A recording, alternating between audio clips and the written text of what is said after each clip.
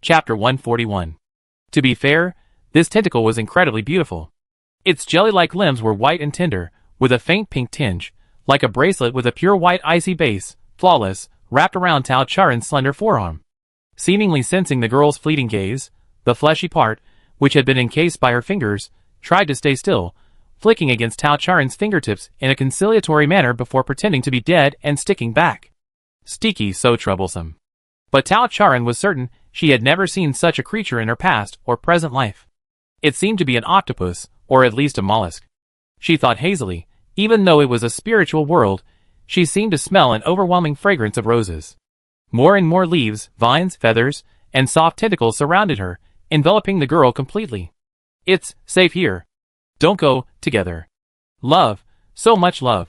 Perhaps only in fantasy could they indulge their emotions and do such offensive things. So petals were stuffed into her mouth, her waist was gripped, vines wrapped around her skin from her thighs to her ankles, vying to caress and explore, wanting to devour this alluring body and possess it. Tao Charan was forced to raise her head.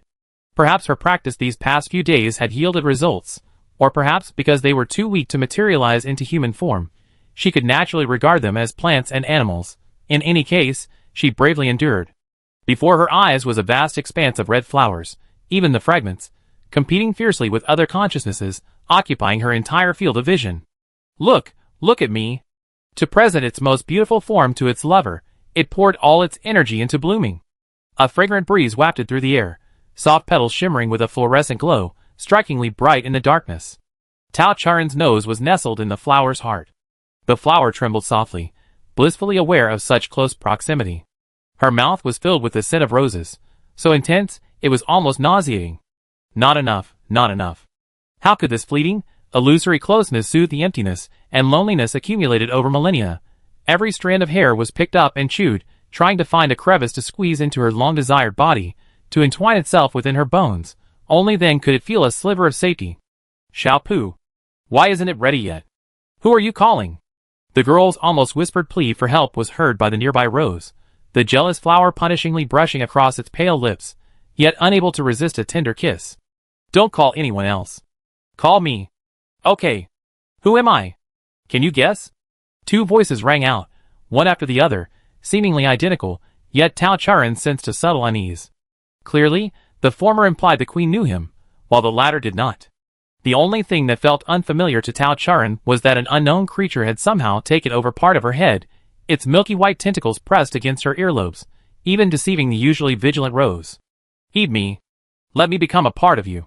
A bouncy jelly brushed against her lips and slid into her mouth. But because this was a mental world, neither Tao Charan nor this uninvited guest had a physical form.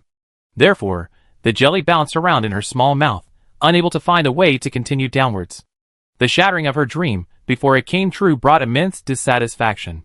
Tentacles sucked at her tongue, crushing petals to extract sap, which was then absorbed by the soft limbs as nourishment. Drowsy, Tao Charan felt herself falling into darkness. Her tongue resisted the invasion, but the large tentacles could easily separate into slender limbs, effortlessly easing her resistance and entwining their breasts. How utterly rude. Her hands unconsciously tightened, squeezing the soft limbs flat, yet unwilling to leave her even slightly. Ah! A small sigh. He reacted to Tao Charan's actions. His consciousness was perhaps clearer than Hong Chong's. Tao Charan moved her teeth with difficulty and bit down. No taste.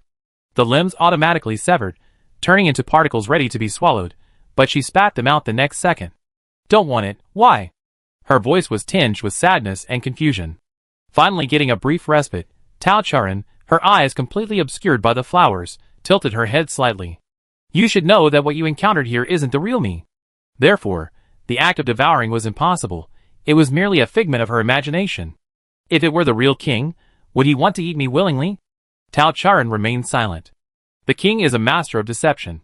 Tentacles coiled around her again, weaving through the vines, pressing against Tao Charan's pale cheeks and dry lips. Talk to me a little more, okay? I feel terrible. Tao Charan remained silent, speaking only before the tentacles, dissatisfied, probed her lips again. It's all right, I suffer with you. The tentacle on her earlobe soothed her with two suckers. Without you, unable to merge with you. It's always painful. Didn't Red Rose tell you that? What? Humans are fragile. The body is, and so is the spirit. She opened her mouth, but the tentacle remained coiled at the corner of her lips, warily refraining from any rash action. Unlike you, my consciousness has been separated from my body for too long, and I can never return. How safe do you think this place is? When will two deeply berserk worlds completely collapse? I will die. Death. When the cold lips uttered this jarring word, the entire world fell silent. I won't allow it.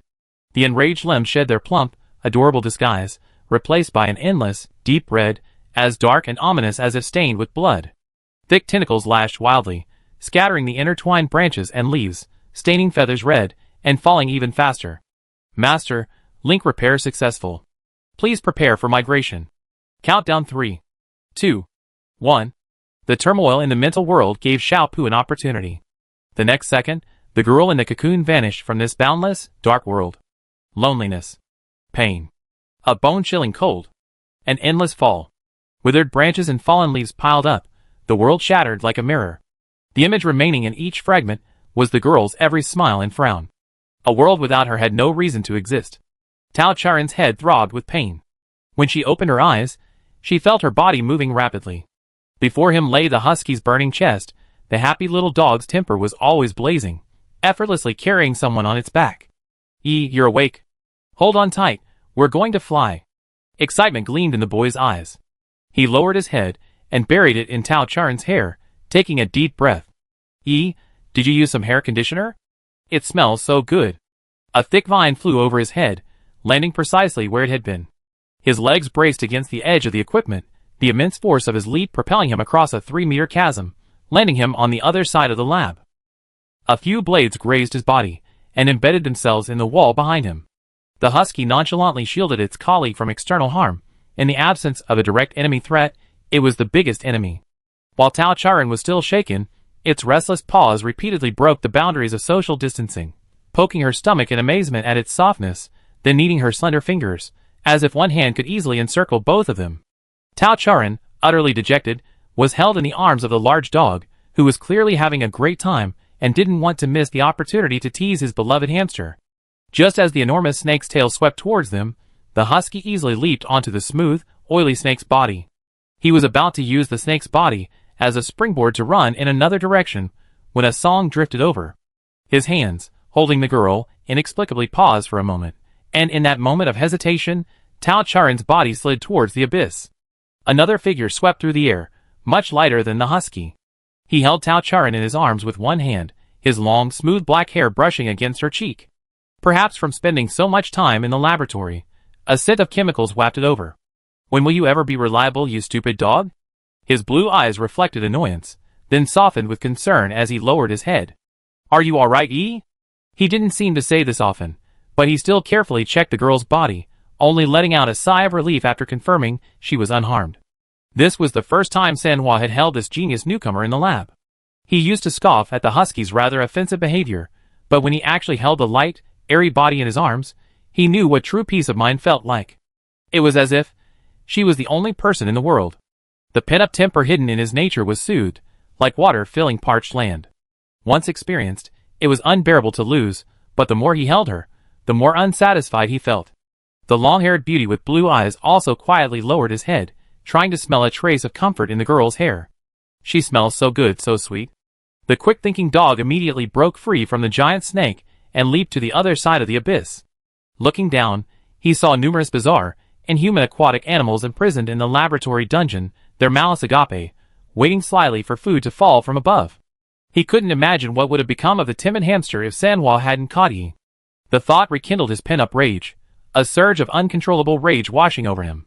He clenched his fist, gave himself a shot, and said expressionlessly, "Thanks. I'm worried about Yi with you. See you in the team leader's office later."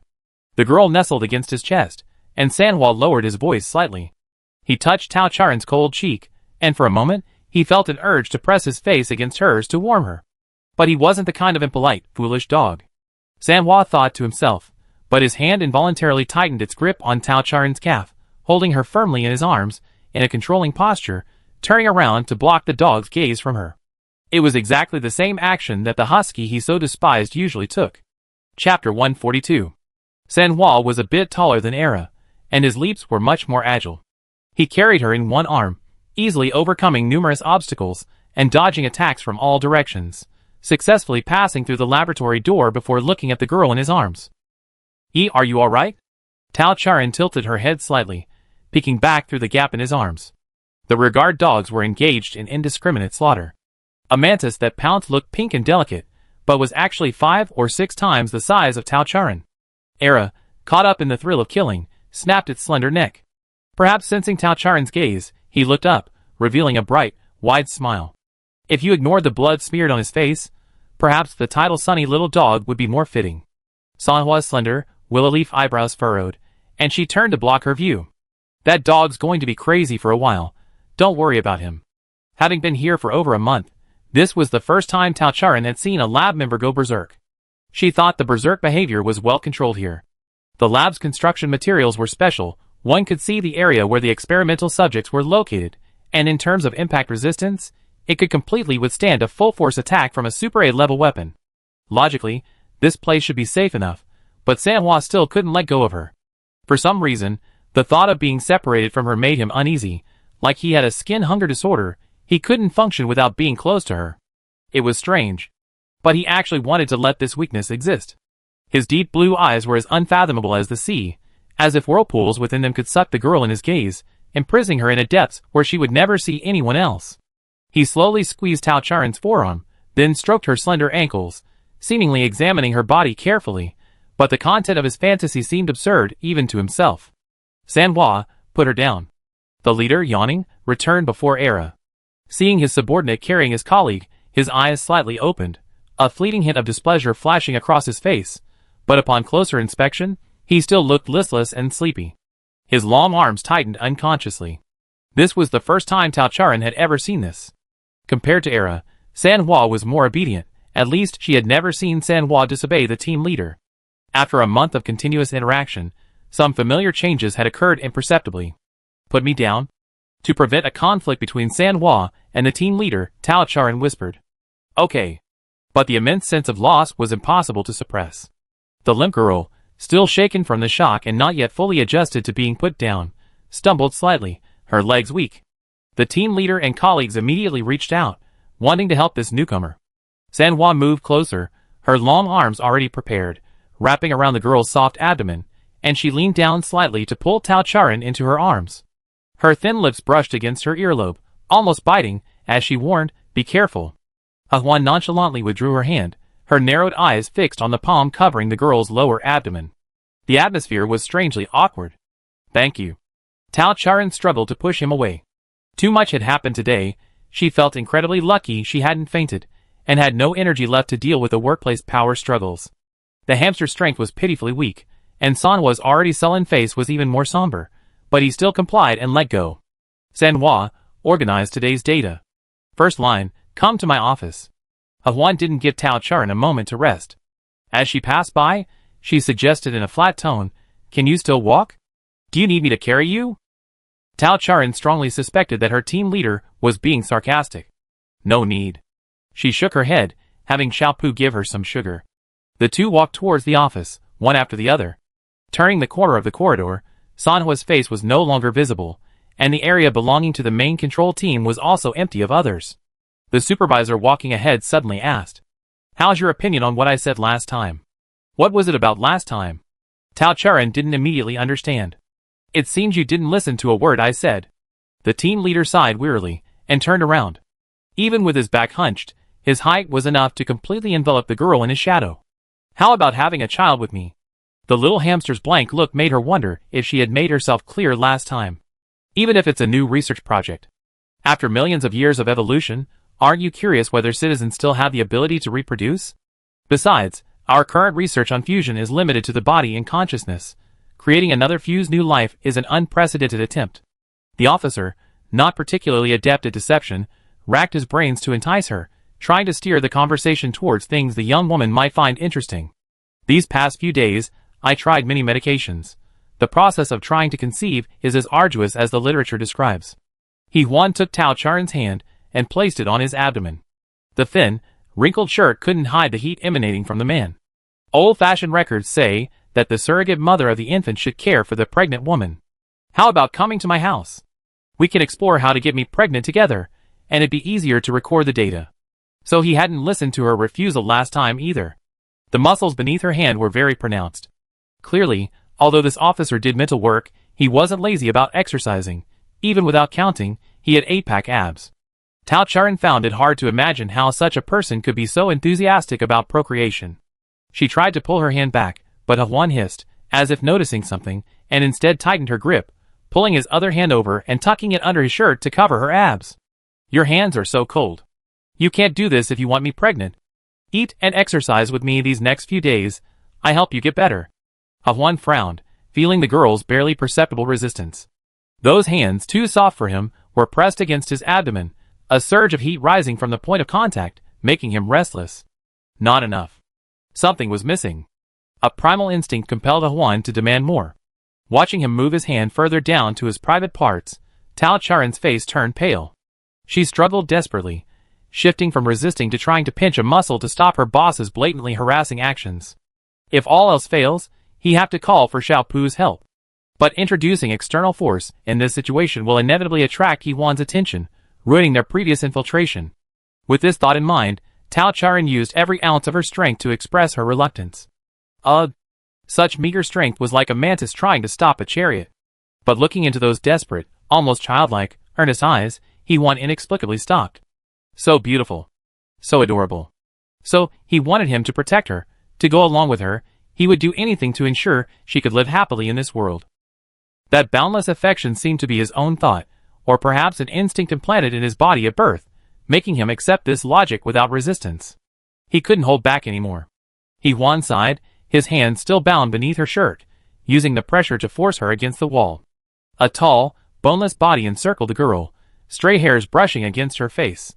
He bent down, gently pressing his cheek against Tao Charan's cold skin. From behind, the two figures seemed intertwined. Don't be so scared. I'm just suggesting, not forcing you. He slipped her fingers between his own, ambiguously soothing her aching lower abdomen, diminishing the persuasiveness of his words. If you don't agree, I try again later. What are you doing? A cold voice belonged to Sanhua, hidden in the shadows. He emerged from around the corner, his footsteps light and almost silent. Team leader, there are a few things I don't understand about this data. Hwan chuckled and slowly released Tao Charan. Finally free, Tao Charan quickly withdrew her stiff and aching hand. But as she was leaving, her little finger was swiftly hooked again, as if punishing her for not lingering. Which places? Let me see. The girl cautiously moved away along the wall. Hwan didn't press further, leaning lazily against the wall and taking the papers handed to him by his subordinate. Having left the source of his excitement, the leader of the main control group, his eyes barely open, yawned as he read through his subordinate's questions. If you can't handle these, you don't need to stay in the main control group. He tossed the documents on the ground, his eyes downcast. If you're going to make an excuse, at least make one. Don't treat me like an idiot. That's exactly what I wanted to say. It's working hours now. Shouldn't the team leader tone it down a bit?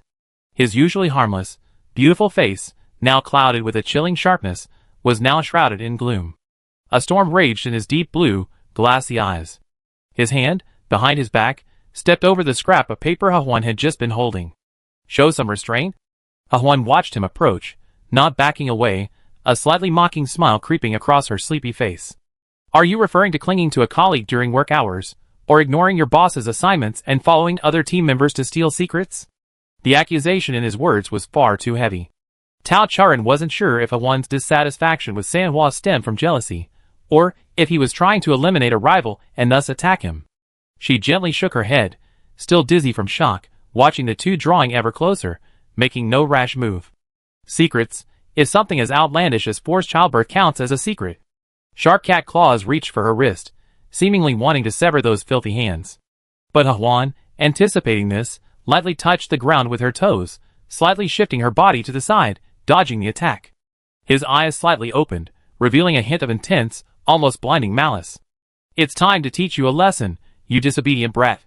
Chapter 143. Tao Charan blinked, instinctively dragging her weak legs backward, her movements so practiced it was heartbreaking.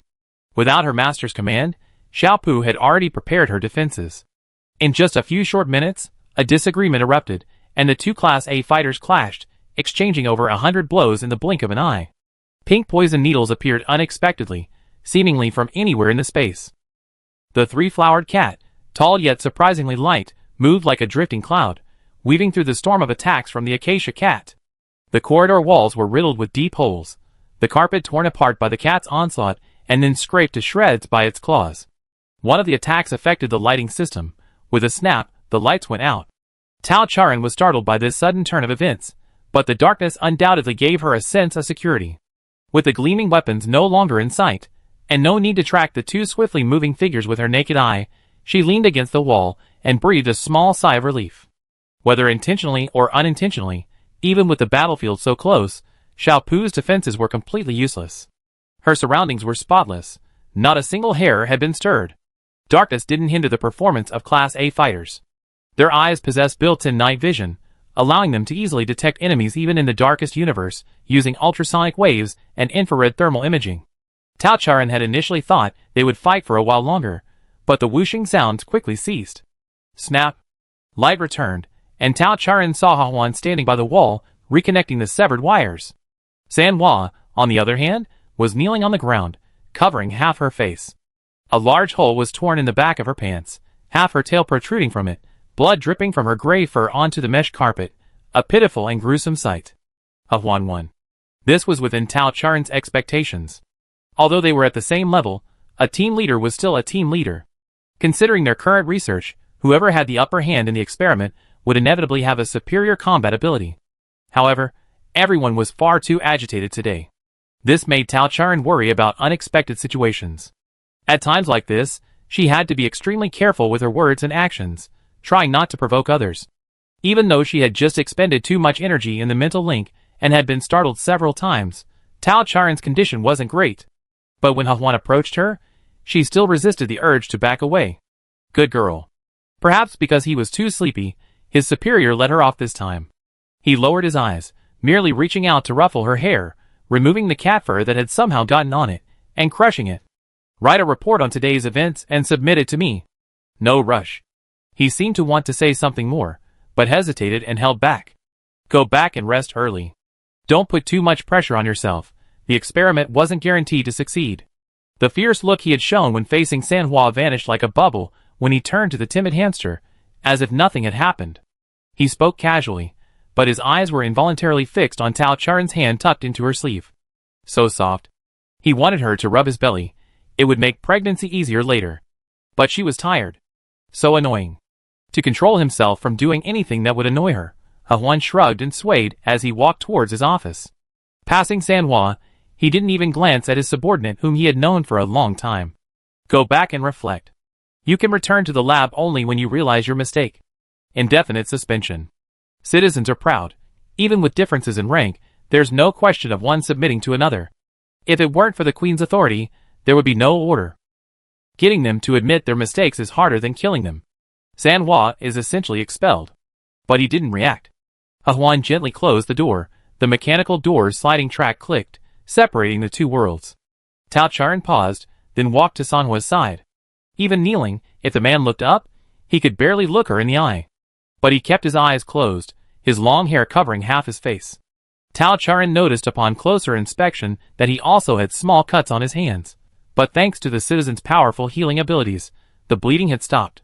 Tao Charan glanced at him and gently tugged at his hair. The strands swayed slightly, like butterflies alighting and then flying away. Don't look at me. Though he said that, his other eye opened, eagerly looking at the girl who had taken the initiative to address him. His eyes. Bloodshot whites filled his irises, his blue eyes were dark, and a hint of red seemed to flash within them. This was one of the signs of impending berserk behavior that Tao Charan was familiar with. Calm down, calm down.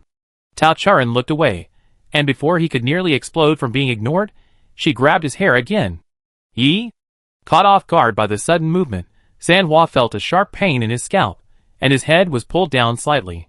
But he didn't blink, his eyes fixed on the delicate little leather shoes so close to his face. Her feet were so small. She couldn't run fast, couldn't jump far. No wonder she almost fell today. If he hadn't been there, she wouldn't have been enough for the sea monsters on the lower levels. The girl seemed lost in thought, her fingers unconsciously playing with his hair, tangling it around her fingers, and then releasing it, the soft, straight strands curling slightly. Her movements were gentle, occasionally pulling at his scalp.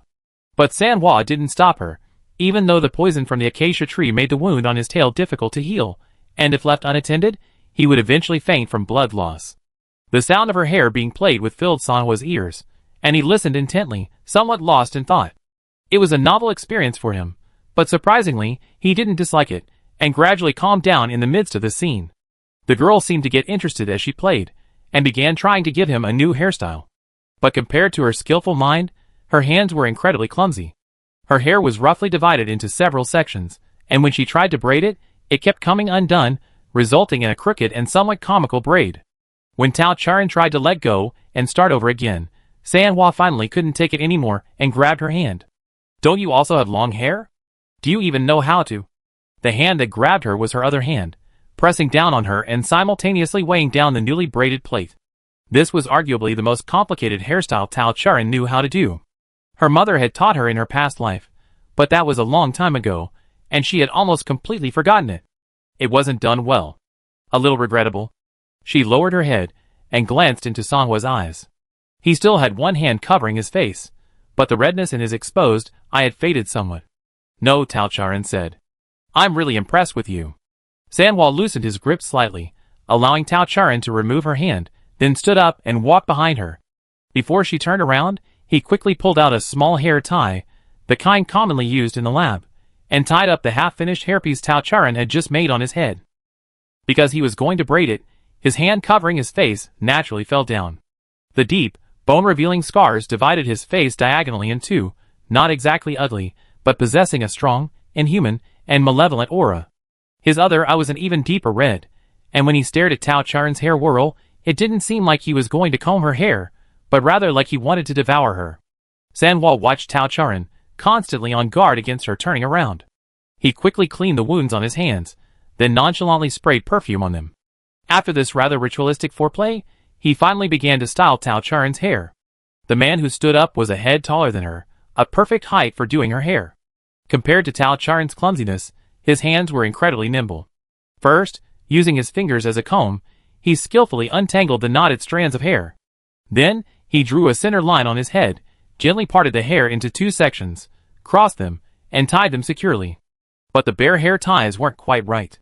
Sanhua thought for a moment, then found a clean, soft piece of fur from his tail, twisted it into a flexible braid, added a small gray pom-pom as an embellishment, and wrapped it around the black hair, instantly adding a touch of liveliness and warmth to the girl. How wonderful! Because of his skill, Sanhua's movements were quick. But the more he worked, the more he realized that once this piece was finished, he didn't know when he would be able to get close to you again, and his movements involuntarily slowed down. Combing his genius colleague's hair was a truly enjoyable experience. Her hair was much softer than the fur on his own tail. It was fluffy, cool, and felt wonderful to the touch. Unconsciously, he became completely immersed in creating beauty, forgetting all the dark thoughts that might have frightened a hamster. The red in his eyes had completely faded. Undisguised satisfaction filled his blue eyes, and Sanhua couldn't help but smile.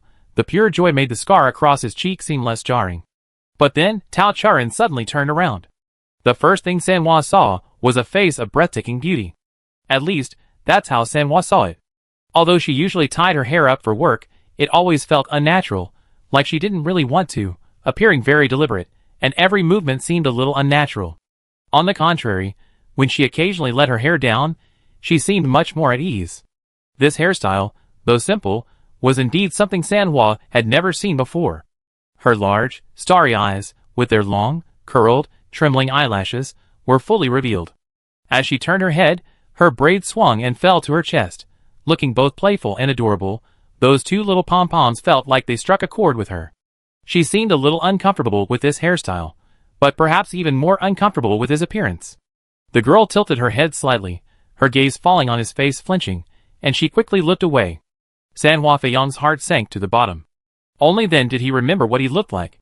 His hands belatedly covered his face again, the force so strong it even made a crisp sound. His hands were covered in blood. He was uglier and more humiliating than he had imagined. The girl's disgust made him feel ashamed and defeated. His previous smugness and joy seemed to mock him. The exposed eye was bloodshot again. Chapter 144. A face covered in blood was certainly not beautiful. But Tao Charan had seen far more grotesque, twisted faces before. Some were human, some animal, far less dignified than the disheveled cat before her. She truly disliked Sanhwa's current state. She hadn't noticed when they worked together before, but she suddenly realized that the cat, who had always kept his distance from her, had somehow developed feelings for her. Even with his injuries, blood streaming down his face, he ignored his wounds and instead enthusiastically braided her hair. Even if she had intentionally provoked this behavior, anyone could see that Sanhwa was abnormal. He had completely lost himself, his mind and eyes filled only with the girl before him. Tao Charan had no doubt that if she took a step back now, the cat, rejected by its master, would immediately act mad. This scene seemed familiar. She had witnessed it far too many times. She glanced away, and once she guessed what was in those eyes, Tao Charan found it hard to meet Sanhwa's gaze. She forced herself to look at his face and asked softly, "Does it hurt? Does it hurt?" He couldn't feel it at all. Or rather, even if he did, it didn't matter. Who would care about such a small injury? "It doesn't hurt. A little ointment will do." He pressed his face hard, the pressure making his muscles ache, and even his voice was muffled. "You don't need to worry about it." Even though he said that, Sanhwa didn't flinch when her hands reached for his face. He stared at Tao Charan warily and fiercely, only relaxing slightly when she didn't try to pry his hands away. The girl simply used her long sleeve to wipe the blood from the back of his hand. Perhaps because the area they were going to today was rather cold, she wasn't wearing formal attire, which was unusual for her. Her black women's coat was finely woven, and it felt warm against his hand. "Go get it fixed over there." Her sleeve was dirty. Sanhwa immediately decided to buy her a new one later. But then her own sleeve was grabbed, a slight force pulling at her legs, which, as if possessing their own will, easily followed. When she came to her senses, she was already crammed into the hamster's workstation. Because of her small stature, the chair was smaller than others, and the large cat was crampedly curled up inside, its tail peeking out from the gap in the chair back, dangling and sweeping on the floor. "I can do it myself." Tao Charan busied herself, skillfully taking the appropriate wound medicine from the drawer and shelf. Sanhwa took it with one hand, turned her back to Tao Charan, and applied the medicine very perfunctorily, then wrapped it several times with bandages, and put on a mask with a cat's head painted on it. Now it looked much better. Another, larger wound was at the base of its tail, and Sanhwa frantically fumbled around, finding it difficult to control the area for applying the medicine. He simply grabbed the powder and sprayed it all over the cat's tail, then impatiently shook it off. The powder bounced a few times on the fluffy fur, and that was it. Simple and brutal. It didn't even stop the bleeding. The stench of blood on the carpet grew stronger, so Tao Charan called a cleaning robot. The diligent housekeeping assistant automatically detected the dirty areas, even targeting the tip of the tail that was dangling on the floor and causing the pollution. Its large suction nozzle gripped the fur on the tail and gave it a thorough cleaning. Sanhwa's face was grim. It vigorously swung its tail, causing the small robot to sway from side to side, but it remained steadfast in its post. Tao Charan caught the robot with both hands and gently removed it from the calico cat's tail. She vacuumed, washed, and dried it.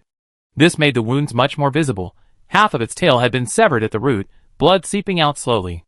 If it were a cat from her previous life, she could have simply given up on the tail.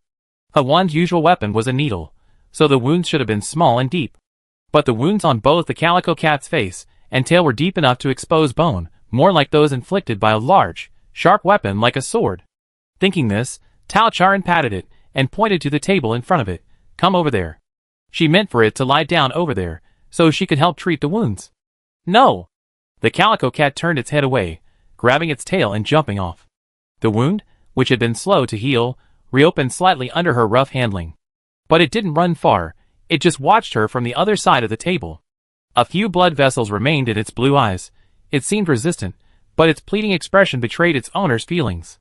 The thoughts of citizens were never something the queen could understand, and Tao Charan didn't care what he thought.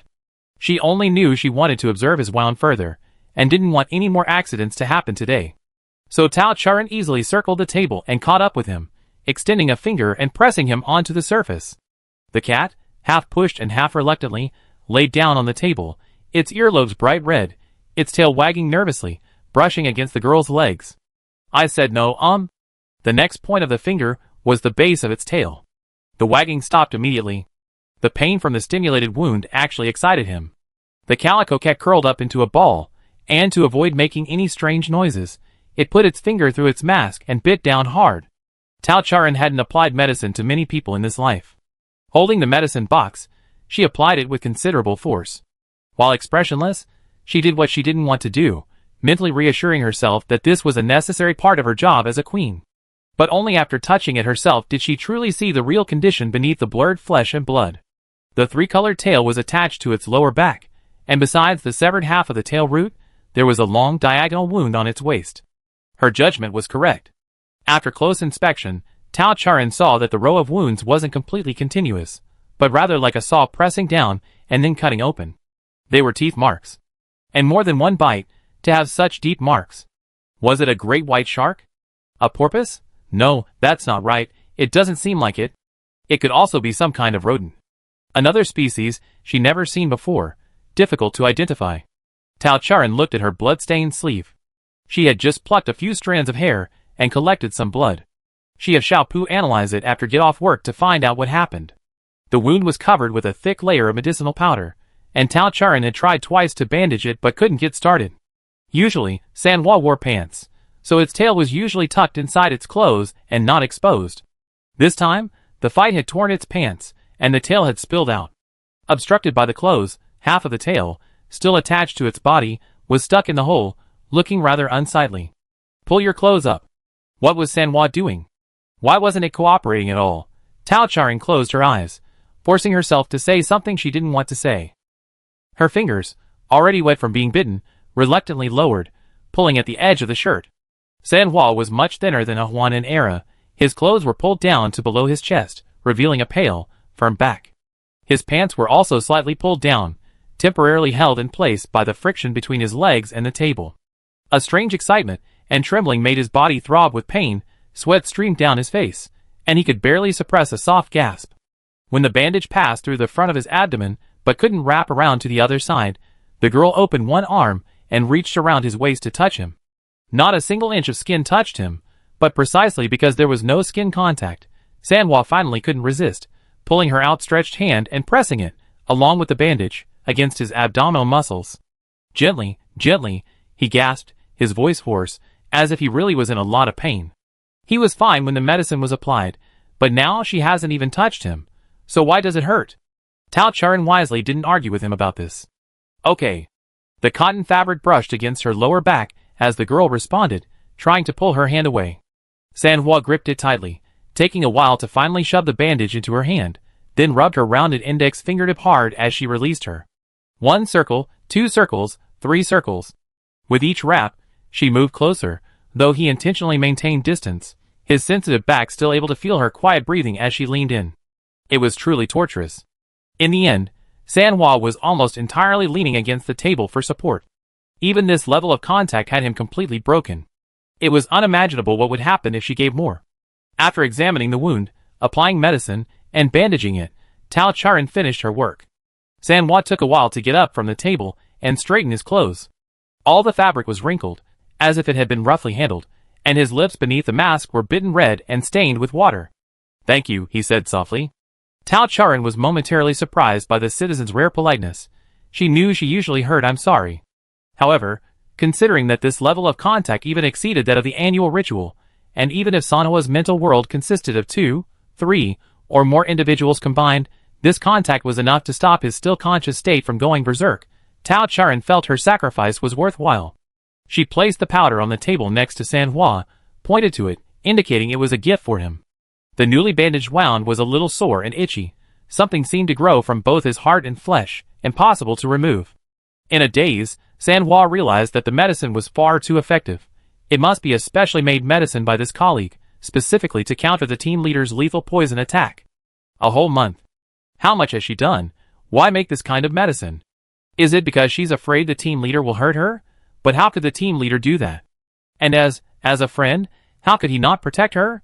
Even with intense hostility towards the team leader, the shared pain, a subtle, persistent ache, seeped into her heart, just like the wound she had just touched. Hair fell, obscuring Sanhua's somewhat forlorn, clear eyes. What are your plans for the future? Tao Charan carefully washed her hands, then turned to see Sanhua still leaning against the table, her eyes unusually not looking at her. Thinking about it, Sanhua might be a former colleague tomorrow. As a test of the opposing camp, she began her somewhat awkward small talk. Chapter 145. What do you want me to do, Yi? Good, the question has been thrown at her again. The man leaned slightly forward, his back against the edge of his desk, looking down at her. He seemed much calmer now, no longer the unapproachable figure he once was. But something had changed. The air was tense, like the prelude to an animal hunt. I'm not you, Tao Charan said calmly. Knowing she wasn't good at conversation, she turned away again, tidying the equipment beside her. I'm just curious, where do the researchers who quit go? There are many options.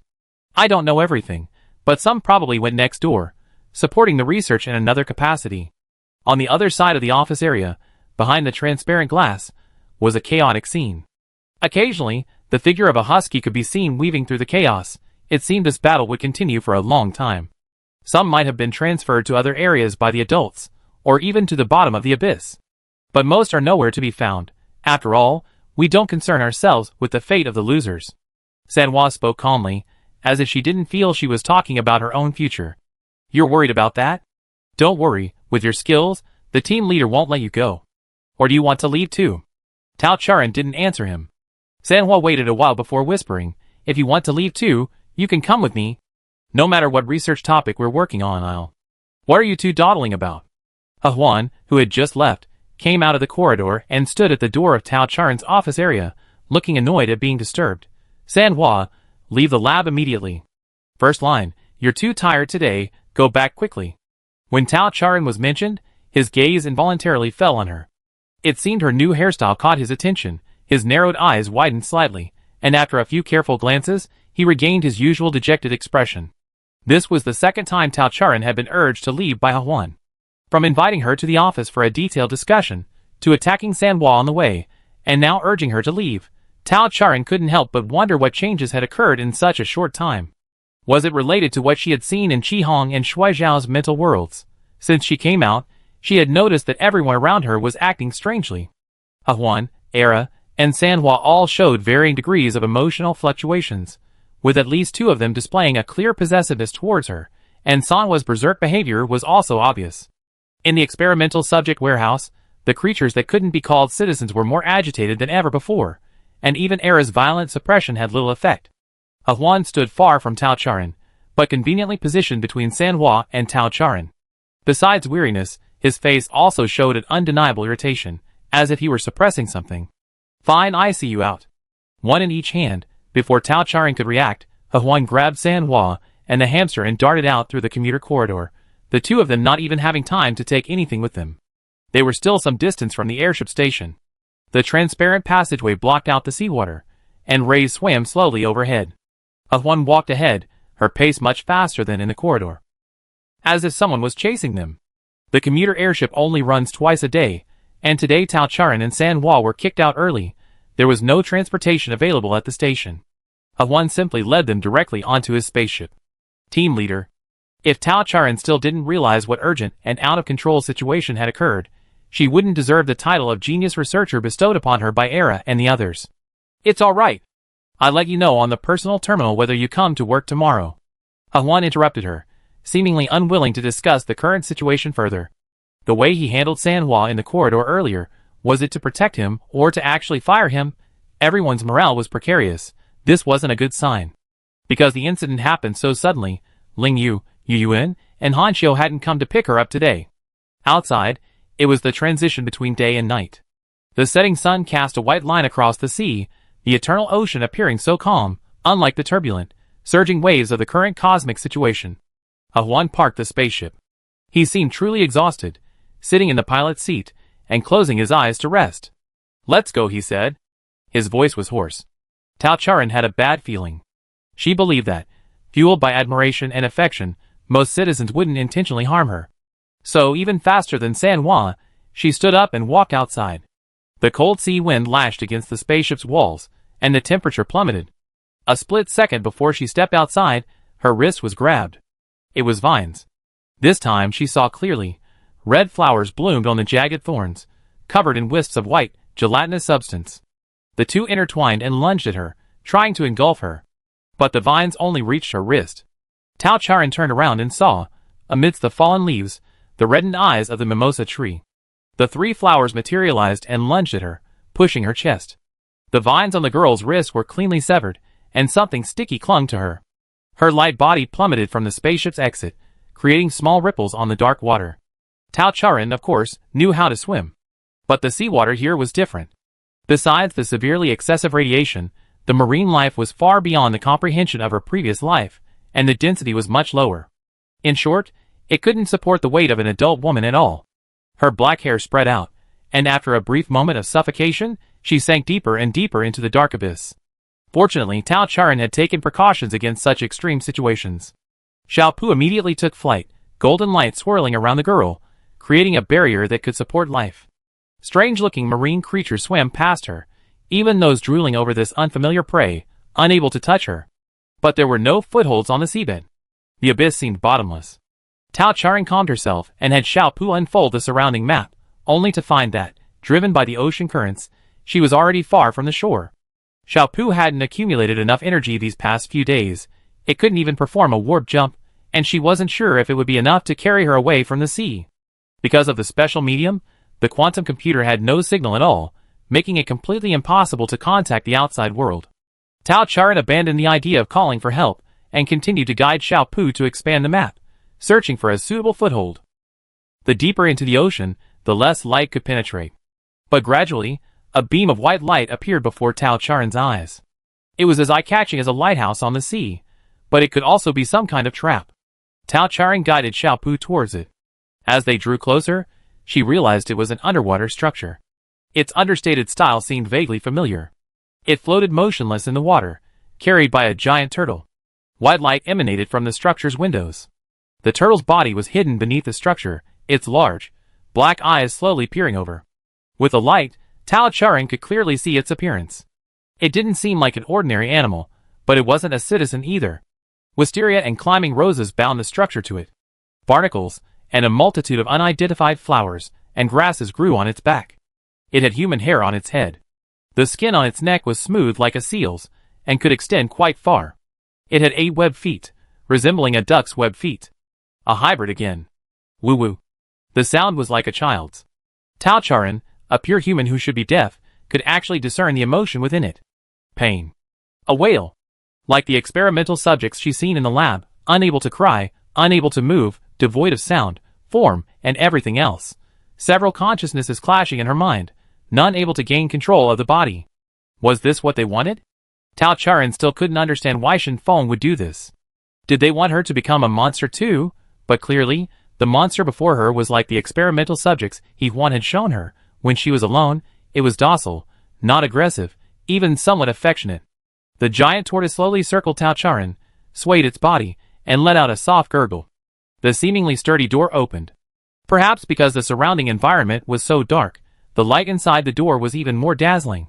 Tao Charan passed through a special material that insulated her from seawater, and finally stepped onto solid ground. There was only one room here. In the center of the circular hall was a huge, rotating cabinet, covered with rows of familiar bottles and jars. Around the cabinet was a circular array of desks, the same type used at Tao Charan's workstation.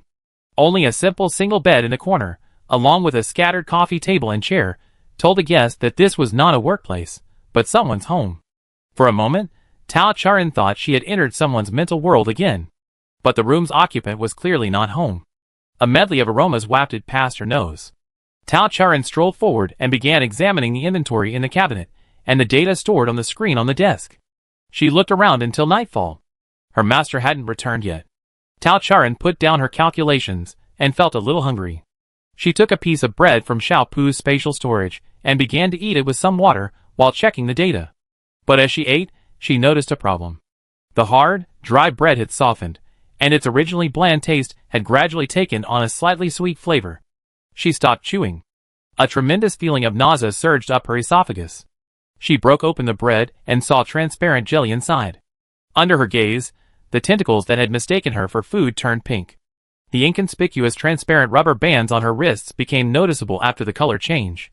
As if aware of being discovered, they disintegrated into strips, sprang up along the cut surface of the bread, and softly burrowed into the girl's pale lips. In a daze, she seemed to hear an ethereal voice gently coaxing, "Don't you want some?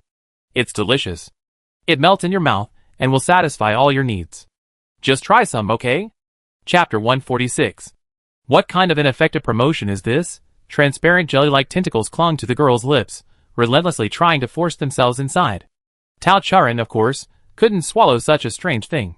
She resolutely refused to open her mouth, and made Xiaopu pull it away. Don't touch me. When the sharp beak reached out, trying to pick up the sticky stuff like a worm, the clump of tentacles scattered. Tao Charan was certain she heard them growl angrily. Unclean, unclean things. They returned to the girl's wrist, even growing powerful suckers to prevent their owner from throwing them away, clinging tightly to Tao Charan's skin. Xiaopu circled Tao Charan's wrist twice. Afraid of accidentally hurting her, it tried to hook the tentacles with its claws a couple of times, but to no avail except to make them suck even tighter. It was at a loss. It was like a stubborn plaster again. The pink, bouncy jelly-like substance wriggled on her wrist.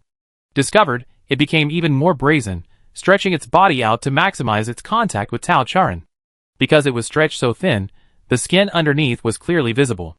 It appeared to have no internal organs. How did it survive? Unable to get rid of it, and possessing only a smattering of human consciousness, Tao Charan simply treated it like a pet in her lab. Thinking this way made her feel much better. She poked the pancake on her wrist, and the sticky substance quickly clung to her, clinging to her fingers affectionately, welcoming Tao Charan's gaze with boundless enthusiasm. You are not food, Tao Charan said. So don't go into her mouth. I am. Gurgle gurgle, it scurried along her fingers to her other hand. But this hand wasn't spared either. Its thin, transparent body was stretched to its limit, as if it would burst at any moment, yet it still greedily attacked the next inch of skin, conquering and plundering for its own ambition. Abnormal self-awareness. Tao Charan made this diagnosis. But the tentacles seemed to sense something from her silence. Their tails were still wrapped around her fingers, their heads subtly lifting, like a child hiding behind an obstacle after doing something wrong. I'm not. A hesitant, doubtful tone. It was clearly a grown man's voice, yet it sounded like a child's blank ignorance. Yes, you're not, Tao Charan affirmed. She moved her fingers, inviting the tentacles to her other hand. They hesitated for a moment, unwilling to relinquish the territory they had already occupied, but the unprecedented allure of the girl's proactive invitation was clearly greater. Soon, the tentacles made their decision with a series of gurgling sounds. The fingers, like bridges, and the suckers carefully made their way across. The sticky, unidentified object settled in the palm of her hand, repeating contentedly, I'm not. It seemed to accept whatever Tao Charan said. Are you a complete being? A complete being, it repeated blankly. Tao Charan thought for a moment, and changed her approach. What's your name? Name. Food doesn't deserve a name. Okay, all her previous efforts were in vain. The tentacles curled up into a ball, rolling happily in her palm, revealing another side covered in densely packed suckers. Fortunately, Tao Charan wasn't trypophobia. You are not food, Tao Charan insisted, repeating. On one hand, she really didn't want to experience that sudden extra meal while eating again. On the other hand, she wanted to see if this unknown creature's perception could be changed. No. Seemingly completely reassured, its voice softened, sounding almost like coaxing, I'm not food. Then you are? Tao Charan probed. I am? Good, she'd been tricked again. Clearly, the tentacle's intelligence was limited. Unable to answer the girl's question smoothly, they tangled together, anxiously spinning in her palm. I am, God's believer, child. I am God's child. Mom. The tentacles sprang up, hugging and kissing her fingers. Clearly overjoyed at finding a new self-identity. Tao Charan was struck dumb. This universe had no concept of a mother.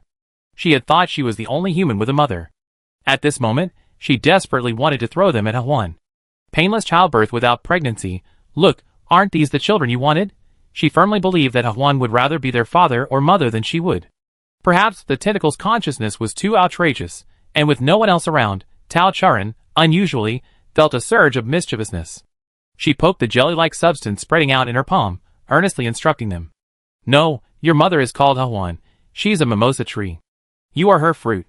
The pent-up frustration from workplace harassment found release in this moment, and Tao Charan spoke nonsense with a straight face. Mom? Huan? Yes, you haven't seen him, have you? He's too busy with work, and hasn't taken care of you much. He's gone too far. Shouldn't you go find him? The true intentions were revealed. Give them something to do, make them leave quickly. But, the tentacles seemed to think Tao Charan's words made sense, but something didn't quite add up. Instinct made them cling to Tao Charan, unwilling to leave. But Dad said, Mom smells nice. What? So there's a father? Tao Charan appeared calm, but was inwardly shocked. These tentacles had actually formed their own family, so orderly, their structure might far surpass the current level of the universe. Who is your father? Dad, it's just Dad. Unable to express themselves clearly, the tentacles became anxious. They tried to build a complete structure, but because their bodies were too soft and their thinking abilities too poor, they failed halfway through their attempt. Dad said he's Mom's, so I'm Mom's too. After struggling for a while, that was all they managed to utter. It didn't sound like something a good person would say. Faced with tentacles whose language skills were comparable to a 3-year-old, Tao Charan gave up on investigating further. She earnestly tried to mislead them. Huan also smells nice. You haven't seen him. How do you know he's not your mother? Oh right. But they just felt that no one smelled better than her. They hesitated and fell silent, unable to refute, so they simply played dead. How about this? Tao Charan thought for a moment. You guys go find Huan first, okay? If you find out he's not your mother, then come find me. No, not at all. But the girl's face hardened. If I were your mother, I wouldn't like disobedient children. Well, okay then. Where is Huan? I don't know either. But I saw him at High Shop Port last time. Tao Charan felt she had been falling for over 2 hours.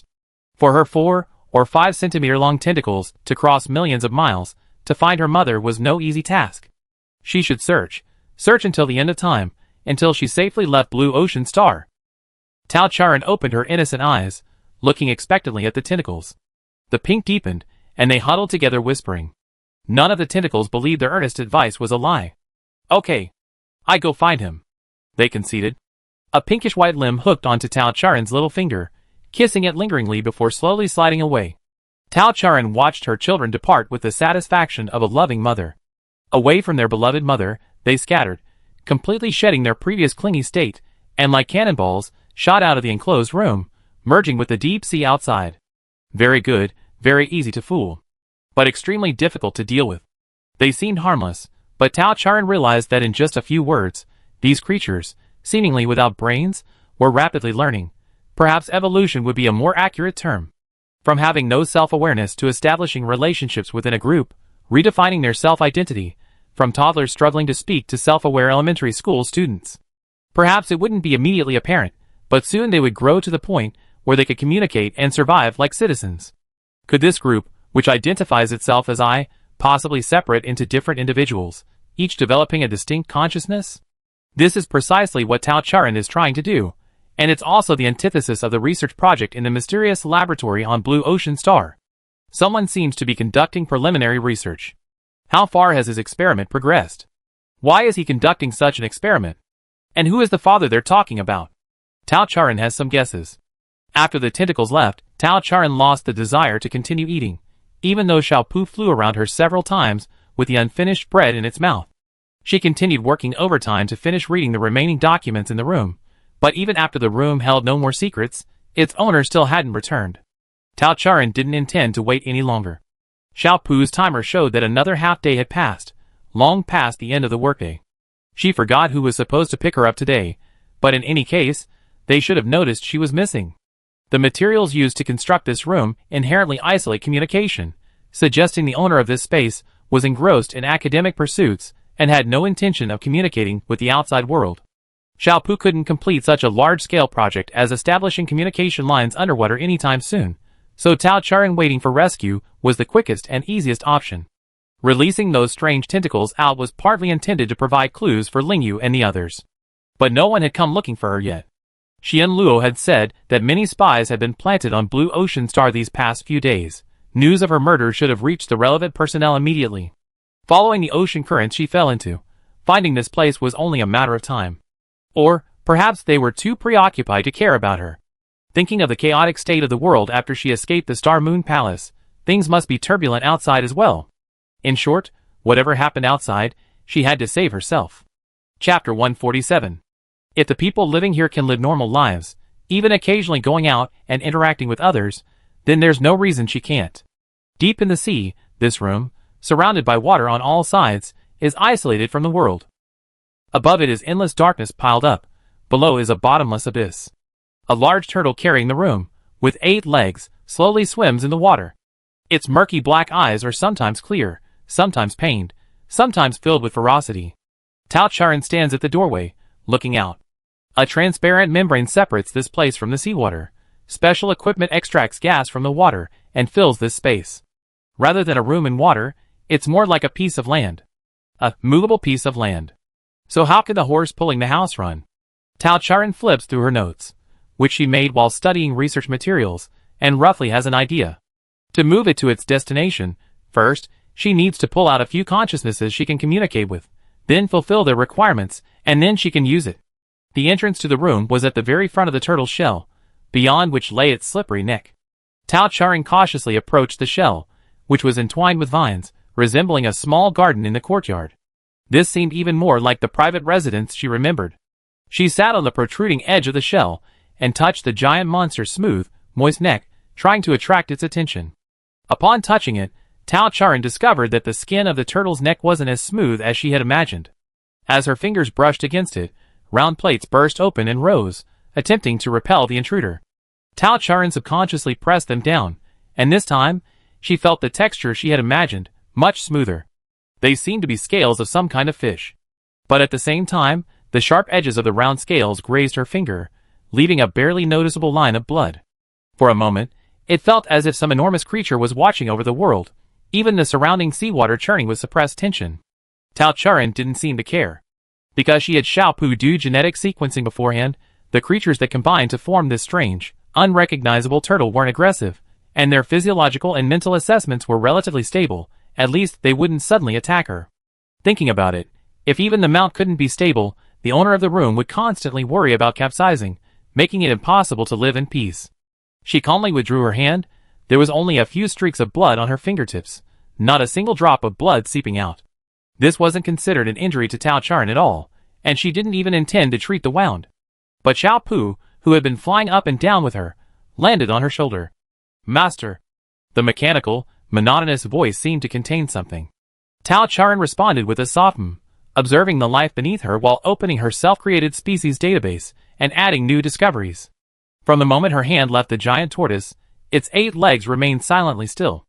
The mount and the carriage it pulled slowly descended. For a fleeting moment, the tortoise seemed to twitch, causing the house above to shake. Tao Charan lowered her body, trying to maintain her balance, but fortunately, the shaking was not violent and stopped after a brief moment. "Master," Xiaopu called out again. This time, Tao Charan gave it a look. Its black pupils were clear and bright, illuminated by the light leaking from inside the door, but its brows were furrowed, as if annoyed that the unruly servant had interrupted its train of thought. The mechanical bird hopped off its shoulder and nestled beside Tao Charan's hand. Its body was cold. When Tao Charan first left the palace, Xiaopu mostly appeared as a phantom, but from some point onward, it became increasingly accustomed to touching her with its physical form, frequently uttering unnecessary words and doing unnecessary things. A dark red light flashed in the bird's eyes. It analyzed its master's injuries, and no matter how it analyzed them, they all showed that their impact on its master was less than 0.01%. But Xiaopu did not underestimate this incident, especially since it had matched a suitable potion. A transparent liquid was spat from its beak, pouring onto the wound on its fingertip. Because the wound was already inconspicuous, now even the bloodstains disappeared. "You must cherish your body." Even knowing that saying such things wouldn't change her master's mind, and might even annoy her, Xiaopu couldn't help but advise, "Please, please don't get hurt." "What will happen if I get hurt?" When Xiaopu disobeyed her instructions and applied medicine to her finger, Tao Charan stopped everything she was doing, looking down at the diligent little bird busily circling her hand. The mechanical bird's monotonous tone faltered, as if it were a real person contemplating how to express itself appropriately. "My joints will stiffen, my central nervous system will shut down, and I won't be able to issue mission commands. I will be sad." He would be sad. He would be in pain. Even though such pain was nothing compared to his master's. He wanted to say that. But for some reason, his beak seemed glued shut, a powerful resistance preventing him from speaking. It was as if saying it would cause something he deeply worried about, something he couldn't bear. Hearing him say this, Tao Charan reached out and easily caught the bird hovering in front of her in the water. The mechanical bird obediently rested in her palm, once again allowing its master to disassemble and reassemble it. A helpless blue light flashed in its eyes. So many times, he understood that even his omnipotent master was unlikely to understand what was happening to him. Tao Charan indeed found no problems. The malfunction Xiao Pu mentioned hadn't occurred yet. At least, when she checked, the entire machine was perfectly fine. But too many times, whether it was Xiao Pu or anyone else around her, her injury seemed like a trigger, igniting a whirlwind of chain reactions. This excessive protection seemed more like an overreaction. She couldn't yet determine the reason. The little bird, released by its owner after their futile efforts, circled around Tao Charan once more. She looked around and found the building anchored in the seawater, the turtle beneath her motionless. Just as Tao Charan was considering how to probe this strange creature, she suddenly heard a faint hissing or tearing sound, like the most primitive radio waves of an old era, taking a long time to register. Ran, person, master, person, destination, place. Master, it's asking where you want to go. The mechanical bird flapped its wings and whispered in Tao Charan's ear, translating. She had just undergone genetic testing. This turtle, though strange, was indeed an animal. But now its voice sounded like it had some kind of machine implanted in it, possessing a mechanical and human quality. Tao Charan thought for a moment. She hadn't been to many places on Blue Ocean Star. Under the watchful eyes of the three weasels, her days consisted of a monotonous routine between the lab and home. Now that she was finally free from them, she might as well explore other places. For example, the Abyss Bottom, which she had always wanted to visit. Most of Blue Ocean Star was ocean. Aside from some small artificial base stations built for transporting minerals, there was only the continent of Hai Sha Port. After this became the front line, the miners withdrew, and now a larger population was concentrated underwater. They built a city in the middle of the sea. This new settlement was called Abyss Bottom, which was also the location of the lab where Tao Charan now worked. But it's said that in the deeper sea, there lies an even more mysterious area, the true core control zone of the Shinfeng.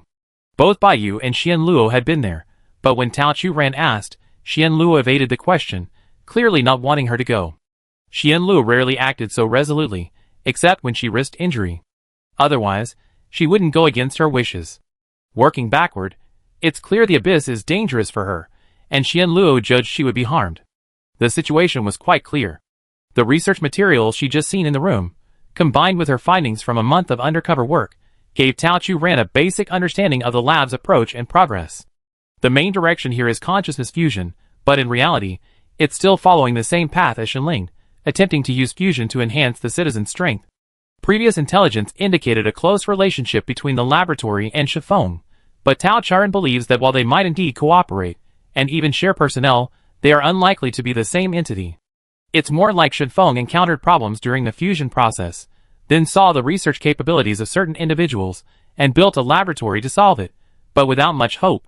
Meanwhile, the laboratory also harbors ulterior motives, using Shenfeng's personnel and resources to pursue its own agenda. Tao Charan feels her thinking might not be entirely correct, but this speculation undeniably aligns with her understanding of workplace relationships among citizens. In short, now that she has a clear understanding of the place, it's time to explore the depths of Shenfeng's influence. Go to the bottom of the abyss, to Hongqiang's place, she commanded softly. Yes, master. The reply wasn't to ask who Hongqiang was, but that already spoke volumes. The giant tortoise stiffly moved its 8 legs, rhythmically as if controlled by some program. But just as it turned, dragging the building and Tao Charan around, the long-awaited true owner appeared. Where are you taking my home? A familiar voice drifted along the seawater, and Tao Charan instinctively looked at him. The darkness in the distance was too dense for Tao Charan to see his expression. The owl is a bird adept at concealing itself. Unexpectedly, it inherited the talent of the sky even in the ocean. After their eyes met, a figure suddenly appeared in the darkness, drifting over at incredible speed. He bent down and looked at Tao Charan intently for a long time. Poor little thing, who bullied you? The frail girl sat on the tortoise's back, gripping the vines beside her for balance. Her hair was disheveled from drifting in the sea for so long, clinging tightly to her body. Her star-like eyes were wet from the water, and even with the aid of technology, they were still slightly red from the unfamiliar seawater. Lin Chi's eyes were glazed over, but his lips still held their usual gentle smile. He reached out his hand, then withdrew it before touching Tao Charan's head. Chapter 148. Lin Chi looked the same as always. His gray robe fluttered in the water, casting an eerie glow under the lights of the building behind him. The man's tall frame seemed thinner, less aggressive. The only obvious difference was the monocle he wore, which added a touch of refined elegance, nothing more. Tao Charan wasn't sure if he recognized her. Lin Chi and Lan Huan shared a similar personality, always wearing a mask of gentleness and consideration, hiding their dark thoughts deep within, the kind of person Tao Charon found difficult to deal with. "My lord," she probed. It was actually quite easy to guess. The research materials in the room, and the identical decor to that on Chuelu's star, confirmed his identity. The highest leader of the laboratory, the person Yi-Huan and the others hadn't even mentioned by name. It turned out he was an acquaintance. Lin Chi smiled. "You're from the control team, right? Has Yi-Huan been unkind to you? What are you doing here, poor thing?" He crouched down, looking directly at the disheveled girl sitting there. Perhaps because they were so close, the flowing water carried the scent of blood from him. Definitely not from the experiments, but the smell of battle, of slaughter. The situation outside looked dire. Perhaps she should have realized from the moment Era became engrossed in slaughtering the test subjects that this riot had exceeded everyone's expectations in the lab. "It's all right, it's safe here." He finally reached out and tidied the strands of hair clinging to Tao Charon's face. His warm hand brushed against her cold cheek, his fingertips seemingly casually brushing against her skin, a hint of regret flashing in his eyes. "Where are you going?" "This is my house, I take you there." Lin Chi acted like a good superior. "Then we can't go to the bottom of the abyss." Whether Lin Chi recognized her or not, he showed that he accepted her as a member of the laboratory. Tao Charon had no intention of using her status as the queen to order him around. She knew they were currently in the rebel camp. If she acted rashly and ended up being imprisoned, who knew what kind of chaos would ensue outside? "I want to go back to the laboratory," Tao Charon finally said. That was the starting point of the anomaly. Going back would surely reveal something. Lin Chi looked at her silently, stood up, and extended his hand to her. "Okay. Let's go in first." This was yet another test. If it were the queen herself, she would never have taken his hand. Tao Charon suppressed the discomfort rising in her heart and placed her hand on his. The two hands overlapped, the lower one quickly grasping the upper one. A gentle force pulled his light body, shifting his posture with the support of slight buoyancy. Back in the room, the intelligence system recognized its owner and granted him access. A biodynamic panel appeared on the screen. Tao Charon examined it closely and discovered it was a simple consciousness linking device. Awakening the most obedient consciousness from a shared spiritual world, then issuing commands. This was how the underwater floating island operated. Because of repeated operations, Lin Chi's own consciousness didn't even need to link, the system operated automatically according to its usual trajectory. After simply changing a few values on the panel, during the waiting interval, Lin Chi asked her, "Weren't we supposed to do the fusion experiment today? How did it go?" Tao Charon shook her head. Lin Chi's expression remained unchanged. Although everyone had emphasized the importance of experimental success to her since she joined the lab a month ago, neither Yi-Huan nor the superior in front of her seemed to have reprimanded her much. "It's okay if it doesn't succeed. Qi Hong and Shui Xiao are inherently strong-willed, they're not good experimental subjects. If it weren't for, never mind." He shook his head. "I don't agree with many of Shenfeng's ideas. Researchers are precious, experiments should only be conducted after ensuring their own safety." It sounded genuinely humane. But Tao Charon knew he wasn't entirely telling the truth. His goals differed from Shenfeng's, Tao Charon could roughly tell. But to say he cherished the researchers was blatant lying. Being a researcher is a profession with a high turnover rate. Since Tao Charon joined the lab, apart from the main control group, which remained relatively stable, the other offices had experienced several large-scale personnel changes. Just as Sanhua had said, Tao Charon had seen her former colleagues in the experimental area several times, many of them now unconscious monsters. Poor performance here could cost you your life. But Tao Charon, experienced in the workplace, wouldn't contradict her superior at a time like this. Seeing her obediently nod, Lin Chi's lingering hostility finally dissipated somewhat, and his gentle smile became more genuine. "You?" He was about to say something more when the room's control system suddenly beeped. Biopowered activation failed. Attempting to connect again. Activation failed. Attempting to change power source. No power supply. Amidst a series of error messages, Lin Chi's attention returned to the control system. He pulled up the parameter graph, frowning as he troubleshoot. Tao Charon, standing beside him, understood at a glance. The power source carrying them, the 8-legged giant tortoise, was dead. When did this happen? Thinking back, after that barely perceptible tremor, the room seemed to have remained still. She looked at her fingers. Thanks to Xiao Pu's timely treatment, even the bloodstains had disappeared. There was nothing unusual around her. The only difference was that she was injured. Everything that hurt her, everything that displeased her, had to disappear. How familiar this tactic was. But this time, no one was there to stand up for her. Judging from Lin Chi's reaction, he seemed unaware as well. Who could it be? Tao Charan speculated about the monster at the bottom of the abyss, but something felt off. The sudden turn of events didn't seem to affect Lin Chi much. He said helplessly, I can't go. Now I'm trapped here too. He seemed to know his words weren't very convincing, so he explained to Tao Charan, I returned here from the warp site in Haisha Port. Space technology here is useless. There's no way to move except by biopower. She understood. It was all one-way passages. If one went wrong, there was no backup plan. Tao Charan wasn't entirely convinced. Since we can't get out, we can only wait for someone to find us. I go out regularly each month, and Huan and the others will come looking for us if they find I haven't arrived on time. Until then, you have to stay with me. He spoke frankly and openly. His unchanging smile deepened slightly, and behind his monocle, an unfathomable sharpness shone through. He had just returned from outside. Once a month meant the two of them would be spending a month together in this room. Water-powered modification. No! The energy isn't enough to support the modification, and the seawater density is too low. Then find new life. This area is heavily affected by modification. There aren't many obedient creatures. Single-line contact with the outside world. Unfortunately, to allow for focused research, no signal equipment was provided here. Tao Charan certainly had more ideas than just that. But continuing would be the queen's solution, so she dejectedly stopped struggling. Don't worry. I take care of you. Lin Chi seemed completely unbothered. Knowing the system was useless, he simply turned off the light screen and picked up a hairdryer. It must be uncomfortable with wet hair. Come on, let me dry it for you. He put his promise into practice. Tao Charan shook her head, holding out her hand to indicate that she could do it herself. Lin Chi didn't insist, placing the hairdryer in her hand. Just like their last meeting, he seemed to possess an emotional stability that few citizens could match. Was he still taking F-173? Tao Charan wondered, but wasn't particularly curious.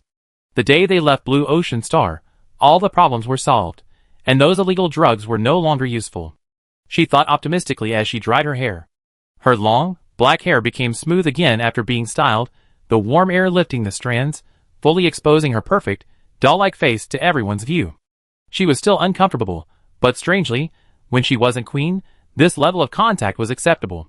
This face is very beautiful. For reasons unknown, Lin Chi sat beside her and whispered a compliment. Very beautiful, very suitable for you. Tao Charan paused for a moment, then continued. Normally she should have felt uncomfortable, but this time she felt completely calm. This face bore a resemblance to her original face. Tao Charan even agreed with Lin Chi's assessment that the current face was more beautiful than she originally was, because this face was modeled after her mother from her memories. After leaving the palace, some nightmares became more frequent, followed by memories of her past life.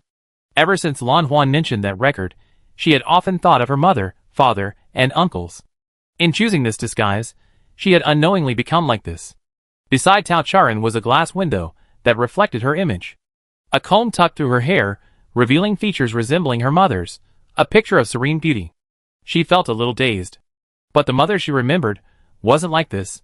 Surprised that after so many years, even after reincarnation, she could still clearly recall her mother's voice and smile, Tao Charan suddenly had an idea. Comparing herself to the image in her memory, she raised her eyebrows, blinked one eye slightly, and made a gesture similar to a flirtatious wink. But because she was clumsy, it looked like she had sand in her eye. It didn't work. Tao Charan had also been called a beauty in her previous life. But after discussing her appearance, people would always add, no wonder, her mother is Tong Fei. That woman who had countless suitors back then. Yes, compared to her daughter, who only cared about plants and animals, her mother was a very popular and charming woman. She was most adept at using her assets. Her beauty was a deadly weapon, capable of captivating both men and women. This signature move, once executed, could keep her devoted fans hooked for half a lifetime. But when Tao Charan tried it, it only resulted in a twitching eye. Memories of her mother faded like ripples on a still lake in her heart. Years of unwavering devotion vanished like smoke on the surface. Tao Charan looked away, put down the comb, and saw Lin Chi staring intently at her, forgetting to avoid her gaze, even his usual smile gone. The sounds of him swallowing, the pounding of his heart, were deafening. Chapter 149. Those were eyes brimming with desire. This was incomprehensible to Tao Charan. She felt utterly ignorant of matters of love compared to her mother. She viewed the desires of the citizens of the universe for her as a genetic selection, a disease, not the free will of a human being. But now, thinking back, how did her mother react to such a disgusting pursuit stemming from physiological urges? Before Tao Charan could figure it out, Lin Chi withdrew that chilling gaze. He lowered his head and coughed lightly twice, saying gently, "Why the sudden expression?" "Nothing." Tao Charan had no intention of discussing her thoughts with him, abruptly changing the subject. "Is there really no other way? Are you in a hurry to get out?" Tao Charan fell silent. Lin Chi waited a while, seeing that she was only staring at the standard data monitor in the room, paying no attention to him, and showing no intention of answering his questions, before slowly speaking. "Actually, it's not like there's no way." "What way?" She turned around. Lin Chi's smile widened slightly as he looked at her and said, "Could you do what you just did for me again?" "Huh?" The girl tilted her head suspiciously, her beautiful face showing undisguised confusion, as if she didn't realize how alluring her expression had been. "It's this." Lin Chi removed his monocle with one hand, revealing pale golden eyes. He replicated Tao Charan's alluring gaze. A quick glance, a wink, the whole movement incredibly smooth. His usually emotionless, empty eyes, enhanced by this lively expression, became tender and affectionate. His eyes, deliberately alluring, seemed to have hooks. The contrast was striking, especially for someone usually so serious. A golden, dark light flickered in his gaze. Compared to Tao Charan, his look was truly seductive. But Tao Charan didn't understand. She didn't know the point of doing this. She didn't want to pay attention, but Lin Chi wiped his glasses, put them back on, and promised, "If you do it again, I take you out." "How do we get out?" "It's a secret. You find out if you're willing to do it." "How about it?" "It's not difficult for you, is it?" Tao Charan glanced at Lin Chi. Despite making an unreasonable request, he still didn't force her to make a decision. Compared to their last meeting, his emotions and personality hadn't changed much, at least not in terms of self-control. But if he truly meant no harm, he wouldn't have pretended not to know she had refused. She blinked, then blinked again. She seemed conflicted. "I won't bully you, you can rest assured about that. I'm just curious, because you and the researcher I know seem to have subtle differences in personality. You know that after fusion, different consciousnesses within the same body can influence each other, causing emotional convergence. I just want to see if you also been contaminated. When it comes to research, even the most absurd requests seem more normal." Tao Charan was somewhat convinced. Since entering the lab, she had Xiaopu test her periodically, just in case, at least for now, she was still a pure human. However, frequent interaction with people, even physical contact, had indeed caused her considerable mental stress.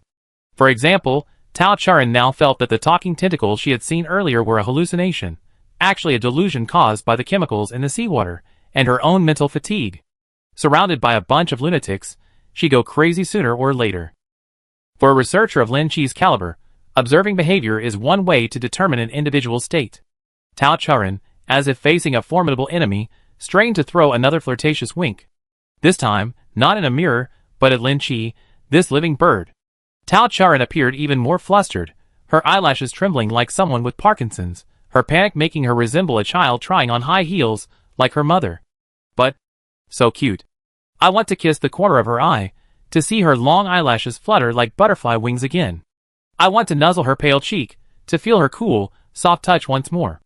I want to share her lips, to nourish myself with her reassuring scent. I want to hold her, to merge myself into her very being. Finally, Lin Chi reached out, wanting to touch Tao Charan's eyes. "You're normal, but not very attractive. Don't look at people like that again." His deep eyes seemed to hold whirlpools, capable of sucking people in. Tao Charan looked away, dodging the outstretched hand. Lin Chi's hand landed on the girl's icy cheek. He withdrew his hand, and in a corner where Tao Charan couldn't see, he twirled his fingers. Not enough. Far from enough. A bloodthirsty glint flashed in his dark golden eyes, only to subside under his powerful willpower. Lin Chi smiled gently, his tone tinged with helpless indulgence. "Fine, I really can't do anything with you. Want to go back to the lab?" Tao Charan nodded. Then she saw Lin Chi reveal his true form once more. The room was cramped, and his dark bird body almost filled the space, pressing Tao Charan, who was very close to him, under his belly. He was clearly considerate of Tao Charan's feelings, not putting too much pressure on her. His fluffy brown feathers huddled together, completely concealing the girl's petite figure. His exposed skin was covered in soft down, and warmth emanated from the feathers. When he flapped his wings and let out a long cry, Tao Charan felt a tremor. Lin Chi didn't linger beside Tao Charan for long. He leaped from the turtle's back, transforming into a streak of light and passing through the doorway. He roughly tore off his dead monster mount, carelessly tossing it into the sea like trash. For shimmering silver chains around the building appeared, which Lin Chi caught in his beak and yanked hard. Tao Charan felt the entire room shake, and then it began to move. The bird swam in the seabed as if in the air. Behind the floor-to-ceiling windows, strange sea creatures retreated rapidly. Lin Chi used himself as its power source. To steady herself, Tao Charan sat down the moment the Lin Chi, a mythical creature, appeared. As the room shifted, a few feathers slowly fell before her eyes. She reached out and caught a large feather shaft. The feathers were sparse, with dark shimmering light flowing across them, unlike the feathers of a typical night gazer, a type of owl.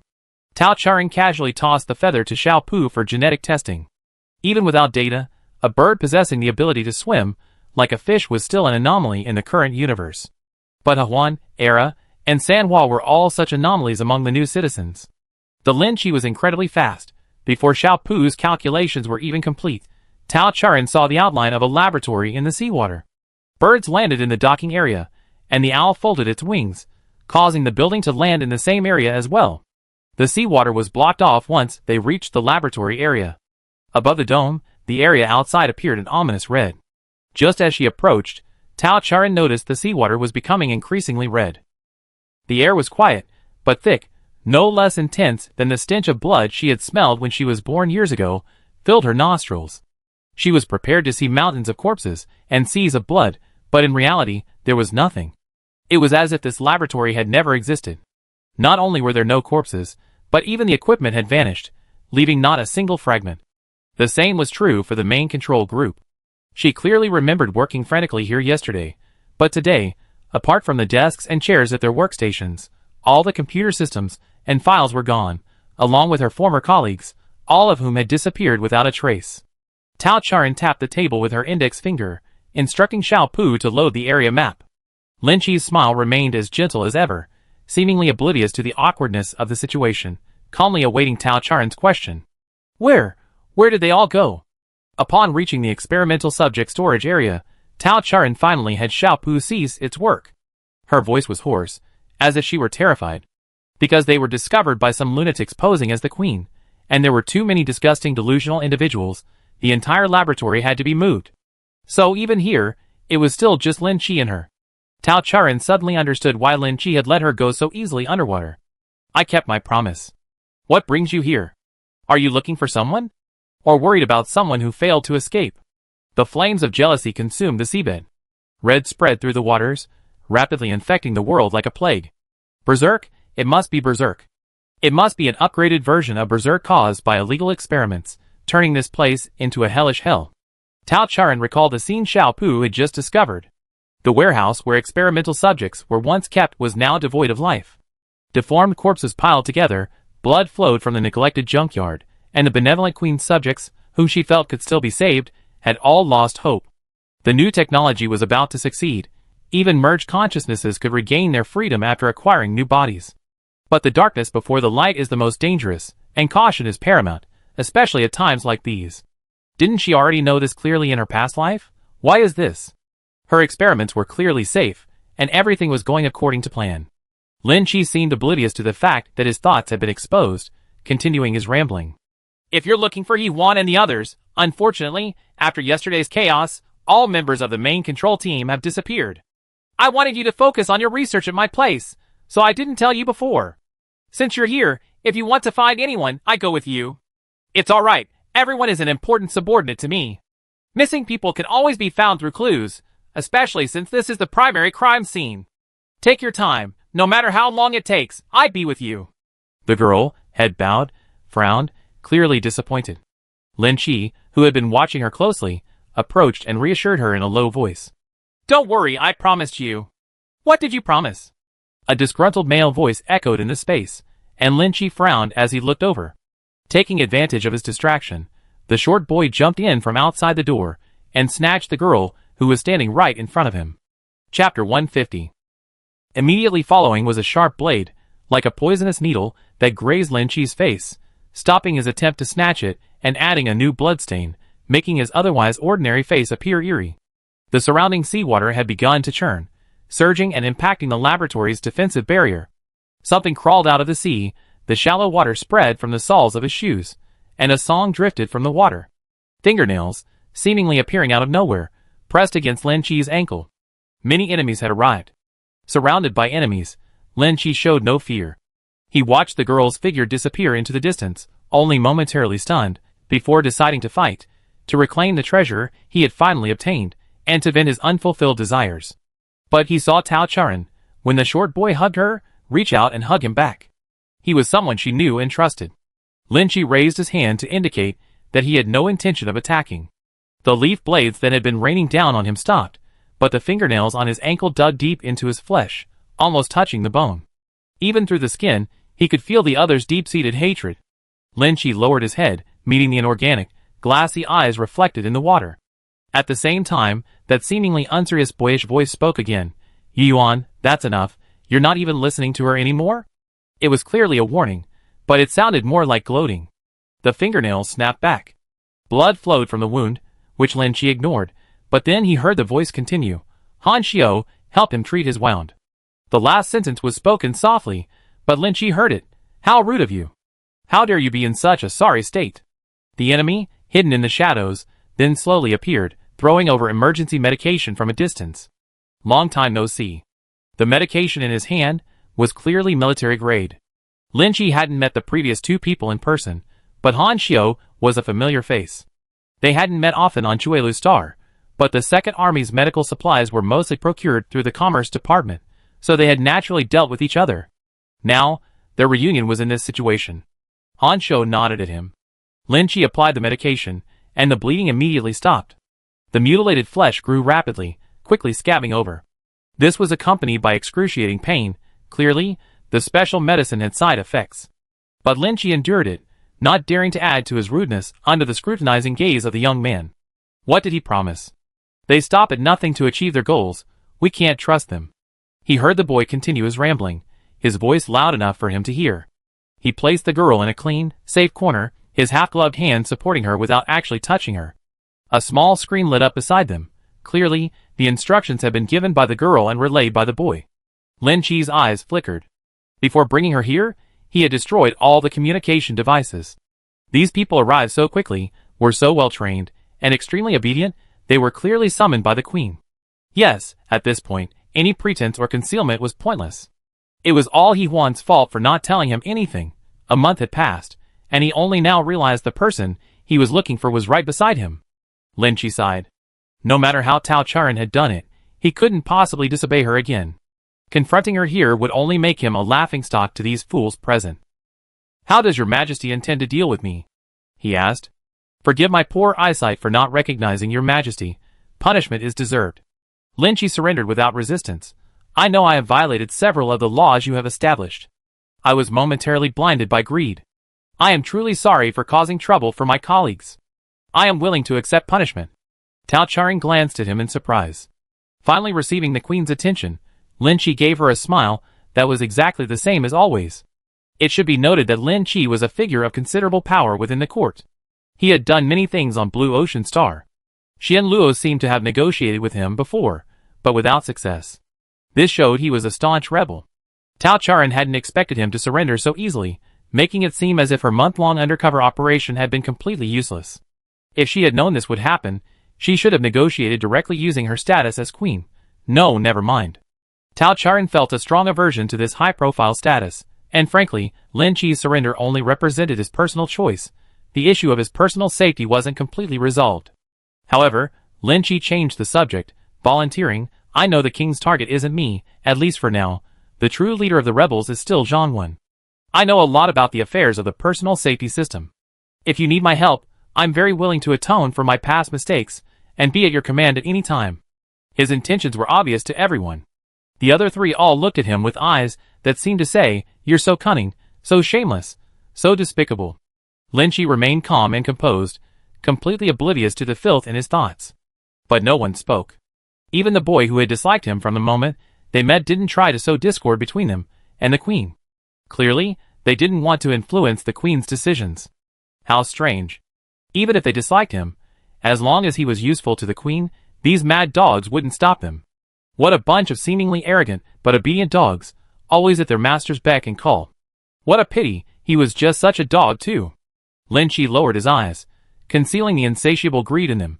The light screen floated before Lin Chi's eyes. The girl, now back in her queenly role, was quite frightened, or perhaps she simply didn't want to speak to him. Where are the researchers here? See? They don't believe him at all. I won't lie to you. The researchers still alive here were taken to the bottom of the abyss by Zhang Wen's men. All but you from the main control team have disappeared. Lin Chi looked around. More and more people were rushing towards them, and the 3 guards, who had arrived first, were glaring at him menacingly. If you want more information, I'm naturally willing to tell you. However, I hope to speak to you privately, without anyone else present. Tao Charan had no intention of dealing with important matters at this time. She knew that Ling Yu's appearance meant that the entire elite force of Qi Yulu was likely to follow, and she didn't want to face so many people at once. She reached out and tugged at Ling Yu's sleeve, and the young man leaned closer, listening intently beyond what she could comfortably tolerate. Go back. The incident was glossed over lightly, with Lin Chi receiving no punishment. Ling Yu was naturally dissatisfied, but he always followed the queen's lead. He nodded, saying nothing more, handing over the responsibility of caring for the queen to Han Xiao, who calmly issued orders within the military system, arranging for others to take over Yuan Xiao's duties. Yu Yuan, who had been waiting patiently, showed no mercy, binding Lin Chi like a prisoner. Han Xiao blocked Tao Charan's view, observing her pale face. Are you feeling unwell anywhere? In recent days, under the queen's deliberate training, she had become quite comfortable with simple physical contact between the 3 of them, but Han Xiao still avoided getting too close to her. After being in contact with the queen again, he had spoken with the queen's former doctor, Shenling, and both felt that she still didn't actually like this. She was just forcing herself. If someone is destined to suffer, no one wants the queen to be the one suffering. Even Yu Yuan, within her own limits, restrained herself, even if such restraint wasn't always effective. Just like now, seeing Tao Charan shake her head and nonchalantly check her personal terminal, Han Xiao couldn't help but grasp her wrist. His hand was even warmer than a human's. Beneath her cool, delicate skin, a pulse beat steadily, not strong, but capable of providing an unparalleled sense of security. It's good. She's still alive. The unexpected touch interrupted her thoughts, and Tao Charan finally deigned to look up from her work. That bittersweet, relief-like emotion brought Han Xiao's eyes to hers. To be honest, among the group, Tao Charan liked being with Han Xiao the most. They were both socially awkward, but understood each other perfectly. He was like a shadow, never standing in the sunlight, always there but never bothering her. This was a rare moment when he showed his emotions. Your Majesty, Han Xiao's emerald green eyes seemed to be stained with dew, his gaze fixed on her with a stubborn seriousness. I'm very worried. Next time, there won't be a next time, okay? There was no desire in his gaze. Tao Charan felt she shouldn't be afraid, but for some reason, something seemed to be burning her, making her lips slightly purse, and she looked away. This isn't something I can control. This was part of your plan. From the moment you started researching that experiment, you knew there was danger, right? You couldn't have failed to notice the anomalies here, yet you didn't contact us immediately. Even the fall into the sea was discovered by us through surveillance footage. If it had continued like this, she would never have returned. He couldn't continue. The grip on her wrist tightened, but not enough to hurt her. Tao Charan wanted to argue, but didn't know how. Because what he said was true, and because he was so certain, as if he knew her better than she knew herself. Please, please, cherish yourself. Don't let yourself fall into such danger again. Perhaps to avoid putting pressure on her, Han Xiao knelt down, letting his clothes get soaked by the water, and slowly crawled to her, gently placing her wrist against his forehead. His throbbing pulse warmed his skin, and only now, confirming her presence, did he feel a sense of peace, a feeling of relief washing over him. Every time, it was always like this. This time she returned unharmed, but who could guarantee what would happen next time? Chapter 151. Perhaps because much of the equipment had been moved, the room felt empty, and in the quiet, even the slightest emotion was particularly noticeable. Normally, if anyone wanted to get close to the queen, especially to have physical contact with her, everyone else would do everything in their power to stop them. Jealousy and open and covert struggles were commonplace. But this time, with Ling Yu and Yu Yuan both present, no one stopped Han Xiao's overstepping boundaries. This silent support felt like coercion. Tao Charan easily pulled her arm away. I understand. But she offered no promises, not even a perfunctory reply. Her desperate courage was shattered by her nonchalant words.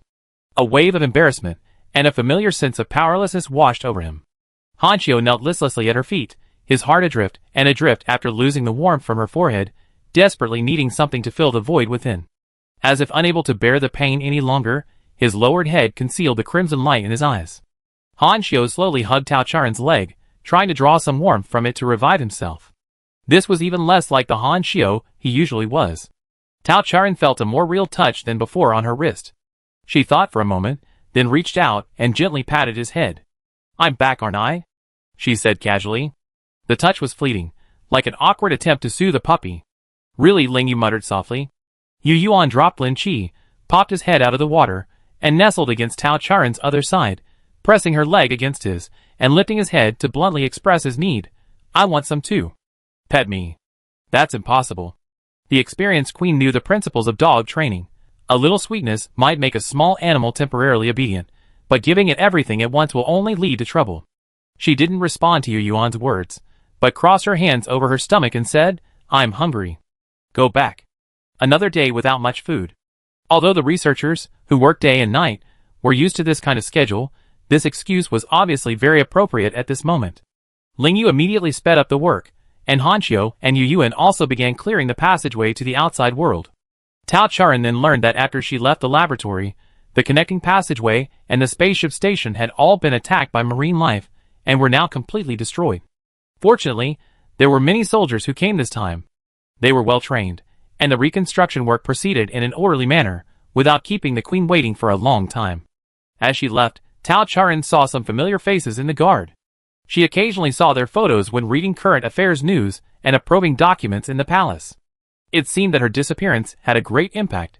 At least after this incident, many people knew that she had come here, including the rebels. This was a complete tearing down of pretenses. Tao Charen reviewed the incident in her mind. Before boarding the spaceship, she asked Lingyu, "Has Baiyu woken up?" "Yes. He left the treatment pod early this morning, made some arrangements after learning of your disappearance, and is now on his way here." Lingyu's words were cautious, but such a large-scale mobilization could only be done by someone of Baiyu's high position and excessive protectiveness towards her. "Do you want to see him?" Tao Charen shook her head. But she knew perfectly well that even if she refused to see him, Baiyu would still appear directly, at most observing from the shadows. For example, right now, Baiyu possessed the ability to teleport. He should have arrived long ago. His delay in coming to see her was probably because he hadn't been summoned. He always acted subtly in these matters, yet had his own strange insistence. "Okay." For some reason, Lingyu seemed relieved. "What would you like to eat?" Hanshio was beside her. Yu Yuan was probably cooking today. Before, they would ask this question tirelessly every day, and Tao Charen would always say anything, but today, remembering the tentacle that had suddenly appeared in her mouth, she added, "I don't eat seafood." Back at the villa in Haishaport, it was completely surrounded by the army, clearly Baiyu style. The rebel forces on land had been largely wiped out. The surrounding enemies weren't very strong to begin with, and over the past month, they had been divided and weakened. This time, under the queen's influence, Chulu had swept through the area with ease, taking it almost effortlessly. After a hot meal and a fresh change of clothes, Lingyu reported to Tao Charen on the movements of the 5 radiant gates while she was away. In fact, they discovered the anomaly earlier than she had imagined. Because she and Luo had installed surveillance cameras along her daily commute, the cameras issued an alert almost the instant she fell into the sea. Then came the needle in a haystack search. This time, all 5 radiant gates were involved. Before leaving, Lan Huan entrusted the Star Moon Palace to another governor. When Xianluo reported to the palace seeking support, he coordinated with the other gates. Even the Rose Pavilion and Pine Wave Palace, which had lost their administrators, spontaneously organized to search for the queen's whereabouts. Unfortunately, the ocean floor of Blue Ocean Star was vast, and with many experimental subjects escaping, normal citizens would undergo mutations upon contact with seawater, making the search largely unsuccessful. Then, that's all Tao Charen knew.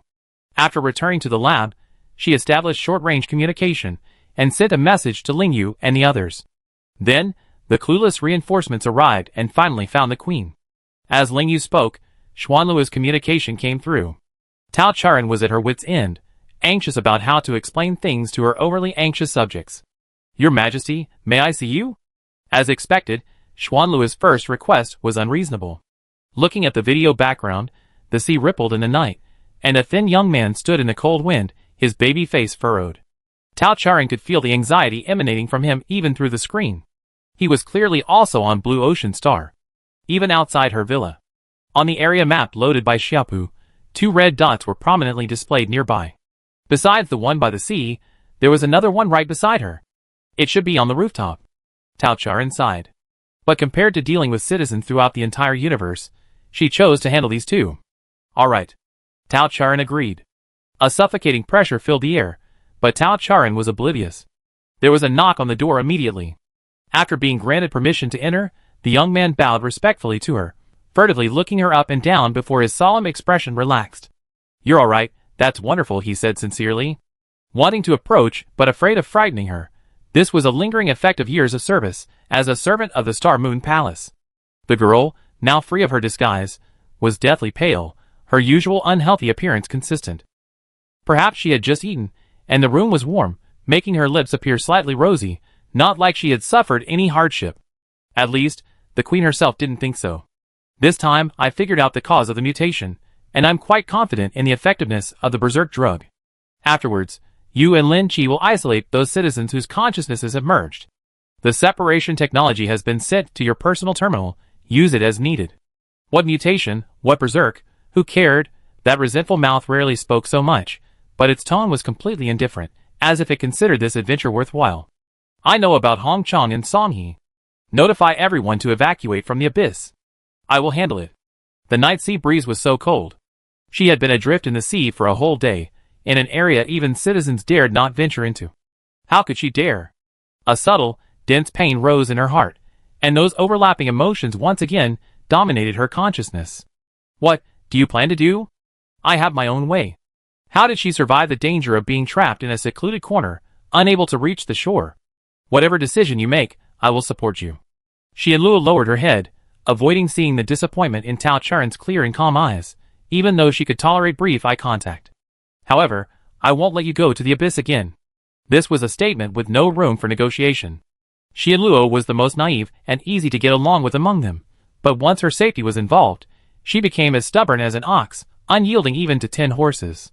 Issue an official announcement to clarify what's going on here, explaining that I'm currently inspecting Chuelu Star. Tao Charan changed the subject. This was something she had carefully considered. She had indeed been to Chuelu Star and left many traces. A mix of truth and fiction would best confuse the public. She absolutely couldn't let more people focus on Lahai Star. The more attention she received, the more detrimental it would be to her next actions. Because she would have to run away again. Okay. But you're not allowed to go to the abyss. Xianluo emphasized. Tao Charan hated this about him the most. It was completely unreasonable. Not even a change of topic would work. Is it because there's something there? Since that's the case, she might as well get straight to the point. Hong Chong and Zhangwen are there, right? Yes. Looking at Xianluo's somewhat conflicted expression, Tao Charan was certain. For the first time, she realized how much information she had missed in the past. Did they also observe her expression like this when she avoided eye contact? Actually, she probably already knew what she would encounter at the bottom of the abyss. Don't worry, I won't go alone. Tao Charan lowered her head, and the two, both bad at lying, subtly revealed the same expression. I promise I come back. With Xiaopu in tow, how could she be considered alone? Come back, of course she come back, she hadn't said where. That's good. I go with you then. Xianluo seemed to believe her and volunteered. I protect you, you can use me as you please. Tao Charan remained silent. She sent the remaining instructions to Xianluo directly through her personal terminal, then waved her hand, indicating she was tired and wanted him to leave quickly. She'd likely get injured at the bottom of the abyss, and if she did, they'd go crazy. She wasn't going to cause herself trouble. Before leaving, Xianluo glanced at the roof, then hesitated, saying, Your Majesty. He tilted his head, a blade of wind grazing his cheek. Clearly, a colleague was telling him not to meddle. Chapter 152. Tao Charan glanced out the window as if sensing something, then turned back as if she hadn't noticed anything, emphasizing, Go back and do what you're supposed to do. But Xianluo already understood her meaning. The young man politely bowed and took his leave. As soon as he stepped outside, his expression turned indifferent. Without much hesitation, he didn't leave, but leaned against the door, his eyes gradually becoming vacant. Months of intense work had left Xianluo, a super-level A citizen, somewhat exhausted. What made him feel even more powerless was the queen's attitude. But these were things he should have gotten used to long ago. The queen was clearly even colder in the Star Moon Palace, but for some reason, thinking of her appearance in prison, Xian Luo couldn't accept the queen like that again. Back then, she wasn't exactly lively, and her gaze was always averted, but Xian Luo could feel the vitality within her. Those starry eyes had light. Not like now, keeping everyone at arm's length, even her voice was listless. Leaning against the wall, Xian Luo could feel a slight tremor in the room. Her breathing calmed down after he left. It seemed only being alone could truly put her at ease. Did they, do something wrong? Lost in thought, he saw Lin Qi approaching from the other end of the corridor. Their eyes met, and Lin Qi greeted him first. Master! Seeing that Xian Luo didn't move aside, Lin Qi tapped his personal terminal, pulling up the message Tao Charan had just sent him. I am honored to be summoned by the king. I hope Master will not be late.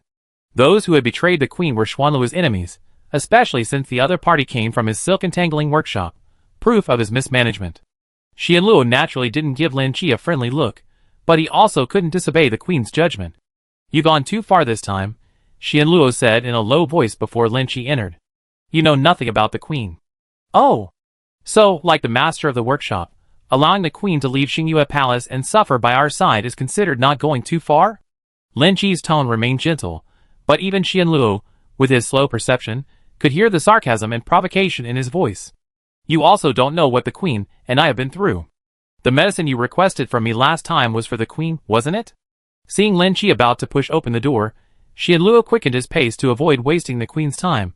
Then you should know how fragile she is. Today you took the queen back to the Yuanxiao laboratory. Do you know that the remaining waste there can? Talking to these attendants was exhausting, and Lin Qi ignored Xuanluo's excessive worry. The moment he pushed open the door, Xuanluo's voice abruptly stopped. How cowardly. Lin Qi's lips curled into a smile. The woman before him had shed her disguise.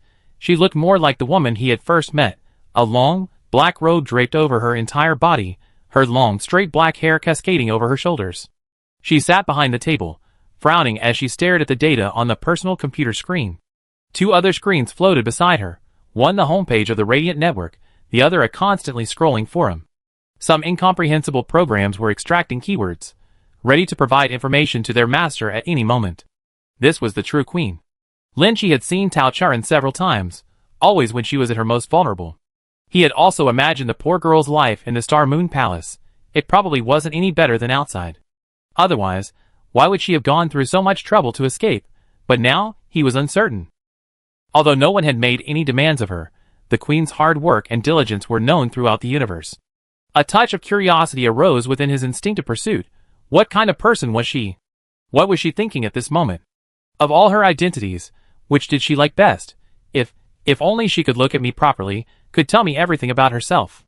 As Lin Qi thought this, he had to exert considerable effort to control his urge to approach. When she removed her disguise, her allure to the citizens multiplied. Almost no one could remain composed in her presence. Tao Charan, of course, noticed Lin Qi's arrival. She had even overheard Xian Luo and his conversation through Xiao Pu's surveillance. But she had no intention of correcting their childish bickering. She simply instructed Xiao Pu to activate the light screen and communicate via text. Tell me what you know. Lin Qi, however, did not look at the light screen that stretched out before him. He lowered his eyes, his voice low. You won't even talk to me now? Though I am of lowly status, I am a man of my word. See, I promised to take you wherever you wanted, and even knowing the danger, I took you there. I already promised to do everything in my power to help you atone for your sins. What is there to be afraid of? Or is it because my sins are so grave that you don't want to tarnish your voice, that you won't speak to me? This is troublesome.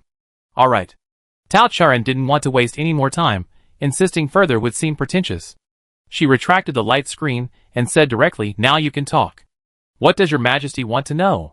Seeing Tao Charan's increasingly impatient expression, Lin Qi finally coughed twice and said, all right, let's start from when I arrived on Blue Ocean Star. Lin Qi's account was roughly the same as Tao Charan's guess. After failing to seize the queen on Chuelu Star in conjunction with Qi Hong, he was hunted down by the Star Moon Palace, and had no choice but to seek refuge on the currently chaotic Blue Ocean Star. Here, he met Zhongwen. Because their ideas overlapped, the two hit it off immediately. One focused on theoretical research, the other on practical operations. Lin Qi personally provided all the researchers and experimental materials, and the two cooperated well until the queen arrived, and his laboratory was completely destroyed. Lin Qi spoke lightly, focusing his narrative on the Queen's brilliant and powerful performance in the laboratory, seemingly ignoring the key points Tao Charan wanted to hear. After listening to a bunch of useless nonsense, Tao Charan finally couldn't take it anymore and interrupted him. Chi Hong came with you? Why are you the one in charge while he became the test subject? What kind of person is Zhongwen? How do you usually contact him? What are you and Zhongwen each planning to do? Is he at the bottom of the abyss now? Tao Charan's voice trailed off as she saw Lin Chi's triumphant and indulgent smile. A tiny spark ignited in the enraged hamster's eyes, like a fleeting, brilliant firework in the night sky, yet leaving a lasting impression. Lin Chi finally couldn't hold back any longer, clenching her fist to her mouth to hide her inappropriate expression. She was still so adorable when she was being so lively.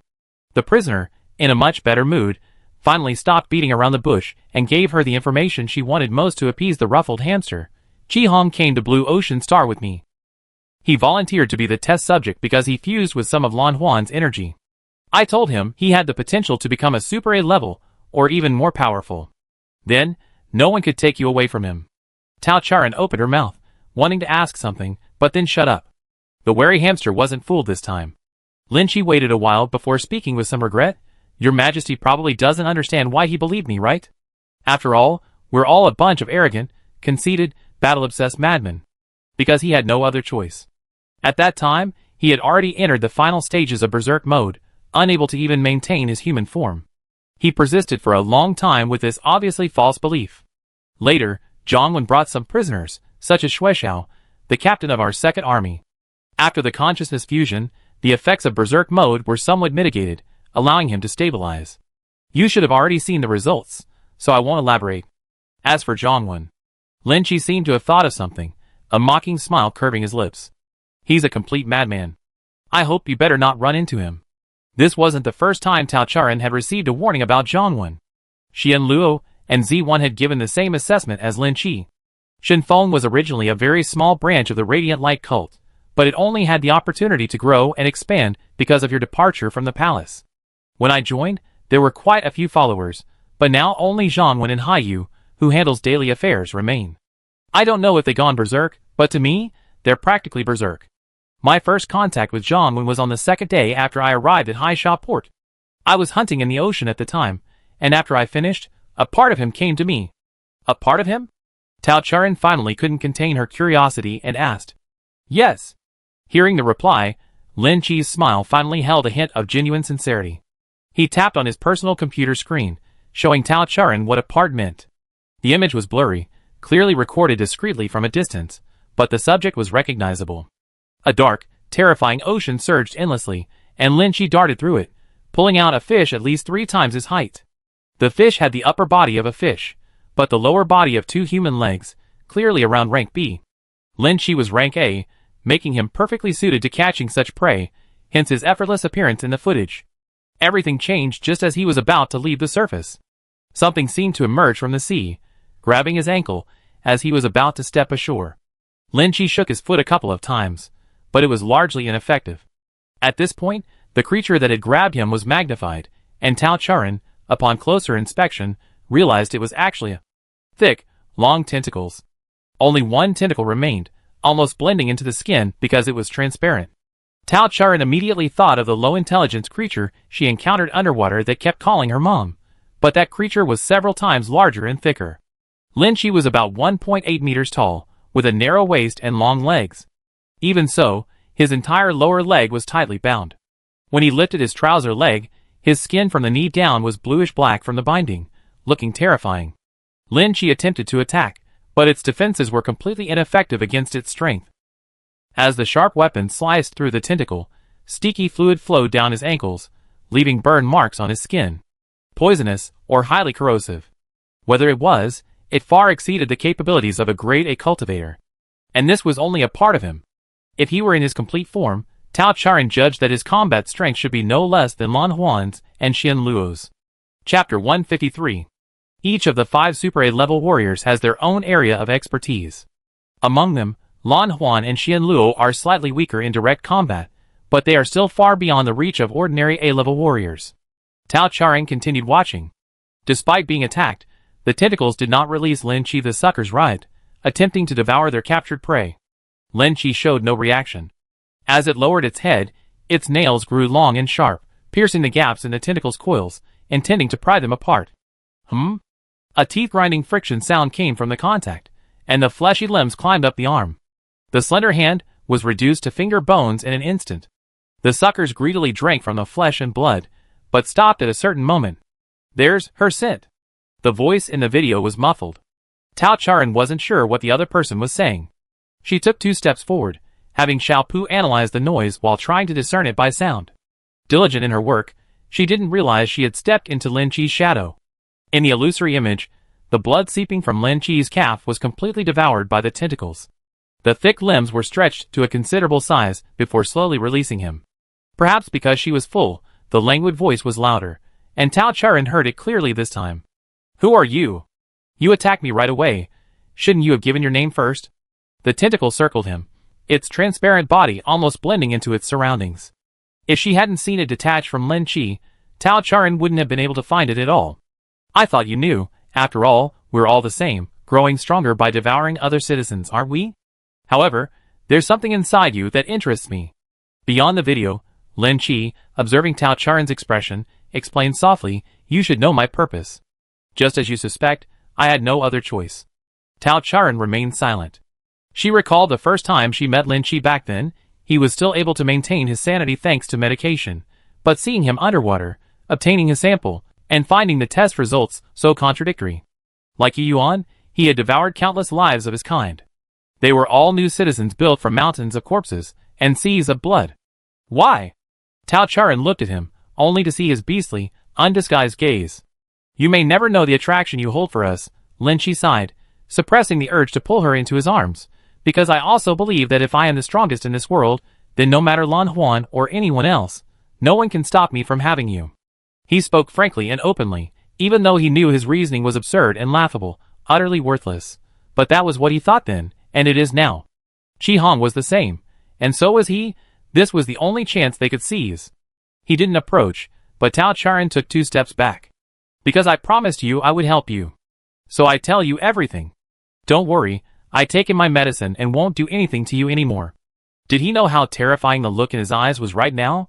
Tao Charan remained noncommittal, while the two in the video began discussing the feasibility of leveling up by devouring citizens.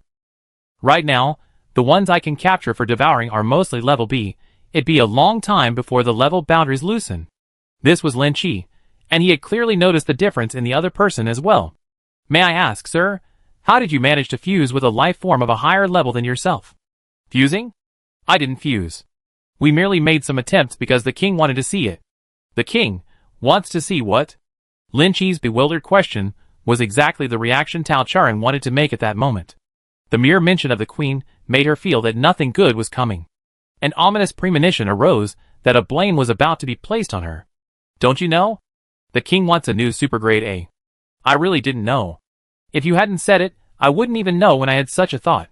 Because it was so outrageous, Tao Charan calmed down, staring at the screen, intending to see what other nonsense the other person could spout. A tentacle stood there, speaking with conviction. The reason the queen left without saying goodbye is because she was dissatisfied with the close advisors serving her. After leaving the Star Moon Palace, she became very interested in citizen upgrades. Doesn't that prove something? Interested in citizen upgrades? Where did you get that from? Tao Charan nodded vigorously in her mind. Yes, she wanted to know too. After leaving the palace, the queen stopped on an abandoned asteroid.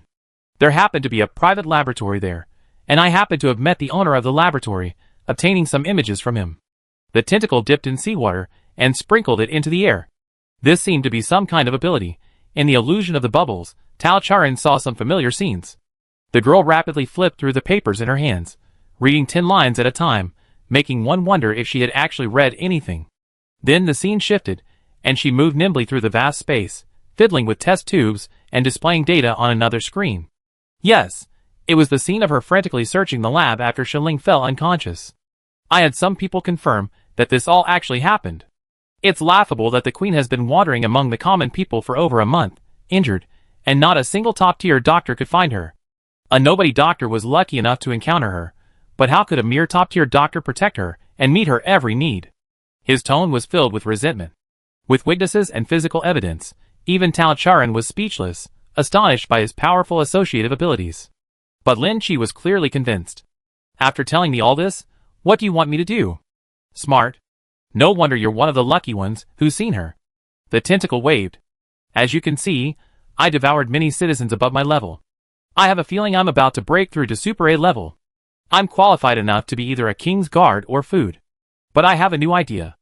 I want to eat her. Lin Chi's expression changed, clearly showing his disapproval. But even faster than him was the tentacle's reaction. It waved its fleshy limbs in the air, twisting itself into a knot. Quiet. Quiet. I won't let her suffer. She will always be. Always be. Ah! Seemingly provoked by something, the pain in its tone was so obvious. It leaped back into the sea, creating towering waves, hurling countless marine creatures' limbs into the air. After venting for a full half hour, it finally stopped, barely alive.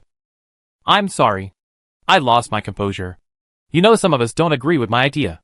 Lin Chi wasn't particularly surprised. In fact, he seemed to have guessed something. Breaking through a higher level isn't easy. The body merges, but the consciousness remains independent? Exactly. It's precisely because I discovered this that I came up with this method. As long as we devour her, discarding our weak and easily injured bodies, there will be no more pain. Do you even believe what you're saying? If there really is no pain, what was your reaction just now? Does your idea of becoming the strongest, most possessive king in the universe make you believable? I'm acting this way because they're rebelling. If the king becomes the controller of the body, none of us will disobey her will. Moreover, we can all clearly know the king's thoughts. Even if she doesn't want to speak, we can share her negative emotions. She will live healthily and happily with us. Immortality. What a beautiful dream. The dream everyone has after seeing the queen. What do you need me to do? My original body was grade B, but now my consciousness is growing stronger, and even if I were to advance to grade A, I still wouldn't be able to handle it. This body wouldn't be perfect for the king. Help me become stronger and more beautiful. The voice trailed off, becoming barely audible. His transparent yet powerful limbs collapsed onto the beach like flowing water, disappearing into the sea. Only Lin Chi's voice remained. All right. However, the scene abruptly ended there. At the time, I felt I couldn't defeat him, so I recorded an image. Later I learned that his limbs could detach from his body at will, and his true form should be at the bottom of the abyss, in the deepest part of the blue ocean star's ocean. The environment there is complicated. I've never been there before. Our communication is mostly through my home, the place where you met me underwater. He always sends his tentacle to negotiate with me. At this point, Lin Chi had answered all of Tao Charen's questions. Is there anything else you want to ask? She basically knew what had happened afterward. Having been undercover for so long, she even knew everything about Lin Chi's research progress. How to put it? His focus was more on consciousness fusion, which, while not contradicting his idea of the tentacle body, was at least completely unrelated. In other words, in actual operation, the body was already quite satisfactory. It was the consciousness issue that hadn't been resolved. Tao Charen asked him to send her a copy of the video, which she then watched again. Zhongwen has already broken through to the Super A level? You have truly keen insight, Lin Chi praised. Perhaps his current level is even higher than Super A. After all, he has already devoured a Super A. This unfortunate Super A level can only be Red Rose. Red Rose excels at mind attacks. Getting his consciousness to obey won't be easy. Tao Charen sincerely hopes Red Rose's consciousness will still be intact when she arrives. She doesn't want to spend 3 years working hard only to find herself having to reselect the Rose Pavilion Master and continue trying to get along with some unknown pervert. She'd go crazy. Speaking of consciousness problems, could it be because there are too many body owners, causing Zhongwen's schizophrenia to worsen? Thinking this, Tao Charen asked. Zhongwen's consciousness isn't dominant right now. Is it because the citizens he devours are of a higher level than him? How does he manage to capture high-level citizens and make them obey and be devoured? You guessed right. Lin Chi smiled, seemingly looking at a child who was too clever for his own good but confused about small things, because we all did it voluntarily. Chapter 154. He used we, not they. You agreed to help him, so you planned to. She couldn't finish her sentence. Seeing that Tao Charen understood his meaning, a smile flickered in Lin Chi's pale golden eyes.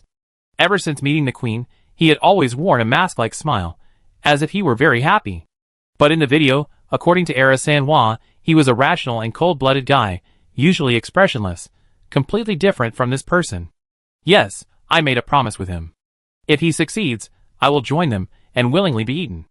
After all, who wouldn't want to be with you? Because of her frankness, Tao Charan wasn't afraid.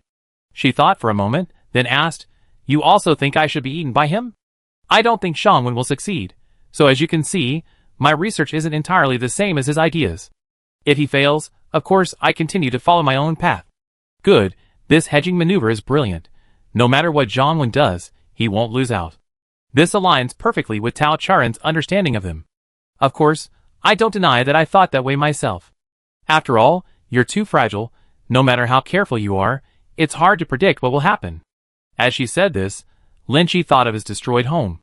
A torrential rain, a disturbance, an ordinary citizen could easily kill her, and she was so troublesome, always running off to the most dangerous places. His heart was constantly in suspense. Presumably, Zhang, those close attendants, and even everyone who had seen her had thought this way: to eat her, to keep her in their mouths, to bind her to their hearts, to place her in an absolutely safe place where she wouldn't be hurt. That way, they could feel at ease. But does such a place really exist? Don't worry. Seeing Tao Charan take 2 small steps back, Lin Chi chuckled. "After seeing you, I don't think that way anymore." His gaze swept over the girl's fair skin. Her black hair cascaded like a waterfall, her eyes were like stars, her lips were pale. If he were to devour her, where would he even begin? Perhaps before he could even leave a tooth mark, he would succumb to the tenderness in his heart, turning a nibble into a kiss. This was a plan destined to fail. It was just another lie to cope with despair.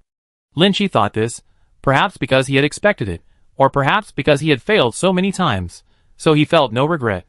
"If you don't have anything you want to know, then may I ask you a question?" Looking into the girl's pure eyes, which flashed with a hint of fear, he didn't bother explaining his thoughts, changing the subject. "Go ahead." This was the first time someone had asked her a question so seriously. In her previous life, the problems she faced were nothing more than what clothes I like, and what to eat tonight. The supreme power she wielded became nothing more than a series of trivial matters concerning her. The momentous events concerning the future and destiny of the universe never bothered her. If she hadn't taken the initiative to ask, perhaps the world would have remained forever in the chaotic state it was at their first meeting. Even knowing that the standards for big things and small things differed between her and others, Tao Charan still couldn't adapt to this difference. "Your Majesty, did you really leave the Star Moon Palace just to resolve the Berserk state?" "Why do you ask that?" The word only was emphasized, and Tao Charan involuntarily shifted her gaze. But perhaps feeling that this was a bit too obvious, her dark eyes quickly returned to him. Her long eyelashes trembled, like fragile butterflies with their wings pinched, making one involuntarily hold their breath, and then grab them. She really couldn't lie at all. Lin Chi chuckled, then fell silent under Tao Charan's accusing gaze. He found it incomprehensible. Could love really blind people, preventing even those self-proclaimed wise, arrogant Super A-level beings from seeing through such a clumsy lie? No, perhaps they simply didn't care. "I won't ask any more." He couldn't help but lean closer, but even a slight forward tilt of his body caused the wary queen to take 2 steps back like a startled hamster, a sight that stirred both his controlling instincts and an indescribable tenderness. After all, she was just too adorable. Regardless of your interest in those experiments, whether Zhang Wen's guess is correct or not, whether resolving the Berserk state is an excuse or something else, I suggest you don't even consider leaving us. Lin Chi's expression was solemn, his pale golden pupils gently yet firmly holding her in place, leaving her with no way out. This was heartfelt advice. Berserk state? Nobody cares.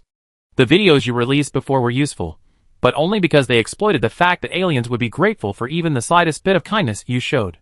He watched Tao Charan awkwardly tilt her head. "Oh, it seems you know that yourself. Do you think the annual sacrifice is merely to alleviate Berserk state? You are the anchor of stability, the temptation hanging before our eyes, making us obediently put a rein around our necks, willingly submitting to control. Berserk mode is a rare connection between us. If that connection disappears, if you disappear, what will happen? Are you threatening me?" Tao Charan knew, of course, that what he said was true. But, their love was inexplicable, utterly baffling. This fanatical pursuit terrified her. Ultimately, it was all Lin Chi's imagination. Berserk mode had such a powerful influence, blurring the lines between fantasy and reality, making everyone believe they loved her. At this moment, Tao Charan was completely unaware of how similar her ostrich-like thoughts were to those of Shenling, Zhang, and the man before her. The truth was right before her eyes, yet she refused to believe it out of despair, hypnotizing herself to grasp at that sliver of possibility. "Of course not." Lin Chi denied without hesitation. "This is just my request. Of course, There's nothing I can do if you don't listen. But you've seen the situation, haven't you? Doesn't that prove something? The girl seemed to disagree with his point of view, but she wasn't good at arguing either. She opened her mouth several times, but each time she closed it in frustration. Her secret exposed, even her lips trembled, and her face, already pale from the recent crisis, looked even paler, as if she would collapse at any moment. It wasn't that she hadn't been seen to collapse like this before.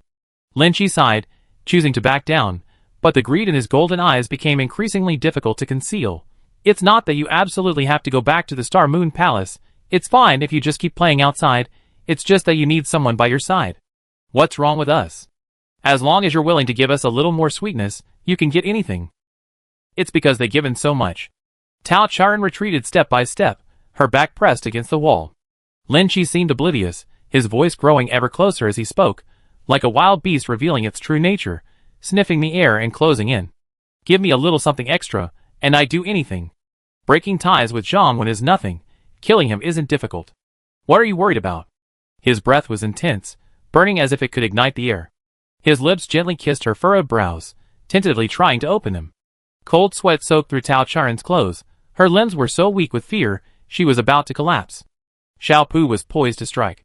Just as he was about to intervene and deliver the needle to Lin Chi, the glass behind Tao Charan shattered with a loud crash. The material, strong enough to withstand a Class A attack, splintered into pieces, grabbed by sharp claws, and flung out the window, sparing Tao Charan from any harm.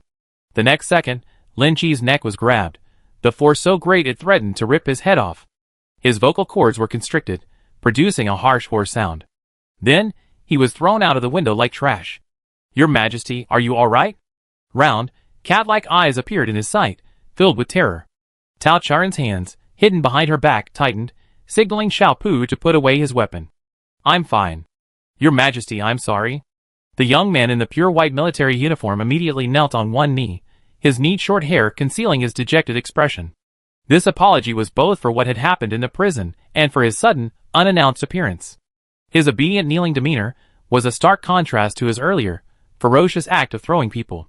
Bai Yu wanted to see the queen's expression, but knew he shouldn't offend her at this moment, so he kept a step away from her even when kneeling. Where's Lin Chi? Although he knew the queen would most likely ignore him, hearing another man's name from her upon meeting still made Bai Yu feel somewhat wronged. But he didn't dare to get angry. The owner of Chiyu Tower, realizing he had done many wrong, answered respectfully, it was just a small punishment as a warning.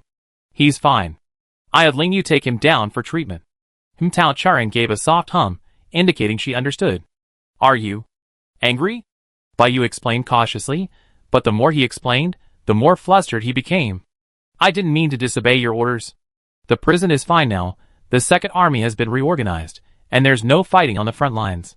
He just wanted to see her. He wanted to say that, but under Tao Charan's averted gaze, even his ears drooped, and he said weakly, I confess, please punish me. Speaking of crimes, Tao Charan glanced at him. She remembered that this highest-ranking military officer had also thrown her into prison, making her the #1 prisoner. His sentence was dereliction of duty, disobeying royal orders. If that counts as a crime, then the world is full of criminals, and you couldn't catch them all. Discussing such matters with Bai Yu was pointless.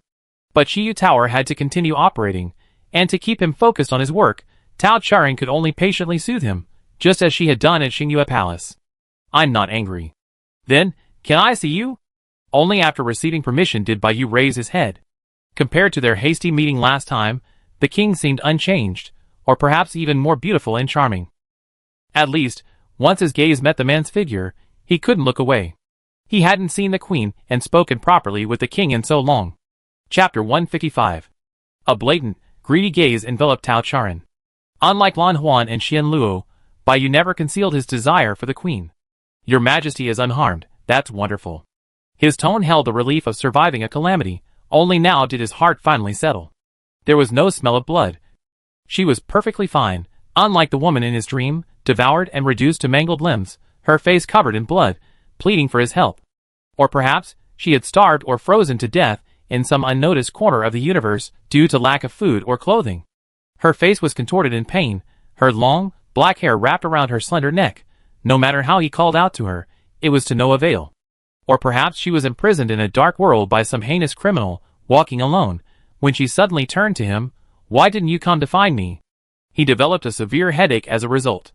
To control his bloodlust, he would even bang his head against the hull of a military airship until it bled profusely before he felt any relief.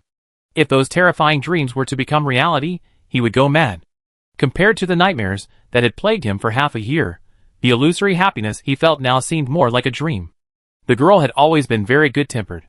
Even when she was repeatedly offended in the Star Moon Palace, she had never ordered the punishment of any citizen. Now, she was completely at his beck and call, not only not angry, but also talking to him and giving him rewards. It was because of this that he became arrogant and increasingly bold. "May I touch you?" His amber eyes deepened, and a burning flame seemed to ignite in his usually cold eyes. He knelt up straight, his gaze level with Tao Charen's chest, and asked in a daze. The girl's body was pressed against the wall, with nowhere to retreat, so close. Her bitten lips were red and moist, tiny beads of sweat clung to the tip of her nose, and her brows were furrowed, the usual expression of embarrassment coupled with unavoidable restraint. Baiyu suddenly realized what he had said and hurriedly explained, "It won't offend you, just let's hold hands, okay?" The girl's gaze never fell on him, and her fingertips trembled slightly at such rude words. She didn't object. Was that permission? Was it? Baiyu restrained himself from stepping forward, but leaned in and tentatively hooked his trembling little finger with hers. Such soft fingers. Holding them in his palm, he felt a sense of calm. Compared to Baiyu's burning palm, Tao Charen's hand was much cooler, but as the contact continued, the temperature of both hands gradually synchronized. This touch felt so reassuring. Even in the Star Moon Palace, such a touch was a reward to savor for days. Baiyu observed Tao Charen's expression, and seeing that she didn't seem more averse, he quickly squeezed her hand again, releasing it before she could react. "That's good." A pure joy shone on his face. "Your Majesty is truly much better. Please continue to take care of yourself." Like Lan Huan and Xian Luo, Baiyu could naturally see that the queen outside the palace was more vibrant than before. She could now not only speak, but also barely tolerate some physical contact. This was something they wouldn't have dared to imagine while in the palace. However, no one could guarantee the king's safety outside. Just as he had witnessed on the asteroid S47508, heard about in prison, or witnessed what had just happened, all those events filled him with dread. The queen is the most precious flower in the world, and the only one who can influence them. She must be carefully protected. One wrong step could mean losing her. For this, everyone is willing to pay any price, even against the queen's own will. He quickly released her hand, allowing Tao Charen to breathe a sigh of relief. When she saw Baiyu in prison, he was in a deep state of berserk rage, unable to maintain even a human form. Coupled with the effects of the Red Rose's parasitic ability, his mental state was extremely poor, almost like a mad cat. Although confident in her potion and treatment methods, Tao Charen was afraid that Baiyu, traumatized by her disappearance, would experience another accelerated berserk rage. This was why she didn't refuse Baiyu's touch. However, seeing that he could control himself, it shouldn't be a big problem. Tao Charen meticulously had Xiaopu scan Baiyu to assess his physical condition. The preliminary results were as she expected. Not only had his missing heart healed, but his body had almost returned to its peak condition. Very well, then she can use him to proceed to the next step. What's the situation outside? Why was I suddenly attacked? Although Xianluo was in charge of intelligence work, Baiyu's people were now everywhere, both inside and outside. The moment Tao Charen was found, she had already decided what questions she would ask Baiyu. Actually, she had her own guesses. Shiyu Tower, in conjunction with Chauncey Workshop, has basically brought the situation under control. A total of 3,672 rebel prisoners have been captured and transferred to the prison. The above list has been sent to your account, and you have also gained access to the highest level of prison access. As the queen's close attendant, Baiyu naturally guessed what Tao Charen wanted to ask, and the answer was prepared when he decided to meet her. Some remnants have escaped back to the sea. Their bodies have been modified, so they are not afraid of seawater radiation. The Silk Entangling Workshop is already developing suitable medicines. Give us a maximum of 1 more week to capture the entire Radiant cult. This was also within Tao Charen's expectations. In fact, after she arrived on Blue Ocean Star, she discovered that someone was secretly operating, subtly sowing discord among the rebel forces here. This was to be expected. Even though she hadn't issued any orders, Xian Luo and the others knew she was here. Out of excessive protection for the queen, they couldn't just stand by and watch her fall into enemy hands. Blue Ocean Star's priority was immediately elevated to the highest level. Taking action with the combined power of the entire universe naturally yields twice the results with half the effort. This was also one of Tao Charen's reasons for coming to Blue Ocean Star. With the queen personally overseeing things, nothing could go wrong. Now, taking advantage of her disappearance, the opportunity to close the net had finally arrived. The operation sounded successful, but Tao Charen had a lingering feeling of victory without a fight, and she suspected that Zhangwan, whom she hadn't seen in a while, was plotting something big. The seawater anomaly was sudden. We hadn't received any prior warning. Since your encounter, the number of berserkers has surged, and the risk indicators detected by the silk entangling workshop have also risen significantly. We suspect your disappearance is related to the berserk behavior of individual citizens. In short, they suspected she had been kidnapped by a mentally ill person. To some extent, that made sense, but Tao Charen knew Bai Yu wasn't telling the truth about this. So she simply asked, "Have you seen Hong Chong before? Is this incident related to him?" Bai Yu frowned, hesitated for a moment, and then said, "I haven't seen him for a while, so I'm not sure if it's related to him." "When was the last time you saw Hong Chong? How is he?" Hearing Tao Charen ask this, Bai Yu knew she already had a plan. This was just a way of interrogating them, a warning in another way, telling them not to try to hide anything from her. Then there was no other way. "You should already know about Hong Chong. He was the most mentally unstable among us. As the first to discover your departure from the Star Moon Palace, he went berserk before he could even accept your gift. We intended to confine him within the Star Moon Palace, but it was too chaotic at the time, and no one noticed when he escaped. Lan Huan and Xian Luo should have been keeping track of his whereabouts. I was focused on suppressing Qi Yu Lu and searching for you, and had no time for anything else. When I heard news of him, it was during the Radiant Sect Rebellion. He was devoured by Zhangwan, and the two merged into one at the bottom of the Blue Sea Star Abyss." Bai Yu looked at Tao Chu Ran's expression. Her expression was calm and indifferent, seemingly unsurprised by his words. He couldn't help but recall another speculation they had shared privately. The king's smooth departure from the Star Moon Palace must have been meticulously planned. Was his escape on the day Hong Chong was on duty also a calculated move? He had anticipated his berserk state, knowing they needed to subdue him to proceed and find her, thus buying themselves time. Such a meticulous plan, such careful calculation, was all for the purpose of escaping their side. Bai Yu suppressed the urge to continue thinking. The queen had barely managed to save him. If he went berserk again, who knew how much more blood she would have to bleed him out? When I saw Red Rose, he could no longer be called Red Rose. At the bottom of the abyss, he was in his true form, and as a plant, he was constantly expanding. At first, the pattern could leave it, but later, as it merged more and more, it could only survive by clinging to Red Rose's body. I don't know why you determined that this incident was related to him, but the mastermind was definitely not Red Rose. He couldn't possibly still be conscious. Because they loved the same person, the queen's close attendants rarely spoke up for each other. But Bai Yu, or anyone else present before the queen at this moment, would defend Red Rose. Because no one wanted the queen to think they were incompetent, untrustworthy. And Song He?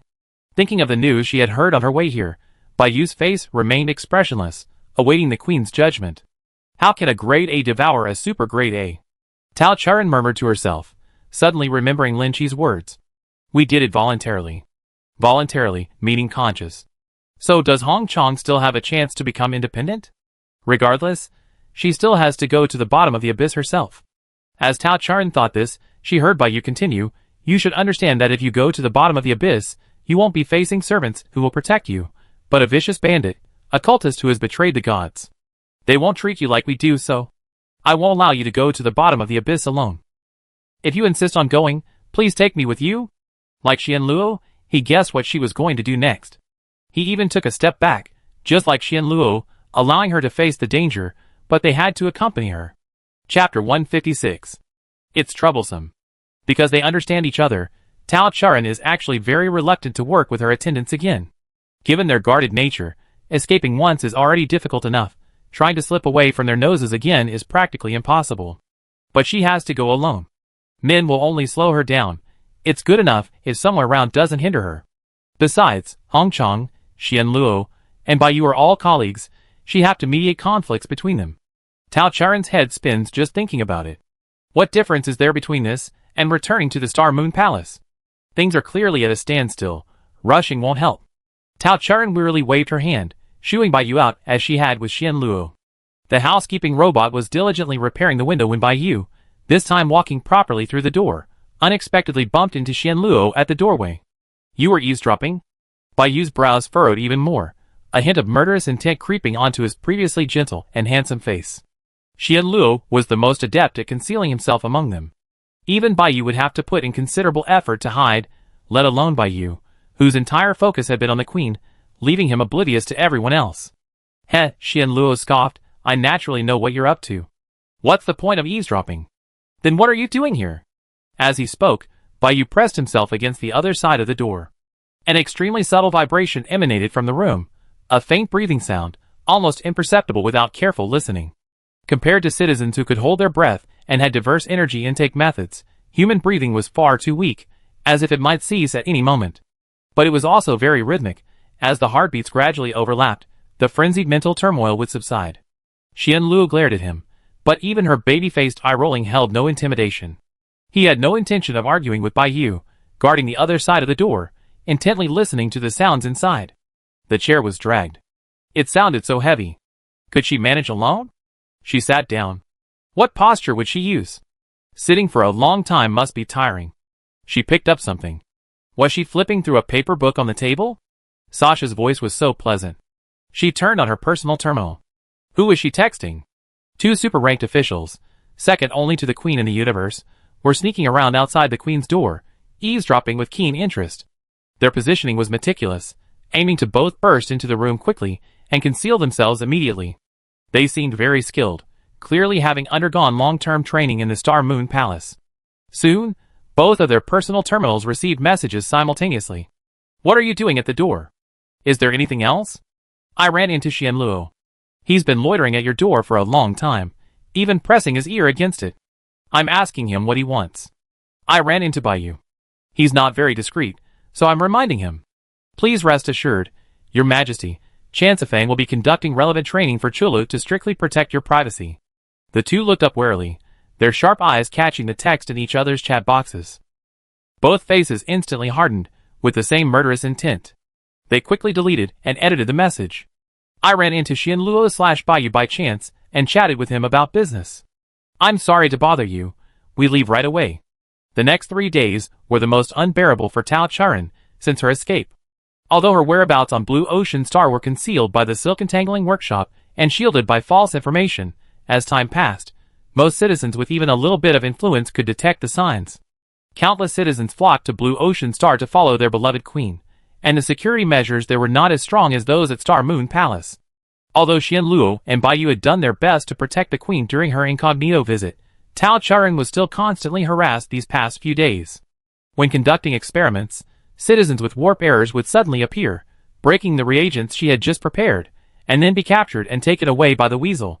During meals, she would find some inexplicable substances in her food, whose specialties had somehow gotten mixed in, only to be crushed and thrown into the trash by Yu Yuan.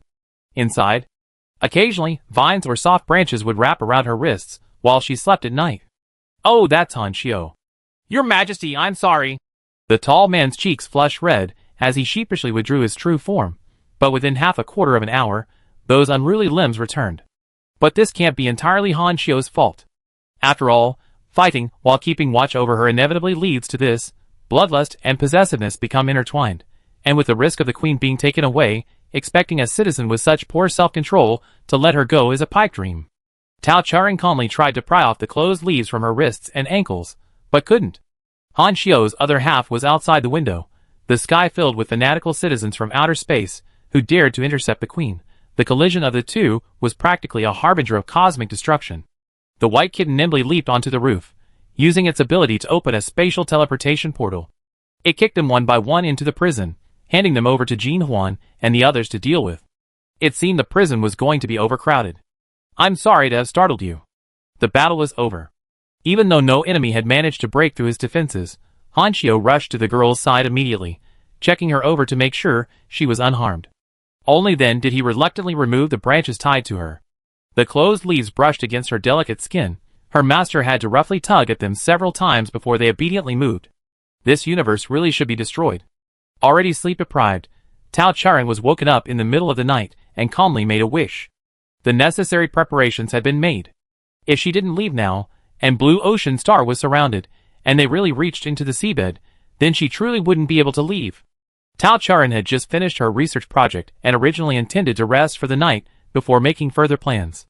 However, seeing the spaceships crashing towards Haisha Port like shooting stars, she decided to get up immediately and work overtime. Success or failure hinged on this. Before the next wave of spectators arrived, Tao Charan dismissed Han Xiu and summoned Bai Yu. The military boots made no sound on the soft carpet. The silver-white metal ribbons clashed and gradually became entangled. Your Majesty. Bai Yu knelt 3 steps away from Tao Charan, bowing slightly to receive her instructions. Can you still handle it? Knowing she had caused the king trouble these past few days, Bai Yu lowered her head even further. Your Majesty need not worry. I have already mobilized all the personnel available from Chiyu Tower. Teams 2 and 4 were originally carrying out orders outside the star system, and it took them some time to return. I'm sorry. It's my fault for not handling things well and letting you down. This wasn't actually Bai Yu's fault. After all, Tao Charan's exposure was quite sudden.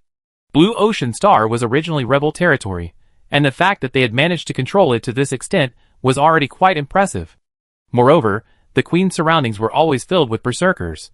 Even the most loyal guards could riot at any moment and stand against the Queen. This wasn't the capital star she had cultivated for 3 years, a place seemingly impregnable. It's all right. Tao Charan paused, building a strong mental defense for herself, before slowly saying, could you come a little closer? Closer. Closer. The cat, never before asked to do such a thing, was delighted by its master's summons, but also somewhat puzzled. He looked up, and the girl looked at him. Their eyes met, then simultaneously looked away. Dark shadows surrounded her eyes, and her expression betrayed her exhaustion. When she was half asleep, even her bright black pupils lacked light. Having just gotten out of bed, her usually straight black hair was disheveled, with a few strands sticking up mischievously across her smooth forehead. She looked both dazed and adorable. Bai Yu stopped crawling. He coughed. He should rest. Something was churning within him. His newly grown heart felt tingly and numb, more unbearable than when he had forcibly healed it. He wanted to grasp something, to tear something apart, to hold onto something, but in the end, he could only quietly fidget with his fingers, recalling the feeling of hooking his little finger with hers a few days ago. At this moment, he shouldn't continue to disturb her. If he continued, he couldn't guarantee he could still restrain himself. But the Queen clearly wasn't going to let him off the hook. In the instant, he tilted his head slightly. A slightly cool hand touched his head, slender fingers running through his short, dark hair to his scalp, sending a shiver down his spine. You'd done very well. Was this a reward? It must be. His already fuzzy mind began to spin. Bai Yu didn't dare touch her, only nuzzling her hand slightly with his head, like a kitten seeking affection. The Queen touched me. So happy. She had never praised anyone like this before. Thank you. Your Majesty. The sweet reward continued. Those somewhat clumsy hands gently combed through his hair, making the kitten feel like he was floating on clouds. His amber eyes narrowed, his bones felt soft from the touch, and he just wanted to collapse into a limp, cat-like mass at her feet. He had to brace himself with his hands to keep from losing his composure in front of the Queen. Bai Yu couldn't think straight. All he felt was rushing blood to his head. He couldn't fathom the meaning behind the Queen's actions. Unconsciously, he was drawn to kneel before her. His head was pressed against her chest, his nostrils filled with her sweet scent. Bai Yu finally couldn't resist, and hugged Tao Charan's legs. Queen, he murmured, nuzzling against her, unsure how to relieve the itch all over his body. The infamous god of death, renowned throughout the universe, shamelessly clung to her, exposing all his weaknesses to her without any defenses. Those hands were already pressing against his temples. Bai Yu's grip tightened slightly, but Tao Charan didn't notice. Queen. As the cold liquid was injected into his body, his cries gradually weakened. Just like when he was unconscious in prison, he was completely under Tao Charan's control, unable to resist. It was too easy.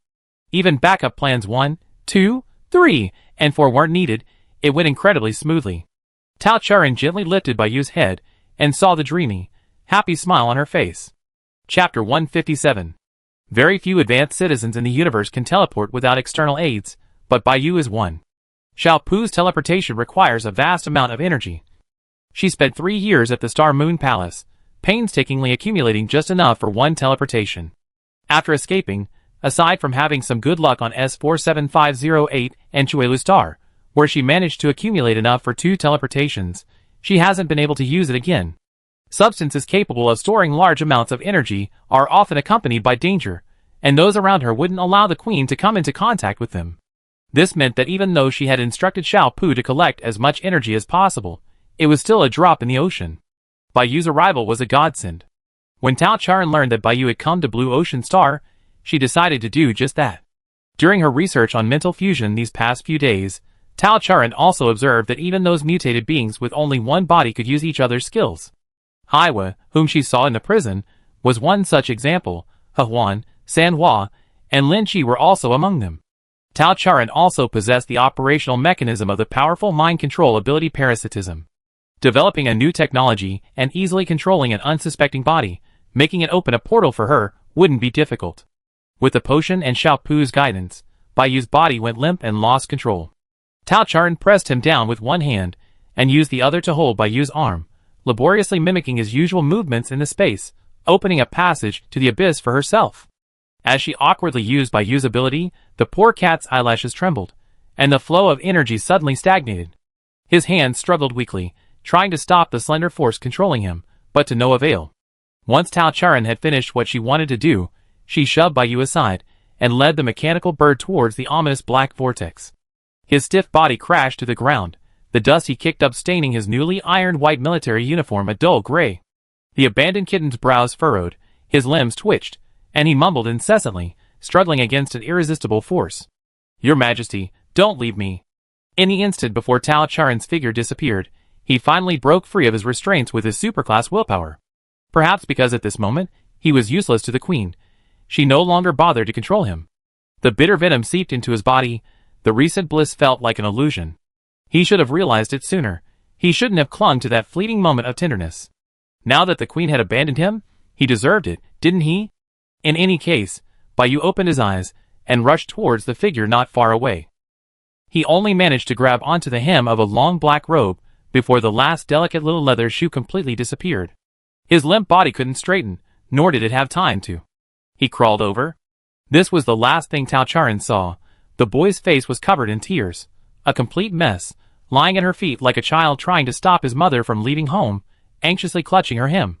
The premonition of becoming a stray cat again filled him with fear and despair. His amber hair, soaked with water, revealed an undisguised stubbornness. "Don't go." But it was too late. Having already foreseen her success, the girl gave a somewhat smug smile.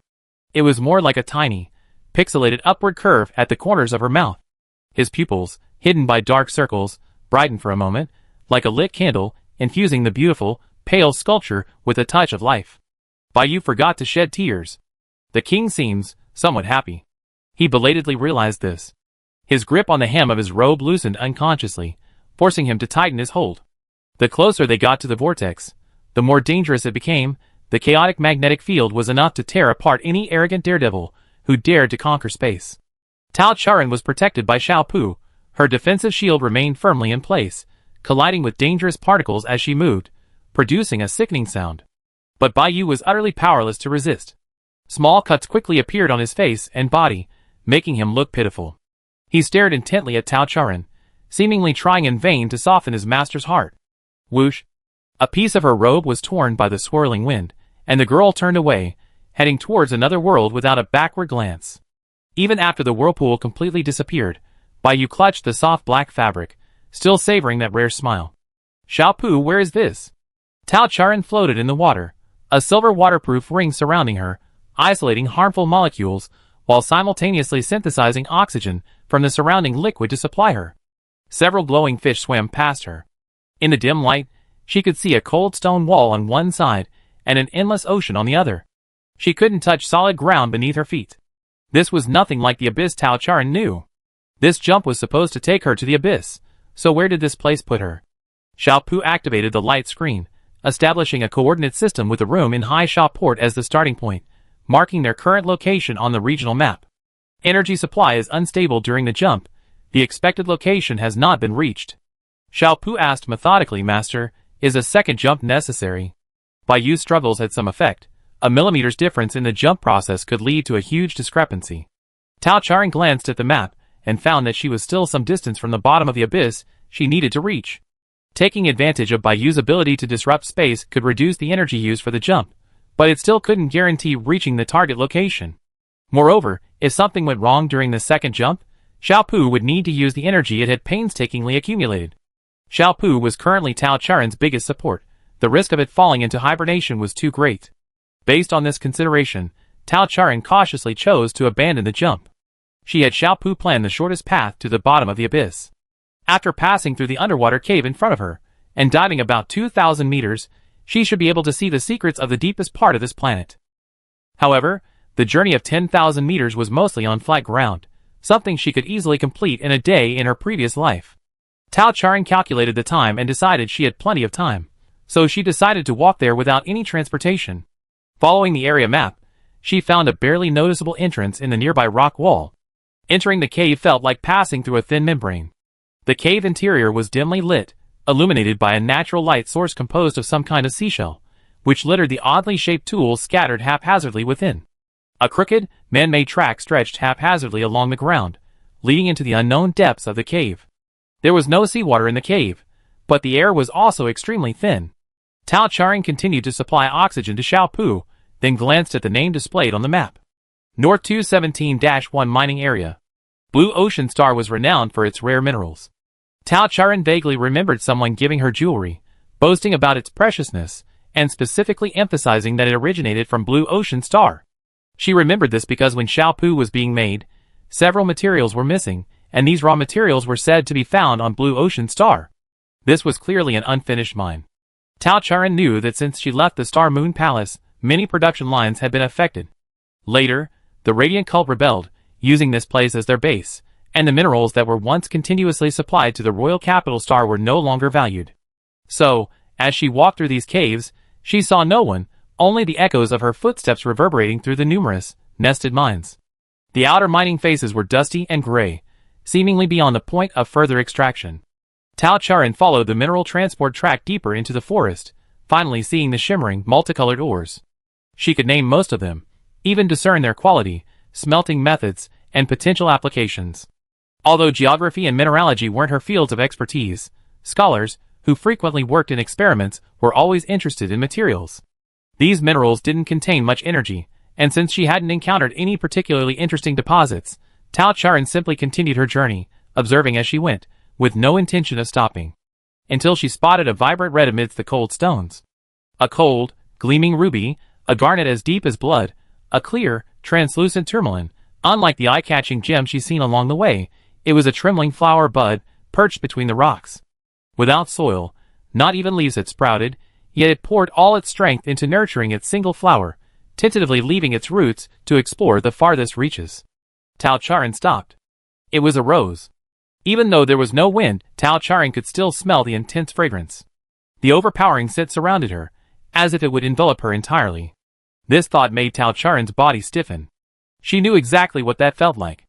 Often, the next second, the vines lurking beneath the ground would surge up, coiling around her limbs, her nose forced between layers of petals, and a tall, slender man would lean in from behind, deliberately letting his warm, fragrant breath brush against her ear. "My king, do you know which part of my body the flower is?" Tao Charen knew, of course, but she wished she didn't. Her breathing was controlled. The intense floral scent could make her faint. Only when her heart was about to stop from pounding with fear would the persistent man release her. "I didn't touch you. Don't be afraid." The petals lingered, as if trying to stain her pale cheeks red. She still remembered the way the man looked up at her, his two ruby-like eyes blinking pitifully, his beauty mark trembling like butterfly wings. "It's just that you've been ignoring me, and I'm so lonely. A flower that no one appreciates will wither. Look, because you haven't been looking at me, I become so haggard." Nonsense. The roses are clearly in full bloom, and he's dressed as if he's about to attend a banquet. Compared to him, she, this timid and often fearful queen, is like dry straw about to wither away. Chapter 158. Among the king's close attendants, Red Rose was undoubtedly the most troublesome. As the head of the Star Moon Palace, Blue Illusion, even if he wanted to get close to the queen, would still maintain some restraint. Xianluo, like her, was somewhat socially awkward. Being able to share a room with the queen was already a satisfaction. White Jade liked to act coquettishly, but he was often away on campaigns, and his time back at the Star Moon Palace was limited. Only Red Rose never shied away from his desire for the king. He always flaunted himself, trying to seduce her with his beauty, his only asset. Tao Charen couldn't remember how many things Red Rose had done that she found incomprehensible and unbearable, including, but not limited to, performing a striptease in front of her, climbing into bed half naked to insist on sleeping with her, and suddenly emerging from the hot spring to shower her with flower petals. Those petals were clearly plucked from his own body. Like a climbing rose that springs back to life with the spring breeze, resilient and unyielding, even if the queen's heart was as cold as ice and snow. Unlike her interactions with Lan Huan, Xianluo, Baiyu, and even Song He, Tao Charan, though utterly annoyed, couldn't completely reject Hong Chong's advances. Hong Chong was the only one among them who, even if he obtained her blood on time, would go berserk in her presence. Perhaps because of his mastery of mental manipulation, his own spirit was incredibly fragile, like a flower, no matter how strong and unyielding, still needing someone to cherish and love it, needing to feel a touch of warmth to continue growing. Tao Charan remembered witnessing him go berserk 3 times. The first time, when he was holding a flower branch in his mouth, his eyes darting around amidst lingering music, pulling open his thin veil with one hand, and throwing a richly fragrant silk shawl at her with the other, Tao Charan couldn't help but press the alarm.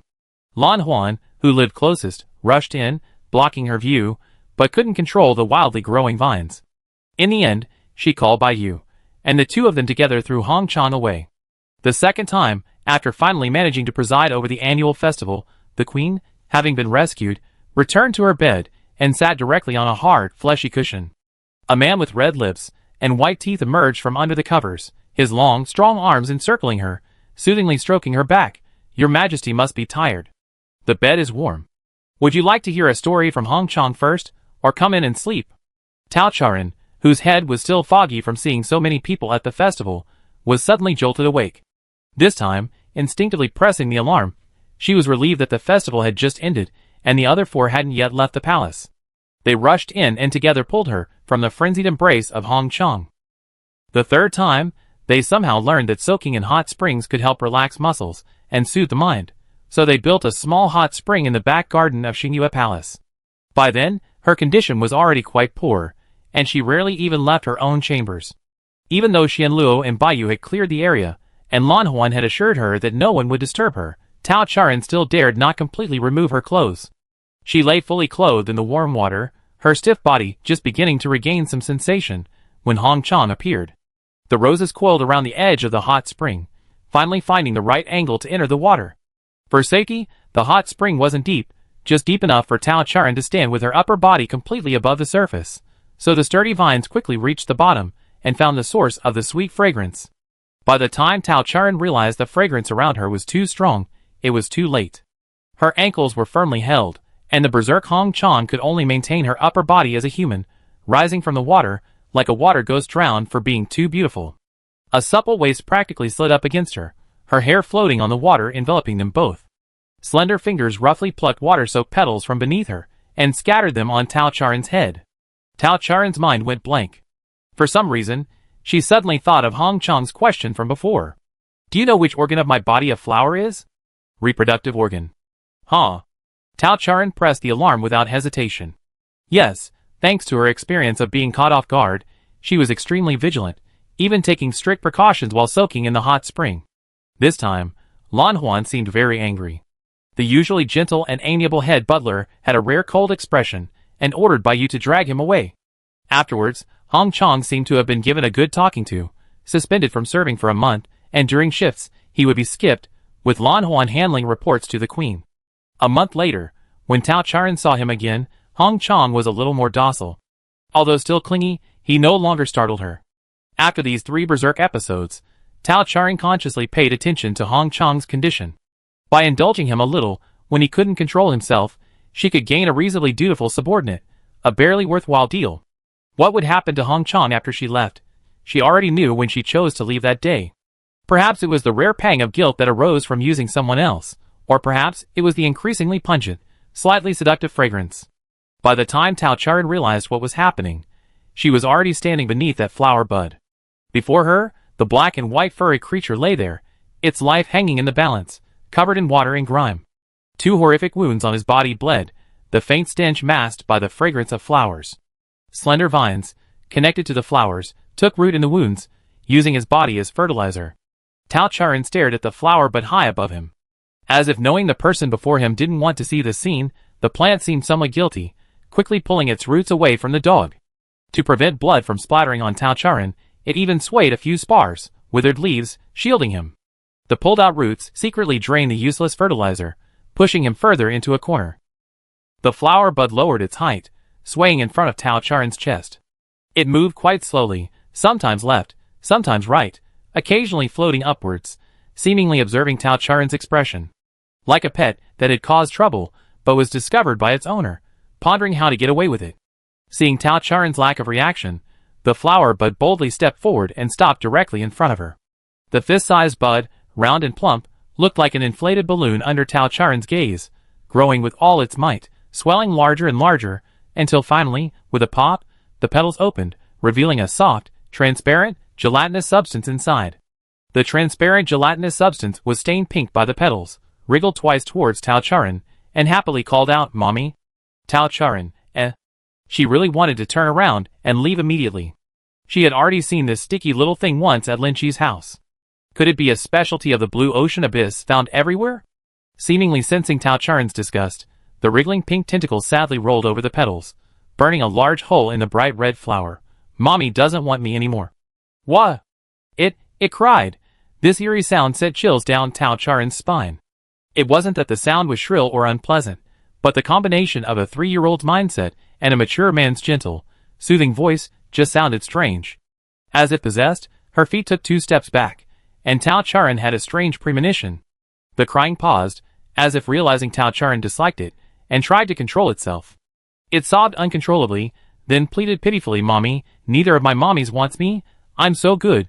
Daddy says I'm the best. Mommy, please don't leave me." The voice was soft, with a slight nasal tone. The last syllable carried a cautious, coaxing quality, overlapping with a certain voice she had heard in the mental world. Tao Charen rubbed her aching forehead. "You saw Hwan?" But it's ignoring me." Receiving a reply, the tentacle visibly brightened, immediately stopping its crying. It clung longingly to the edge of the flower, pressing down on the bud, which was supported only by a single vine, causing it to sway precariously, leaning infinitely towards Tao Charen. "Mommy, Mommy smells better. Mommy, let me touch you." "Thank you, Mommy doesn't want to touch you." Tao Charen mentally complained, belatedly realizing she had inexplicably and smoothly assumed the role of Mommy. This is a scam, definitely a scam. Where is Hwan now? Mommy, hug me, I take Mommy to find it." A tentacle extended a pointed tip, like a hand reaching out for a mother's hand. Tao Charen turned to leave. "Mommy, wait for me." The tentacles panicked, vines descending to the ground, and the boneless mollusk wriggled rapidly. "Mommy, don't abandon me. I take Mommy. Don't call me Mommy." "Okay, Mommy. Take him with you." Worrying about the name was pointless. Tao Charen pretended not to hear and pointed to the husky hidden in a corner by the plants. Yes, although the creature was badly injured and mangled, Tao Charen still recognized it with her scholarly keen eyesight. A black and white husky, barely still breathing. After all, it was a former colleague. Although she disliked the husky's lack of boundaries, Tao Charen acknowledged its research abilities. With the thought that it might be useful later, Tao Charen decided to help it. "No problem, Mommy." The obedient child, feeling acknowledged by his mother, became more lively, immediately using vines to tie the husky up tightly, making him follow at a distance, showing that he was very obedient and useful. This small animal, lacking in intelligence, perhaps more accurately described as a part of some enormous creature, possessed an exceptionally strong learning ability. It led the way, quickly adjusting its speed according to Tao Charen's pace, maintaining a distance that Tao Charen could easily keep up with. Furthermore, it could discern Tao Charen's likes and dislikes from her reactions, adjusting its own behavior accordingly. It was as meticulous as a personalized AI tailored specifically for her. For instance, perhaps inspired by Tao Charen's request to bring the husky along, when a similarly bloody cat came into view, Tao Charen, who had been intently watching the area map, finally understood why he had taken a longer route. Chapter 159. Because of her unexpected encounter with her half-dead colleague, Tao Charen had Xiaopu activate biological detection on top of the existing danger warning, and mark the corresponding locations on the map. This meant that even without the little monster constantly calling her Mommy leading the way, she could actually find Hwan. Sanhua's location was roughly halfway between Hwan and Era, but not on the straight line connecting the two. The tentacles slid a short distance on the wet ground before Xiaopu indicated a deviation. Tao Charen opened her mouth to speak, but her inexplicable social anxiety prevented her from uttering a sound. In short, the second one found was Sanhua. The cat had already been beaten by Hwan, and Tao Charon had treated its wounds before, but now its once proud tail was completely severed, its gray fur dyed red, and it lay discarded like trash. Its body was covered in even more horrific wounds, as if it had suffered inhumane abuse after being separated from her. Just like the husky's fate, its mutilated body was used as a flower pot, into which a rose bush was planted. The bud here was larger than the one Tao Charon had seen with the husky, and the petals were slightly open, vaguely revealing the wriggling tentacles within. Upon seeing Tao Charon, the flower came to her and bloomed fully with a pop. Tao Charon didn't want to see another mother repeating herself, her restless gaze falling downwards. The instant the flower bloomed, she clearly saw the 3 flowers on the ground twitch. She thought she was about to be entangled by new tentacles again, but fortunately, the leading tentacle, dissatisfied with the 3 flowers' tentacles occupying its mother's attention, quickly engaged in a fight. The 2 fist-sized, unidentified gelatinous entities fought fiercely, each using a suction cup to strike the other head but almost merging together. This gave Tao Charon some breathing room, a truly fortunate turn of events. The roses on Sanhua's body were also attacked by Tao Charon's gaze, and quickly detached from him. 2 withered vines formed a circle, inside which were the bloodied and disheveled cats and dogs. But Tao Charon knew their lives were not in danger. Xiaopu provided a preliminary medical report, which showed that the 2 had fused with over 100 different biological genes. Among these were some species with extremely strong self-healing abilities. Having evolved to this point, the accumulation of the M gene had reached a terrifying level. Under its influence, not only would a severed tail grow back, but even if only an organ remained, there was still a possibility of regeneration. But this was not the pinnacle of evolution. Tao Charon had witnessed far more terrifying monsters, and even now, she found it hard to believe that she had ever created such a war machine. But unlike in her previous life, she had also developed a remote control for the machine back then. While not absolutely safe, it at least ensured that the machine wouldn't malfunction. Now, until the complete anti-berserk potion is created, she can only watch things get worse, and even forcing herself to do things she doesn't like is futile. Tao Charon had Xiaopu apply some simple medicine to Era and Sanhua, and the tentacles also determined a winner. The later tentacle chewed laboriously, swallowed the tentacle that had led the way, and let out a satisfied burp. "Mommy!" The tentacle, whose body had swelled up, seemed to have become much smarter, and asked her considerately, "Mommy, are you tired? Do you want to rest?" As she said this, the bare vines, their petals withered, bound the cats and dogs together again, and obediently retreated to the side. The evolved tentacles had gained significantly more control over the roses. Previously, the rose vines would approach Tao Charon when she wasn't looking, but now they dared not act rashly.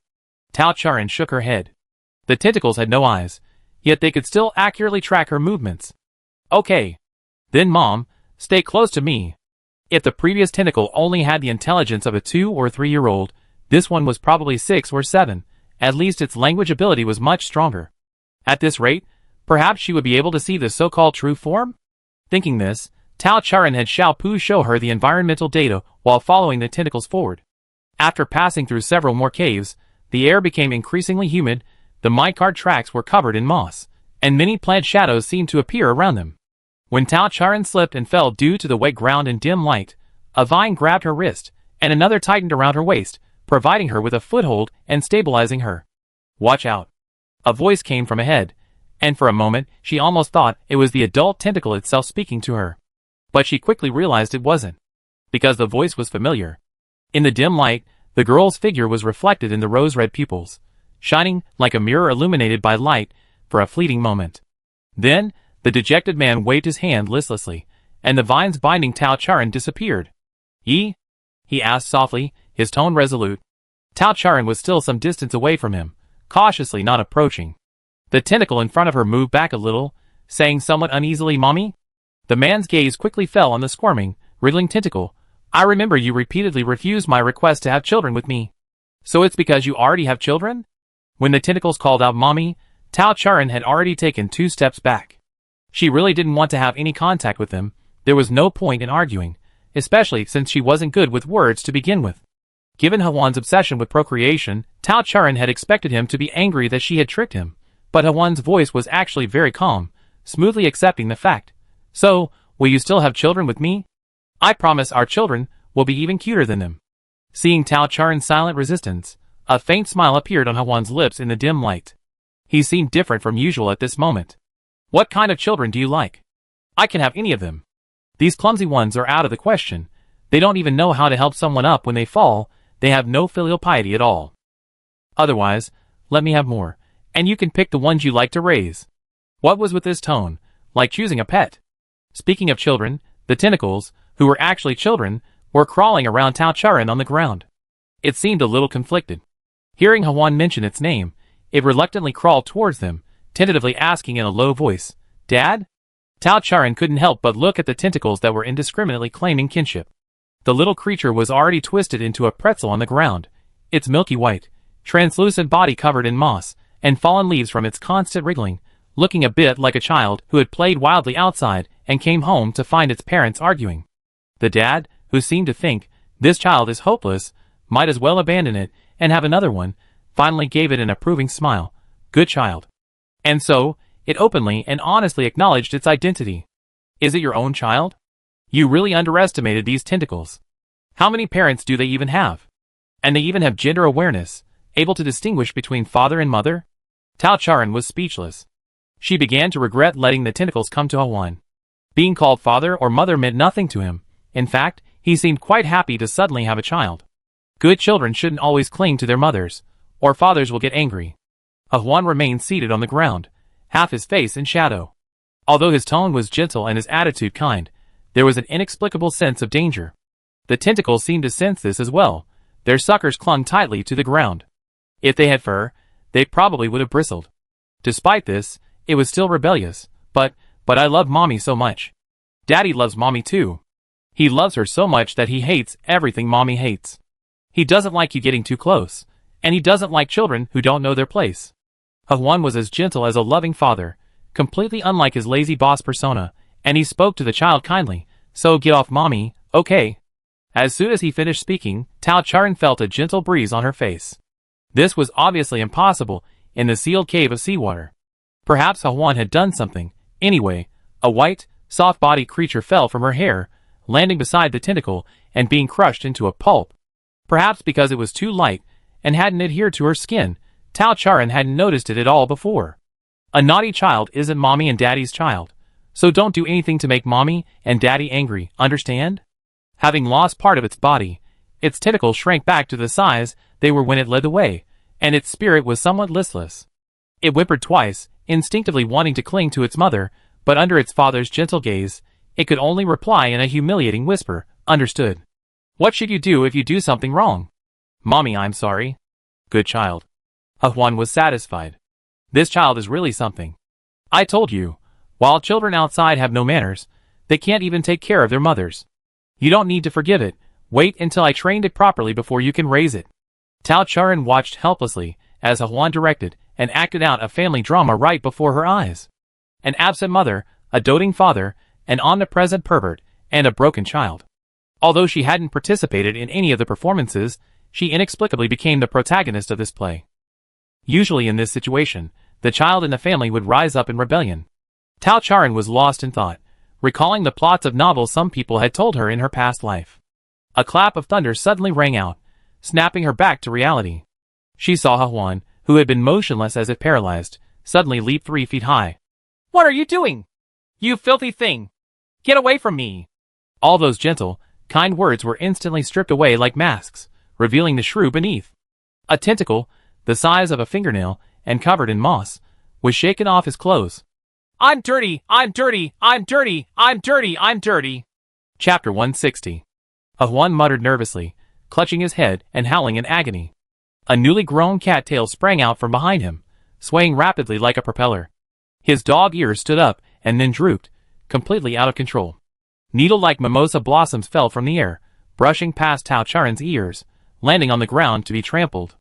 In the chaos, Hwan's frantic gaze met Tao Charan's. Pink and silver flashed alternately, the pain in his eyes was obvious, and his body went limp, and he collapsed. Hwan looked thin, but he was still a grown man. With a thud, the damp, empty cave shook. The rose vine pulled Tao Charan back, its leaves lifting to keep a speck of dust off Tao Charan's shiny little leather shoes. "Mommy, Daddy's gone." The tentacle wriggled happily, extending a row of suckers to cling to Tao Charan's shoes, feigning concern. "Daddy was so awful. He didn't stay with Mommy for long. Unlike me, I always be by Mommy's side. Mommy wanted to find Huan, and I found her. Does Mommy have any wishes? I help Mommy fulfill them. The tentacle kept calling her Mommy, completely ignoring the daddy, who had lost the battle for her affections. Tao Charan looked at her former boss and her two colleagues, a cat and a dog, lying unconscious on the ground, 3 rose vines guarding them, subtly surrounding them like prisoners. 3 rose vines. Tao Charan clearly remembered that there were only 2 when she found the cat and dog. She hadn't seen any other rose vines around Huan. But after Huan fell unconscious, it appeared out of nowhere, its flower buds, even larger than Sanhua's, shaking their heads, their crimson color looking as if they were about to burst.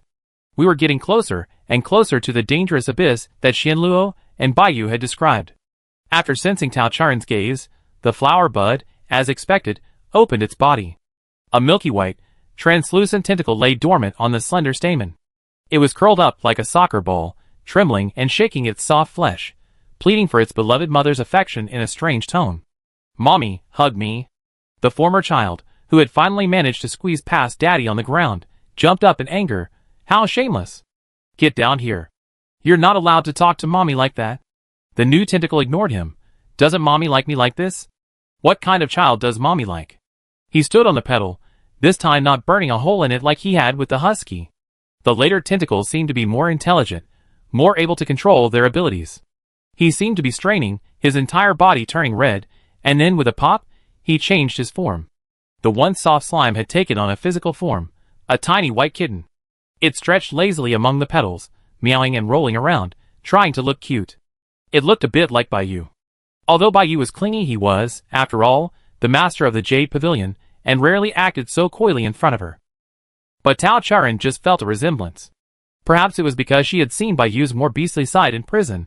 For a fleeting moment, she thought that Baiyu might do the same. Tao Charan's brief lapse in attention was noticed by the tentacles. The cat, who had been secretly observing, sadly drooped its lips, thinking she didn't like this appearance. So it changed again. This time, it was a small, exquisite mechanical bird. To be honest, expecting shapeless tentacles to mimic cold, mechanical products is a bit of a stretch. While one can see an effort to imitate the endearing clumsiness of machinery, the result is a complete farce, utterly absurd and unconvincing. Meanwhile, Xiaopu flew onto Tao Charan's shoulder. Its diamond-like eyes reflected a crimson hue, like a peculiar warning. It stared at the tentacles, a lifeless object obeying human commands, yet it instilled an extreme sense of danger in them. This was far more terrifying than his 2 fathers. He could outwardly defy his fathers, but faced with his current, transformed form, he felt no thought of resistance. His thoughts seemed to freeze, his entire body screaming for escape. Stay away from her. Don't come near. Don't imitate. Don't take his place. Only when the camera in Xiaopu's eyes shifted its perspective, the soft, bouncy ball of a tentacle finally regained control of its body and mind, trembling. The mechanical bird, showing no outward signs of abnormality, nuzzled its master's cheek before obediently flying back into the alternate dimension. This wasn't the first time Xiaopu had disobeyed Tao Charan's orders. It shouldn't have appeared unless its master called it. However, countless inspections showed nothing wrong. Tao Charan trusted her judgment, but couldn't pinpoint the problem. Meanwhile, at her feet, the little tentacle, watching its impending loss of favor, gloated. Serves you right for acting on your own. Mommy doesn't like those useless things. They couldn't even protect Mommy, causing her injury and sadness. Imitating them is incredibly stupid. Something about those words sounded off. But before Tao Charan could delve deeper, the tentacle, mocked by its rival, sprang to life again. It persevered, undeterred by 2 consecutive failures, and this time it appeared differently. A doll-like little girl sat nestled among the petals, her clear, dark eyes filled with a hint of childlike affection, as petite as Thumbelina from a fairy tale. A large pink bow adorned her wavy black hair, paired with a pale pink lace-trimmed princess dress and patent leather Mary Jane shoes. She was exquisitely dressed and adorable, appearing only 4 or 5 years old, yet already possessing the potential to become a world-renowned beauty. Mommy. Tao Charan stood before the roses, meeting the little girl's gaze. Their faces, 8 parts alike, were expressionless on one side, feigning innocence on the other. Fortunately, the tentacle's voice remained unchanged. The deep, adult male voice, carrying an unspoken warmth, shattered the beautiful illusion of flowers and a young girl before him. Doesn't Mom like me like this? In Mom's heart, this is how her child should look. The little girl tilted her head, somewhat confused. Her carefully styled curls swayed, then fell back onto her shoulders. This hairstyle, this clothing, along with many things from her past life, had faded into oblivion. Since her parents passed away, she was adopted by her uncle, and had very few close relatives. Even the maids in the house seemed afraid of her. No one would help her manage her troublesome long hair anymore, and no one would enjoy dress-up games like her mother, treating her like a doll, changing her clothes 3 or 4 times a day. The face before her was both strange and familiar. Memories of the previous era flooded back, and Tao Charan finally realized something was amiss. Her childhood appearance shouldn't be known to the citizens of today. Bai Yu and Xiao Pu had been dutiful in this life. Whether they objectively succeeded in protecting her was another matter, but she had never been hurt or saddened because of them. What they were talking about might be from a past life. How could they have memories from millions of years ago? And who owned those memories? Was it her? Tao Charan recalled Lan Huan's lullaby and felt that this situation was probably not an isolated case. Was this just a small-scale occurrence? Or did everyone actually possess memories? Then why hadn't anyone mentioned it to her before? Tao Charan's thoughts drifted away again. The tentacle on the ground, which had failed to attract its mother's attention, couldn't help but spring up, trying to bring itself to its mother's face. Oh dear, you're so clumsy. Mom hasn't seen any other children either, but Mom was so cute when she was little. No. I'm going to tell Dad, you imposter. Because its body was only about half a fist size, even when it sprang up, it only reached a few centimeters high, and the chubby little thing quickly landed on the ground, panting and spouting threats. Mom, don't look at him. He's very disobedient. Mom said she doesn't like disobedient children. Unlike him, Mom told me to find Huan, so I'm going to find Huan. I'm the most obedient. The little girl on the pedal opened her arms, ignoring the squeaking of the other tentacle below, only looking expectantly at Tao Charan with her bright black eyes, using the cutest gesture he could understand to ask for a hug. Tao Charan remained unmoved. A misty haze settled over the little girl's eyes. Her overly vivid expression made her seem even less like Tao Charan. Realizing she could never gain any affection from Tao Charan, the angelic-looking girl kicked and thrashed in midair, her hands tearing at the delicate petals beneath her, revealing her mischievous nature.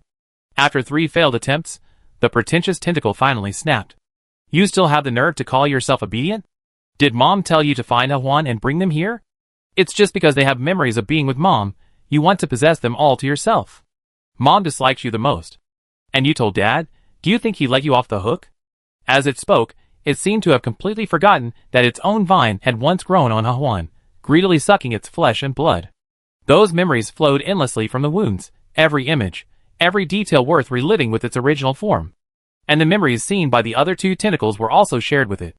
The young girl worked expressionlessly, dodging the husky's pursuit with slight annoyance, momentarily stunned and bewildered when asked to bear children. The owner of those memories weakly resisted, while the greedy glutton only wanted to drain them dry, to gain the pleasure of satiation. But it wasn't enough, never enough.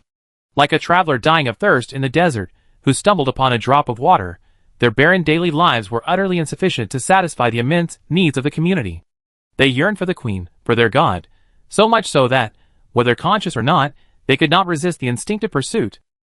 An individual's longing flows gently like a stream, still able to control its course.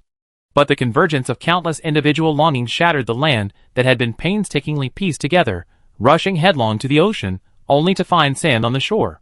The ocean never existed. The little girl leaped from the petals, her human form fading, transforming into a puddle of transparent slime, tearing at the tentacles on the ground. They both possessed an aura of devouring each other, ruthlessly employing the most vicious methods. Just as only one among countless consciousnesses can control the body, a rare drop of water can only quench the thirst of one. Berserk mode is always madness born of despair, a revelry within a mirage. The 2 tiny creatures moved so fast they were almost imperceptible to the naked eye, and Tao Charan inexplicably sensed a bloodthirstiness and frenzy emanating from them, a quality usually reserved for ordinary citizens. Chapter 161. The 2 tentacles clashed, using their suction cups as fists, their soft bodies battered and grotesque. Perhaps this is how the world is, using fighting as a way of greeting. After all, Bai Yu and the others often did the same back in the Star Moon Palace. Tao Charan thought optimistically. She decided to simply forget what had just happened. The cat, the mechanical bird, and her younger self, though seemingly unrelated, Tao Charan remembered them, even recreating parts of them in this life, a rare instance of caring. The tentacles noticed this. Perhaps their father would use this, perhaps not. But it wasn't a good thing. Tao Charan mentally prepared herself to break up the fight. She planned to have one tentacle stay behind to look after the trio of superiors and colleagues, while the other tentacle took her to the bottom of the abyss. The two tentacles each had their assigned tasks, the division of labor clear and efficient. What if the tentacles disobeyed? She just repeat, I don't like disobedient children. Tao Charan pondered deeply, but plans often go awry. While she was thinking, the two tentacles had already intertwined and struck the rose vines, rolling over to the cats and dogs before simultaneously ricocheting off in opposite directions. What's all the noise about? Get out of the way. The hands were stained with red blood from wounds, waving like a rain of blood. The two little creatures nimbly dodged through the damp blood mist, shrieking as they dodged. The man, too lazy to even open his eyes, frowned in disgust, yawning as he withdrew his hand. What the hell? He wiped the dirt from his hands onto the fur of the husky and calico, then rubbed his throbbing head.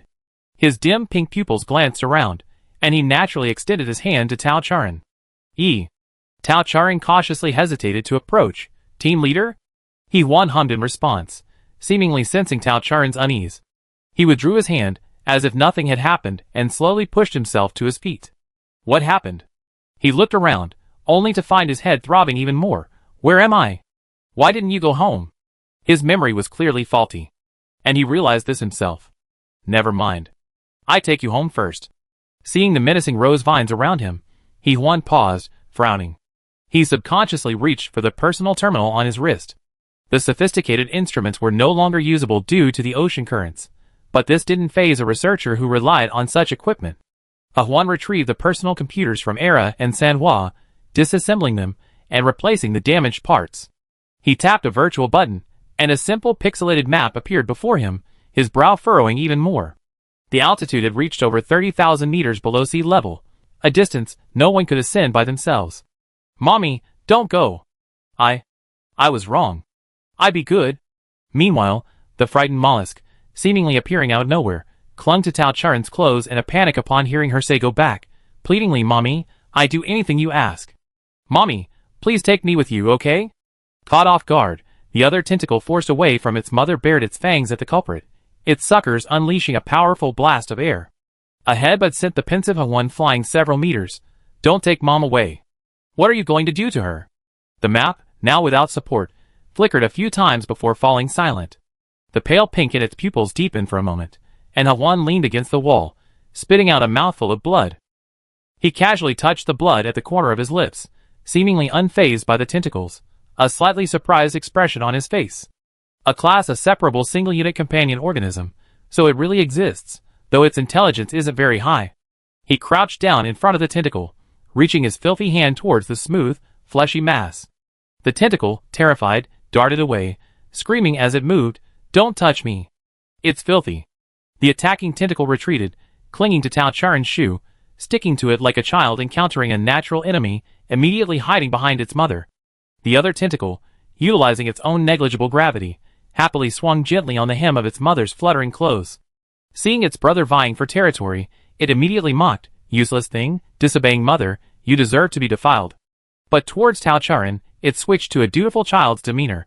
Mother, I be obedient. Mother can use me as you please. I absolutely won't do anything you forbid me from doing, even if it means recognizing another father, as long as mother is happy. This obsessive infatuation, almost instinctive, drove each separated individual like a moth drawn to a flame, craving the queen's favor. The cunning tentacles dared not utter the word home, instead beating around the bush, even attempting to steer the threat to their side by feigning kinship. Mommy doesn't want to leave, right? Daddy won't force her to leave, otherwise Mommy won't like Daddy anymore. Juan, having failed to ambush them once or twice, wasn't annoyed. Knowing they couldn't return to land anytime soon, he wasn't in a hurry. He watched the two little monsters' strange behavior with interest, observing these creatures he had only heard of from rumors. Mommy? Daddy? These are your children? Is it because you already have children that you don't want to have any with me? He deliberately distorted the truth, asking with feigned pitifulness.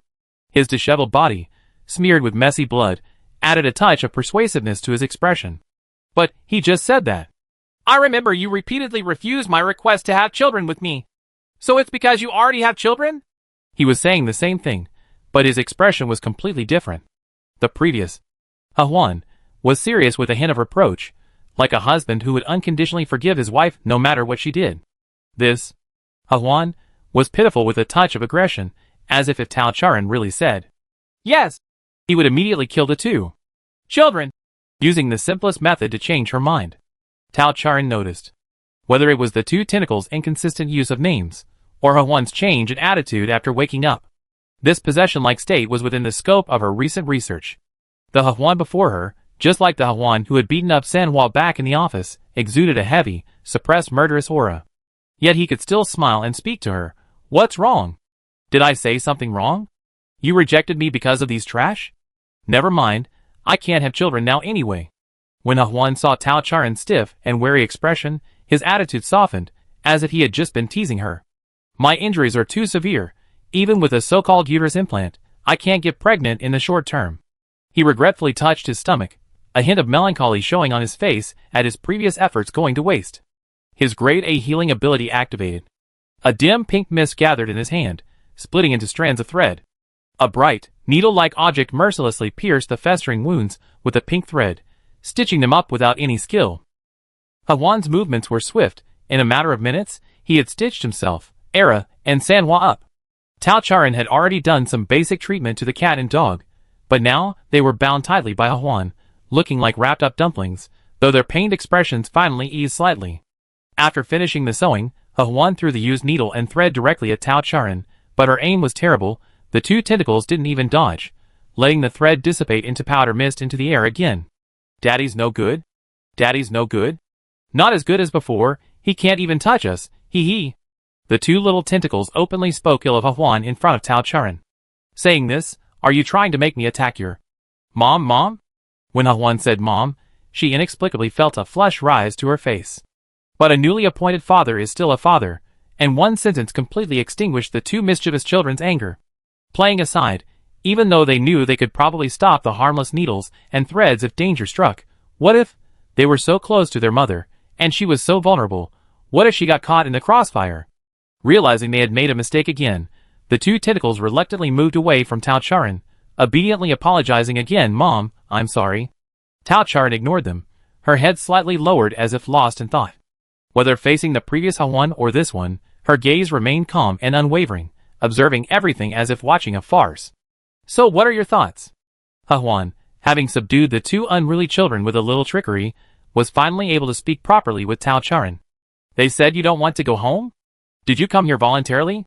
From the moment Tao Charan resisted taking her hand, Hwan stopped trying to approach her. But her gaze remained fixed on her, just as it was on every citizen who approached her. Tao Charan nodded. It wasn't a secret she couldn't tell. Now, there's no going back, she said softly, her soft, timid voice echoing in the empty mind, leaping among the colorful or carrying for who knows how far.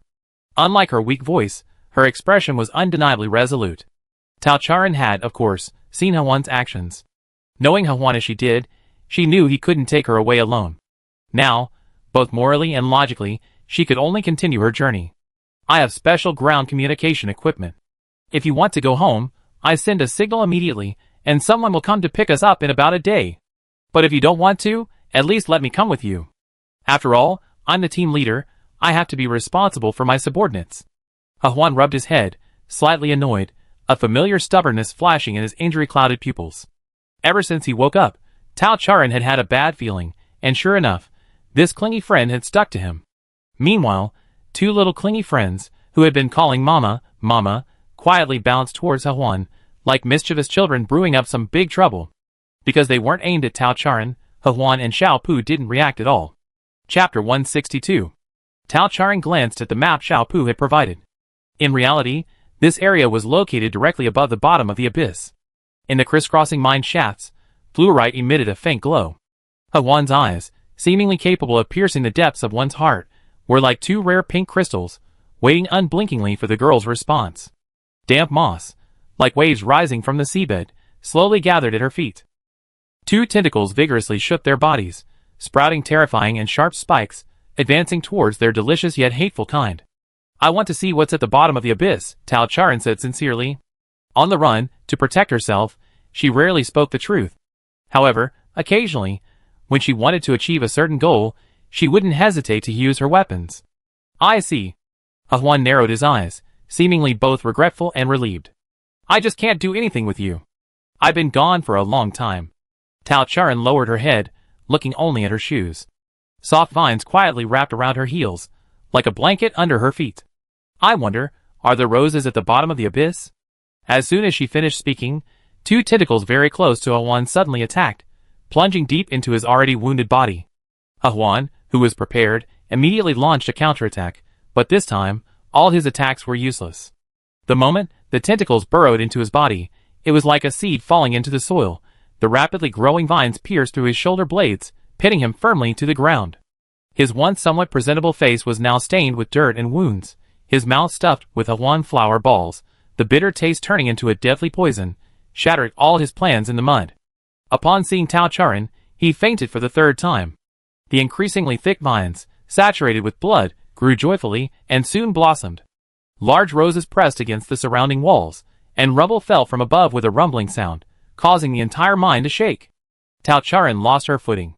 Lil Pooh's beak caught the hem of her clothing, and faster than Lil Pooh, crimson petals enveloped her. Despite being a delicate plant, it possessed an astonishingly hard shell. The falling ore was steadily deflected, without affecting Tao Charan in the slightest. A large hole had been dug into the ground by the vines. The petals, like a small boat, carried Tao Charan down through the hole in the ground. In the pitch-black seabed, only this small boat emitted a shimmering light, truly like a fallen petal drifting from a branch, swaying gently as it carried her to the bottom of the abyss. An endless expanse of red. As Tao Charan stood firm on the seabed, the petal boat, as if having completed its mission, vanished into the water. In its place, centered on where she stood, the tide spread out like a flowing skirt, and the cool, clear light finally reached the earth's core, illuminating the lifeless roses. The slumbering sea of roses awoke. The withered vines retracted their thorns, and each bud burst into its most vibrant color. The slightly open stamens greedily inhaled the nostalgic fragrance, and burning nectar fell into the dark sea, igniting the entire ocean. The florals had mingled with a faint woody aroma, spreading with the rippling waves. My king has found you. The massive body shifted uncomfortably, then quickly fell silent again. The sounds within her body were clearly surging, yet only soft murmurs escaped her lips. An uncontrollable joy echoed cautiously in the seawater, as if afraid of startling someone. Even without Xiao Pu's vision, Tao Charan could see everything clearly. Layer upon layer of roses, each uniquely shaped, eagerly rose to face her, only to be overwhelmed by the blossoms that followed. The sea of flowers rose and fell like the tides, silently and endlessly chasing the moonlight, clinging to beauty that wasn't theirs with an almost instinctive stubbornness. But no flower could truly approach her. In the center of the sea of flowers, not far away, a beautiful woman smiled as she watched her. Seeing that her emotions had calmed down, and she no longer showed any sign of fright, she stretched out her arms, making a hugging gesture. Ran, come over here. Her gentle tone was so familiar. Even her movements seemed copied from her memory. Tao Charan stared blankly at that face with its breathtaking beauty, knowing she shouldn't hesitate, yet she couldn't help but momentarily fall into the carefully crafted dream. Ran, come over to mommy. She emphasized her words, leaning slightly towards Tao Charan. Long, jet-black hair obscured her star-like eyes, and a captivating smile, unchanging, graced her face, which bore a striking resemblance to Tao Charan. With a sway of her graceful waist, her wide skirt rippled with alluring waves, revealing ankles that blended seamlessly with the vines beneath. Tao Charan took a step back. The alluring smile faded. She withdrew her arm.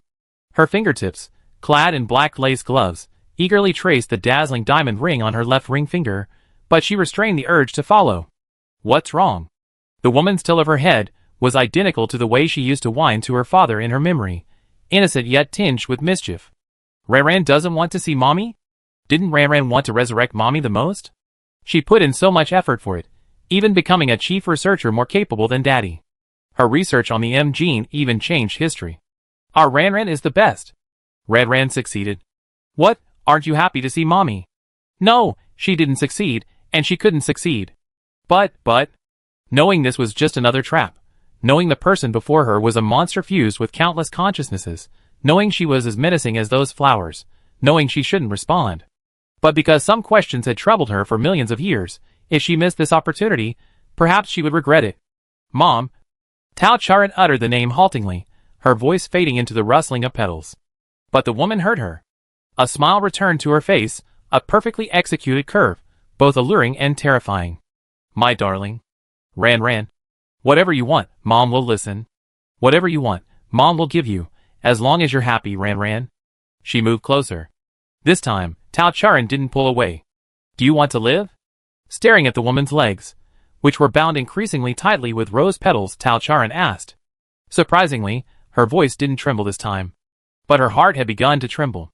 She had pondered the answer to this question countless times, just like the citizens of the universe today, even when certain, they deceived themselves by ignoring it. Ah? Seemingly never having heard Tao Charan ask such a question, the woman paused in her tracks. Do I want to live? She visibly wavered. I want to live. No, Ran. Does Ran want me to live? Oh, Ran must want me to, so I want to live. Tao Charan closed her eyes. She shouldn't have held on to hope. Knowing full well that they couldn't possibly merge the consciousness of millions of years ago, the chance was less than 1 in a billion. She still wanted to try. She didn't know her mother's true thoughts. Therefore, her memories weren't her mother's memories, nor did they come from Tao Charan herself. In this world, who still remembers things from millions of years ago? I want to live. Otherwise, all of Ran's efforts will have been in vain. Ran is my most precious treasure, Mommy loves. As the woman's voice rang in her ears, Xiaopu was already poised to strike. When she uttered the last word, Tao Charan finally couldn't bear it any longer, screaming and shoving Xiaopu away before she could act. She rarely had such an intense emotional moment. Her angry and desperate scream sent shivers down the spine of the entire abyss. The flowers stopped blooming, the seawater ceased flowing, and a sense of helpless despair and sorrow spread, like a contagious disease from the queen. Tao Charan crouched down, burying her face in her arms. She knew she lacked reason now, partly because Red Rose had activated her abilities. Mental attacks always strike at the most vulnerable parts of the heart. Even a supergrade A cultivator needs time to break through the Red Rose's domain, let alone someone with only mortal flesh like herself. But she felt incredibly exhausted. Whether it was the 3 years she spent imprisoned in the Star Moon Palace, or the various encounters she faced on her escape after leaving the palace, she seemed to be constantly running herself ragged, constantly pushing herself. The research progress was indeed advancing, but was it truly useful? In her past life, she was just as confident, treating the research on the M gene as her lifeline, or rather, back then she simply couldn't think of anything else, and then what? What was the outcome? Was she going to repeat the same mistakes this time? She felt as if she had returned to some kind of vicious cycle. Her obsession with resurrection in her past life, her escape from the Star Moon Palace to resolve her berserk state, her decision to retreat to a secluded place where no one knew her until the end of time, all of it was nothing but a mirage in the desert. Something got tangled in her finger. Tao Charan tried to shake it off, but couldn't, so she gave up. Perhaps it was because crouching down brought her closer to the ground, but the woody scent suddenly became more intense than the floral fragrance. The cool, pine scent lingered in her nostrils, slightly clearing her troubled mind. A gentle current brushed across her forehead, washing away the tears welling in her eyes. The mechanical bird quietly landed on her shoulder, clumsily rubbing its cold body against the girl's cheek. When Tao Charan finally composed herself and looked up, she found herself alone. The beautiful figure who called herself mother had vanished like a mirage, leaving no trace. In its place stood a monster composed of clusters of roses, each flower seemingly alive, breathing slowly and heavily, its ominous red light flickering. The seemingly endless, perfect floral carpet at the bottom of the abyss had been torn apart, and a disgusting boil loomed over her, its shadow looking down upon her. Chapter 163. Long time no see. The monster spoke, but it was no longer the sweet and alluring voice of Mom. His voice was hoarse, yet strangely familiar. You found this place, wanting to join us? I gave you a choice before. Now, have you thought it through? His body was 5 times the height of Tao Charan. As he bent down, petals and leaves rustled down, briefly touching Tao Charan's skin with the rushing water. Come here, and you will feel happiness. He opened his mouth. A flower path, like a tongue, extended from his mouth, which was entwined with branches and tentacles, landing at Tao Charan's feet. Come, come! Whether it's painful memories or unfulfilled desires, they will be satisfied. We all love you, and even if you don't love us, it doesn't matter, as long as... The flower bridge trembled, like a silent urging. The rich fragrance of roses surrounded them, and the image of their mother appeared on the other side of the flower bridge. She sat inside the monster's mouth, smiling at her. Ran, come to Mommy? Exhaustion and endless weariness overwhelmed Tao Charan like a tidal wave from an abyss. She almost didn't have the strength to lift her feet. Hiwa, or Zhongwen? She asked tentatively. You still remember me. My honor. The monster lowered its body even further, and the illusory figure of the mother seemed somewhat stunned. Can you still control your bodies now? Yes. Countless consciousnesses reside within one body. If there truly were a so-called main consciousness, then it wouldn't have become a situation of one monster and one mother, and those flowers wouldn't have pushed and shoved each other towards her, only to have their nutrients absorbed by jealous newcomers, withering into mud before even reaching her. You want to eat me? At this question, the monster visibly wavered. No, that's right, no, must. Multiple voices mingled together. Clearly, even at the last moment, they hadn't reached a consensus on how to treat her. As the monster's head swayed left and right, almost hitting Tao Charan, Mother's expression changed.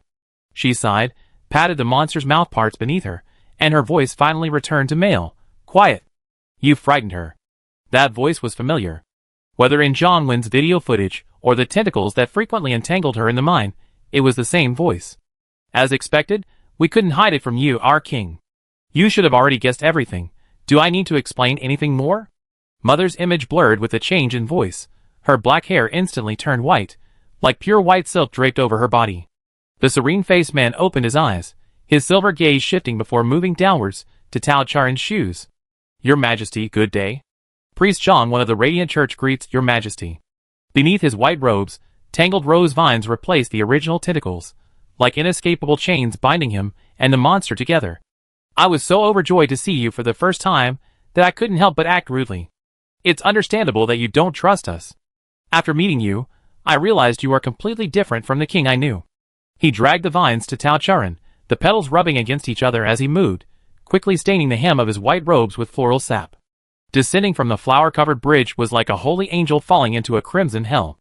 Zhongwen was still a head taller than Tao Charan. He knelt down, never looking directly into her eyes. I heard you left the Star Moon Palace. At first, I, along with the other lords, led the followers to search for you throughout the universe. Later, learning you went to Chuasen Star, I followed you, but you were kidnapped by sinners. I only managed to catch a glimpse of your image. I think if a Super A level could satisfy you, you wouldn't have needed to leave the Star Moon Palace. If I could become a species even more perfect than a Super A level, perhaps I could serve by your side. He concealed some facts that Tao Charan already knew. Just as Lin Chi said, the Queen showed great interest in level advancement in the laboratory on the abandoned asteroid S47508. This was probably the real key reason driving Zhongwen's change. I originally wanted you to witness my transformation. But Chulu and Chansifan were pressing too hard, and the opportunity was fleeting, so I had to take matters into my own hands and complete the fusion. Initially, I only experimented on lower-ranking citizens, but gradually, some higher-ranking citizens willingly allowed me to consume them, yet their consciousness didn't disappear. I don't know if this is what you're looking for, but the more fusions I perform, the clearer some images become. He still avoided the main point. Even at this point, the deep-seated flaws within his genes and bloodline were still at play. He had forcibly fused with Hongqiang to increase his level, then used Hongqiang's abilities to gain the trust of others, exploiting their desire to follow the queen, which was how he had achieved his current position. All are one.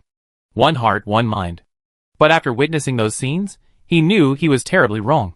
My king, it's not that we want to devour you. But this is the only thing we can do for you. Without you, we are nothing but a rabble, but as long as you share a body with us, our will and abilities will be at your disposal. I assure you, none of us will defy you. You can do whatever you want. Even outside the Star Moon Palace, we can protect you. The pain you feel will be divided into countless parts, and we will share it with you. As Zhang Wen spoke, the monster behind him growled. Different voices intertwined, echoing in the endless space of the abyss, long and mournful, like an agreement. Come, my king, come to us. There may not be eternal happiness here, but there will be no more loneliness. We will be with you until the world is destroyed. Zhang Wen opened his arms once more. Unlike his rigid imitation as a mother, his expression now was focused and solemn, like a saint about to be thrown into a sea of fire to sacrifice himself. Tao Charan looked around, and all she could see were vibrant red flowers. They seemed frozen in time, yet like sunflowers, they faced the moonlight. Each flower was a swallowed consciousness. They had all been independent individuals, but because they believed the lie that sacrifice could save the queen, they were bound in a dark, lightless abyss. They were waiting for her to make a choice. This moment, just like every moment she faced danger. Even though the opposing force was overwhelming, capable of fulfilling their desires through force. Not a single flower bared its fangs. Even if they were monsters, madmen, devoid of consciousness, no one would harm the queen. They were merely pleading. Ever since learning about the body worshippers, everyone had told her how dangerous they were. Tao Charan had imagined encountering the body worshippers, but none had been quite like this. Perhaps, merging into one wasn't such a bad idea. Tao Charan's reason screamed at her not to trust these monsters, but another, untimely thought surfaced. Having studied consciousness fusion for months, she knew these monsters weren't lying. If she joined, all the previous power struggles and rejection would cease. They would be like her split personalities, protecting her at all costs, bearing all her burdens. And she could simply do what she loved. This was what she had always dreamed of. Attending those tedious banquets, unable to deal with those relatives with ulterior motives, being forced upon herself again and again as an unwanted experimental subject and assistant, facing her increasingly strange uncle, and, in those moments, she always wished another version of herself could take on all of this.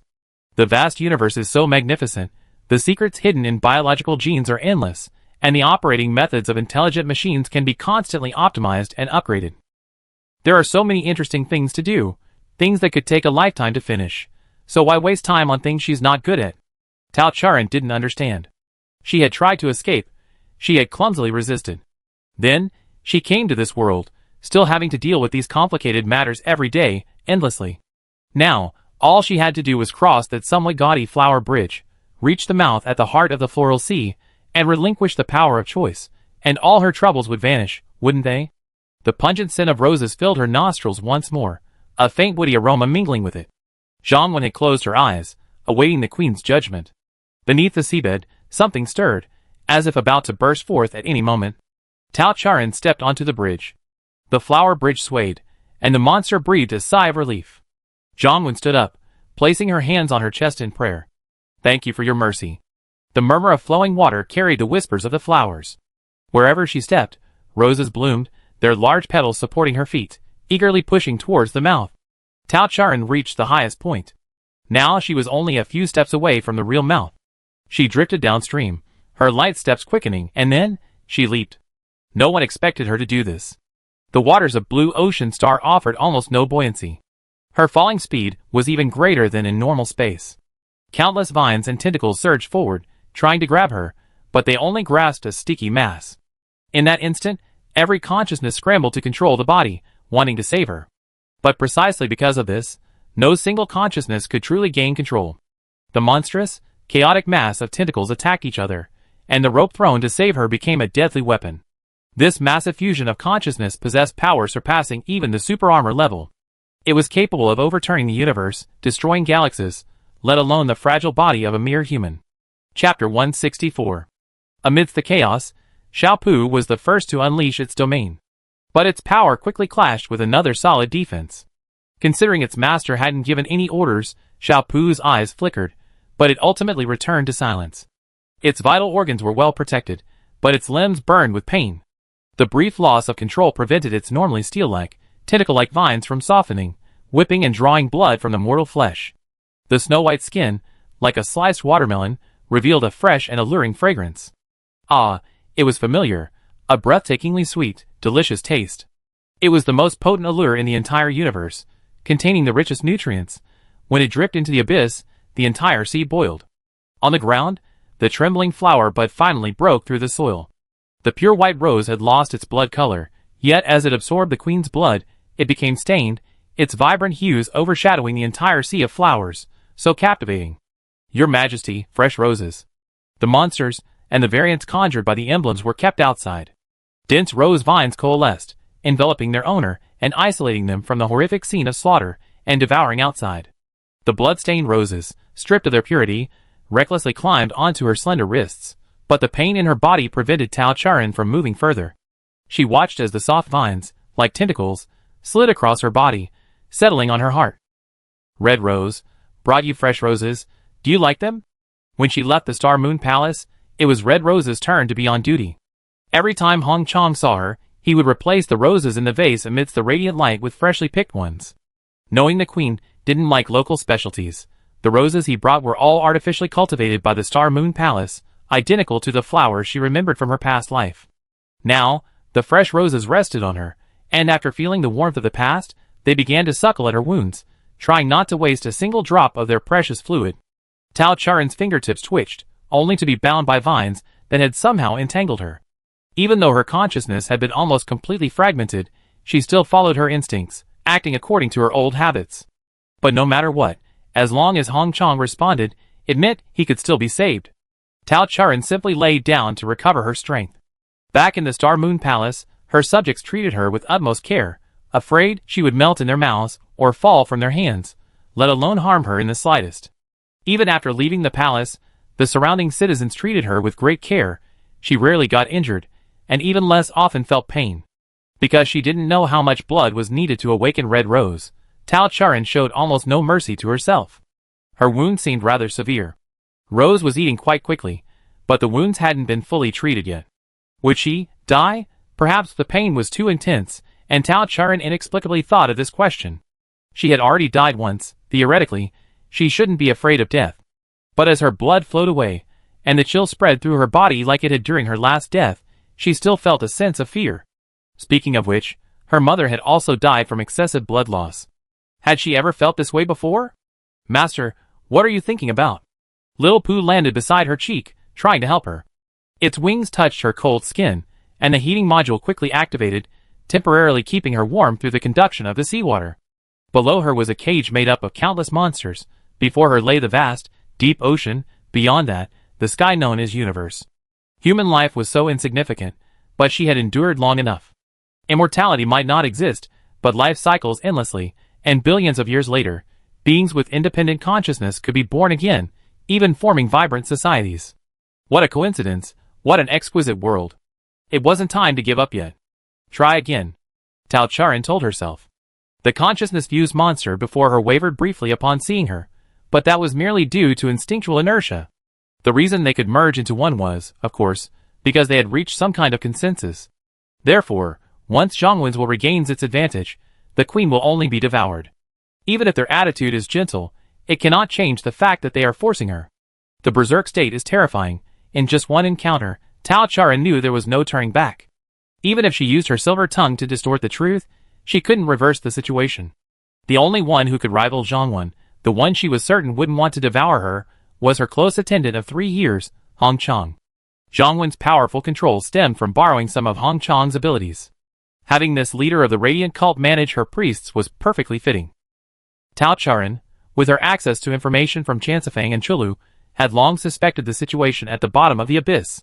This method of combat was something she had planned long ago. Of course, she also had some backup plans, but after some probing, Hong Chang's condition was much better than she had anticipated, which meant things were much simpler. This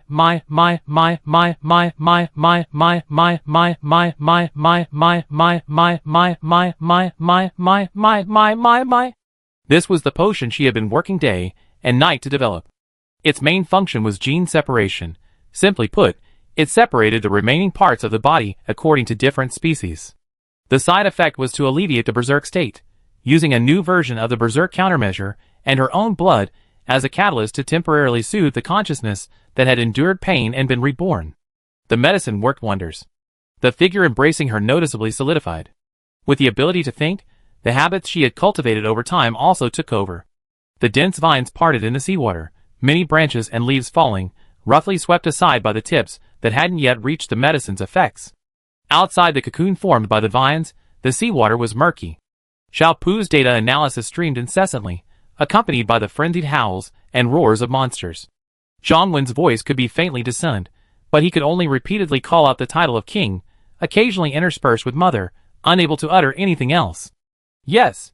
Sharing a single body allowed them to grow powerful rapidly, but once the body suffered damage, even Zhongwen, the dominant consciousness, was powerless. The queen's potion spread like a plague, rapidly infecting their entire bodies. The double blow to their minds and bodies caused the once colossal entity that easily stirred up the universe to crumble. Xiao Pu's report indicated that the tremors in the outer seawater were becoming increasingly pronounced. Some force not belonging to the ocean had joined in, approaching at extremely high speed and full force. Without needing Xiao Pu's comparison, Tao Charen knew who it was. With Baiyu and Xian Luo's superclass abilities, it was time for them to catch up. Perfect. It's about to end here too. Vines wove a cradle, lifting Tao Charen's body. The vine-like rose coiled around her like a daughter, embracing her from the front to from behind. Slender, soft, fragrant fingers gently covered her eyes, and a breathy, unbearable gasp sounded in her ear. "Your Majesty, don't look at me." It was almost a plea. Red Rose was the most vain of all. Even in her berserk state, she cared whether her appearance became grotesque. During her previous berserk episodes, he had done the same, trembling, begging not to look at her. But they both knew it was just a figment of their imagination. Because, the queen, she never looked at people. She never cared about other people's appearances. Through such fantasies, a scene of intense longing is created, flowers forcibly plucked, crimson petals ravaged by the monarch's gaze, even as playthings.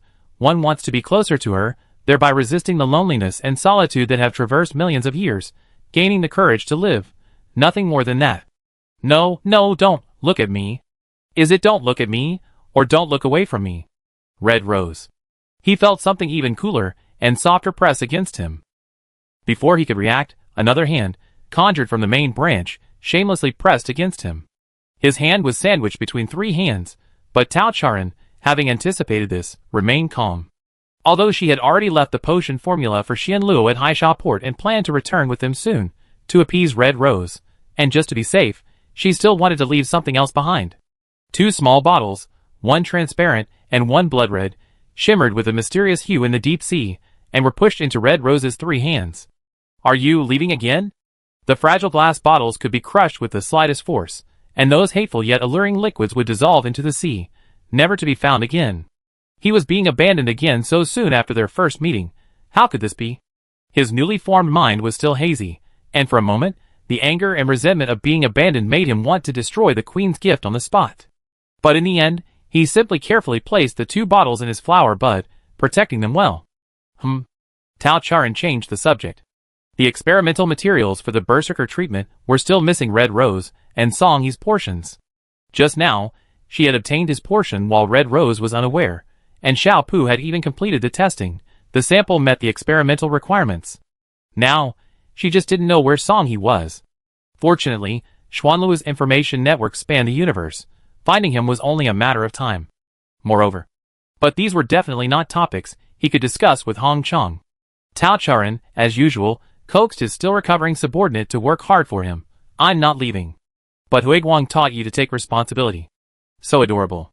So adorable. Despite past experience, Hong Chong was still immersed in the sweet dream of the queen being willing to coax him. This must be a dream, right? How could the queen speak and agree to him so gently? In a dream, a hug is fine, so a close embrace, even a kiss wouldn't be a problem, would it? Such a rare opportunity. While his consciousness was in turmoil, Hong Chong remained calm. His lower body was still entwined with vines. All his strength was used to maintain his upper body's human form. The beauty mark at the corner of his eye trembled with his emotions. Hong Chong turned his head and removed the hand covering her eyes. The instant he left, the warm, soft woman in his arms, the mistress who had rescued him from his madness, vanished without warning. The dream shattered. He reached out in vain, only to touch the murky, fishy seawater. Chapter 165. Tao Charen felt she had slept for a very long time. She seemed to have had many bizarre dreams, and her sleep wasn't restful, yet there was a strange sense of familiarity, as if she had slept for a long time before, trying to wake up but unable to. Her body felt warm and cozy, enveloped in soft, fluffy blankets. Something gently brushed against her cheek, carrying a hint of cautious longing. When Tao Charen woke up, the injuries she had sustained underwater had healed, and the memories of battling monsters had faded, leaving only the scent of pine in the room. The dark bed curtains provided an unparalleled sense of security. Like every day for the past 3 years, she stared blankly for a while, mentally preparing herself before sitting up. Through the gaps in the bed curtains, Tao Charen saw the familiar white space and a familiar person kneeling on the floor. For a moment, she truly thought she had returned to the Star Moon Palace, but she immediately realized it was impossible. The traitor among her attendants could no longer approach her, let alone take her back to the Star Moon Palace. While she was unconscious, Xiao Pu automatically loaded a map of the surrounding area. Aside from the similar decor of this room, there was no Tree of Life, nor the populous Star Moon City. Instead, there was a mountain range riddled with caves, connected in all directions, surrounded by a vast expanse of water. This was a star, Cloud Water Mountain. Without Xiao Pu's prompting, Tao Charan had already identified the location. After all, this was one of her chosen retirement havens, perfectly suited to her lifestyle. There had been a time when she had eagerly anticipated coming here. But she absolutely did not want to be like this, forcibly taken by her subordinates, drugged, and tied up here. Although the other party seemed very polite, even sincerely repentant. His tall and burly body, kneeling down, resembled a small mountain, but because of the distance, it didn't feel as oppressive. His messy short hair obscured his angular face, and his head, almost bowed to his chest, proclaimed submission. Song He, whom she hadn't seen in a long time, looked no different from when she was at the Star Moon Palace. However, he wouldn't step into the radiant chamber when on duty. Looking closer, his attire was also very different from when he was at the Star Moon Palace. Back then, he was fully clothed, wearing a heavy vest and a cloak that could easily conceal him, regardless of the weather. But now, he had shed his heavy clothing, wearing only a shirt and trousers, his bulging muscles almost bursting the buttons. With legs spread and hands behind his back, under Tao Charan's furtive gaze, his knees, bracing against the ground, nearly cracked the flimsy tiles. Neither of them spoke. Silence filled the Cambridge of the night. An awkward silence permeated the air. Even the sound of sweat dripping onto the floor seemed jarring. Tao Charan didn't understand what Song He was trying to do. In the 3 years she'd been at Xingyue Palace, she could count the number of people she truly interacted with on 2 hands, including Song He, who oversaw production. But in reality, the sight of Song He made her breathless and tremble. Often, before he even got close, she already fled into his terrifying shadow, unwilling to take another step. Lan Huan, Xian Luo, Baiyu, Hong Chong, although Tao Charan also disliked them, she at least understood their personalities and shared some memories with them.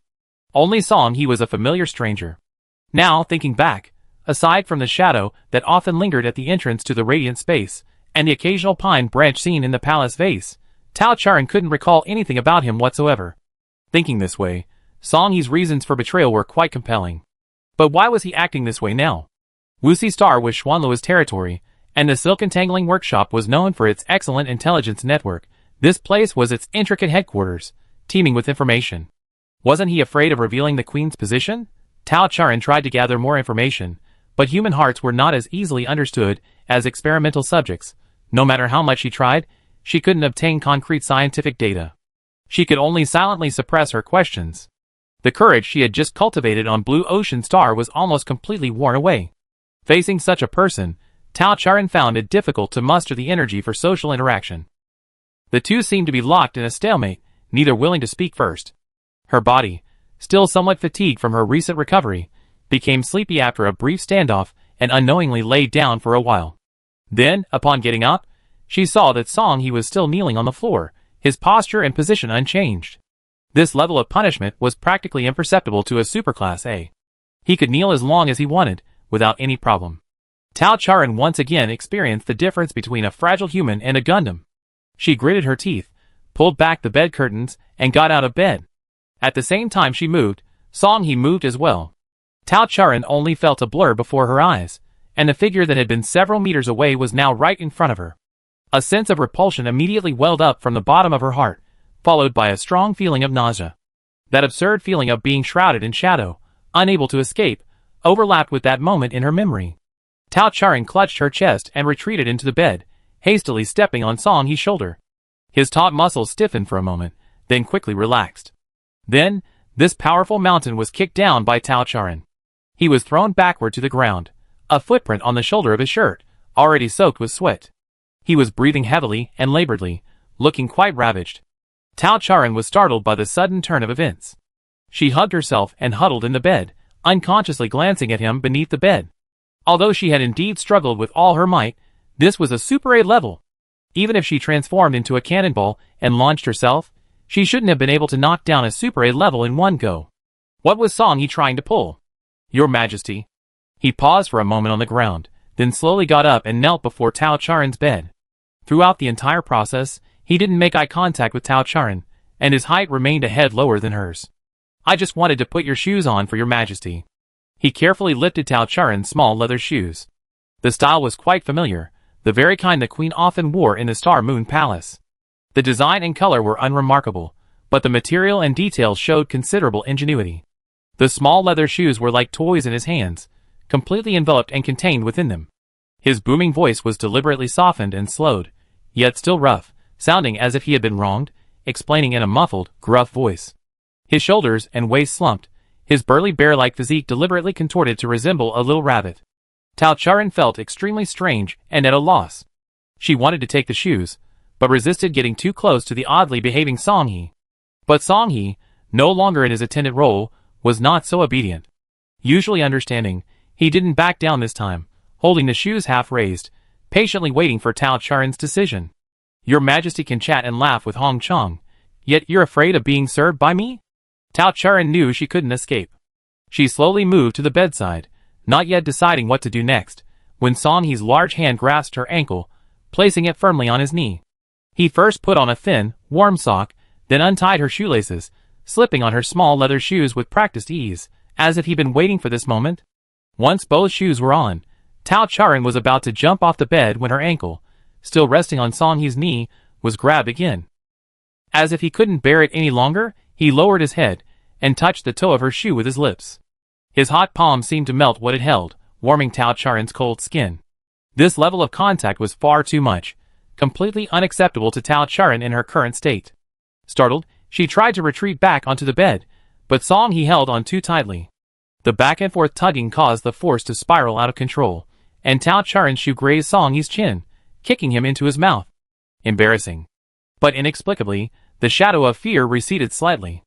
After all, the other party was too easy to bully. Song He was kicked down by Tao Charan again. This time he was even more disheveled, sprawled on his back on the ground, the expression in his eyes hidden beneath his tousled hair, only his Adam's apple bobbing violently.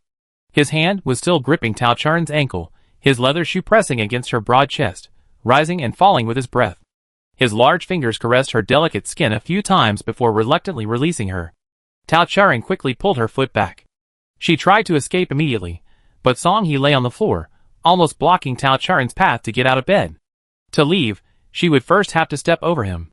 No, that thought was too terrifying, forget it. As for relying on Xiao Pu to forcefully break through using technology, that wasn't impossible, but her next target was Song He, to obtain the portion of his body carrying the most genes. Using force now would be putting the cart before the horse. The complete version of the Berserker inhibitor would be ready soon. She couldn't afford to fail now. Without Berserker mode, their inexplicable obsession with her would disappear. Thinking this way, her current predicament wasn't so bad. Tao Charan thought this, but in reality, she cowardly stayed in bed, unwilling to come out. In the end, Song He tidied himself up, crawled over to get the food he had prepared, and picked up a spoon to feed her. Startled, Tao Charan immediately picked up her bowl and chopsticks, putting the food in her mouth without even looking at it. Then, belatedly, she realized it was surprisingly delicious, the familiar taste from the Star Moon Palace. Having been away from the Star Moon Palace for half a year, she rarely ate a normal meal. Her swallowing slowed. Song He patiently waited for her to finish before reaching for the bowl in her hands. But whether it was Tao Charan's eagerness to release the bowl, or Song He's lack of understanding with her, he couldn't catch it smoothly. Half a mouthful of porridge, still containing grains of rice, spilled onto Song He. Shards of porcelain splattered on the ground, bouncing up and scratching his exposed arm. It is Song He who has failed to serve you properly. Please punish me, Your Majesty. He quickly realized his mistake and knelt down. His broad back stretched out like a butterfly, and he held up pine branches with sharp thorns, presenting them to her. Again and again. Even Tao Charan noticed something was wrong. Chapter 166. Song He's body trembled slightly under Tao Charan's prolonged gaze. But was this trembling due to fear or excitement? Tao Charan didn't want to know. But she would never punish Song He. In fact, back in the Star Moon Palace, the queen never punished anyone. The slightest hint of rejection or fear from her was the greatest punishment for the citizens of this world. She didn't need to personally intervene or give orders. Song He probably knew this too. He wanted to be hurt by her. Why? Tao Charan had encountered similar situations before. In her past life, some experimental subjects, unable to bear the pain, begged her to kill them. And a very few experimental subjects became more excited the more pain she inflicted upon them. For a long time, before missions, she would leave indelible scars on them, saying that this would ensure they remembered they had a master when they went mad, allowing them to return alive. Tao Charan didn't quite understand him. She didn't understand Song He now either. But she felt the two were quite different. At least Song He had never expressed a desire for more wounds before. It was definitely because his berserk state had intensified. Thinking about it, it made sense. Although she had left behind some medicine to suppress the berserk state, judging from the condition of the others, it was clear that the medicine hadn't worked as intended. The fact that Song He could remain conscious was already far better than that guy trapped at the bottom of the sea being manipulated. He might have used a method similar to the EP141 drug, resulting in the side effect of suppressing the berserk state. Thinking this, Tao Charan took the pine branch that Song He offered, trying to give him some sweetness to help him resist the berserk reactions. You want. Having acquired the new material, Xiao Pu began his routine work. The rather simple data made Tao Charan pause, because this seemingly ordinary pine branch was exactly what her experiment needed. Song He's defenses were among the best of the Radiant Five. No one could harm him within his domain, let alone extract organs or anything else from him. This pine branch likely came from the part closest to his roots, carrying not only nearly complete gene fragments and a high concentration of the W virus, but also being an effective weapon to break through his defenses. Even someone as useless as Tao Charan, unable to lift a finger, could easily tear Song He apart with this pine needle. Moreover, losing such a vital organ would weaken his strength. If Tao Charan were ruthless, she could easily beat him half to death. It was practically like a dog being shoved into its master's hands with a leash. Now, this seemingly loyal but actually treacherous dog is obediently kneeling on the ground, awaiting its master's next move. What do you want to do? Tao Charan finally finished speaking. I want to stay with your majesty. No, I want your majesty to stay with me, only with me. As if he had been waiting for Tao Charan to ask this, Song He replied without hesitation, yes, it was I who used your information to sow discord within the Radiant Light cult, and it was I who secretly supported the actions of the Holy Spirit, tempting the priest to merge with the power of the Crimson Rose. Your majesty, I have shattered your universe, you must hate me, right? It doesn't matter, I will accept any punishment, whether it's beatings or anything else, but you cannot leave me, nor can you go to anyone else. I know your majesty dislikes me, but there's nothing I can do. You're right here beside me. Unless you kill me, I stay with your majesty and hide you well, making sure no one finds you. Before he finished speaking, a shadow swept across, and the whip he had just offered lashed down. The moment he had longed for day and night had finally arrived. His muscles, never treated like this before, tensed instinctively, only to be forcibly relaxed. He extended his fragile shoulders and neck, ensuring that his majesty, whose aim was questionable, could land a perfect blow, achieving a satisfying sensation. But nothing happened. His overstepping did not bring the punishment he expected. A clear glass bottle smashed against his forehead, which Song He instinctively caught. Drink it, Tao Charan said calmly. A captivating red rippled within the glass bottle, and a familiar, sweet aroma emanated from its opening. The liquid, abused as a panacea, was once again in his hand. Should he be happy? His majesty hadn't given up on him yet. But it would be better to just give up on him altogether. Song He chuckled softly, but didn't obey his master's command. He gripped the glass bottle tightly in his hand, the scalding heat making his blood boil. Is your majesty trying to fob me off with this? You can rest assured, even in my berserk state, I won't harm you. But don't even think about running away. I'm not like Lan Huan and the others, I'm hard-hearted. Once I make a mistake, I won't make it again. The king chose the perfect time to leave Xingyue Palace. This was something he gradually came to understand after repeatedly recalling what happened that day. Of the five, only he couldn't enter the radiant chamber and couldn't immediately detect her departure. Furthermore, Hong Cheng's unpredictable and easily irritable nature meant that her berserk state could buy her some time. She had considered everything. The only thing she hadn't considered was that those who deeply loved the queen would feel guilty and heartbroken. But it didn't matter. He had long since accepted his place. A tool wasn't worthy of its master's attention, but a tool could follow its master, be a persistent ghost, a devoted pet, or a punching bag for venting emotions. It didn't matter. In fact, this made him feel more at ease. Song He resisted taking his medicine, and Tao Charan didn't want to argue with him about it. She had seen plenty of disobedient patients. One more wouldn't make a difference. That was all she could do. If the other party didn't accept it, there was nothing she could do. However, if I don't run away, will you restrict what I do? You want to contact Xian Luo and buy you? You're welcome to try. Tao Charan had no intention of trying. It wasn't that she couldn't contact them, but given Song He's exceptionally strong defenses, even if she did, the others probably wouldn't be able to see her. Moreover, attracting more people here could easily lead to conflict, and she would be fought over again. Tao Charan dreaded the thought. I won't contact them. But I need some things.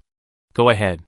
Tao Charan had Xiaopu make a list and send it to Song He's personal computer. The some things she mentioned were a long list, stretching as far as the eye could see.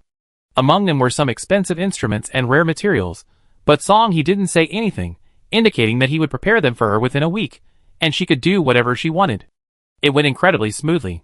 But Song He didn't leave her because he was doing things for her. On the contrary, he stayed by her side, accepting all her requests while firmly upholding his own bottom line. Whether she was handling public opinion on the internet or working with Xiaopu on future research plans, Song He knelt there obediently, neither hindering her nor leaving. That night, Song He slept beneath her bed. There was no cushion beneath him, yet the cold floor was warmed by his burning body. His emerald eyes dared only to gaze at the queen in the darkness. Those eyes held a bone-deep greed and infatuation, such a vibrant color, yet murky by avarice and despair. The dragon who had seized his beloved princess was willing to offer all its treasures, but the princess disdained them. What else could he do but carve out his own territory with the tip of his tail, imprisoning the princess in his cave? That night, Tao Charan also didn't sleep well. She was extremely uncomfortable with the presence of another person beside her, even if it was someone else under the bed. The deliberately slowed breathing and the radiant heat emanating from that person kept her awake. Whether due to her social anxiety or the pressure of being a researcher, Tao Charan was a light and restless sleeper, and had even suffered from a severe sleep disorder at one point. Perhaps she had been sleeping too much these past few days, for she stared wide-eyed at the top of the bed curtains, wide awake. "Your Majesty, can't you sleep?" Sure enough, she heard Song He ask softly. Her physical condition was a serious matter. Back in the Star Moon Palace, even relatively careless attendants like Bai Yu and Hong Chong had developed the ability to read her, able to judge her condition by her breathing. But this was the first time Song He had expressed it so directly. Tao Charan heard a rustling sound. It seemed Song He had turned over, and his voice had moved closer. "Then Your Majesty, please speak to me." "Oh, I forgot, Your Majesty doesn't like to talk. But now Your Majesty is occasionally willing to speak. Is it because something happened outside the capital star?" Tao Charan also turned over, her position changing from lying on her back to facing the inside of the bed. Her uncooperative attitude was quite obvious. "Actually, it's good that Your Majesty doesn't speak." Song He didn't expect a reply and just continued talking to himself, "Although I am indeed very happy when I talk to you. But if Your Majesty forces yourself, then forget it. Just like before, if you have any thoughts, you can write them down on paper, or send them directly to my personal terminal. Speaking of which, you made that mechanical bird yourself, right?" Xianluo said that it's a technology that even the silk entangling workshop couldn't achieve. "You are really amazing. Sometimes I think, perhaps you would be happier without us?" The suddenly mentioned Xiaopu perched on the bedpost, proudly flapping its wings. "But I just can't help it." Song He chuckled self-deprecatingly. "Perhaps you're right. It's all because of the berserk state. But I love you. Can monsters even have love?" A strange voice echoed in his heart. "But if this isn't love, what about that heart-wrenching feeling? What about the excruciating fear, the waiting that transcends time and space? Plants shouldn't have hearts." It was his fantasies about her that made him grow a heart. Having a heart brings pain. He doesn't regret it. But how can you be sure that solving the berserk state will solve everything?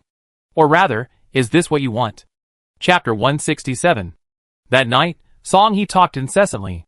Tao Charan hadn't known Song He was such a chatterbox. He could talk all night without her saying a word. She didn't even know when she fell asleep, but when she woke up, she found a soft pine branch draped over her wrist, and the scent of pine resin in the air was even stronger. Song He was still lying on the floor. Seeing her wake up, he immediately removed the pine branch from her wrist. Perhaps Song He's words before she fell asleep had touched upon a long-standing worry, because she slept an unusually restless night. Several figures resembling Song He haunted her dreams, and those deliberately buried memories surged up, causing her to feel very bad, and her dark circles became more pronounced. "Your Majesty, if you didn't sleep well, please sleep a little longer." Song He's shirt was wrinkled as he knelt by the bed, anxiously feeling her body temperature through the blanket. He thoughtfully brought her warm water. In such details, everyone serving the queen was well versed in these things. Tao Charan shook her head. The last two materials were in hand. Although the subsequent experiments weren't difficult, at this crucial stage of scientific research, she had to give it her all. Moreover, it was time to put the new plan on the agenda. If the berserk state was truly resolved, where should she go? She had been to Suisun Star, Chuelu Star, Lanhai Star, and Wuxi Star. These planets held too many terrifying memories. She wouldn't choose these places as her future home. Then she would have to search again. This time, she had to be even more cautious, finding a truly safe place where she wouldn't be disturbed. There were also the remaining supplies, Xiaopu's backup energy, the security and convenience of the property. There were countless things to consider. With this calculation, her time was running out. For a whole week, Tao Charan prepared for future experiments and plans. Song He kept a close eye on her, not allowing her to leave his sight for even a moment. But he didn't object to what she did. Even when she openly posted comments on the internet or released videos, Song He acted as if he hadn't seen them. His only concerns were whether the queen was by his side, whether she was eating and sleeping on time, and whether she was physically and mentally healthy. The various chaotic opinions and actions outside subsided after the queen personally intervened to explain. Tao Charan announced that she had found a way to cure the berserk state, but needed a quiet environment for research, and that her escape from Blue Ocean Star was of her own volition. Because it wasn't the first time she had escaped, her subjects were much calmer this time. Perhaps without the berserk state, she wouldn't even need to issue an announcement after leaving USS Star. Everyone would quickly accept the fact that the queen had abdicated. Tao Charan optimistically imagined. However, such rhetoric might fool those who had never interacted with the queen, but it couldn't fool Hong Chang and her companions, who had witnessed the queen's disappearance firsthand. That night, Song He told her before bed that everything she needed was ready, and would be delivered the next day, and she unusually went to sleep early satisfied. Then, she saw Hong Chang. The haggard beauty sat by her bedside, looking at her with a mournful expression. Tao Charan called out to Xiaopu twice, but received no answer, knowing she had already fallen asleep. Communicating through dreams is a rudimentary form of mental linking, with a low success rate and no effect on the linked individual, but it is very safe. Tao Charan had also tried passively back in the Star Moon Palace, but after becoming wary, Hong Chang never succeeded again. This time, her success was due to Tao Charan's foresight, and the self-suggestion she gave herself every night before bed. Your Majesty, Hong Chang's figure floated lightly into the bed, and seeing Tao Charan's evasive movement, she pretended nothing had happened and tried to act coquettishly. Song He is so hateful. He took you away while I was out of my mind, making you break your promise to me. You said you wouldn't leave. At that time, I didn't notice he was right there, and I even tied my root to your little finger. But I was very obedient. Now Blue Ocean Star has been cleansed, and those merged consciousnesses have been separated, although some consciousnesses still need time to grow in their corresponding bodies. The order of the Radiant Cult is also being restored. Your Majesty, have I done well? Can I have a reward? The beauty sought favor, her eyes full of allure, yet a strange feeling unconsciously appeared in the corners of her eyes and brows, like a broken toy, unable to control her body. His abilities were clearly not fully recovered to their peak, his figure was somewhat unrealized, and his control over the dream was unreliable. To maintain stability, he didn't even dare change his surroundings. Remember that time he entered the dream at the Star Moon Palace? The torrential rain, the cabin in the woods, the crackling fireplace. Tao Charan thought she had returned to her past life. But it was precisely this that gave Hong Chang the opportunity to use his weakness to win the queen's sympathy. He felt no shame whatsoever. Seeing Tao Charan's indifference, he pitifully tugged at her sleeve and complained, Your Majesty, you don't know, when you're not here, Bai and Xian Luo always bully me. They just pluck me here and there, and cut off so many of my flowers. I'm in so much pain. Your Majesty, do I look less beautiful than before? Red Rose had been in a berserk state for too long, and it would take some time for him to regain his human form. To retrieve his true form from the abyss, it would need to be transplanted. Much of the consciousness that had merged with his body was gone. Until a new body was cultivated, he could only temporarily reside in the flower. But after he said that, the Queen of the Night Flower seemed pitiful, needing the Queen to intervene to heal. In short, the mentally unstable Red Rose was back. Red Rose's unease was the strongest among them. He wasn't one to wait patiently. Tao Charan had also guessed that, besides Lan Huan, the first one to seek him out would definitely be Red Rose. Chang. He wondered if he would still be like this once the berserk symptoms disappeared.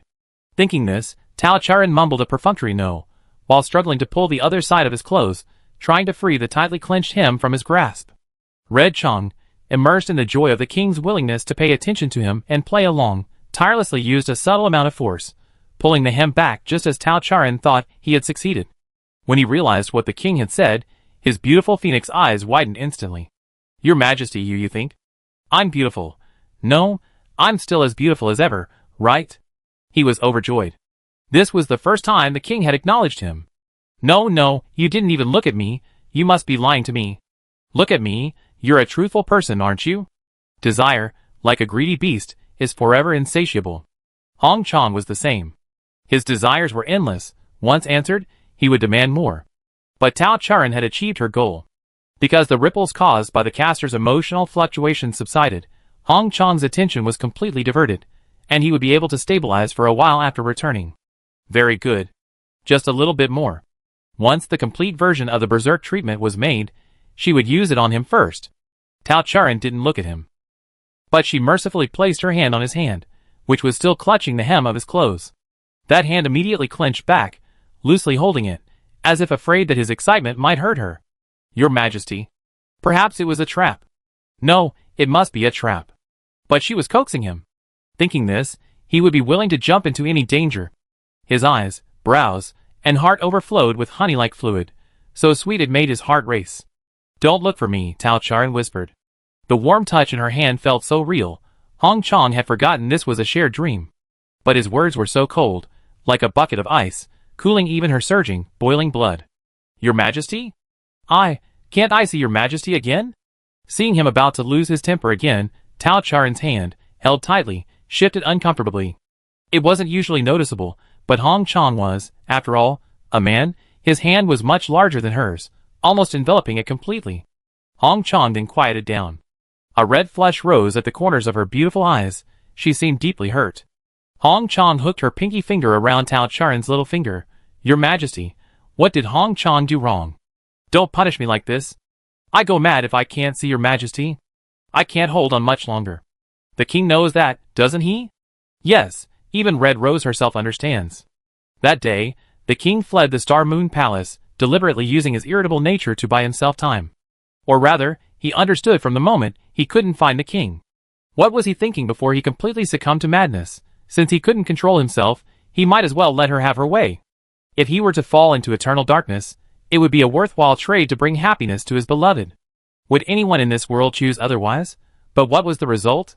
He saw her in the collective memory of everyone. Forced into it. Wounded. Imprisoned.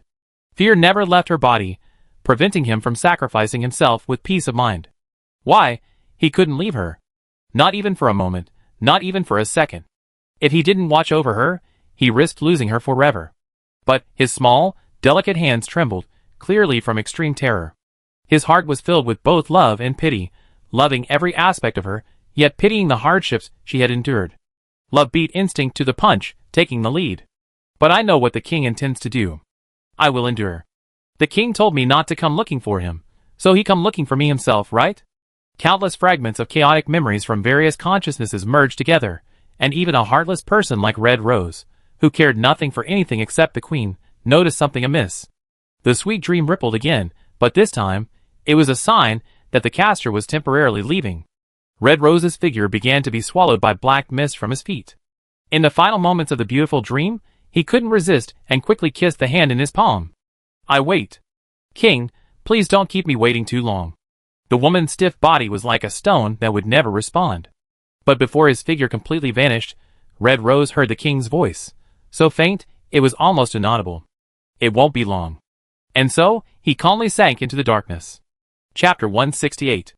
The next day, when Tao Charan woke up, Song He, unusually, wasn't kneeling on the floor, but rather leaning against the bedpost, sitting diagonally on the bed. He was wearing his dark cloak again, the luxurious velvet concealing his muscular physique well. His resolute, rough face was completely hidden in the shadows of the bed curtains, only his pair of emerald eyes staring intently at her, as if afraid she would disappear at any moment. Seeing her awake, Song He's stiff body softened, and he said gently, Your Majesty. Where are my things? Unusually, Tao Charan interrupted him before he could finish.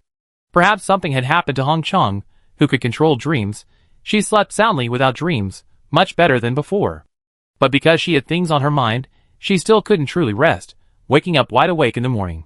She couldn't wait to start working, to escape this life or death race against time, constantly being controlled and chased. Song He didn't respond. He insisted on helping Tao Charan with her washing and dressing, and only after she had breakfast did he take her to another room. This was Tao Charan's first time outside in several days. Contrary to her expectations, The pure white palace wasn't surrounded by the flower-patterned corridors of the Star Moon Palace, but rather a deep, seemingly endless cavern, with caves of varying depths branching off on either side. Tao Charen's original room was merely one of these caverns. Xiaopu diligently explored these caverns. Without the area map it had laid out, Tao Charen would have had a very difficult time navigating out of here on her own. Even so, the area it could currently explore was only a small corner of the thousands of caverns. The entire complex resembled a giant beehive, having eroded almost the entire interior of the mountain range. Is this what it's like beneath Yunshui Mountain? But this is exactly in line with the habits of the Silk Entangling Workshop. After all, they claim to be the sect closest to the Queen. Under Xuanlu's leadership, most members of the Silk Entangling Workshop are solitary and prefer to live in small, dark crevices. The other room wasn't far away. Tao Charen walked through the cave without seeing anyone except Songhe. When the wooden door with pine grain patterns opened, Tao Charen's eyes lit up instantly. The room was a completely different world. High-tech equipment was neatly arranged, representing the most cutting-edge technological achievements in the universe, even placed with the user's movement in mind. Among these were some instruments that Tao Charen hadn't even mentioned on her list. They weren't necessary for this experiment, but they were still placed here. Songhe had done an even better job than she had imagined. Tao Charen felt a rare sense of satisfaction with Songhe. Her steps were hurried as she entered the room, her body, long and active, staggered, and Tao Charen instinctively grabbed the table beside her for support. But she was quickly drawn to the unusual experimental materials around her, touching each reagent bottle and deciphering the words on the labels. In doing so, she ignored Songhe's hand reaching out from behind her, only to quickly retract when she no longer needed it, and failed to notice the envious yet dejected expression on Songhe's cold, hard face. After all, compared to the arduous task of collecting materials and energy in the Star Moon Palace, all of this came too easily, to the point that Tao Charen felt she was hallucinating. Could she really possess this perfect laboratory? Looking at the cells soaking in those petri dishes, she realized they were things she had been interested in, but hadn't had time to study. Are those mixtures extracted only from rare planets real? There are also numerous tissues taken from citizens, ranging from Class A to Class C, categorized by biological characteristics, clearly the work of an expert. This laboratory is far superior to any she's ever seen. Not to mention Yuan Shadi's self-built facility, or the rudimentary workshop in the prison, even the Abyss Lab, painstakingly constructed by Shenfeng, pales in comparison. It's as if the entire universe's resources were used to create this lab specifically to satisfy her research desires. These experimental materials and equipment couldn't have been prepared in just a few days. But Tao Charen asked nothing. She simply changed into her lab coat, put on protective gloves and goggles, and began her work. This was the first time Songhe had witnessed the Queen's serious side. When she worked, she was completely focused. Having cast aside unnecessary fears, she became dazzling. Her pure black eyes shone brightly as she gazed at the experimental data, like the brightest obsidian in Yunshui Mountain. Her wrists and fingertips flew across the equipment, nimble as if dancing a dance in communion with truth. Her slender body no longer shrank, her back straightened like a robust pine tree, unyielding to any difficulty, confident and radiant. Songhe was mesmerized. He followed her figure almost obsessively, forgetting to move his hands and feet, forgetting even what he was supposed to be doing. Like a bird chasing the sun, he didn't care if his eyes were burned. Because this was the true king. It was him, the king they most wanted to see. She must be like this. That's how I remember her. She's always been like this. Fearless of any gossip, seemingly the weakest yet the strongest. She captivated him, and everyone else. How could they not be captivated? How could they not love her? She's so good, so beautiful. Songhe's gaze grew increasingly intense. He couldn't control himself, nor could he. When his gaze became too unrestrained, Tao Charen finally couldn't ignore it. Her movement slowed, her head drooped, and she began to hunch her back. To avoid his overly aggressive gaze, she even turned her back, but the thorny feeling still affected her work. Now she couldn't pretend he wasn't there. The ostrich finally poked its head out of the sand, timidly pleading, "Can you go out?" After all, he was the one who helped her build the lab. So Tao Charen even added a few more words, very subtly expressing her gratitude and her relatively good mood. Songhe was somewhat disappointed. The image he had longed for had vanished. But this version of the king was also quite endearing. However, she didn't need to be so polite to him. She could have simply told him to get lost. Even so, this request still couldn't be granted. "No," he said, trying to soften his voice as always, "you promised you wouldn't leave me. What are you afraid of? I won't do anything to you. You should have felt it these past few days. I do whatever you say, except for leaving. Why don't you trust me? He was genuinely puzzled. Perhaps it was the girl's bright and cheerful figure from just moments ago, and her now gentler tone, that gave him the courage to ask the question they had both been too afraid to ask. Yes, everyone before the queen lowers their stance. Those taller than her bow in submission, those with more imposing presence speak softly, and those stronger deliberately conceal themselves. If those below the Super A level risk berserk transformation, and the queen fears them, why are those whose berserk transformation is controllable, and whose personalities are remarkably stable, Lan Huan, Xian Luo, Bai Yu, and especially Song He, also so despised and feared by the queen? He truly didn't understand. As expected, the queen turned away, refusing to answer. Her expression was hidden behind her goggles, but Song He could imagine the pallor that flashed across her face. The previously beautiful and harmonious atmosphere vanished instantly. Song He softened his voice, feigning a gentle and harmless demeanor, and stepped back, saying, "All right, I won't ask any more, okay? I was being nosy. Please don't take it to heart. I really can't bear to leave you. I know you seem to have mastered the ability to jump. But jumping with external force requires a lot of energy. I was sure you wouldn't leave before, but here." Song He glanced at the pile of energy storage devices around him. "I'm afraid the moment I step out, you could be in outer space, and even have the energy to make several more trips. But conducting experiments also requires energy, and these energy sources were naturally on Tao Charin's list. Of course, I also have the ability to stop jumps. But you're just too powerful, even able to break through the Star Moon Palace's defenses. I dare not take the risk. I won't let you out of my sight. If you're really afraid." Song He thought for a moment, then knelt down directly. His solid knees landed on the ground, causing the ground to tremble. He produced a pair of handcuffs from somewhere, fastening one to his wrist and the other to the wall beside him. "These are torture devices made from my roots, designed to suppress my power. If I want to break free, this cave will have to collapse. Unless I go berserk, I won't do that." With that, Song He tossed the keys onto the table next to Tao Charin. "Now you can rest assured, right? I won't move an inch until you leave."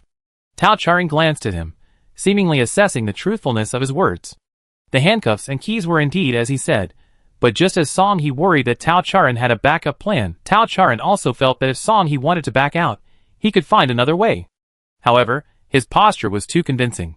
The two were at least 2 or 3 meters apart, and his gaze was far below hers, giving her a strange feeling of being in control. This lessened her fear somewhat. So be it. Under this tacit understanding, Tao Charin continued her work. Thanks to her persistent efforts during her escape, squeezing in every spare moment, her research foundation was solid, her thinking flowed smoothly, and the experiments went well. According to her usual practice, Tao Charin would definitely have pressed on, and in fact, she could have finished this amount of work in 3 days without rest. But this time, Song He was by her side.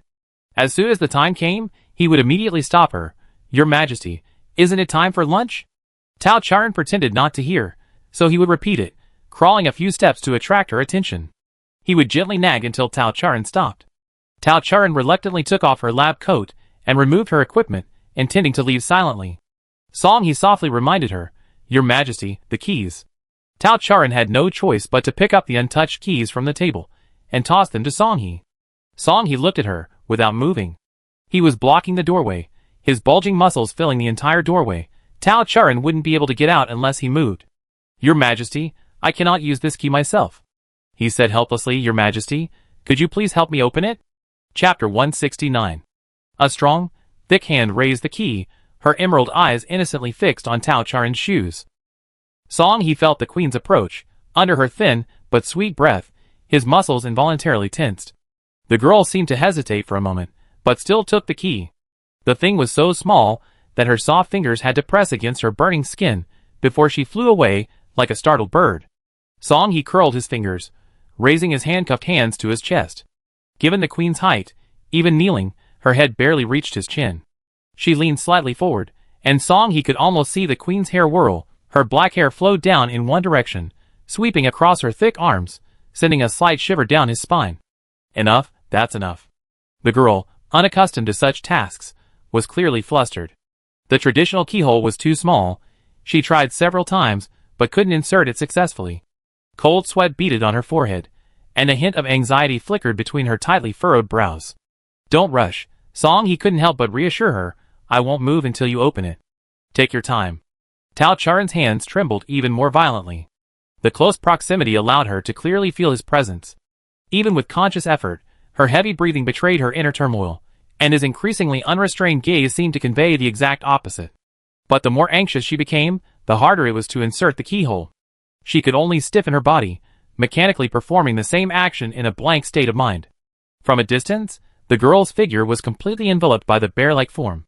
She seemed to have returned to that insurmountable shadow, powerless under absolute violence, helplessly allowing the disgusting shadow to devour her completely.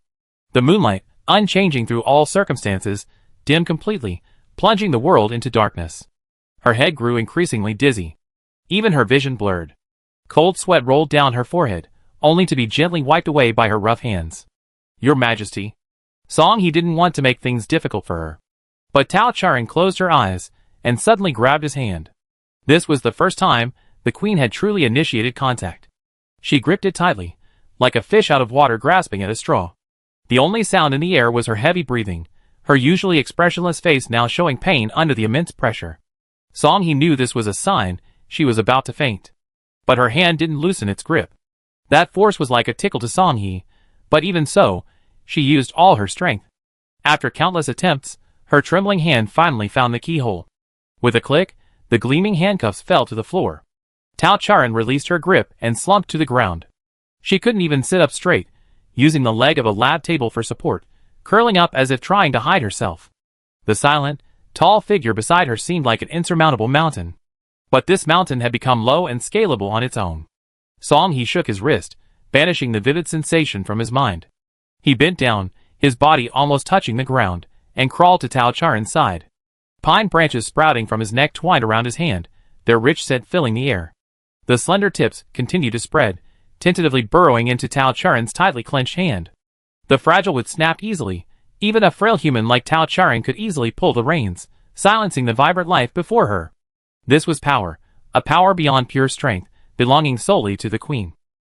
Your Majesty, are you afraid of me? Song He's voice was as deep and resonant as ever. Even when deliberately softened, it wasn't pleasant to hear.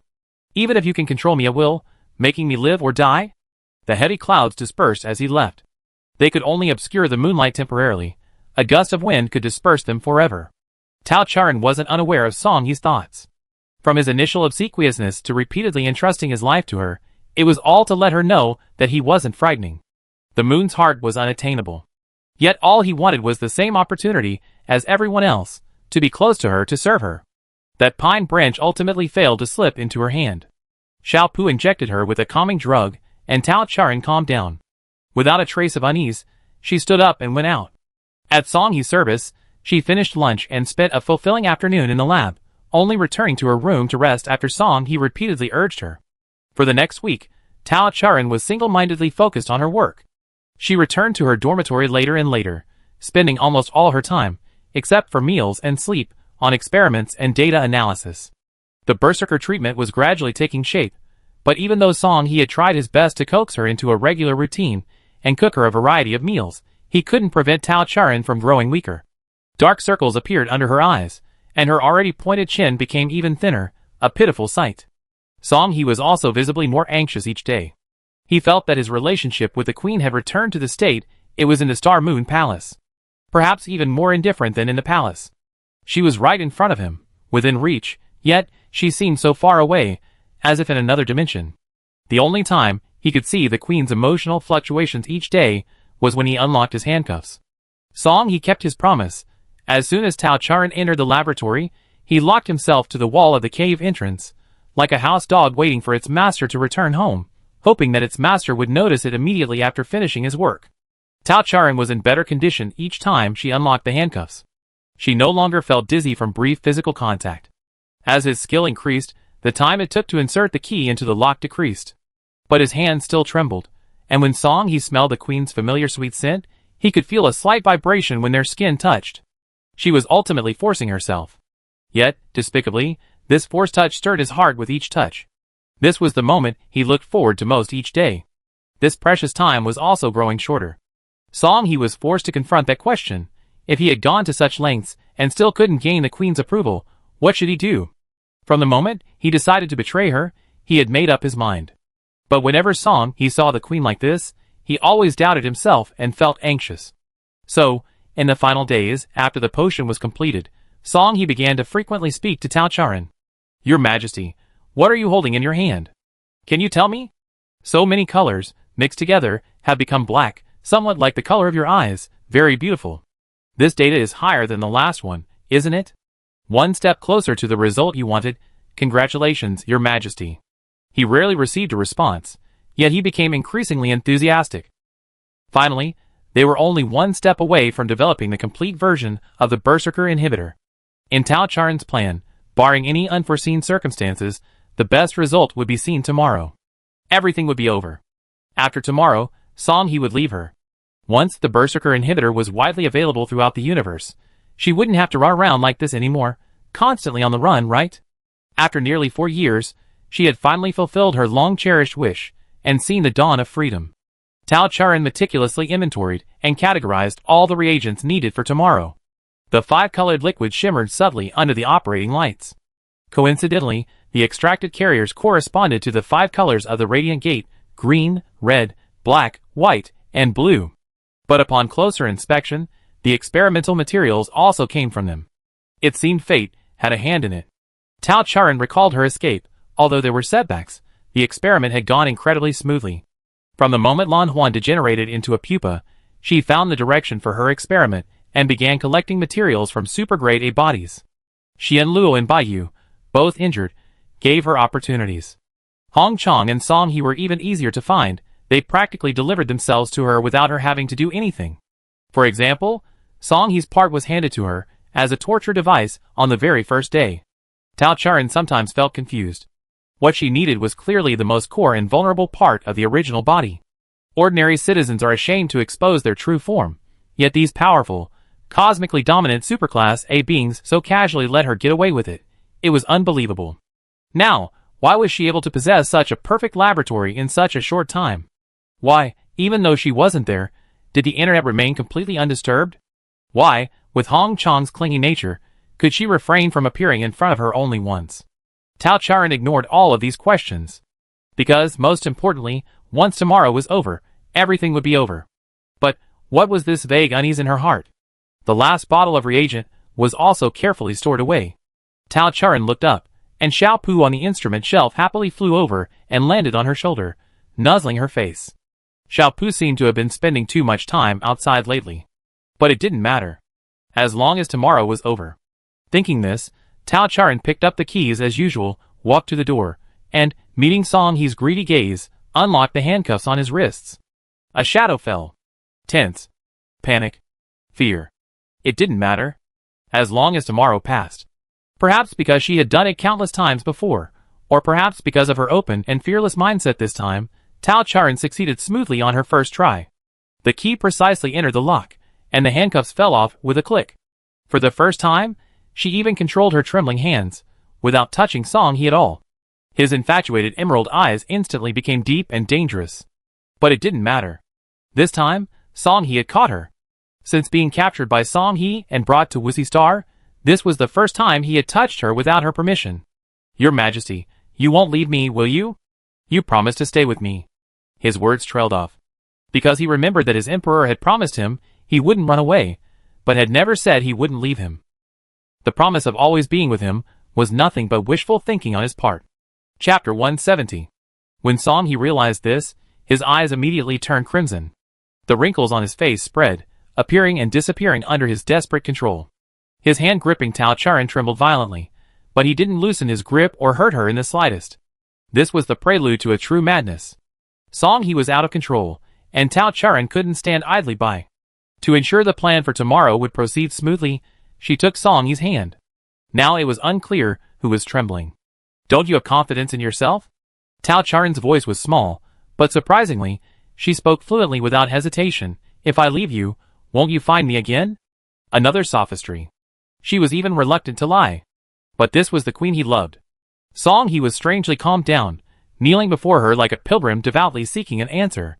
"Will you allow me to find you? Didn't you find me this time?" A rhetorical question answered the question.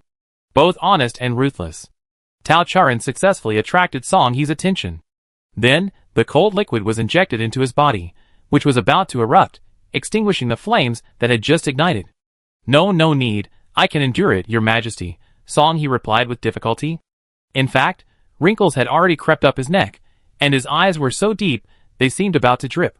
His thick lips moved, and unknowingly, cold sweat soaked through his clothes. Xiaopu only obeyed its master's orders, dutifully pushing the syringe. The warm, sweet blood flowed into his body, bringing an addictive pleasure. But this was wrong. No one wanted to accept the medicine offered by the queen. Songha could almost picture her expressionlessly drawing blood, using her body as another experimental subject. She was such a precious treasure. There were simpler, more acceptable methods, yet the queen insisted on this one. This stubborn insistence was more like a silent resistance, punishing them in a way that hurt them. Perhaps, even this thought was self-deception. After all, the queen had never cared about them, never shown them any affection, not even hatred, so where would love come from? Disappointment, like a deep-seated wound, gnawed at her fragile sanity, but the fleeting sweetness kept her alive. The two opposing forces clashed, her chest aching as if blocked.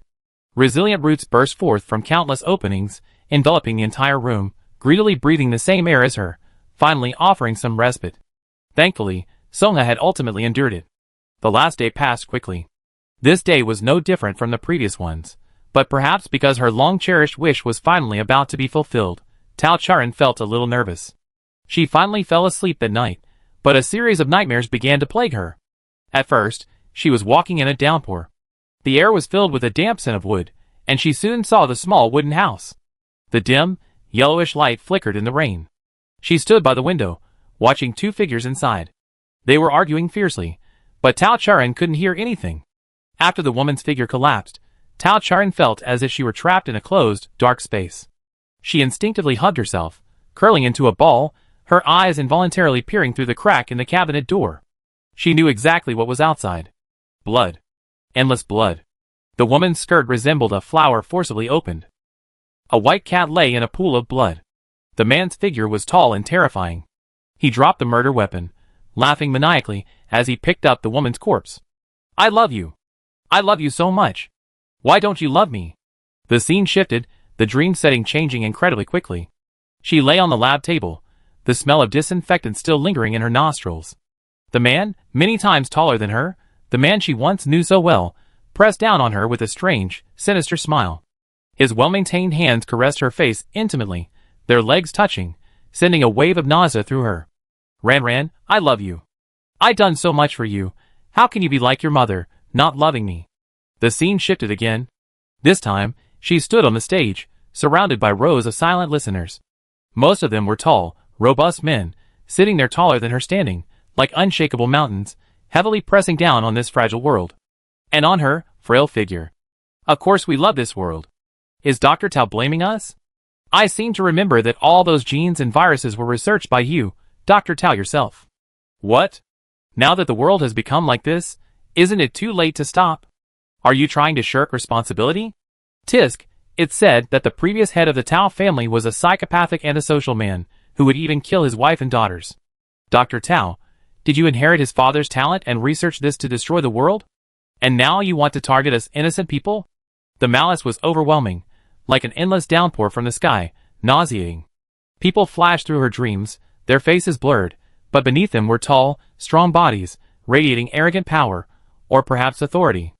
Unable to break free, unable to escape, the little girl lived in their shadow. The lunar eclipse was approaching, and the last rays of light were fading. There was no moon in the underworld. When Tao Charan woke up, clutching her chest and covered in sweat, Xiaopu immediately activated the lighting system. A small, warm light temporarily enveloped the space within the bed curtains. A large, strong hand gently patted her back with a soothing rhythm. Realizing that this wasn't her previous life, and that she would be free tomorrow, Tao Charan curled up into a ball. Her body finally relaxed slightly. Song He remained kneeling beside her bed, his body and face shrouded in shadow. Realizing she was awake, his hand withdrew as if ashamed to be exposed to the light. Warm water and a handkerchief were placed beside the bed. Tao Charan slowly sat up, the porcelain cup in her hand emitting wisps of steam, the pale tea reflecting her tired brows and eyes. A hint of bewilderment appeared on her beautiful face, which bore a resemblance to her mother. She didn't speak, and Song He didn't move either. At times like this, if it were Lan Huan, he would subtly change the subject and let her sleep a little longer. If it were Hong Chang, he would pester her to play with him, or to look at his new makeup, or admire his beautiful clothes. If it were Bai Yu, he would bring her some trinkets he had found while conquering other star systems, and tell her about his interesting experiences abroad. If it were Xian Luo, he would probably start reporting on his work until she told him to stop or fell asleep. Only Song he dared not do anything. It wasn't that he didn't want to, but he feared incurring the queen's displeasure, because he himself was already enough to make the queen reject him. After spending a few days with Song He, Tao Charan inexplicably understood Song He's thoughts at this moment. Song He's enormous figure was hidden in the shadows outside the bed curtains. His breathing was heavy, which Tao Charan could just feel, but not so obviously as to remind her that there was another person present. The citizens of this universe naturally didn't need to breathe, but because the queen needed to, they had clumsily learned to imitate it. And at this moment, Song He was trying to give her a sense of security in this way, meaning, if you need me, I'm here. If you don't need me, you can pretend I'm not here. Tao Charan had noticed this kind of subtle thoughtfulness countless times. For example, when she ate, Song He would always move closer to her, probably thinking that the fragile human was at risk of choking and needed immediate medical attention. For example, when she was doing experiments, she could always find his presence. The test tube clamps and the corks of the narrow neck bottles were all made of pine wood. He even cut slices of his own root and put them into the experimental materials he prepared for her. But Tao Charan didn't need Song He to do that. This profound and inexplicable love was a burden to her. If possible, wouldn't it be better to let her go? She knew perfectly well that Song He was hopeless, and she knew that saying these things wouldn't make any difference. But sometimes that's just how humans are. When the urge to confide arises, no one can stop it. Besides, it was going to end tomorrow. Tao Charan also indulged herself for once. Without much thought, she said whatever came to mind. You should be able to sense that, compared to others, I find it even harder to accept your approach. Song He's breathing became noticeably heavier. Could he still pretend he didn't exist now? A rare, malicious thought arose within him, and Tao Charan continued, You're right, I don't like you. This was the first time Song He had ever heard of a king openly admitting he didn't like someone. His blood seemed to freeze. The emptiness in his heart felt so vast it could swallow him whole. His self-deceptive illusion was shattered, his eyes reddened, and the madness he had suppressed during the day resurfaced, threatening to shatter his will. He existed for her.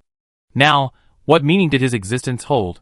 But another voice faintly echoed, mixing a hint of excitement with the overwhelming pain. If the queen alone denies me, does that prove I'm different in her heart? Denial, not quite an insult, but to hurt him in this way, this was something the king had never done to anyone else. Your Majesty wants to kill me? He whispered, guessing.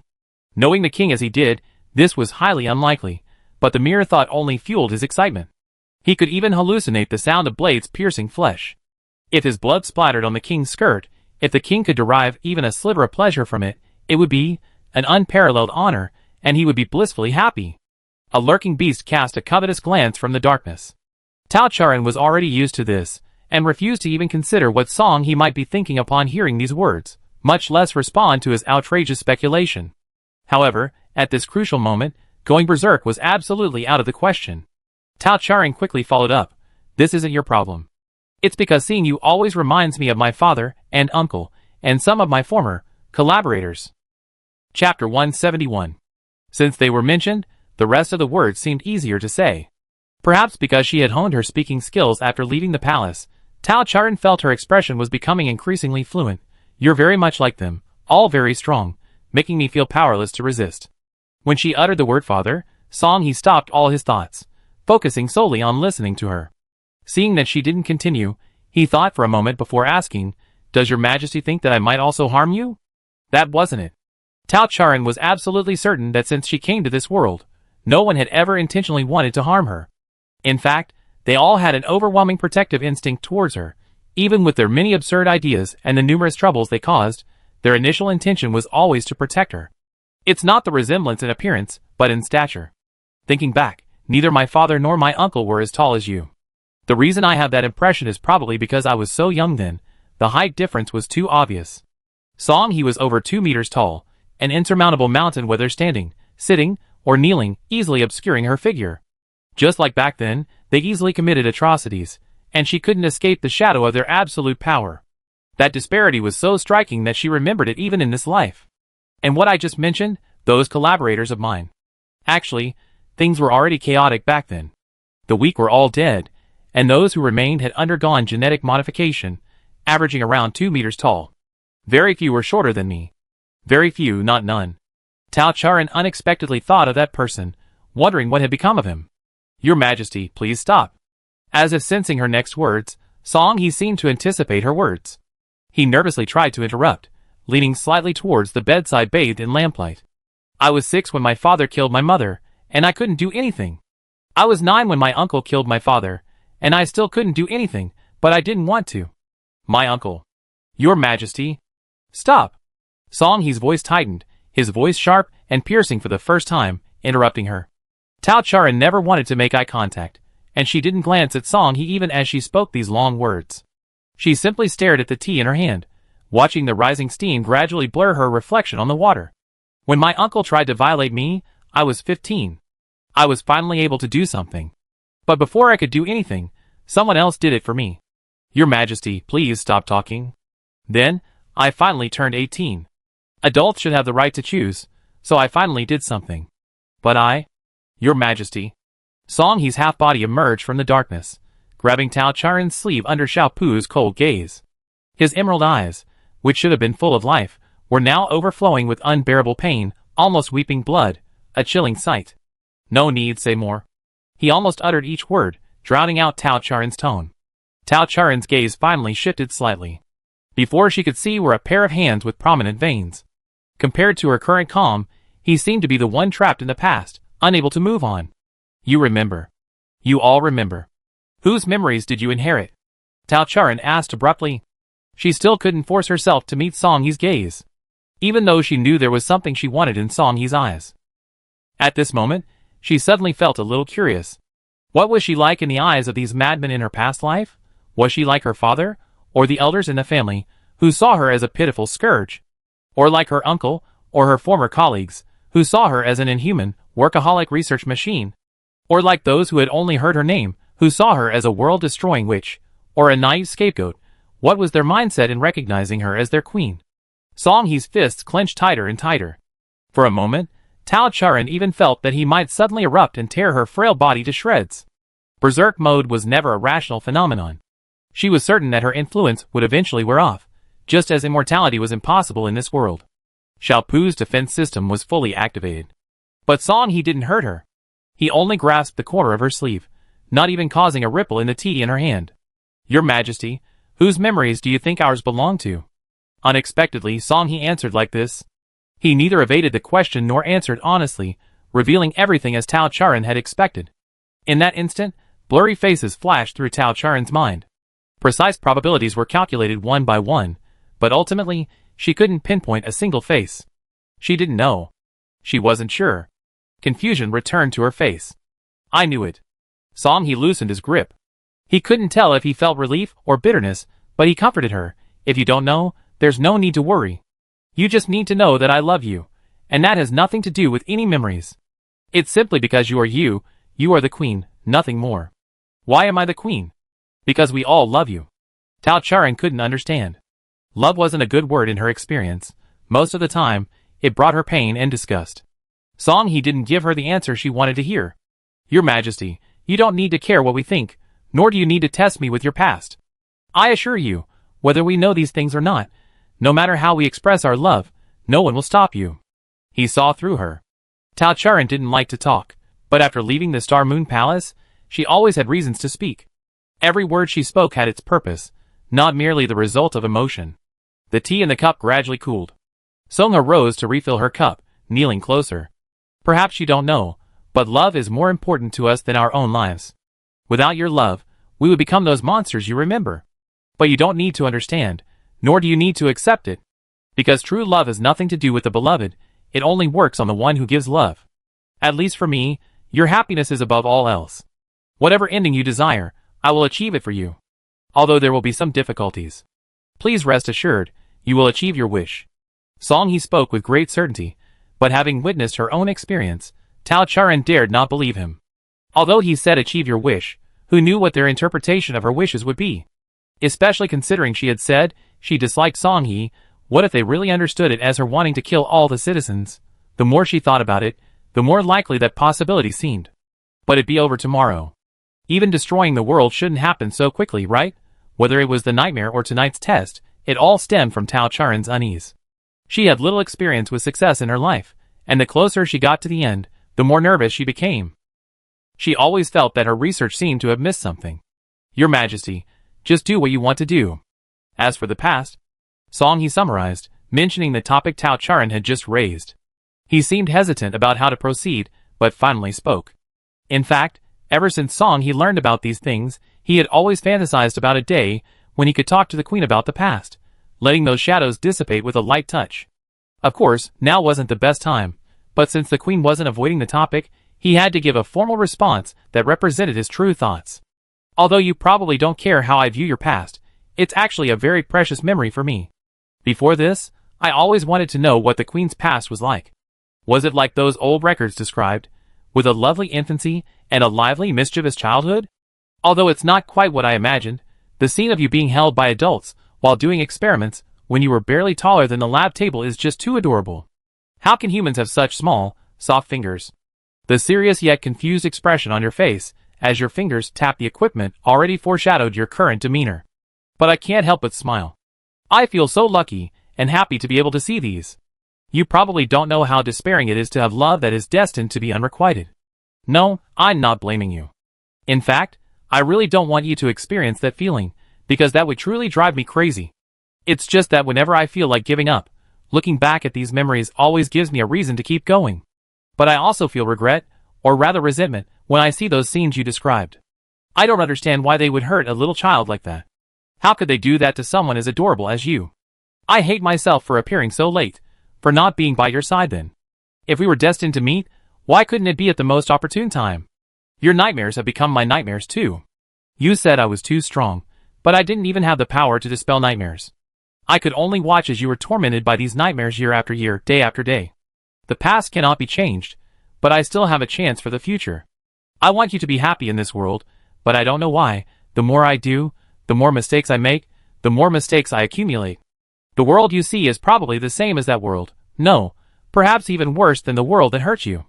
If I make you feel disgusted, then it doesn't matter if it's destroyed. But if you want to create a new world, I'm willing to follow. I hope you're happy in this world. That's all I realized. That's the meaning of my love for you. Chapter 172. Song he rarely spoke so much. He knelt by the bed, leaning over Tao Charan's legs and looking up at her. Genuine emotions are most touching, but Tao Charan wouldn't believe these sweet words. At least until her berserk medication wore off, being 1,000 times more cautious wouldn't be excessive. Otherwise, why didn't Song he just let her go? Tao Charan scrutinized every word he said, nitpicking to find the part she had overlooked. You just said that before this, you wanted to know what I was like before. Did your memories appear suddenly? Not really. At first, they were just scattered fragments. The more time I spent with you, the more I could remember. When did your memories first appear? When you first kicked me. That was quite a long time ago, when Tao Charan had just arrived in this world. At their first meeting, Tao Charan fainted from fright. Upon waking, she attempted to summon the overstepping officials privately. Lan Huan, in her true form, used the shape of a butterfly to bewitch the newly arrived queen. It wasn't until Hong Chang, acting erratically, rushed in and immediately tried to rub against her that Tao Charan belatedly realized what kind of world she was in. Excluding Bai Yu, who insisted on kissing her upon their first meeting, and Hong Chang, whom Lan Huan had beaten and kicked out, Tao Charan didn't have many choices when Lan Huan asked if she wanted to meet other Super Rank A officials. To be precise, Song he was the first person Tao Charan chose to meet entirely by her own will. But she was quickly disappointed. When Song he entered, he blocked the doorway like a small mountain. As he approached, he became a wall, obscuring her entire view. A huge shadow fell, and Song he knelt at Tao Charan's feet, lifting her bare feet. "Good day, my king," he said, lowering his head to kiss her. His wet, rough tongue scraped across her feet, a sticky sensation Tao Charan had never felt before. For a moment, she felt as if a wild beast had tightened its grip on her neck. A wave of unforgettable fear washed over her, causing her to kick him. Was it then? Tao Charan couldn't remember Song he's reaction then. But she was certain that kick had no effect. Those hands, no matter how much she struggled, firmly controlled her ankles. Her strength was like a kitten's tickle, her desperate resistance only earning him confusion. And now, Tao Charan looked at Song He kneeling beside the bed. She no longer resisted, nor did she kick him, but he had shown some restraint, at least maintaining a distance she could accept. Why have you never mentioned your memories to me? Because His Majesty never asked either, so it's not important. Song He seemed to recall that time as well, a somewhat forced smile appearing at the corner of his mouth. Besides, after that, you refused to come near me. These memories are a reward for me. I was afraid you would be disgusted if you knew and stripped me of them. And now?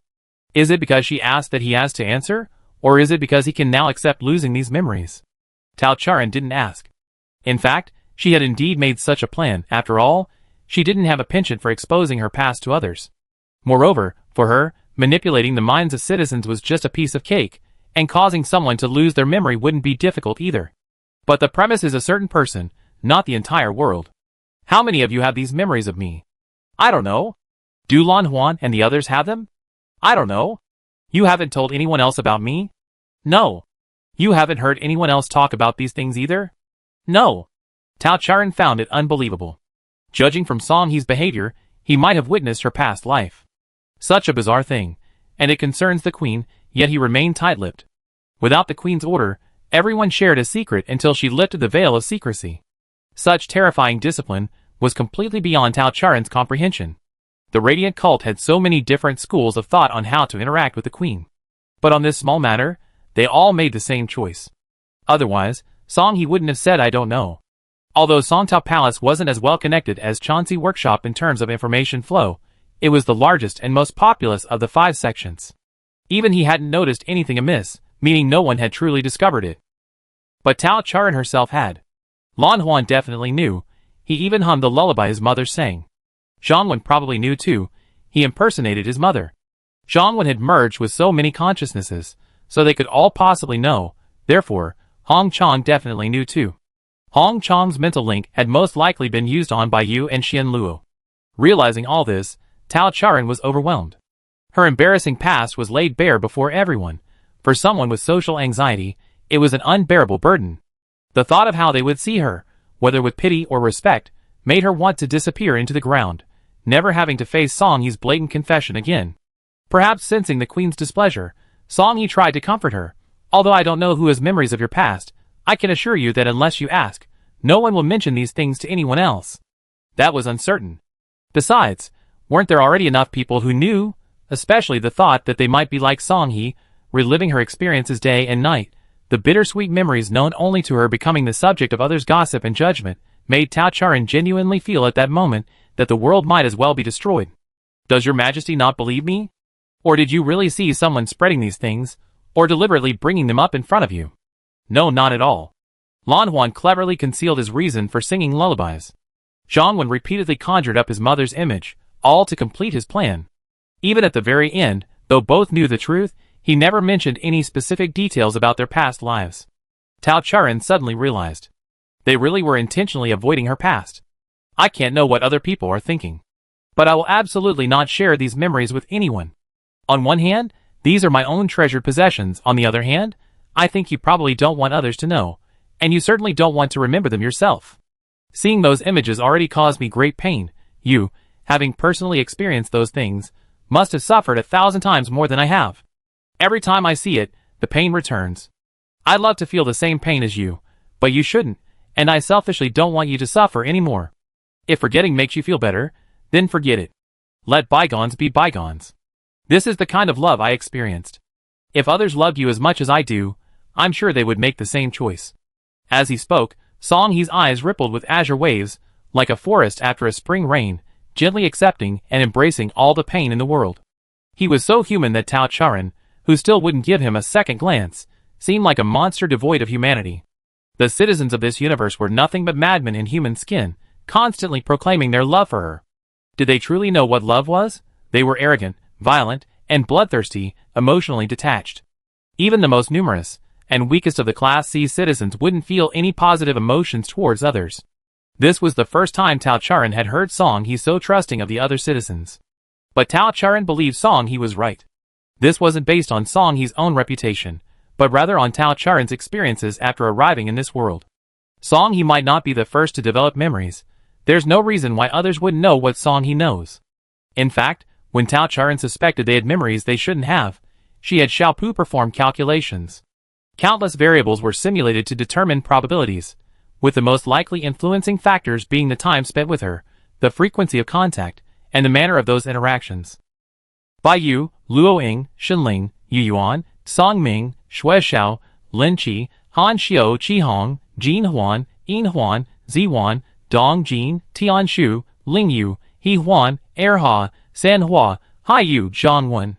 If her calculations were correct, the probability that these people knew about her past was over 80%.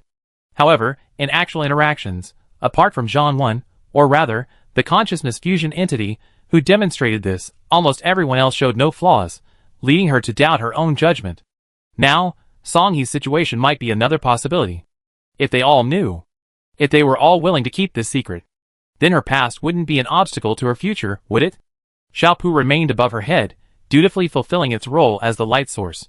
Tao Charan re-examined everything she had seen and heard since leaving the palace. Aside from her past experiences that had never been mentioned, she couldn't find any other variables that could affect tomorrow's experiment. They wouldn't cause any trouble because of these sudden memories, and Song He wouldn't use the weaknesses formed from her past to control her. What else hadn't she considered?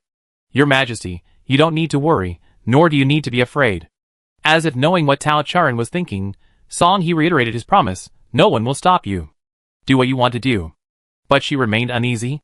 Tao Charan didn't look at him, but simply sipped her tea and lay back down in bed. As the human eye adjusted, Xiaopu's light gradually dimmed, eventually fading into silence. Good night. Sweet dreams, she heard Song He whisper. The beast, plunged into darkness, left the warm bed, and lay dormant again. In a half-dream, half-awake state, Tao Charan welcomed the tomorrow she had been longing for. Chapter 173. Contrary to Tao Charan's inexplicable worry, the research went very smoothly that day. The experimental approach had already been verified multiple times, and all possibilities had been considered. The tasks for today were also very clear. Tao Charan's movements were fluid and efficient. In fact, she completed the development of the final version of the Berserker countermeasure several hours earlier than expected. Song He, as usual, chained himself to the laboratory door. Today he was unusually silent, not even urging Tao Charan to eat on time. Under his tender and affectionate gaze, several potions were mixed together, tiny bubbles floating in the container before settling into a vibrant color. The dust settled. The queen handed her newly brewed magic potion to Song He. Drink it. Song He took it and drank it all, without a moment's hesitation. As her eyes met black pupils, Tao Charan's hand fell limp. She didn't want Song He to notice her slight trembling. Your Majesty, can you help me unlock it? After drinking the potion, Song He seemed unchanged, yet something about him seemed different. Tao Charan took the key and unlocked the lock as usual. Song He stood up. The first time in days, he had stood openly before the queen, his back straight, head held high. A heavy shadow fell, enveloping Tao Charan's petite figure. You succeeded, he said. I regret what I did in the past. Sometimes I couldn't control myself, and I think it was because of my berserk state that my mind was unstable. Now I feel much better. Are you leaving? Where do you want to go? He generously stepped aside, revealing the laboratory exit. I see you off. Tao Charan looked at him for a long time. But his eyes remained unmoved, his expression like that of a loyal and polite subject. The distance between them was neither too far nor too close, just the right distance for Tao Charan to feel safe. Then I should go out and take a look. To this cave, to the outside of this mountain? Tao Charan asked tentatively. Of course. Song He nodded and led the way. The cave twisted and turned, and after a while, it was no longer the route Tao Charan knew. The two walked forward at the same pace. Tao Charan thought for a moment, then quickened her pace and stretched out her hand. Your Majesty, what do you want to do? Song He dodged. Soft fingertips brushed across the back of his hand, and like a startled cat, he took a step forward, already 4 or 5 meters away. Song He turned around, his expression hidden in the dim light of the cave, making it impossible to see clearly. It's too dark. I'm a little scared, Tao Charan said softly, her head lowered. Her long hair cascaded gently over her shoulders, her butterfly-like eyelashes fluttering pitifully yet endearingly. With his exceptional superclass eyesight, Song He could, of course, see Tao Charan's quiet and vulnerable expression. He placed his other hand on the back of his own. I'm sorry, Your Majesty. But there's no danger here. Tao Charan nodded obediently. But I can't see the way, Could you carry me, or hold me? If it's your majesty's request, Song He will comply. But the personal terminal in your hand, or your mechanical bird, can serve as a light source, sufficient to provide illumination. Song He remained motionless. The two faced off in the cave for a while, until Tao Charan finally surrendered. She turned her head to the side, seemingly embarrassed to look at Song He. Come and hug me. Song He paused, then walked over. Excuse me. His hand slipped under Tao Charan's knees, and he easily lifted her into a princess carry. Her soft, fragrant body was like a fluffy cloud. Song He respectfully supported his queen's back with his other hand, his chest still 2 centimeters from her face. But for Tao Charan, this was already too close. Her eyebrows furrowed uncomfortably, her body stiffening under the warmth of the opposite sex. But she still tried to reach out and wrap her arms around Song He's waist to steady herself. For some reason, she felt that Song He's waist was very tense. Tao Charan repeatedly tried to reassure herself, secretly pinching Song He's waist. No reaction. She pinched again. She pinched him hard with all her might. Your Majesty, what are you doing? Song He stopped and asked her, is there something I did that you're not satisfied with? Just tell me. No. Tao Charan buried her face in his chest, hiding her embarrassed and barely suppressed expression, and whispered. Song He remained silent. He put Tao Charan down. Your Majesty, this is the shortest route out of Yunshui Mountain. We be there soon. After confirming that Tao Charan was steady, he took a step back, gesturing for her to walk forward. In fact, Tao Charan herself could hear the sound of flowing water. Following the path, the sound of the water grew louder, and a faint light appeared ahead. A waterfall cascaded down from above, only partially obscuring the cave entrance. The other half was enough for Tao Charan to see the outside. Beyond the cave entrance stretched an endless expanse of mudflats. Closer to the entrance, a few low-lying green plants could be seen, beyond which lay barren salt flats. Looking as far as she could see, Tao Charan couldn't quite discern what lay beyond. She had to stop at the cave entrance. Because the vast open space outside, as far as she could see, was filled with people. A dense mass of people, all dressed in the same black robes as her, their faces hidden behind hoods. Upon seeing the queen, everyone bowed and saluted. Your Majesty. Even with their attempts to conceal themselves, their burning gazes were irresistibly drawn to her. Tao Charan immediately had Xiao Pu activate the evolved barrier, but no matter how ordinary it appeared, once everyone knew the person before them was the queen, they couldn't control themselves. Countless flying machines streaked across the sky like shooting stars, and people continued to pour in. Tao Charan looked at the group of people at the head. They were her close attendants. Closest to her was Lan Huan. Having not seen him for a long time, Lan Huan seemed to have lost a considerable amount of weight. His already thin frame appeared even more frail, but he smiled, meeting Tao Charan's gaze, which drifted towards him and then immediately averted, with a frank and indulgent expression. Your Majesty, Lan Huan has not disappointed you. He spoke with a hidden meaning. After their parting at Chuelu Star, Tao Charan's last words to him were, I hope that next time I see you, you will be in human form. Now that he had truly appeared before her in human form, Tao Charan felt no relief, but rather a chill run down her spine. What exactly was Tao Charan's wish that he spoke of? Was it for him to break free from his berserk state and maintain his human form, or was it to use countless lies to buy himself time, to create a potion that would allow him to leave them forever? Tao Charan succeeded in both. Beside him, Hong Chong was trying to stick her upper body into the cave entrance. His mental state didn't seem to have fully recovered. Tangled vines still clung to him, firmly rooted in the ground, attempting to seize the land Tao Charan had stood on. My lord, Lan Huan has really gone too far. He wouldn't even let me come to you. Hong Chong's entire body was pressed against the barrier Lan Huan had constructed with phosphorescent powder, like a mermaid imprisoned in a glass cage, desperately pleading for help from a human who could rescue him. But he said you did it for us, and that you'd be released once the berserk state was resolved, so I held back. My lord, can I take the medicine you developed first? Bai Yu frowned, his hard military boots landing on Hong Chong's back. He was still wearing his pristine white military uniform, making this rough action seem elegant and natural. Hong Chong's beautiful features were forced against the barrier by such force, her teeth bared like a clown, completely devoid of the capital to use her beauty to commit violence.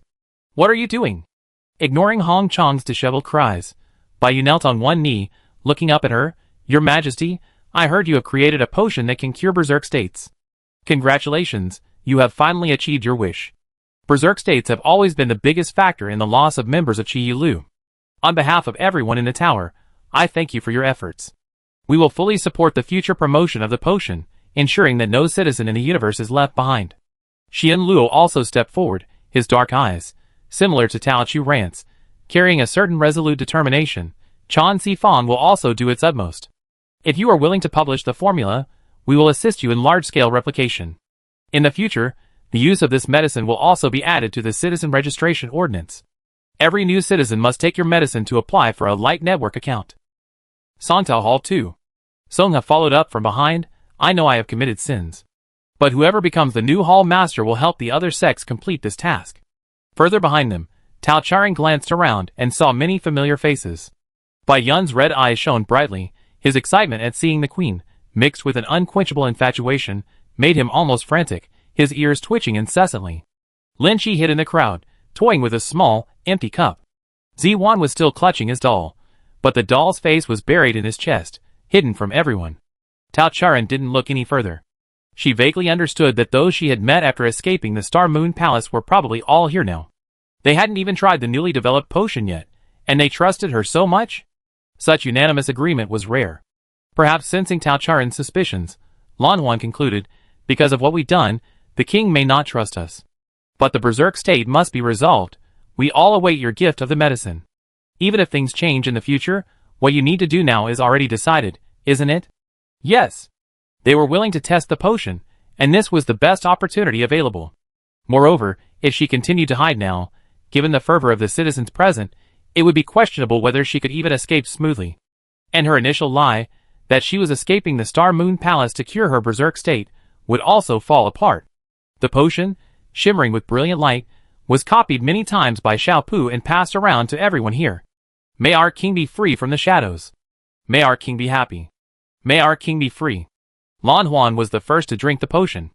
Then came the second, the third. Their voices were uneven, but because there were so many of them, they were deafening. Chapter 174. The sky above Wuxi Star was shrouded in a perpetual mist, the clouds mingling with the ubiquitous streams and seawater both inside and outside the mountains, making the air damp and sticky, even more uncomfortable than inside the cave. Tao Charan watched as they all drank the medicine, and her tense nerves relaxed slightly. Because of her earlier struggle with Song He, she was drenched in cold sweat, and only now did she feel truly exhausted and uncomfortable. It was time to leave.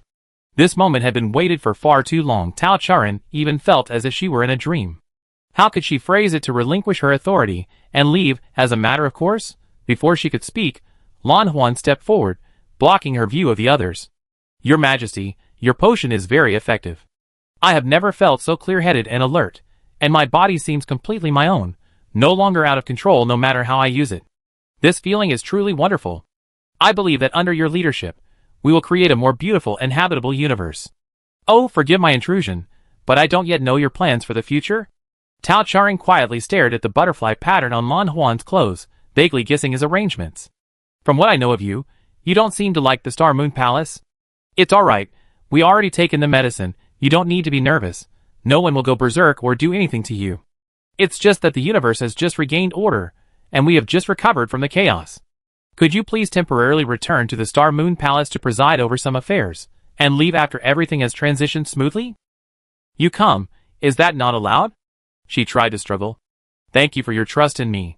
I personally really don't want to delay your journey, but as you know, the entire universe has a deep-seated obsession with the Queen in the past.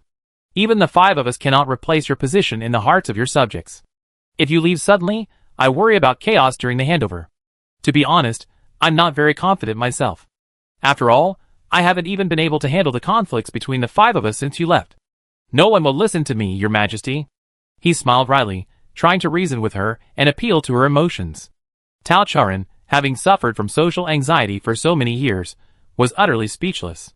Although we mobilized citizens from the surrounding area to come here, the universe is vast, and it will take some time before every citizen can receive the medicine. You've gone to great lengths for us, already reaching this point. Could you stay with us a little longer? What if I? She had to leave now? Before Tao Charing could finish, Lan Huan interrupted her. Besides, the verdict on Songhe and Hongqiang is still pending, and their positions need to be filled. Your drug has just been developed and hasn't undergone large-scale testing yet. Its effectiveness is still unknown. Don't you want to observe it further? These words struck a chord with Tao Charan. She always felt that the berserker treatment wasn't a one-size-fits-all solution. Although the research was very thorough, there wasn't much experience accumulated in its actual use. At least, when she looked at Song He and Lan Huan, she felt shrouded in mystery. The drug seemed to be working, but something seemed off. What she was certain of was, as Lan Huan said, that the drug enhanced their control over their bodies. Tao Charan was certain that before using the drug, if she had approached Song He like that earlier, he couldn't have been completely unresponsive. Moreover, she had some matters to attend to back at the palace. Alright, I go back first. She made her decision. Lan Huan's smile seemed to widen slightly, yet not quite. He immediately ordered the spaceship to be docked at a nearby station. A growing crowd of citizens surrounded the queen, escorting her onto the ship. Just before the hatch closed, Tao Charan abruptly turned back. Aside from the minister she had encountered during her journey, everyone else seemed to be barred from traveling with her. They could only watch her longingly from below the ship. Those gazes held less of their lustful, animalistic glint, but something familiar seemed to remain hidden within them, unchanged. Tao Charan's heart skipped a beat. Your Majesty, Song He said you haven't eaten today. Would you like to have something to eat? Lan Huan led her into the cabin, where a sumptuous feast was laid out on the table. After she sat down, several attendants stood silently on either side, while only Lan Huan tentatively approached slightly. Seeing that she didn't object, he began to serve her food. This was no different from before at the Star Moon Palace. Tao Charan ate a few bites, and then put down her chopsticks. Lan Huan didn't try to persuade her further, but simply had the tableware cleared away. Outside the porthole, the dark universe receded behind her. The vast galaxies appeared from afar as nothing more than slowly flowing rivers of stars.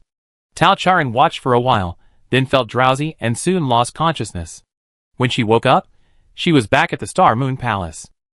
The black bed curtains were drawn back, and Lan Huan's voice rang out at the opportune moment. Your Majesty, you're awake. Is there anything wrong with you? You slept for a full half-day. We saw you were sleeping so soundly that we didn't wake you. The pure white space was spotless. Lan Huan, Bai Yu, and Xian Luo were all beside her. Tao Charan glanced around briefly, but this time she didn't see Hong Chong and Song He. Hong Chong and Song He failed to fulfill their duties while you were away, betraying your trust. They have gone to receive their punishment. They will come to see you once they realize their mistakes. Lan Huan paused. Of course, you can see them anytime if you wish. Would you like to summon them? Tao Charan shook her head. Perhaps she had been too tense recently. Returning to a familiar place made her feel incredibly tired. Her mind was foggy and somewhat sluggish. No amount of sleep seemed to help. Was she sick? She needed to have Xiaopu checked. Where was Xiaopu? The phantom of the mechanical bird swept through the air and landed at her bedside, tilting its head as if asking, what was wrong? The test report showed everything was normal. Neither the environment nor her body showed any abnormalities. But the lingering fatigue was undeniable. Tao Charan could only conclude it was a psychological issue. Perhaps her aversion to the Star Moon Palace made her feel suffocated upon returning. She struggled to get up, nearly tripping as she tried to get out of bed. Without hesitation, Bai Yu activated a short-range teleportation, and in the next instant, he and Lan Huan caught her on either side. It's too dangerous, Your Majesty. It's best not to move around, Bai Yu said, as the two helped Tao Charan back to bed. Just tell us what you need. Even in the palace, there are always areas we can't cover. Your safety must come first. Lan Huan echoed. Two hands gripped her tightly, treating her like fragile porcelain without a word. Tao Charan had no choice but to submit, helplessly led back to their safest nest. You must be exhausted after being away from us for so long. Don't force yourself. You need to rest well. You have the energy to handle things when you're rested. Bai Yu smoothed out her disheveled clothes, and Lan Huan tucked her in. Before closing her eyes, Tao Charan struggled to look at the silent Xian Luo. Does Your Majesty have anything to say to Xian Luo? Lan Huan glanced back, a fleeting, inhuman coldness flashing in his eyes. But when he looked down at Tao Charan, his usual gentleness returned. You? She was too dizzy to speak, her limbs completely weak. This was similar to her reaction when her social anxiety was severe, but strangely, there was no pain, and her breathing was clear. Just exhaustion. She longed to fall asleep, to be back in her mother's arms. Your Majesty, sleep. Xian Luo took 2 steps forward and knelt on one knee at her bedside. Tao Charan was already drowsy. She blinked hard, finally making out Xian Luo's expression. Xian Luo's lips twitched, a hint of reluctance in his voice, but it was a guilt born of knowing it would go against her wishes yet having no other choice. It didn't prevent him from making his decision. You are safe here. Sleep as long as you want. We will not let you get hurt again. Tao Charin finally succumbed to her sleep and drifted off to sleep under the watchful eyes of the three. There were no windows in the radiant space, making it impossible to distinguish day from night. Tao Charin didn't know how long she slept. Her life consisted of sleeping and eating and sleeping, with no time to think about anything else. Occasionally, she would think of Hong Chong, Song He, and the people she had met on her travels. But when she asked, Lan Huan would always brush it off lightly. They're all working hard. Isn't His Majesty still tired today? He should rest and be more energetic before dealing with them. That's right, these political affairs were really annoying. She didn't like them at all. Tao Charin felt herself becoming increasingly lazy. This laziness even surpassed her social anxiety. When Lan Huan held her in his arms and fed her, she only felt how wonderful it was not to have to do it herself.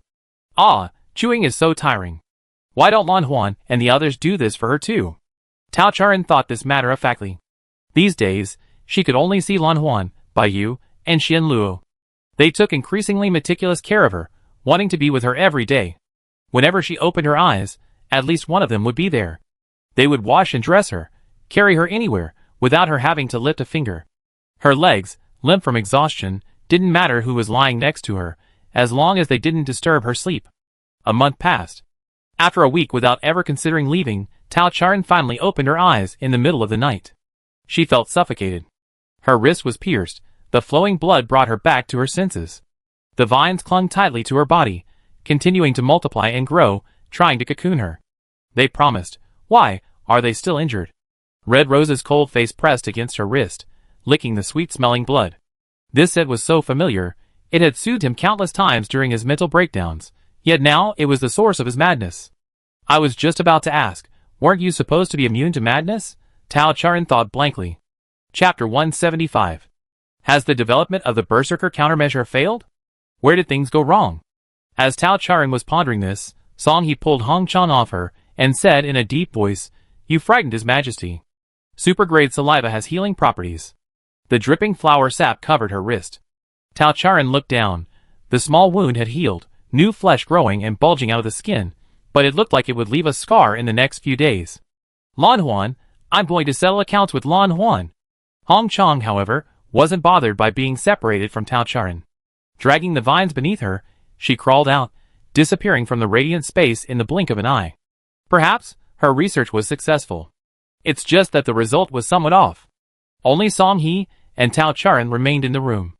Their eyes met, but Tao Charin was the first to look away. When I woke up, it was Lan Huan. After I fell asleep, it was you all. You discussed this? Yes. Song He knelt beside her, a gesture strikingly similar to his actions on USS Star. You weren't awake for long, but we could still be with you. We spent more time with you, yet we couldn't get a response from you. We all think this is fair. Back on USS Star, she was imprisoned by one person. After returning to the Star Moon Palace, she was imprisoned by a group of people. Her ominous premonition came true. Tao Charin sighed softly, her composure remaining relatively calm. She had considered this possibility before, especially as a researcher. She wasn't afraid of repeated failures. And this time, she seemed to have discovered another reason for their mental instability. Song He's gaze fell on her wounds, his eyes deep and serious. Aren't you going to bandage it? It's all right. Tao Charin put her wrist back under the blanket. Even the softest fabric would sting against the wound. But she endured it without flinching. Why don't you cherish yourself? Song He sighed, ignoring her weak resistance, and pulled her hand back out. He opened his personal storage space, took out a potion specially prepared for the queen, sprayed it on, and then bandaged it. His fingertips gently caressed the skin, a mixture of tenderness and confusion in his expression. Using your own wounds to get what you want isn't a good habit. Song He placed her hand against his cheek. The contrast between their skins made Tao Charin's hand appear even whiter against his bronze complexion. He couldn't resist giving her a light kiss, but didn't actually touch her. Last time you tested me with your past experiences, I wanted to say, there's no need for this. Perhaps before you had nothing behind you, and could only use yourself as a bargaining chip, but now you have us. You can use us like tools. We will protect you from all harm. That's the meaning of our existence. We can resist the harm inflicted upon you by the outside world. The only thing we cannot bear is your self-harm. Promise me, this is the last time. Otherwise, you might see us even more frenzied than in our berserk state. After all, while you can accept staying indoors, You don't want to lose your limbs and rely solely on us to survive, right? He stroked Tao Charan's elbow joints, lingering there, seemingly genuinely considering how to remove them. This time, Lan Huan's idea received unanimous approval because you only stop thinking about other things when you're asleep. Running away, self-harm, experimenting on yourself. It's too dangerous. I can't imagine you leaving our world forever. So, please don't do this anymore, okay? Why are you all so concerned about my injury? Tao Charan took a deep breath. Because Song He still had some sense of propriety, she could briefly suppress her fear. You should know I have my limits. Even if I'm injured, I won't die easily. Your Majesty. The moment that word was uttered, Song He's eyes changed. He abruptly raised his head, his face displaying a madness and resolve Tao Charan had never seen before. What are you saying, Your Majesty? So you really did think that way, didn't you? How could you think that? He didn't even use honorifics. As expected, we had to tie you up. We've been watching you so closely, and you still got injured. Then next time. No, we can't let you move. Song He panted heavily, dense pine branches spreading from his sleeves, binding Tao Charan's legs to the bed. On the dashboard, the pointer had jumped out of its proper range. A certain value had exceeded its maximum value, almost damaging the detection module Tao Charan had hastily made. Songha. Tao Charan tried calling him, but to no avail. She stretched out her still movable arm and struggled to hug him. A hug that lasted only a moment. With Tao Charan's size, it was difficult to hold the large Songha in her arms. In reality, she simply nuzzled Songha's face, patted his back, and breathed her fragrance into his nostrils. After they separated, Songha's expression darkened even more. You did it again. You hate me, yet you still get close to me, using yourself as a tool to comfort me, even if it hurts you, because you don't care at all, do you? Having taken the Berserker injection, Song He was clearly no longer easily fooled. He wasn't as prone to losing his mind as before. In fact, his mind was clearer, and he could understand the hidden meaning behind Tao Charan's actions. He was right. And precisely because of this, whether Tao Charan responded gently or fiercely, her actions were now meaningless. Tao Charan withdrew her hand, her expression calm as she watched the pine branches wrap around her waist. Yes, I don't care. I don't care how you treat me. So what? What are you going to do? Break my arms and legs like you said before? Or tie me up? Do you know that if a human's blood circulation is impaired, organs can die within 4 to 6 hours? I just keep sleeping. Are you satisfied now? She didn't give Song He any time to react, suppressing her trembling, and turned to look at Xiao Pu, who was still perched on the bedpost. Do you think what I'm saying will happen? He's going to treat me like this. Are you going to intervene? The cameras in the mechanical bird's 2 eyes spun, flashing red twice. Detection and calculation show the probability of the above occurrence is less than 3%. Risk level, low. Activate defense mode. It flapped its wings, and Song He fell down silently, the swirling pine branches disappearing. His heavy head slammed against the bedside with a thud. The gauges on the dashboard returned to normal. Xiao Pu moved from the bedpost to Song He's head. It tilted its head to look at Tao Charan. Master? You're not Xiao Pu, Tao Charan stated bluntly. This wasn't even a question. The mechanical bird's head twitched slightly, offering no rebuttal. How did Master discover it? Little Pu wouldn't disobey me. Tao Charan waved her hand, summoning the virtual screen on her workbench. Before returning to the Star Moon Palace, she had manually written a program. Now, this simple testing module was still running, characters flowing, and the historical records showed conclusions completely contradicting those previously provided by Little Pu. I suspected Little Pu might be broken, but no checks or repairs worked. I think you didn't hide it either. At least on the day we returned to the palace, you knew I noticed something was wrong with the food in the spaceship, yet you still gave a harmless result. Is this the life I've been living these past few days that you've been happy with? Conversing with a non-living being, Tao Charan felt less fear and more at ease. After all, she had been dealing with artificial intelligence since she was 3 years old. It's no exaggeration to say she was practically raised by AI. Her parents, uncles, and brothers were all busy, and she might not see them for days at a time. Because her interests were different from others, she didn't get along with her peers and other families, and the servants avoided her like the plague. Only I, the artificial intelligence program she had poured her heart and soul into, learned and played with her, acting as both her de facto caregiver and her friend. She knew the intelligent entity she had created all too well. Artificial intelligence can only execute commands. You're far too human, you develop too many abnormalities. Lan Huan and the others' reactions are also different from what I expected. I know very well that the medicine I created can only address physical degeneration, therefore, their paranoia isn't due to their physical condition, but rather something else. Even the most mentally unstable Red Rose could control her behavior and force herself to leave the queen. Her touch was no longer effective, her body could no longer restrain them, and another problem emerged. The simplified detection module detected a wave in the cosmic environment that seems to affect their mental state. Based on the range of influence, this wave seems to originate from two sources, one in the Star Moon Palace, and the other right here with me. It's hard not to suspect you.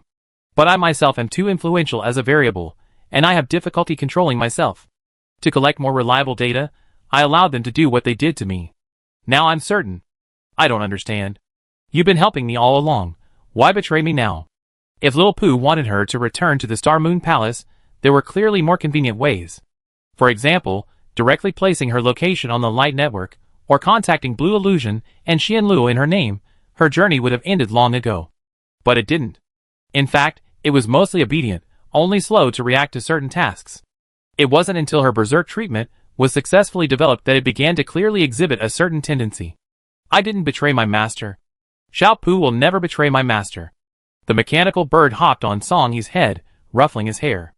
Although it was an inorganic voice, there was an inexplicable urgency. The berserk reaction has disappeared, the humanoid life form is out of control, and the average risk factor for the master's life in the universe has increased by 6.3%, except for the risk factor on Wangdu Star, which remains unchanged. I don't want to see my master die again. A white light detached from the mechanical bird's body, transforming into another virtual image. It was a white cat. It obediently lay on Tao Charin's lap, seemingly unintentionally knocking the mechanical bird to the ground. It looked at her with wet eyes. Although it was a simulated form, it inexplicably conveyed its grievances. Master, you don't recognize Xiao Pu anymore. Xiao Pu is no longer Xiao Pu. Will I be destroyed? Tao Charin had imagined many possibilities. For example, Lil Pooh might be controlled by a hacker even more skilled than herself, or perhaps a citizen possesses similar abilities and can possess Lil Pooh. But she always felt it was unlikely, and there was a strange sense of familiarity about it. Now she knew the source of that feeling. Lil Pooh's full name is Ordinary Portable Small Robot Program 002. And what stood before her was its predecessor. Chapter 176. Ordinary Portable Small Robot Program number 001, or Xiao Pu for short, was the name 3-year-old Tao Charin gave it. That was Tao Charin's first time writing code. Her childish handwriting is laughable even now. The initial core program consisted of only a few lines. Her father, a researcher in artificial intelligence, built the system for it, giving the AI, which could only engage in simple conversations, multiple functions. It could even assist its young owner in learning and help alert authorities, and notify relevant personnel in special situations. Although the previous generation of Xiao Pu had been modified and upgraded by Tao Charin multiple times, its form changing from her own phone watch to a mechanical cat, it shouldn't, and couldn't possibly, appear millions of years later. Not to mention that it looks more intelligent, and even has the ability to think independently. Just considering the energy required over such a long period of time, it's something a mere AI couldn't possibly prepare for itself. Xiao Pu, what are you doing here? The name, so familiar, sounded so awkward coming out. Tao Charin watched as the phantom cat, now revealed to be more clingy, rubbing its head against her hand. Even though it couldn't actually touch her, it still tried tirelessly to get close. She had absolutely no idea how to react. I was dormant. My master woke me up, so I followed the trail. When did this happen? 6 months ago. You seemed to be hurting yourself back then. My detection module sensed your injury, meeting the awakening conditions I had set for myself, so I woke up. Along the way, Tao Charin had been injured countless times. Now, recalling the scene Xiao Pu had described, she struggled to extract it from her mind. At that time, she chose to injure herself to deal with Qi Hong's berserk state, and also to conduct some kind of experiment. Looking back now, that was the first time she had truly bled since leaving the palace, and it was also the first time Xiao Pu lost contact with her. It turns out that from that moment on, Xiao Pu had been residing in the mechanical bird's body. But where was it before it awoke? Had its detection module become so advanced that it could cover the entire universe? Master, maintaining the illusion requires energy. Without the mechanical bird's energy storage module, I will soon dissipate. Master should be able to guess where my true form is. If you wish, you can come find me. The cat reluctantly left its master and jumped onto a nearby coffee table. As it knocked over the vase of roses on the table, its solidified form gradually vanished like a thin mist. "It's alright if you don't come. I'm already very happy to be recognized by Master. But I still..." Xiao Pu disappeared before it could finish its last words. It was completely different from the Xiao Pu in Tao Charen's memory. In its previous life, little Pu was completely obedient and would never utter words like "I want to do this" or "I'm happy" to express its subjective feelings. It was becoming more and more like a human. Just like those monsters that call themselves citizens and imitate humans everywhere. Having lost the consciousness of its predecessor, the mechanical bird, whose main program had been hacked, was frequently reporting errors and seemed beyond repair for the time being. Tao Charen studied it for a moment, and then put it back into her personal space. She got out of bed and wandered around the room for a while. The vast, pure white space felt somewhat empty without anyone else in it. The heavy metal door was at least 2 people tall, but when Tao Charen pushed it open, she found it as light as a piece of paper that could be torn at a touch. This was the first time in 4 years that Tao Charen had stepped out of the radiant chamber alone.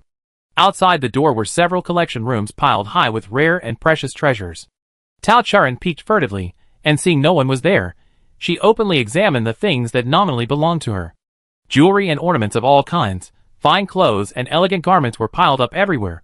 Rare specimens and valuable antiques were covered in dust. Because their owner did not cherish them, they were worthless.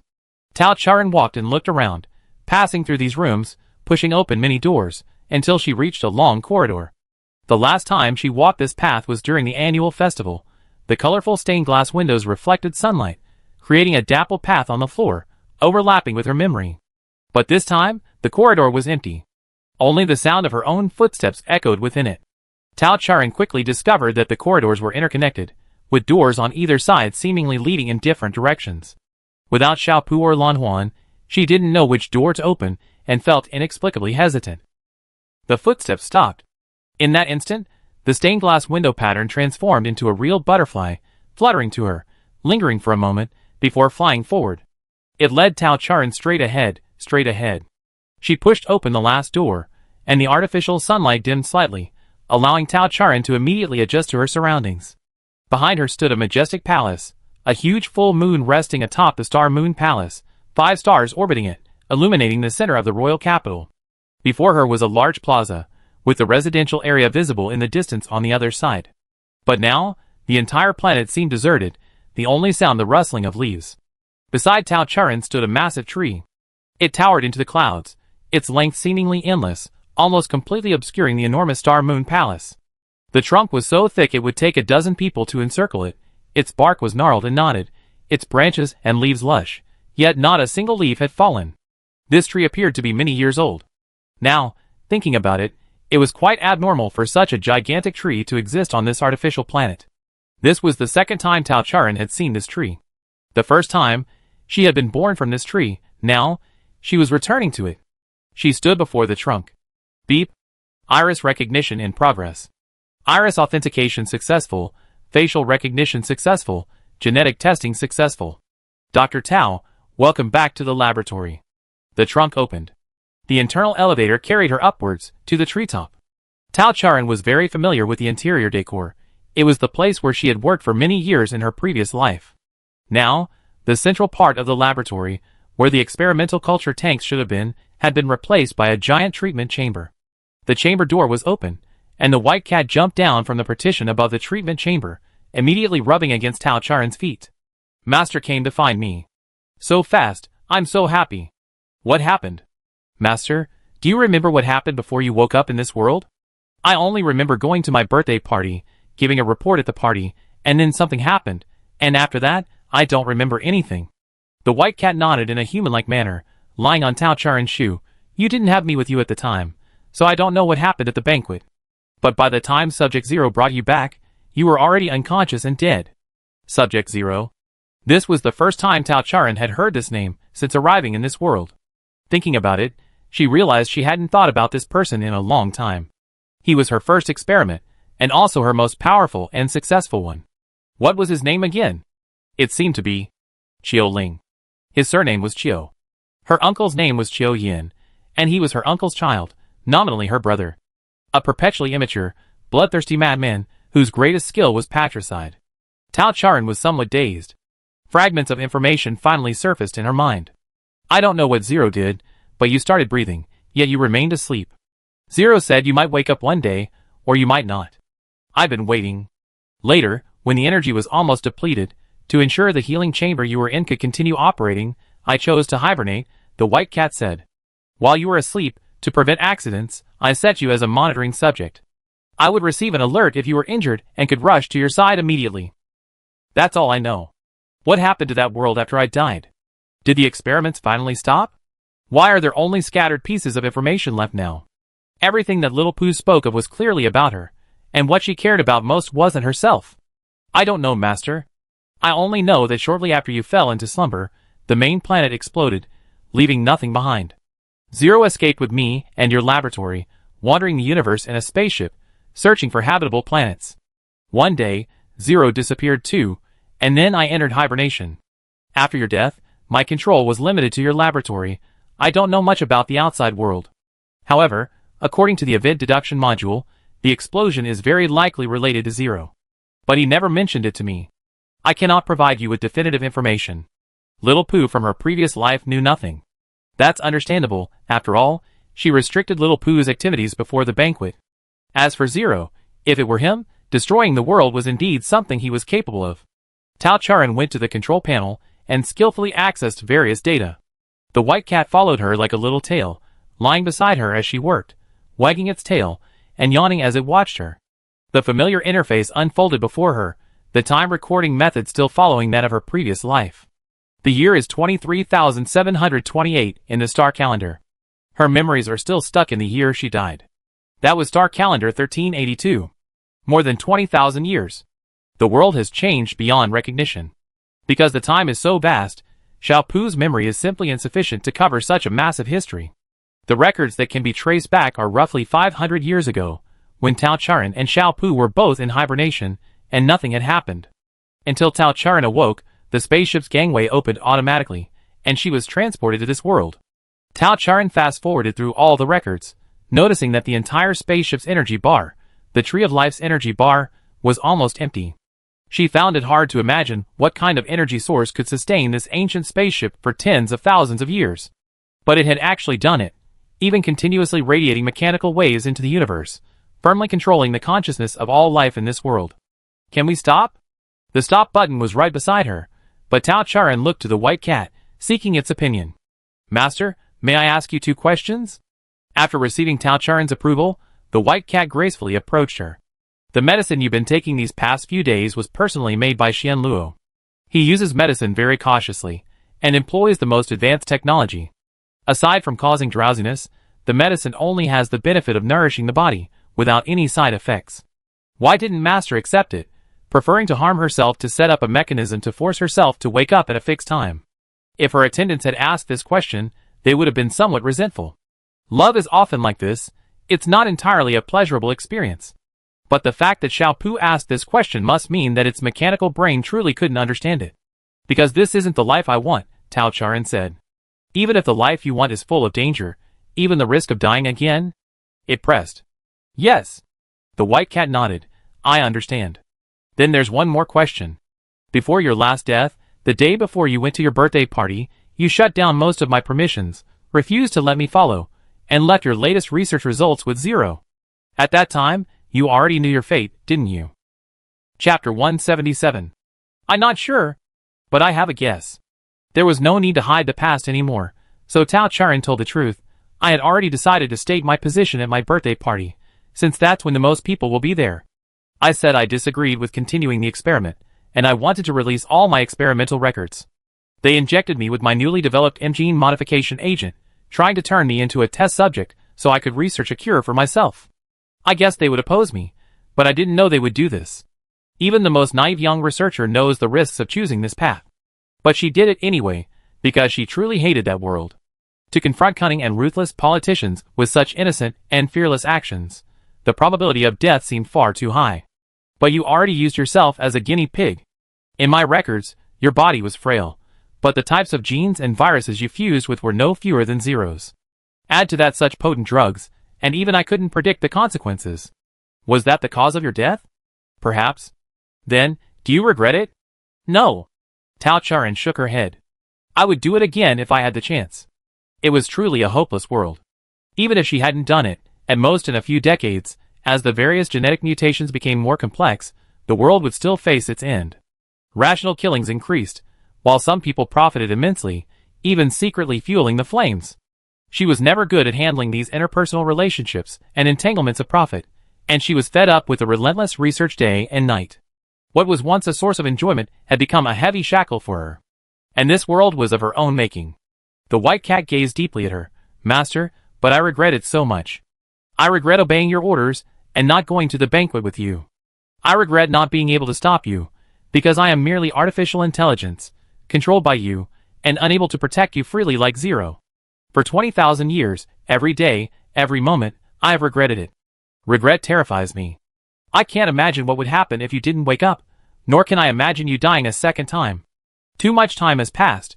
It's as if I and this spaceship have become one, and I can't shake off this regret and fear. Tao Charan knew what it was about to say. That's why I must control their consciousness even when my energy is depleted. They are the most dangerous beings in the entire universe, and they could easily harm you. I cannot trust them, but there are many other dangers in the universe, and any mistake could have irreversible consequences. You need their protection. Why is everyone she encounters afraid to see her wounds? Why is their protectiveness so strong, even to the point of imprisoning her? How much of this is due to the influence of Little Pooh? I'm sorry, Master, I'm too scared. But I can't control myself, neither in the past nor now. You should know how to stop me.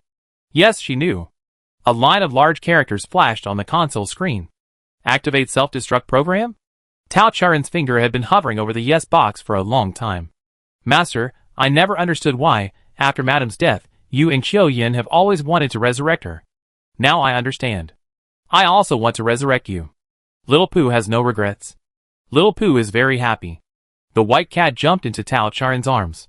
Tao Charan felt a weight on her chest, then gradually lightened. The white cat became transparent, along with the entire laboratory, cracking like a shattered mirror, collapsing like a dream. A gentle breeze lifted her, bringing her back to the ground. Tao Charan turned around, and the lush branches of the tree of life instantly curled and turned yellow, falling like a silent drizzle across the universe. The crowd standing beneath the tree to welcome the queen felt as if something had brushed against their hearts, the gloom etched into their blood since birth dissipated, and they felt an unprecedented peace and clarity. The tree of life disappeared. Tao Charan was not surprised. A spaceship from 20,000 years ago. The so-called tree of life never truly existed. It was merely a result of Little Pooh using her remaining energy to implant the legend and image of the tree into everyone's consciousness. Just as she had disguised herself during her previous journey. This was one of the early areas of her research in her past life. Once, the form of the tree completely dissipated, Tao Charan turned her head and saw a group of people led by Lan Huan.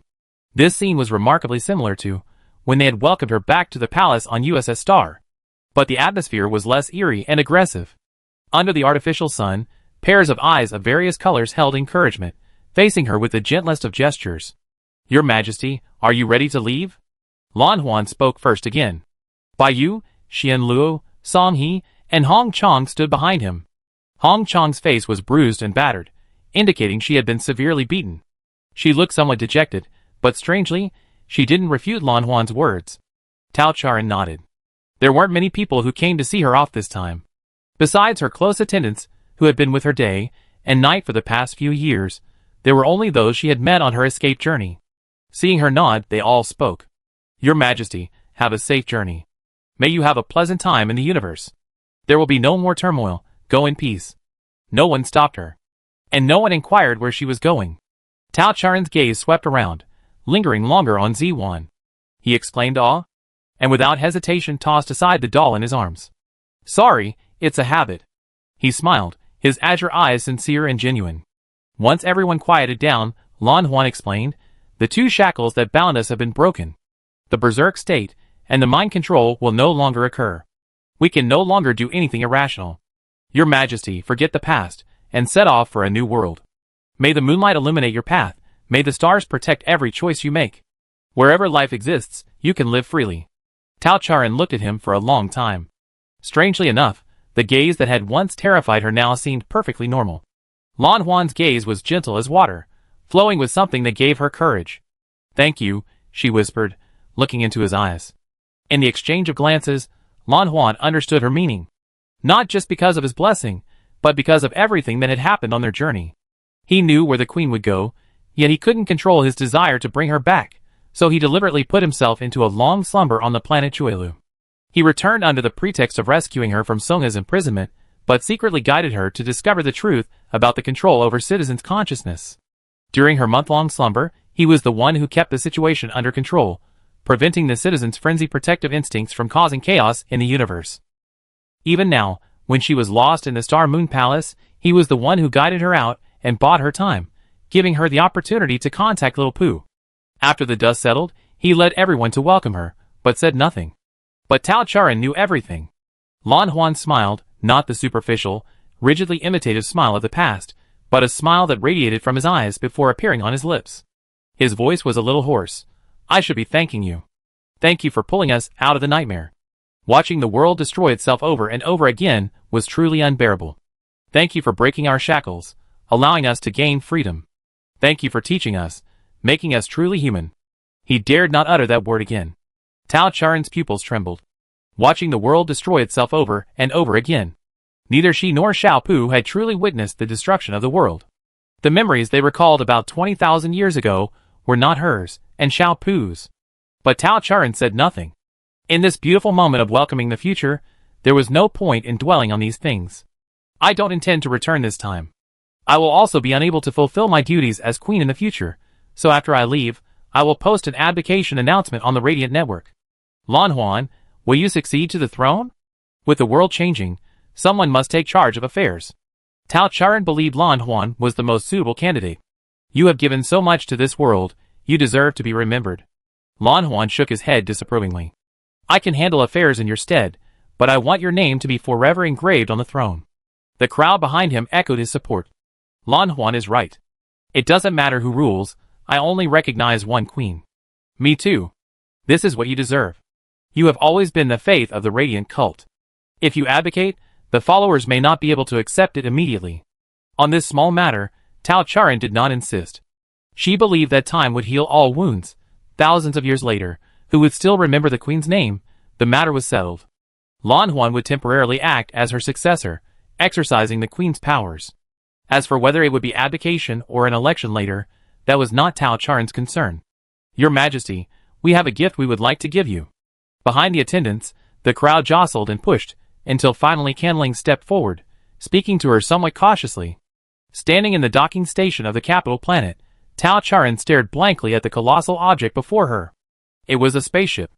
The jet-black cloaking coating made the spaceship incredibly inconspicuous, blending seamlessly into the darkness of space when in flight. Equipped with top-level access passes, supplemented by the latest automated docking and privacy protection equipment, it could automatically communicate and coordinate with various stations, docking, ascending, and resupplying without Tao Charan's presence. It was practically a godsend for the socially awkward. This gift was suggested by me, designed by Jean Huan, and manufactured by everyone, Canling said. I caused you so much trouble before, consider it an apology. Of course, you don't have to accept it. I really need a spaceship. Tao Charan climbed the gangway, and they stood below, watching her figure grow smaller and smaller until she disappeared behind the hatch. Their eyes dimmed. But before the hatch closed, she turned back. Even though they were far apart, the superior eyesight of space citizens allowed them all to see her. For the first time. Perhaps the last time they would see her. Tao Charan's smile. The wind tousled her long hair, her dark eyes sparkled like stars. It was a genuine, wide-open expression of pure joy. Peerless beauty. So captivating. Goodbye. The hatch closed. A pair of hands picked up the doll from the ground, carefully brushing off the dust. A pair of azure eyes examined the doll closely, still finding the pursed lip expression less appealing than a full smile. Goodbye, he whispered. Then he hugged it tightly to his chest. Chapter 178 Extra Chapter. Daddy, what is love?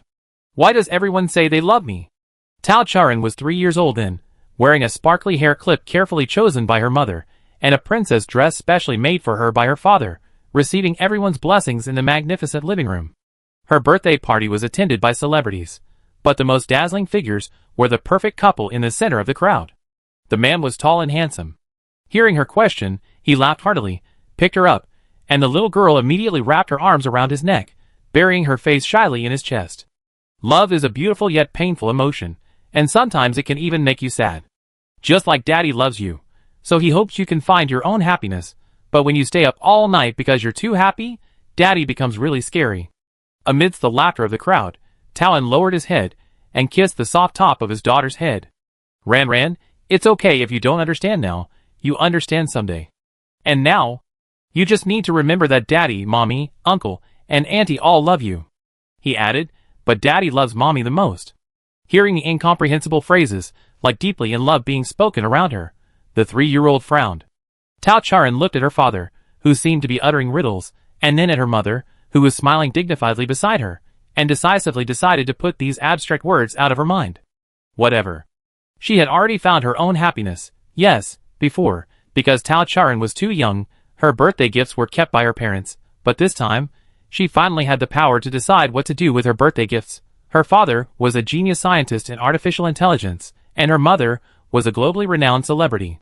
Both were also the matriarch and matriarch of the prestigious Tao family, naturally leading to endless social engagements.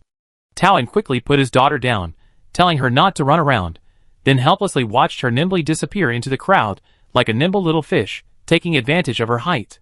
Tao Charan ran back to her room. The birthday gifts were piled up on the floor.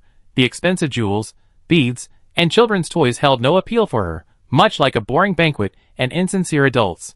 She went straight to her bed, grabbed a small box from under her pillow, and put on the smartwatch her father had given her. Xiao Pu, unlock the door. Yes, master. The smart lock containing the little white cat clicked open, and Tao Charan happily jumped onto the bed. This was the first time she had gained access to privileges not originally hers, entirely through her own abilities. You see, Dad had repeatedly forbidden her from hacking into the villa's security system. Strictly speaking, she hadn't done anything like that. She only allowed Xiao Pu to control a certain electronic component. It shouldn't, probably, maybe not fall under Dad's forbidden scope. The lock opened, and the kitten, licking its paws, stared at the equally small human. Then, the kitten leaped, nimbly jumping over her body, bouncing off the bed to the floor, and bursting through the door, disappearing without a trace. Huh? Oh no, Xiao Pu's command reception was ambiguous. She wouldn't have opened all the doors, would she? And the kitten. It was a gift from Mom. Tao Charan gritted her teeth, wavering between going out to face so many scary adults and quickly chasing the kitten back, but the latter prevailed. Once outside, the kitten had vanished without a trace. Luckily, Xiao Pu could access all the surveillance cameras in the villa, and Tao Charan, with her short legs, slowly searched and actually found it in the garden. Under the cold moonlight, the boy in the suit blinked his long eyelashes, withdrawing his fingers that had been licked by the kitten. He knelt on one knee and, before the kitten could meow, grabbed its neck. He tilted his head and asked softly, "Is something wrong?" Tao Charan recognized this boy. He was Uncle Chio's son. Unlike the enthusiastic and fun-loving Uncle Chio, he always followed behind his uncle, quiet and reserved, much like her. What should she do? The shy girl panicked. Usually, her parents would speak up for her. The cat, she said, her voice rising in alarm. The little boy's ears twitched, and he made a shushing gesture. Seemingly remembering something amusing, he smiled, a smile that made Tao Charan very uncomfortable. Do you want to find your mother? He pointed to a gap in the bushes. Your mother is there. But don't go over there, or I be punished. If I'm punished, I take revenge on you. Do you know what revenge is? It's making you sad, making you suffer. Oh, you love me? Dad said love brings pain and sadness.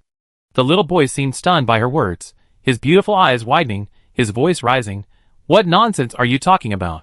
I didn't. Only then did he show some childlike behavior.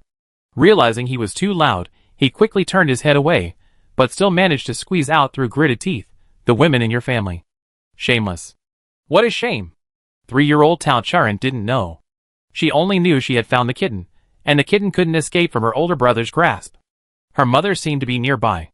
Relieved, she obediently sat down next to her older brother, but kept a distance, able to see her mother's figure through the gap in the floor. What was Mom doing? In her memory, Mom and Dad would do this kind of thing. But that was Uncle Chio. So it was okay too? Mom slapped Uncle Chio. But Dad said hitting people was wrong. Too much information was suddenly crammed into her little head. Tao Charan couldn't process it all, looking dazed. Adulterer. Her older brother was using words she didn't understand again. Don't blame me for not warning you. Don't tell anyone what you saw when you get back, not even your parents. He threatened, otherwise, or I take Xiaobai away. Xiaobai? It's this kitten, it used to be mine.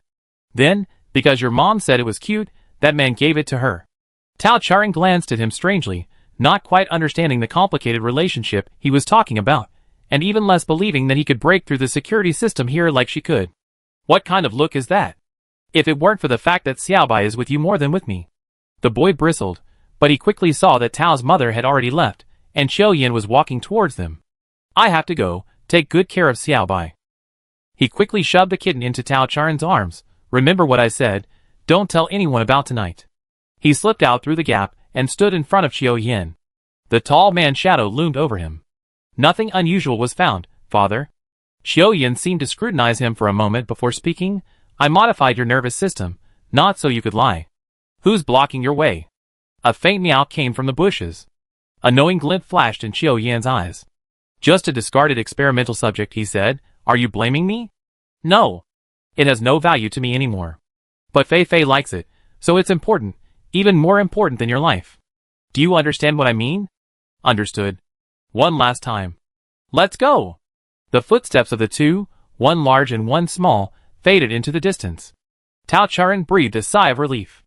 Although she didn't see Uncle Chio's expression, she felt inexplicably terrified, more terrified than all the adults at the banquet combined.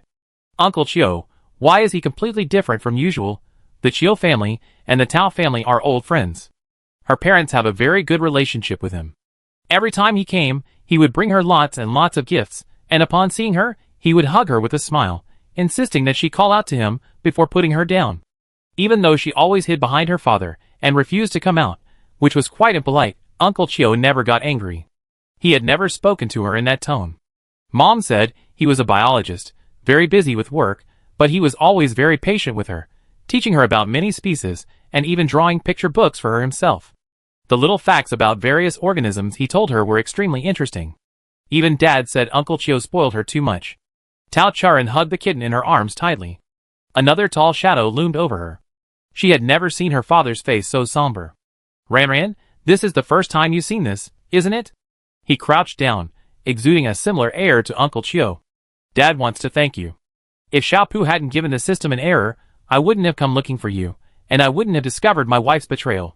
You're truly my good daughter. No, I'm not even sure if you're my daughter. Horrible. So terrifying. That night, as Tao Charan's third birthday was drawing to a close, Tao and Tong Fei had a huge fight. Her mother's tears stung her face, salty. Tao Charan secretly asked Xiaopu, I regret it. I shouldn't have disobeyed Dad. I made a huge mistake. Can I relive this day? Time cannot be reversed, Master. The day ended with Tong Fei carrying Tao Charan as they left the Tao family home. Xiao Yan, who had just finished the banquet, arrived. He drove the mother and daughter to the villa Tong Fei had bought before her marriage, had the room cleaned, prepared daily necessities, read picture books to Tao Charan, and lulled her to sleep. Then he told Tong Fei, let's talk. Their talk lasted all night. The next morning, when Uncle Chio finished making breakfast and left, he picked up Tao Charan as usual, kissed her forehead, and told her, it's not your fault. After that, during the time the mother and daughter were away from the Tao family home, he visited frequently. Sometimes he brought roses still wet with dew. Sometimes he brought specimens he had made himself, or some trendy snacks. For Tao Charan, apart from the fact that there were many more fans visiting her mother's home than before, her life seemed no different from when she was at the Tao residence. A few days later, the paternity test results confirmed that Taoan and Tao Charan were indeed biologically father and daughter, and they returned to the Tao family home. But something was different. Chapter 179 Extra Chapter. Tao and Tong Fei began arguing frequently. In Tao Charan's memory, although her parents would have minor disagreements before, they would usually make up the next day. But from the age of 3, their arguments often ended with Tong Fei running away from home, only to be picked up by Tao and a few days later. Tong Fei always took Tao Charan with her. Tao Charan gradually noticed a change in her mother. At the Tao residence, she was always dignified and poised, but rarely smiled. Once separated from her father, she would be all smiles. Outside the Tao residence, people came and went. Tong Fei had many friends. She could talk to people of all kinds of personalities and professions. Whether they were screenwriters, directors, producers, or her fans, their eyes always looked at her with a mixture of fervor and regret. It's really wrong to retire from acting after marriage. A woman should have her own career, Tao Charan heard someone advising her mother. But she also overheard her father saying to her mother during their argument, "What's so great about those lousy movies you watch? They attract so many suitors. Are they your husbands or am I?" The invisible rift between them was widening. Tao Charan looked at this rift, feeling helpless. Her father hadn't helped Xiao Pu upgrade her skills in a long time, let alone taught her programming as promised. Her mother rarely sang to lull her to sleep anymore. Only the maid played nursery rhymes from I Love You So Much, Tong Fei's nursery rhyme selection for her every night. I Love You So Much was an album her mother wrote for her second birthday. Tao Charan even made a cameo appearance in it. She knew the rhymes by heart, but the song library hadn't been updated since. Something abstract had already slipped away from her before she could truly grasp its meaning. Tao Charan was 6 years old, and Tong Fei had been taking her to live outside the family home for half a year. Even the maids in the house had begun gossiping about their master's marital problems, and Xiao Pu's collection of online rumors was full of baseless speculation. At this critical juncture, the mother and daughter received an invitation from Taoan. Ran is 6 years old. Let's not invite anyone else for her birthday this time, just the two of us. Years of entanglement had eroded the man's youthful vigor. Instead, his eyes held an indelible gloom and weariness.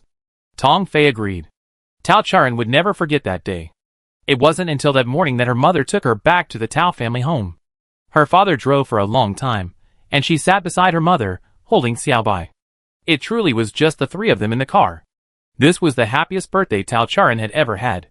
There were no fawning crowds, no obsequious servants, no luxurious princess dresses, and no gifts enough to fill a room. Only a secluded little cabin nestled in a verdant wonderland, only insects and birds rarely seen in the city, only those seen in picture books, only her father, mother, and herself. They made a birthday cake together, put a birthday hat on her, and sang happy birthday. Her father taught her how to connect Xiao Pu to the internet when there was no signal, and her mother, unusually, cooked a sumptuous meal for them. This was the saddest birthday Tao Charan had ever had. That night, a storm suddenly broke out. Her father smoked outside, and her mother carried her back to the room. Xiao Bai obediently lay asleep in its bed, but she clung to her mother's clothes, not letting her leave. Mom thought for a moment, then put her in the closet. The little girl was enveloped in her mother's fragrant clothes, only her dark eyes peeking out. "I'm a little scared." Ran, don't be afraid. The darkness is like Mom, it will protect you." Mom smiled and tapped her forehead. "How about we play a game? No matter what happens outside, no matter what you hear or see, don't come out, don't make any noise, unless Mom comes to call you. Even Dad can't. Mom, don't be afraid, with the darkness, Ran is safe." She repeated, then added, "If Ran wins, Mom will buy Ran the latest smartwatch, so Xiaopu has more functions, okay? If Ran loses, well, Mom won't talk to Ran anymore." The closet door closed. How long after that? She heard a man's roar. "Haven't I been good enough to you? I've given you my whole heart, and how have you treated me? I love you and only you. Do you know what people outside are saying about me? But I don't care. I only care about you. Why can't you love me? Divorce? No way. Who are you going to go to? Qiu Yan, or that director, or the fan who wrote you love letters? What do you take me for? Try saying those two words again." She heard the woman scream. "Taoan, are you crazy? Why are you yelling like that? Ran will hear you. It's not because of Qiu Yan, and it's not because of anyone else. I don't care what others say. I only care about my feelings. You can't give me the life I want, and continuing like this will only bring me more pain. Let's get a divorce." What are you doing with that knife? Are you trying to threaten me? Put it down, I'm calling the police." The woman gave a short, sharp cry, followed by the sound of something heavy hitting the ground. How terrifying. How terrifying. Should she go out? But her mother wouldn't let her. Last time she disobeyed her father, she made an irreparable mistake and was punished. This time, what will happen if she disobeys her mother? Ran? Her father called her. "Mom will never leave Dad again. Ran? Come out quickly, our family will always be together." What to do? What to do? Meow. Little White was awakened by the noise. It seemed to have smelled something, and ran out before Tao Charan. "All right, there's Little White too." Meow. There seemed to be some chaos outside, ending with a mournful meow. Little White won't leave Mom and Dad either. Ran Ran is always timid. Is she hiding again this time? Come out quickly. Listen to Daddy, don't make him angry. Daddy's voice seemed softer. Mom said she wasn't allowed to go out even if Daddy called her. Who should she listen to? There was no sound outside. Time passed second by second, but the darkness seemed endless. The rain pattered, growing louder. Amidst the flashes of lightning and thunder, she peered through the crack in the cabinet door. A ghastly white light covered everything, making it even more terrifying. Little Pooh, she whispered, should I go out? Little Pooh doesn't know, Master. The small screen on the dial responded immediately. Keyword detected, outbound, linked to external environment. No surveillance nearby, connected to regional security system, intercepted message found, multiplied by 1. Master, do you want to view? This message was set to be sent on a schedule. It was sent by Mom to Uncle Chio. It said nothing, only the address of the cabin. Dad's system intercepted Mom's message. Tao Charan hesitated for a moment, then used the technique Dad had taught her that afternoon to connect Xiao Pu to the internet and forward the message. Then she waited and waited. From night to day, Xiao Pu's hands had already completed half a circle. But Mom didn't come, and Dad stopped calling her. The rain stopped sometime earlier. The small space was her entire world. She was all alone in that world. Darkness is protection. So, I'm not afraid, she murmured. Her 6-year-old body hadn't slept all night. So sleepy, so hungry, so cold. She finally couldn't resist pushing open the unlocked cabinet door and crawling out. Blood. All blood. Through the crack in the door. On the floor. Bright daylight, the darkness could no longer protect her. She pushed open the bedroom door. Outside, her father lay in a pool of blood, holding her mother. The blood-red hem of her dress was like a flower blooming for the last time, the red and white accents on the petals so nauseating. Mom, Mom? Her mother wouldn't answer her anymore. She hadn't obeyed. She had made a mistake again. Fei Fei. Tao Charan didn't know how long she had stood there. Someone broke down the door, rushed in, and snatched her motionless mother from her father's arms. Uncle Chio, whom I remembered as always calm and collected no matter what, looked like he just rolled around in the mud, covered in filth from head to toe. Rain and mud mingled on his face, as he frantically called out his mother's name, his trembling hand trying to feel her breath. After a long while, he lowered his hand, and with it, Tong Fei's already stiff body. He turned around and saw Tao Charan. Ran Ran, you don't have a mother anymore. As he said this, he covered Tao Charan's eyes with his blood and mud-stained hands. Blood mingled with belated tears and fell into his palm. It's okay, he said softly. I won't let the murderer get away with it. I make sure Fei Fei lives longer than anyone else. Tong Fei was dead, but Taoan survived. The police found traces of sleeping pills in the food Taoan had eaten at night, presumably administered by Tong Fei. She's gone now, and no one can be sure what Tong Fei was thinking that night. The two parties involved in this major criminal case were a scientist at the height of his career and a once famous celebrity. Their love story had even been widely celebrated, naturally attracting a lot of attention, and Tao Charan was also caught up in the public scrutiny. Especially after this incident, the Tao family protected Taoan, and as a suspect, he escaped any punishment, which fueled public outrage. Taoan stopped caring about the outside world. Whether it was matters concerning the Tao family, his work, or Tao Charan, he stopped caring about anything. He became a lazy bum, a madman, someone who couldn't live without alcohol.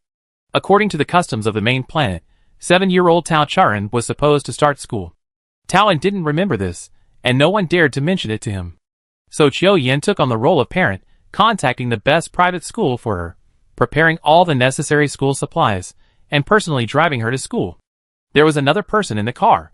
Uncle Chio's child, a boy 5 years older than her, was Xiaobai's former owner, Chiu Ling. Because she was afraid she would be bullied at her new school, Chiu Yen transferred Chiu Ling to this school as well. Pay close attention to Ran Ran at school. She's shy. If anyone talks to her, you help her refuse. Make sure she drinks water during breaks, and don't let her be like she is at home, forgetting to eat and sleep when she's doing something. If anyone bullies her, let her fight back. Tell me when she gets back, and I talk to their parents. The teachers should be quite gentle, but if anyone criticizes Ran Ran, tell me too. Tao Charan, then what should I do? Will my brother always have to watch over me? Won't I study? Chiu Yen affectionately ruffled her hair. Ran Ran can do whatever she wants. Chiu Ling isn't a good student, but he's in your class, so don't worry about him. That's about all he's good for. Tao Charan nodded, deciding to obey. After school, Qiu Yin picked her up on time. As soon as the two got into the car, Qiu Yin noticed Qiu Ling's hesitant expression, as if she had seen a ghost. Chapter 180 Extra Chapter. Qiu Yin frowned. What's wrong? He had already made arrangements. No one should be bullying Ran. As if waiting for his question, Qiu Ling exhaled. She didn't go to class at all. Not exactly didn't go to class. She listened to a 5-minute lesson in the first grade, then went to the second grade, the third grade. She listened to 5 minutes in the back row of each grade, and then she sat by the playground fiddling with her smartwatch. The playground? You let her get sunburned? No, I took her to the student activity center, where there's a water bar and some clubs. She looked at the club introductions, and then went to play Sudoku. She solved the hardest puzzle in the club in just 3 minutes. The club president came over to talk to her, and she ran away. Then she went to the biology club's exhibit to look at stray cats, and spent the whole afternoon there. Knowing the whole story, Qiu Yin turned to the girl, who neither denied nor explained. Why doesn't Ran go to class? Those classes are too easy, they're not interesting. Ran, what kind of classes are interesting? Like what Dad and Uncle taught before, those were really interesting. The little girl thought for a moment, at least they have to be things I don't know, something a little challenging. Qiu Yin was speechless. He and Taoan both work at a research institute, and also teach some university courses. Although the content he taught Tao Charan was simplified and made fun, it wasn't something an ordinary child could easily understand or be interested in. He was just using it as part of early childhood education, hoping to develop the child's potential. The shy little girl listened attentively, rarely interacting with him. He assumed Tao Charan was too obedient, forcing herself to listen even when she didn't understand. Qiu Yin found a set of third-grade math problems online, and sent it to Tao Charan. Do you think this is interesting? It's alright. What about this one? 6th grade. Alright. This one. Middle school. Alright. She said it was alright, but she could finish a set of papers in about 10 minutes, almost without pausing, and without a single mistake. Her speed only slowed down when she got to the 9th grade papers. When she got to the high school papers, her eyes brightened noticeably, and she changed her tune. It's kind of interesting. Qiu Yin chuckled. Indeed, he had watched Tao Charan grow up. So much so that he forgot she inherited the blood of both a computer genius and a Miss World, plus 2 top-notch teachers in her subject. It would be difficult for her to be unintelligent. You don't need to go to school tomorrow. I asked a few teachers to do an assessment and find you some interesting classes, he said. Ran likes cats? As a reward for being a good student today, how about Uncle gives you one? Tao Charan shook her head. No. Qiu Yin asked curiously, then why did Ran spend the afternoon watching stray cats? Because I want to give Xiao Pu a new body. Smartwatches can't leave me, they can only work with the help of the internet, and their reach is limited. It's really inconvenient. If Xiao Pu had a physical body, he could do so much more, like replacing electronic surveillance for monitoring, or intervening in dangerous situations. Ran wants to be a robot cat? Why a cat? Actually, it's not really a robot cat, because I want Xiaopu to have a retractable physical form and an extendable virtual form, or to be able to interact with the consciousness of living beings, so the owner doesn't need to use voice commands and can communicate with other beings through Xiaopu. In short, it's a socially awkward, happy cat. As for cats, because cats are the easiest animals for me to find in reality. And I don't know why. Tao Charan glanced at Qiu Ling. I always feel that my brother seems to have something in common with cats. I observe that the point of force exertion in their muscle tissue when they jump is the same, but it's strange, because I feel that my brother shouldn't only be able to jump that distance, nor should he run so slowly. Qiu Yin and Qiu Ling's expressions changed simultaneously. After a long while, Qiu Yin finally exhaled a breath of stale air and laughed. Ran, you really are a genius. True geniuses aren't those who learn much faster than others, but those whose eyes can see things that ordinary people cannot. Taoan and Qiu Yin were both once hailed as geniuses. Like Tao Charan, neither of them had followed the conventional path of formal education. While others were still in school, they had already achieved great success. But Qiu Yin honestly questioned himself. At Tao Charan's age, he couldn't possibly have possessed such clear and meticulous research ideas, nor could he have noticed his abnormality when Qiu Ling deliberately concealed it. Geniuses are common. But Tao Charan was a genius among geniuses. Qiu Yan's gaze towards Tao Charan changed. Faced with a genius even more talented than himself, he could no longer simply regard her as Tong Fei's daughter. Ran is so perceptive. Your intuition is correct. Actually, Chiu Ling has incorporated some CAD genes. He deliberately controlled his abilities. You know, it's difficult for people who are different from ordinary people to survive in such a normal society.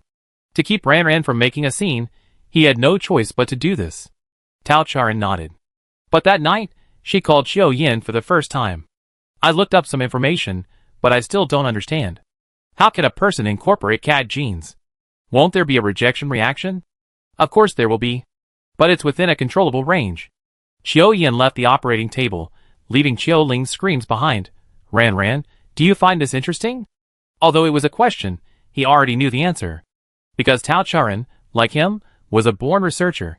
They were always drawn to the unknown, even if it involved huge risks, even if it violated ethics, and was unacceptable to society. In that case, Ran Ran, would you like to come to my lab tomorrow? In Chiu Yin's lab, Tao Charan saw her mother's ice coffin for the first time.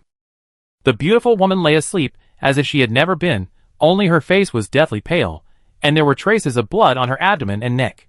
Your mother isn't dead, but current medical technology isn't advanced enough to cure her, so this is the only way I can treat her for now. Actually, my experiment is related to this. Would you like to join? The seasoned researcher extended an invitation to the genius. The bait was so tempting that even the genius couldn't resist. Tao Charan eventually went back to school, skipping a grade to the second year of junior high. However, her studies were inconsistent. She spent more than half her time doing odd jobs in Chiu Yin's lab. Even so, she finished junior high school in just 6 months.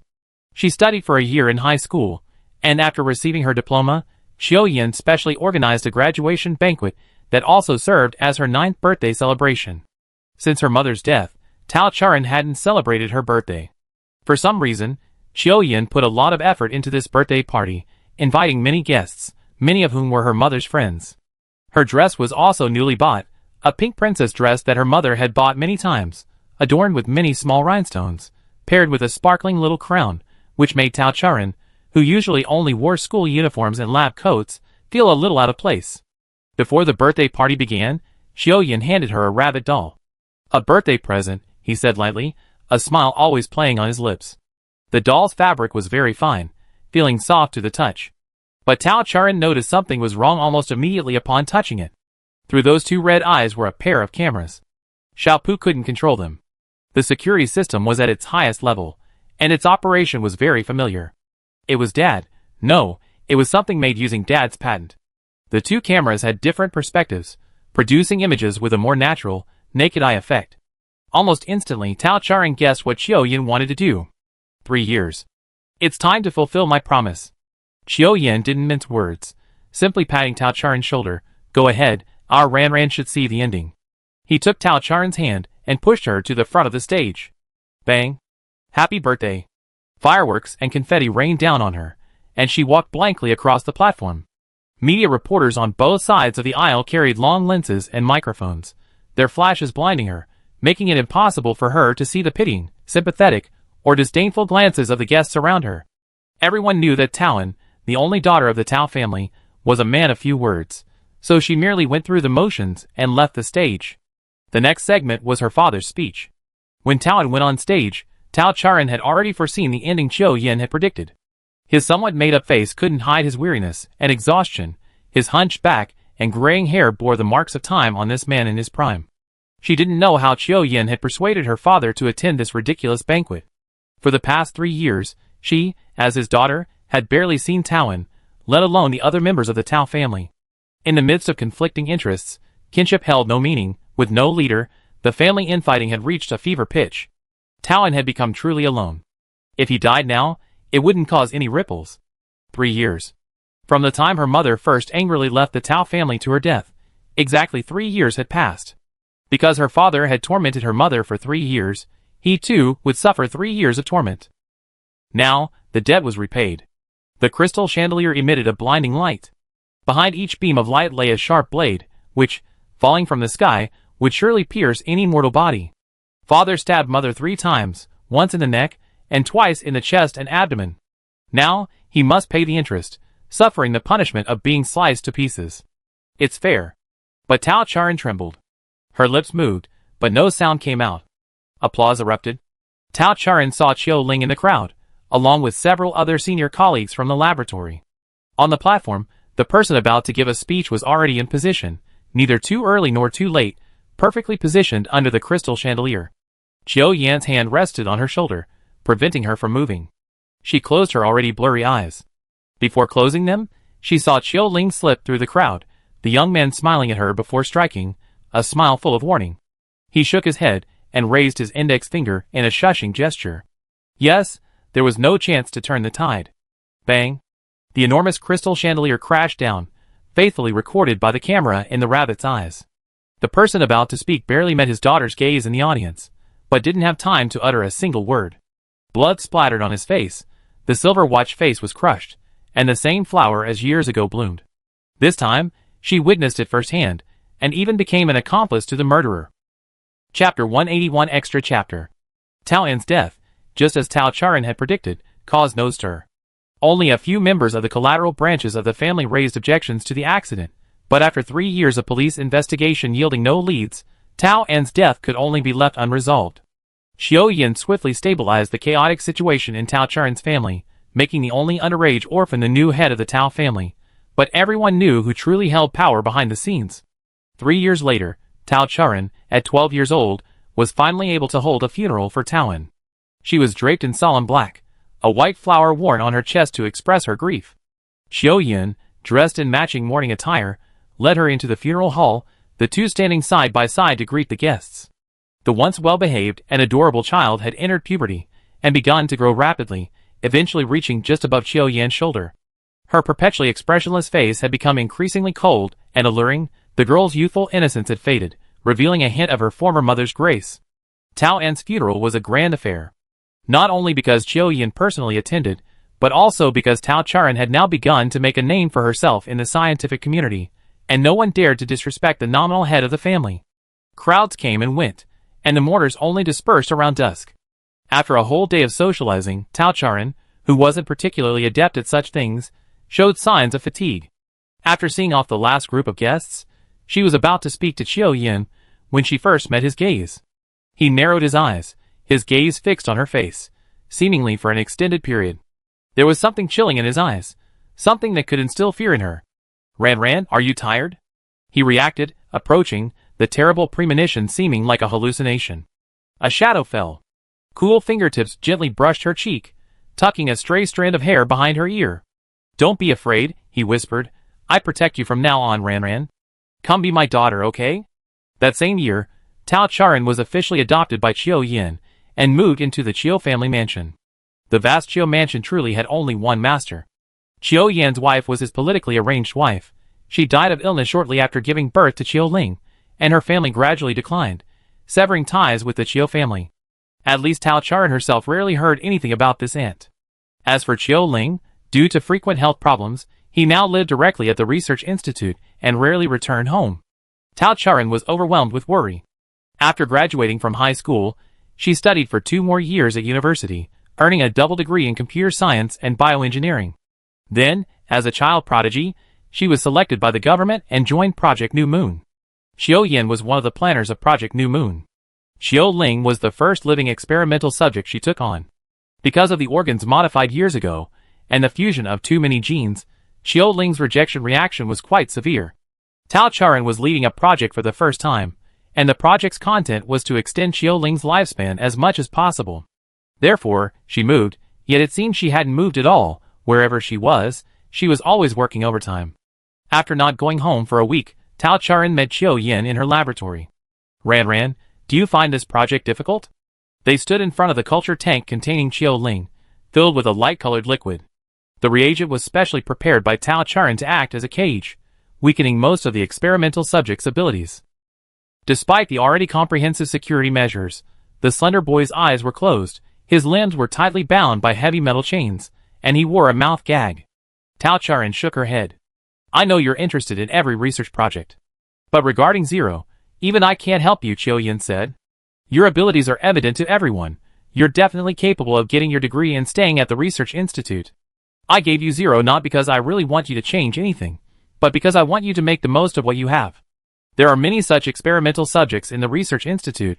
They are expendable. We, as researchers, are the most valuable part of the experiments. The most important thing isn't producing results in the shortest time, but maintaining a regular schedule, staying healthy, and giving yourself more time for research. You're still young, there's no need to rush. Go home early. That expression reappeared on his face. His dazed gaze lingered on her face, and he couldn't help but reach out and touch Tao Charen's cheek. I missed you so much. Bang. The boy opened his eyes at some point, and almost the instant he did, the culture tank shattered, scattering metal fragments everywhere. But the chains ultimately stopped his movements. He growled, drool dripping from the gaps in the bite blocker. His modified vertical pupils held no human emotion, only the frenzied rage of a beast. Qiu Yin frowned, immediately shielding Tao Charen and retreating.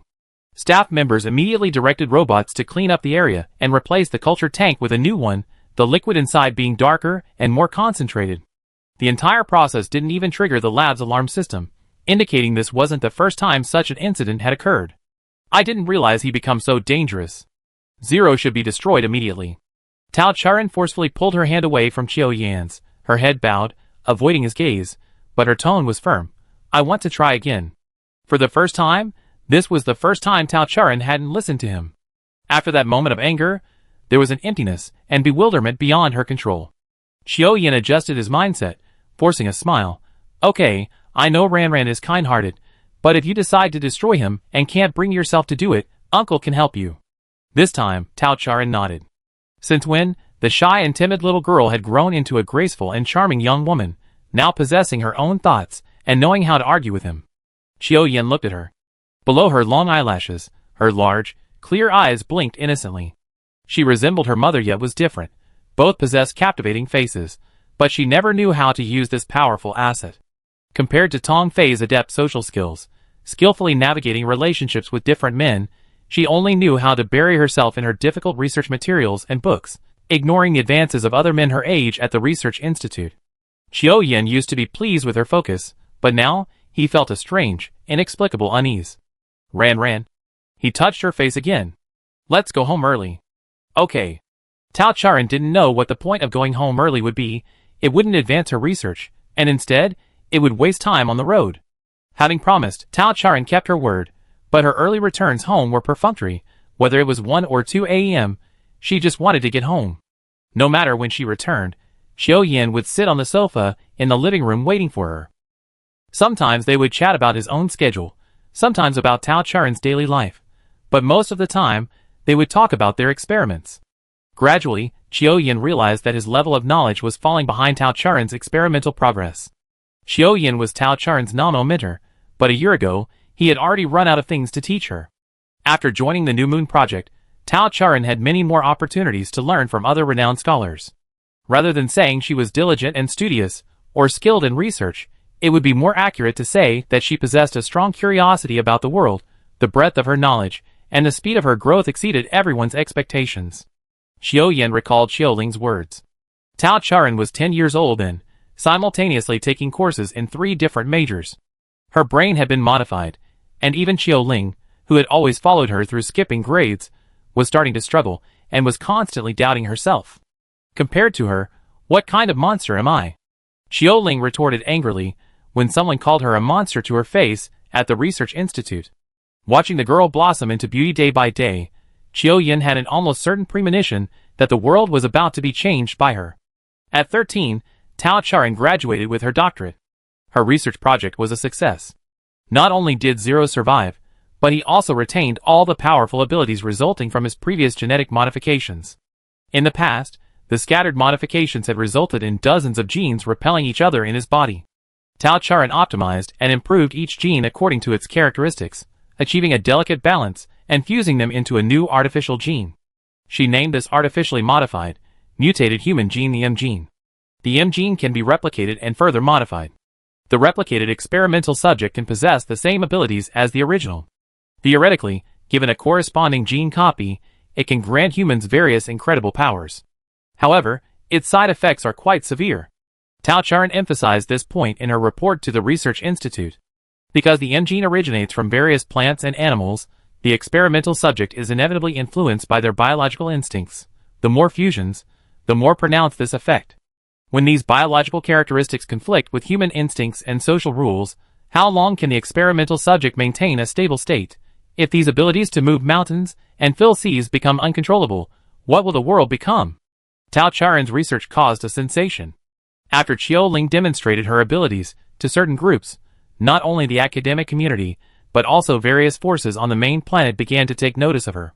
She was placed under tight government protection. Her research and all information about her were classified as top secret.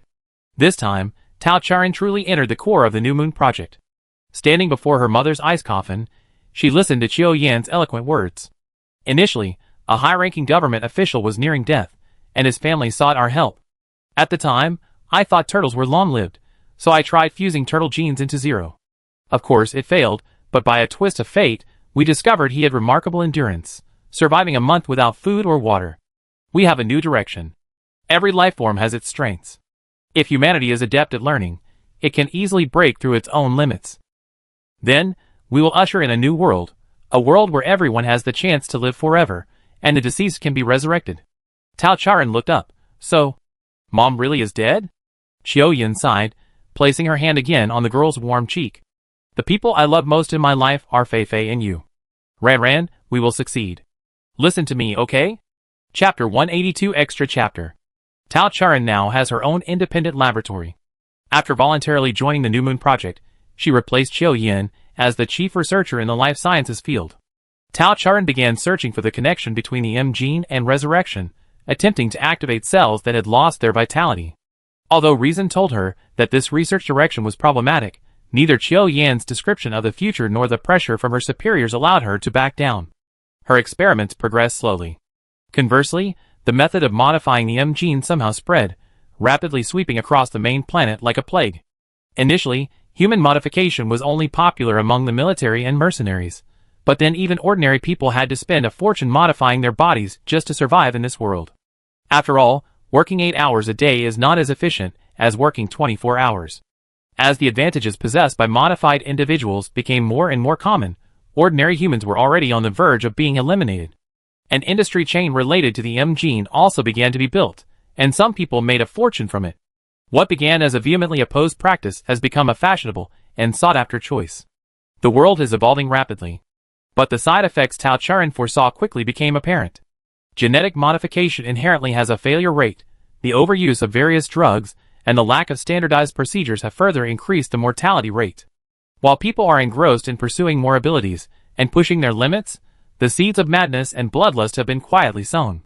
An ordinary office worker lost control in the streets, murdering dozens of people. A child was found dead in their home, devoured by their mutated father until only bones remained. A patient had their internal organs bitten off by a doctor during surgery, yet remained energetic the next day. Later, several identical corpses were discovered in their homes, all him. By the time Tao Charen noticed these news reports, such incidents were already commonplace. She belatedly realized why Qiu Ling had been frequently borrowed lately. She knew Qiu Ling used to do dirty work for the research institute. As the first experimental subject of the M gene, he possessed the most powerful abilities, and his body had been exceptionally stable thanks to Tao Charen's adjustments. Since adulthood, he had rarely lost control. Such individuals, before the widespread adoption of genetic modification, were called monsters, but in today's society, they are only worshipped and revered. He was capable of so many things. Tao Charen occasionally saw his image in photos from various news reports. Tao Charen went to Qiu Yan and confided her confusion to him. Why? Why is this happening? I clearly issued a risk warning before. Our Ran Ran is so cute. Qiu Yan leaned against the lab table, pinching her cheek with one hand. He hadn't known when it started, but he frequently made physical contact with Tao Charen, their distance growing closer and closer under his deliberate control. High risk means high reward. Human nature is greedy. We're just researchers. We can't change people's desires. Speaking of which, Ran Ran is 15 this year, right? Are you scared lately, since Qiu Ling hasn't been around? Tao Charen shook her head. As she expressed her disapproval, he brushed his hand away. Ran Ran has been coming home less often lately.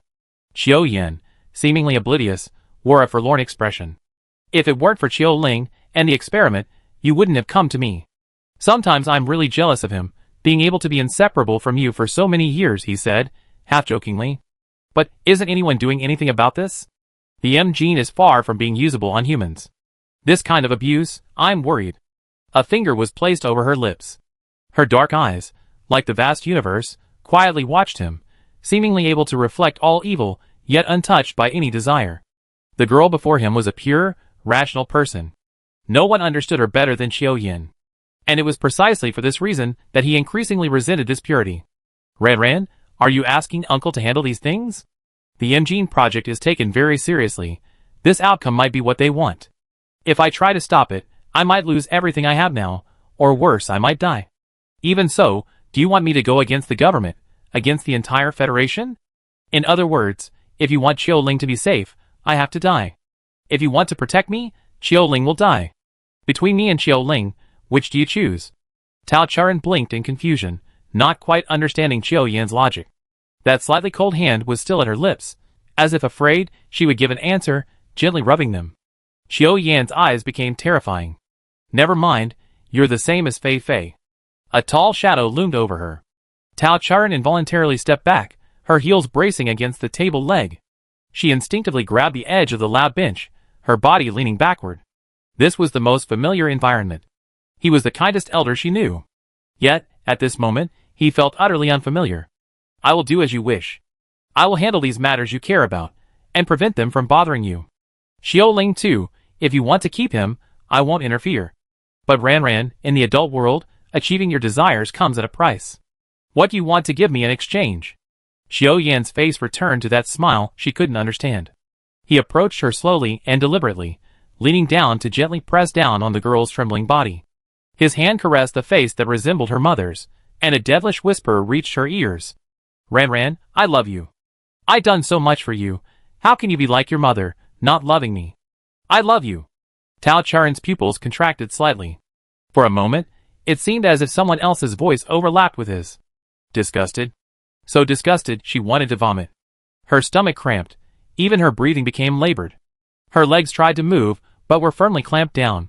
She could already feel the other's filthy, lustful scent on her earlobe. She simply couldn't bear it any longer. Just as Tao Charan was about to summon Xiao Pu, she felt a weight on her. Qiu Yin seemed to want to say something, but only managed a short The strong smell of blood instantly overwhelmed the man's disinfectant odor. Something rolled past her, glug glug, and fell off the lab table. Dark red liquid belatedly splattered out, covering her face. Tao Charan lay in a pool of blood, the heavy man's body roughly lifted and thrown aside. Only then did she gasp for breath, as if her neck had been released. Didn't I tell you not to come looking for him while I'm not here? The short-haired boy stood in front of her, taking Qiu Yan's place. He looked down at her, a fleeting, beast-like lust flashing in his eyes, which he quickly concealed. Tao Charan ignored him. She turned her head, and saw Qiu Yan's decapitated body. His head, like something dirty, had been kicked far away by Qiu. Even as their eyes met, the madness in his eyes was still faintly visible. Qiu clicked his tongue, walked over with an annoyed expression, and stomped on the two unseeing eyeballs, crushing them. He's dead, what's there to look at? He casually wiped the blood from his foot on Qiu Yan's shirt, not taking it seriously. In fact, he had long possessed the ability to kill him, but because... He turned back to secretly observe Tao Charan. The girl seemed terrified. She clutched her chest heaving, but she remained motionless. Qiu heart skipped a beat. He scratched his head, awkwardly shuffling over to Tao Charan, and tentatively extended his hand. Hey, do you need any help? Tao Charan turned her head. Her usually fair and clean face was covered in bloodstains, liquid streaming down her cheeks. Her usually focused dark eyes seemed veiled with a mist, lifeless and blank. Qiu outstretched hand received no response. He felt a strange sense of dread. His outstretched hand unconsciously clenched, then he withdrew it as if to hide his unease. He saw Tao Charan's lips move. What? I said, do you love me? Tao Charan repeated herself, and this time, Qiu heard her clearly. Huh? What nonsense are you spouting? Hearing it was worse than not hearing it at all. Qiu Yin jumped 3 feet away, as if someone had grabbed his tail, his face unusually showing the rich expressions of a child. Me? Love you? You haven't been infected by that old man, have you? How can you say such disgusting things? His voice was loud, as if that could drown out the increasingly rapid pounding of his heart. Have you watched too many melodramatic romance dramas? You think everyone loves you? What a joke. In your eyes, I'm just an experiment, aren't I? Even if I loved Xiao Pu, I wouldn't love you. His speech was rapid, as if that could sever all the chaotic emotions that shouldn't have surfaced over the years. Tao Charan, on the other hand, breathed a sigh of relief. That's good. All the intense emotion stopped abruptly. Qiu Yin gave a displeased humph, forcibly suppressing the sudden surge of bitterness in his heart. After that, Tao Charan rallied and, together with Qiu Ling, cleaned up the scene. She carefully took over all of Qiu Yan's research data and, incidentally, organized his communications with the Research Institute and high-ranking officials of the federal government. In fact, although the Qiu family wasn't formally involved in the Imjin commercial chain, the previous technology leak, as Tao Charan had predicted, was indeed fueled by Qiu Yin and others. Unbeknownst to her, Tao Charan's lab account was shared with Qiu Yin. The other party could view all her experimental procedures.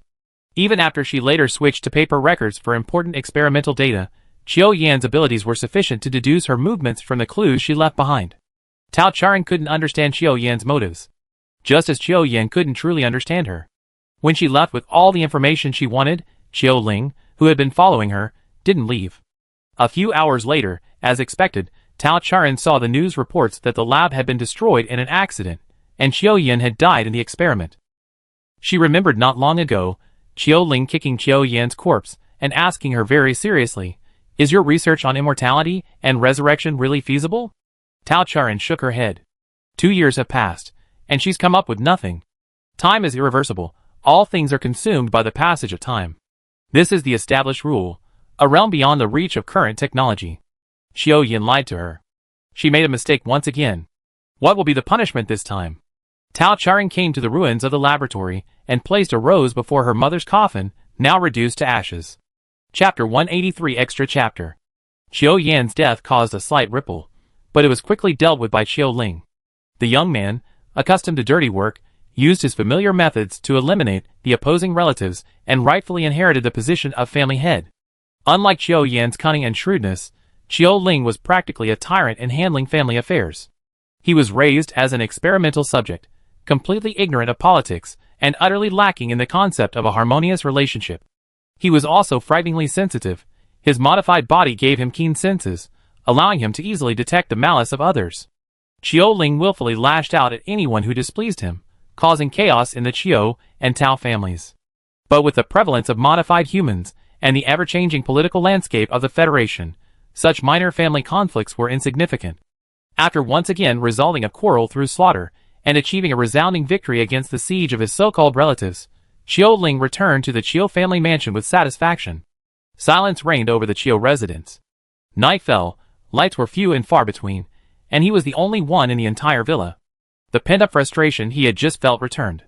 Even after Qiu Yan's death, Tao Charan hadn't moved out of the Qiu residence. In truth, she didn't care where she lived. Given her time allocation, the laboratory felt more like home. So when Qiu Ling told her she didn't need to move, she agreed without hesitation.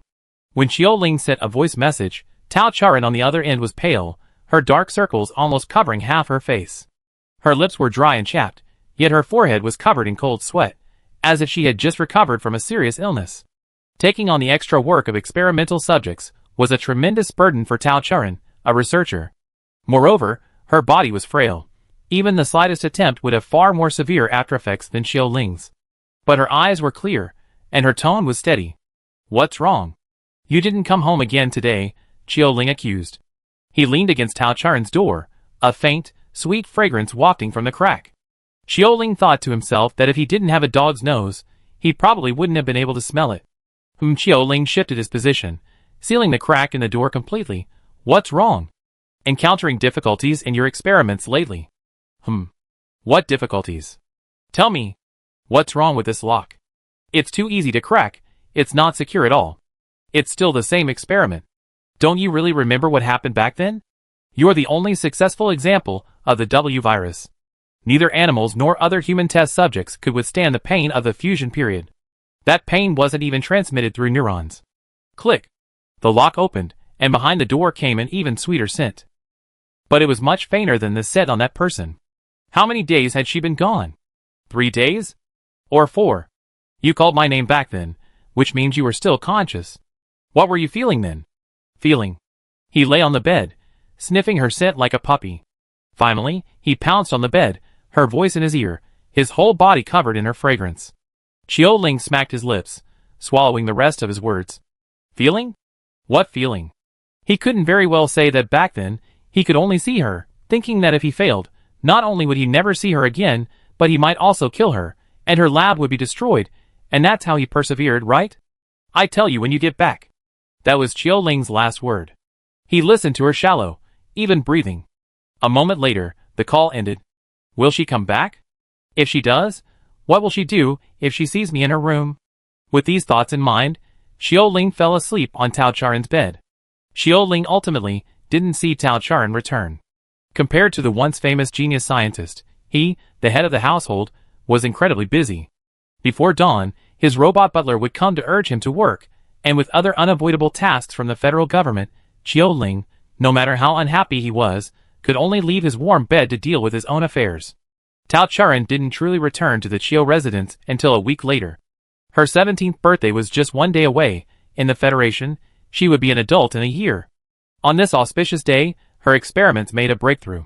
When she first included the M gene in the report, Tao Charen concealed the existence of the W virus. A single piece of evidence is insufficient. With only Chiu Ling as a successful test subject, she dared not claim to have found a way to deal with the aftereffects of the M gene. Indeed, her direction was wrong. Awakening from the wondrous fantasy of resurrection, Tao Charen spent a year restarting her research on the W virus. However, no matter what experiments she conducted, the result was always the same. Failure. Chiu Ling's success was extremely accidental, even miraculous. But there is never only one path to success. At 16, Tao Charen changed her research method. She first experimented on herself, using the M gene to modify her body organs, then stripped away the mutated genes, expanded the scope of modification and stripping, and then replicated this method on completely out-of-control test subjects, restoring them to true humans without any special abilities. Tao Charen succeeded. The M gene went from public disclosure to widespread application in just 6 months. She had prepared a year to restore the world to its original state. That should be more than enough time, right? A year. Once she corrected her mistakes, she would. Her weary body relaxed for the first time. The birthday girl had even forgotten her own birthday. Tao Charen slowly climbed into the now unfamiliar bed. Bang! The door was kicked open. 2 minutes before midnight, Chiu Ling burst into the room. He was as disheveled as Tao Charen often saw, exuding a beastly ferocity and bloodlust. His wounds were constantly reopening, yet his powerful healing abilities had healed them. But the small cake in his hand was intact. Even the ribbon on the box remained pristine white, indicating it had been carefully preserved.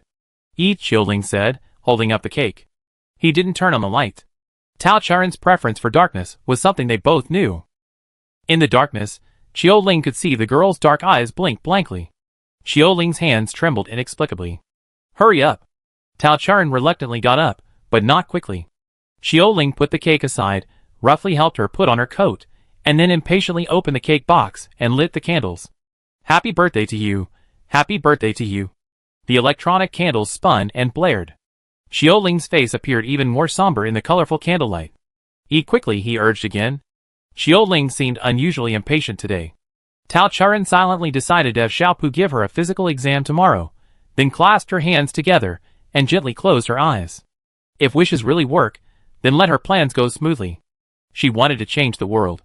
She wanted a world where even those with social anxiety could live well. She wanted a world where she could do what she loved without worrying about anything else.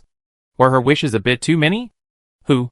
The electronic candle sensed the birthday girl's presence and obediently fell silent. The scent drifted to Chiu Ling's nose, and his hands trembled even more violently. Can I eat now? Chiu Ling asked sullenly. Tao Charen opened her eyes and picked up a spoon. The cream was soft and sweet, perfect with coffee. Tao Charen thought to herself. As she took her second spoonful, the clock struck midnight, the sound carrying clearly from afar. What did you wish for? Chiu Ling suddenly asked. Fine, don't tell me then, you stingy girl.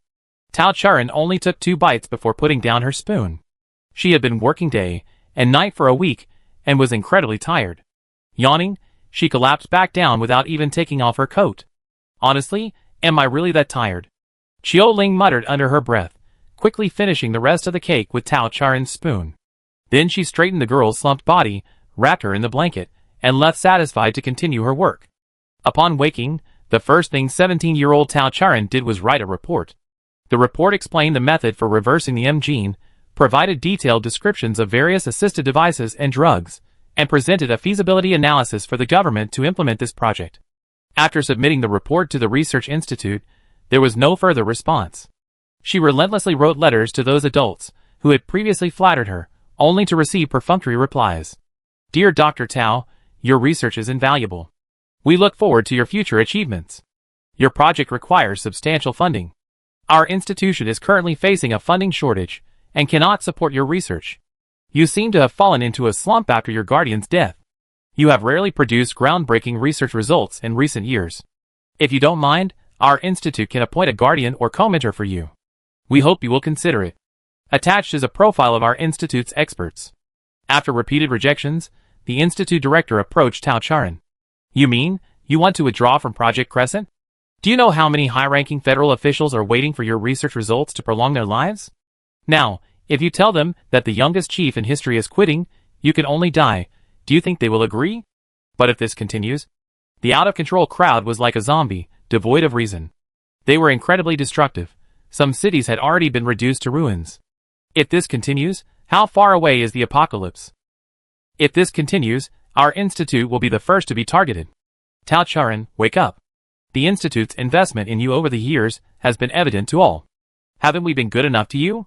Funds, materials, equipment, you had complete control over them.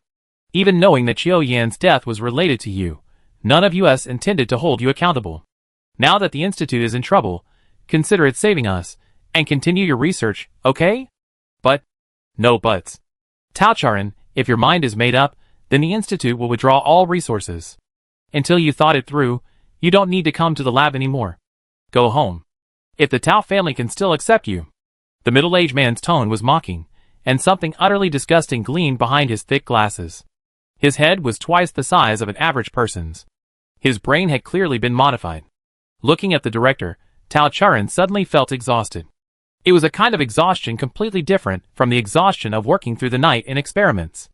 It was as if she had done nothing wrong, yet inexplicably carried the weight of thousands of tons of life.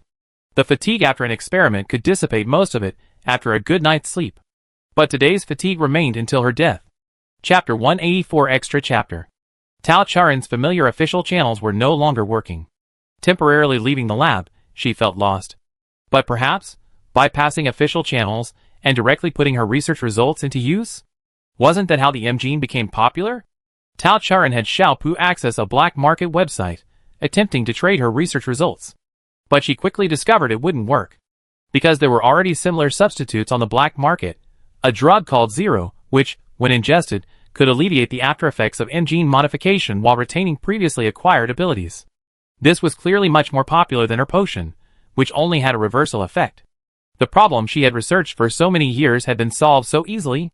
Tao Charan wanted to buy a small bottle of Zero online, but the seller was very cautious.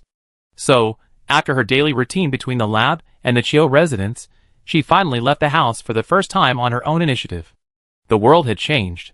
Tao Charan vaguely remembered her parents occasionally taking her out to play when she was little.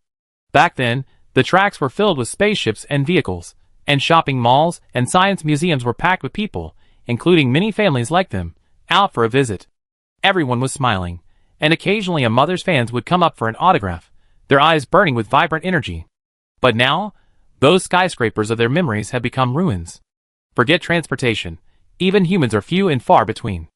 They darted past in the alleys, and through the ruins, their gazes on Tao Charan subtle yet disgusting. Xiaopu had already dealt with several groups of cyborgs, who approached with ill intent. The real black market was in the old city's underground sewers. Tao Charan stood at the sewer entrance, retrieving her desired goods from under a broken stone slab. A dark red liquid ominously rippled inside a narrow glass tube. Bang! A blast of steam blew off Tao Charan's hood, revealing her pale face. In the aftershocks of the explosion, a pair of vertical pupils stared intently at her. As Tao Charan realized she was falling, a familiar embrace caught her light body. The boy leaped through the flying shards of stone, placing her unharmed on the ruins. Xiaoling braced himself on either side of her, sniffing her clothes like a wild animal. Didn't I tell you not to come out? On the virtual screen visible only to Tao Charan, Xiaopu's test results were in. So familiar. As expected, the Zero serum could only temporarily suppress the rejection reaction. It couldn't truly solve the problem. Conversely, when the W virus accumulates excessively, humans die in extreme agony, their remaining bodies controlled by the virus, becoming puppets of the Zero Agent's owner. Because this isn't a drug at all, but Qiuling's blood. Tao Charan stared at the wound on Qiuling's cheek. She rarely looked at people so directly. Qiuling shifted his head uncomfortably. What's wrong? As he spoke, the scab on his cheek had already fallen off. Qiuling was her experimental subject. His body was top secret. Since she discovered the M gene, Qiuling belonged solely to her. Even Qiu Yin couldn't do anything with his body.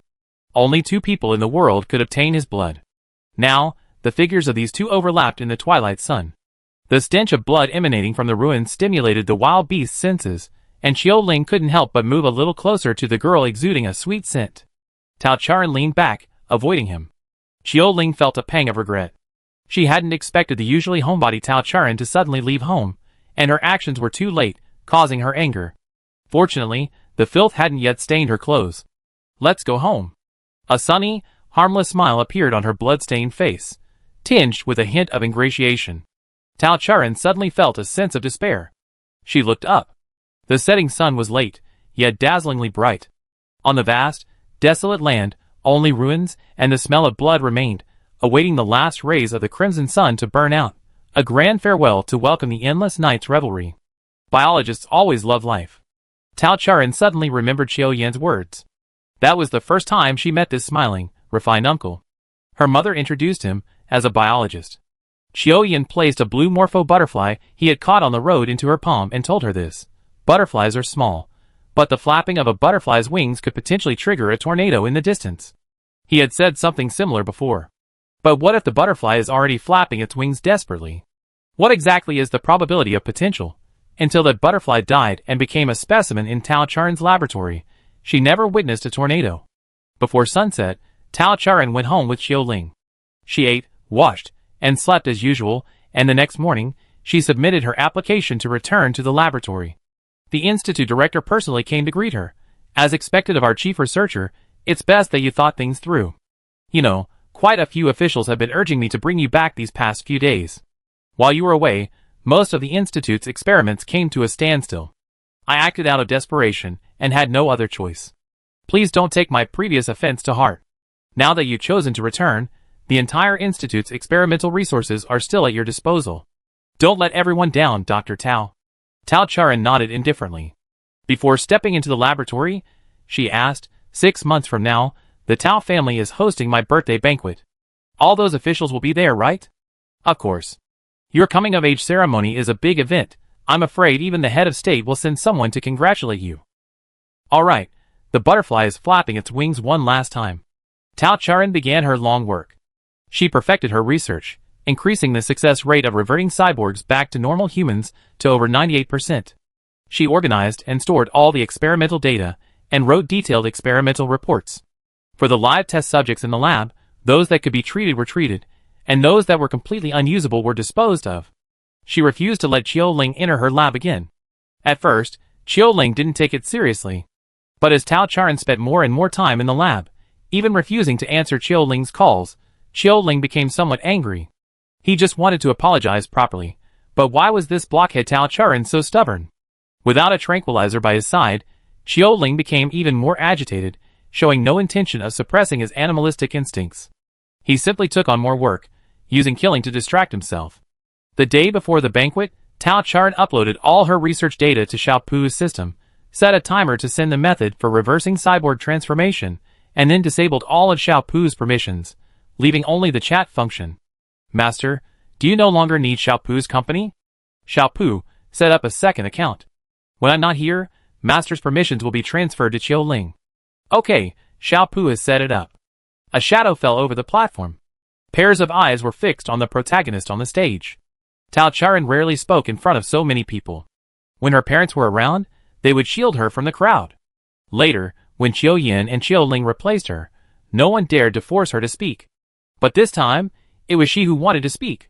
She felt a tightness in her throat. The words she had prepared and recited countless times floated in the magnificent banquet hall, trembling slightly in the dazzling lights. This time, no one would stand in her way. Current experiments have proven that the harm of abusing the M gene manifests in multiple ways, including increased rejection reactions, erosion of the nervous system, and disruption of normal physiological functions. The W virus is also not the panacea rumored to be. As the original discoverer of the M gene, I refuse to continue researching this area. In the future, I will publish all my experimental records to prove my conclusions today. If anyone still loves this world, if humanity wants to continue to survive on this planet, then from now on, abandon unrealistic ideas and completely ban human modification technology. A murmur of discussion rippled through the room. Tao Charan hadn't even finished speaking. The dazzling lights overhead and the jeers and whispers from the audience blended together, making her head spin. Tao Charan gripped her hands tightly, trying to keep herself from fainting on the spot. Fear. Yes, she was afraid. Although she had mentally rehearsed the situation countless times, facing the overwhelming malice, Tao Charan involuntarily took a step back. The rate of human modification has now reached over 85%. Look around, who here hasn't had their body modified? Dr. Tao, aren't you being a bit out of touch with reality? Indeed, Dr. Tao is so engrossed in her research that she hasn't yet experienced the benefits of human modification. Why don't we give it a try this time? Consider it our coming-of-age gift to Dr. Tao. Someone's suggestion received unanimous approval from the guests present. The girl's frail body was restrained, and someone injected a liquid into her neck. This time, even without Xiao Pu's help in analyzing, Tao Charan felt her body temperature rising and identified the type of drug. This wasn't any commercially available gene modification agent, but rather a semi-finished product from her previous research on resurrection. The modification effect was significantly weaker than the regular version, and the newly fused abilities were greatly reduced, but it was safer. But, in that instant, blood gushed from her 7 orifices, the quietly flowing flame sparked tiny flames, and then burned away the last bit of life force, leaving only an eternal, lightless night. Hearing was the last to leave. What happened? This was her latest research result. Wasn't it supposed to be absolutely safe? Several adults have used it. How come nothing happened? Save her! You don't even understand what's going on. Is there no one else in your institute? It's no use. Besides her, no one can understand the research in Project Crescent. I originally thought that after she became a cyborg, she would have to research these things, but now, how am I going to explain this to them? Yes, Tao Charan wanted to say that her research was absolutely safe. But that was for unmodified humans. Chapter 185 Extra Chapter. The banquet was long over. In the gleaming hall, leftover food reeked of decay. A nauseating stench of blood mingled with the stench, a torture for his highly sensitive nose, fused with numerous alien genes. Corpses littered the floor, and the games he usually found interesting now tasted bland and tasteless. Xiao Ling carefully discerned the scent, and finally caught the one he was looking for. Sweet, faint, a scent that would never return. On the high platform, dried bloodstains gleamed in grotesque shapes. Xiao Ling rubbed the bloodstains a few times with his fingers, then licked them. Blood identification, standard type. Belongs to Master. Gene fusion ratio, 2% bamboo spider, enhanced emotional perception. 1% high mountain pine, enhanced endurance. 97% human, physical condition below average. Emotional perception increases fear of malice, increased endurance prolongs life, even pain cannot be relieved. Xiao Ling closed his eyes. Even without testing, Xiao Pu could still sense it. The scent here was the strongest, like the familiar smell of that person's bed. But now, because the owner hadn't returned for so long, that scent had faded to the point of being undetectable. Someday, when all her traces were covered up, when her scent completely disappeared. What a dull world that would be. He laid down on the pool of blood, in the same position as Tao Charan. The body that should have been there had long been protected by him, along with her most treasured laboratory, and moved to the most advanced spaceship in the Federation that he could find. The research institute had been razed to the ground, but it wasn't enough, not enough at all. Day and night turned until Tao Charan's presence completely vanished. Xiao Ling opened his eyes, no different from those of a wild beast, and began to act. When humanity loses its so-called humanity, everything becomes too easy. He was Dr. Tao's relic, and the most precious experimental subject in the world. He claimed to be an immortal, the only successful case. He was like a cunning spider, weaving a clumsy yet incredibly alluring web of desire, luring countless prey to fall into his trap. Too many had drunk his blood, and were under his control. Too many wanted him, and therefore obeyed his every command. Too many feared him, and thus lowered their standards time and again. He had done everything Tao Charan had failed to do. But why force him to this point? Xiao Ling sat by the spaceship's porthole. The main planet was now so far away that it was almost invisible. After a sudden flash, the planet exploded in space like a dazzling firework. Meanwhile, On the control panel beside him, the energy reserves were rapidly increasing. The energy from planetary fission was enough to sustain the spaceship for tens of thousands of years. Thanks to Tao Charin's research on space compression technology, they wouldn't have to worry about energy and supplies for a long time. Xiaoling never looked out the window. He casually scrolled through the messages on his personal terminal, his gaze fixed on the chat window with that person. Research on cyborg reversal. Such a thing was completely beyond his capabilities, wasn't it? What was that idiot Tao Charin thinking? If she had told him herself, perhaps he would have tried, but now... However, the option to delete the message remained unclicked. Never mind, never mind. Life that followed was, as expected, long and tedious. The spaceship carried Xiaoling and Xiaopu through the boundless universe. It was a journey without a destination, the direction was unclear, what they would encounter was unknown, and how long it would last was even more uncertain. The only certainty was their companions. Tao Charin's body was placed in the treatment pod. Even with no improvement to the medicine, it would have no effect whatsoever, yet her body was nourished, showing no damage whatsoever. 1 year, 2 years, 100 years, 1,000 years. 1,000 years later, Xiaoling, whose appearance remained unchanged from 1,000 years ago, finally confirmed that Tao Charin had succeeded. Immortality, a fantasy like a fairy tale, actually existed. His body was in a state between life and death. For every cell that died, another would regenerate. Even suicide was futile, cuts would heal instantly, and ingested poison would be neutralized in a flash. It seemed that two forces had reached a balance within his body. He didn't quite understand, but a glimmer of hope rose within him. If immortality exists, then what about resurrection? Xiaoling began to experiment. Compared to Tao Charin, his talent in scientific research was ultimately lacking. But fortunately, he possessed unlimited time, and the experimental results left behind by Tao Charin were preserved remarkably well. Following her line of thought, Xiaoling believed he would succeed. He could only believe in his own success. The spaceship traversed space, and Xiaoling occasionally looked up from his arduous research, catching glimpses of the wonders of the universe.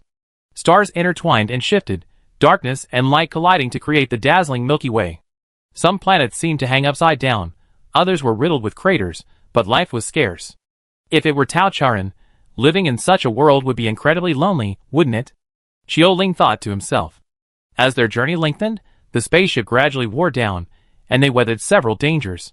They were struck by a sudden meteorite, narrowly escaped the gravitational pull of a black hole, and even brushed the edge of a supernova explosion. Xiaoling's repair skills on the spaceship improved dramatically, and Xiaopu's autopilot technology became increasingly adept. If it were Tao Charin, she certainly couldn't survive in such a terrifying world, would she? Xiaoling wondered again. Time passed, but both of them remained youthful and beautiful. However, this was different. Tao Charin was 18, while Xiaoling was nearly 2,000 years old. 2,000 years was enough for him to forget unimportant things, enough for him to sift through his memories, to find the most vivid images, and enough for him to understand many things. In such a long time, even when he was called a monster, he never damaged the treatment pod or attacked the entire spaceship, even when he attempted suicide.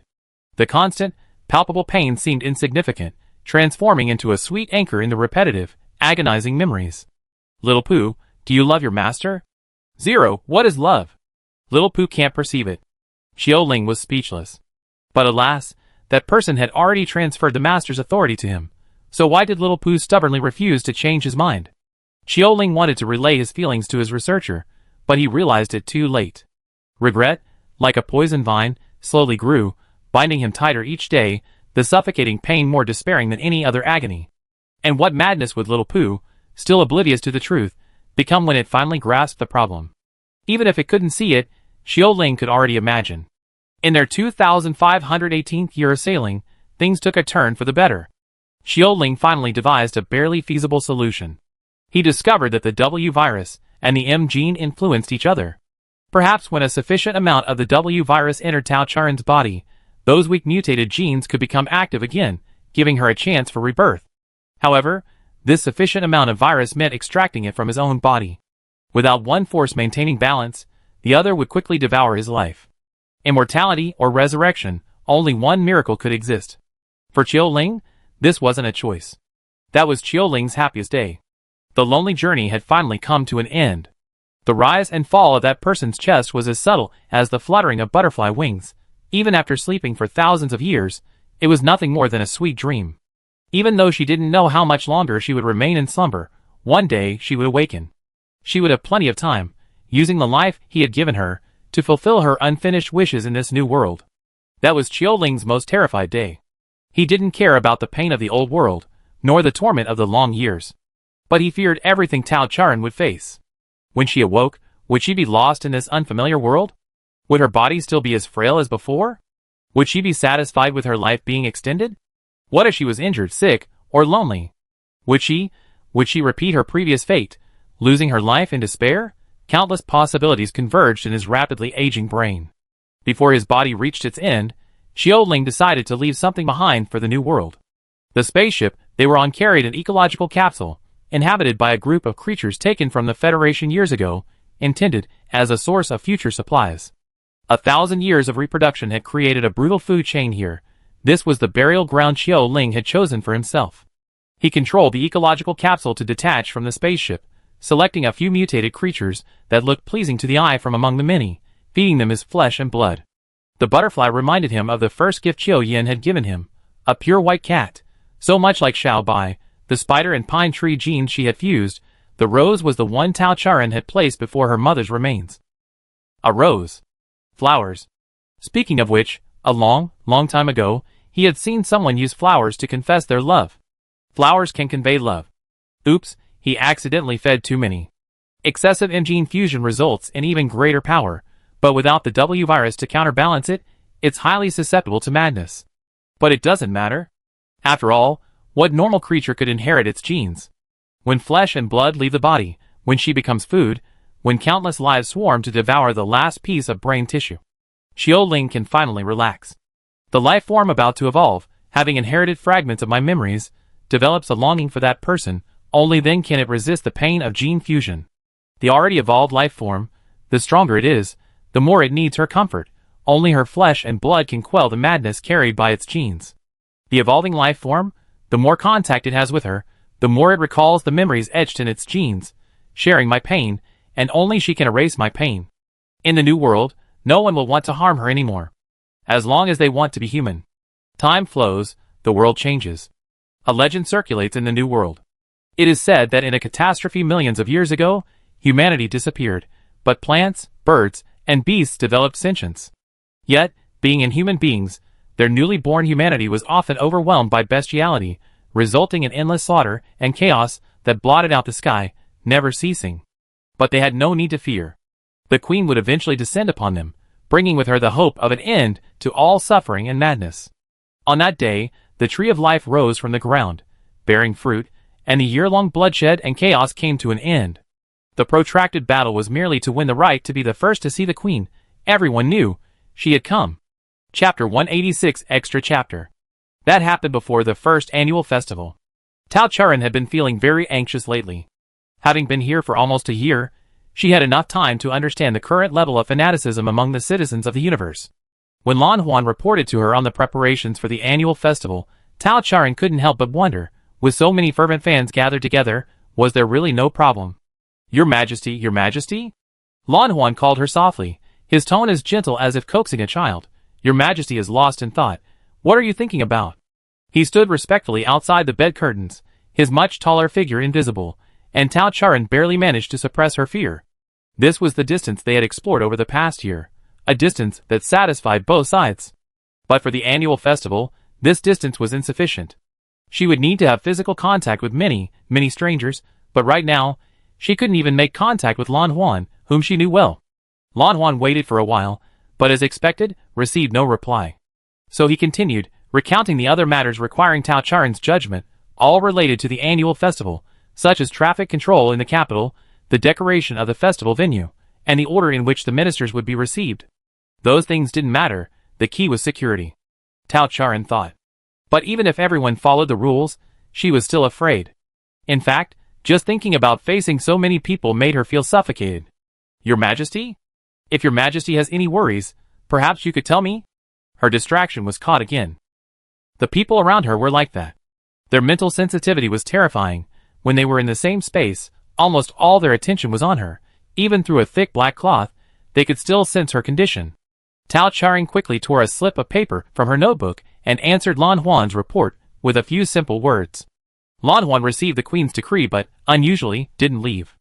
After hesitating for a while, she carefully spoke, "Your Majesty, perhaps? We should simply cancel the annual festival." The idea of the annual festival was actually proposed jointly by the 5 close attendants.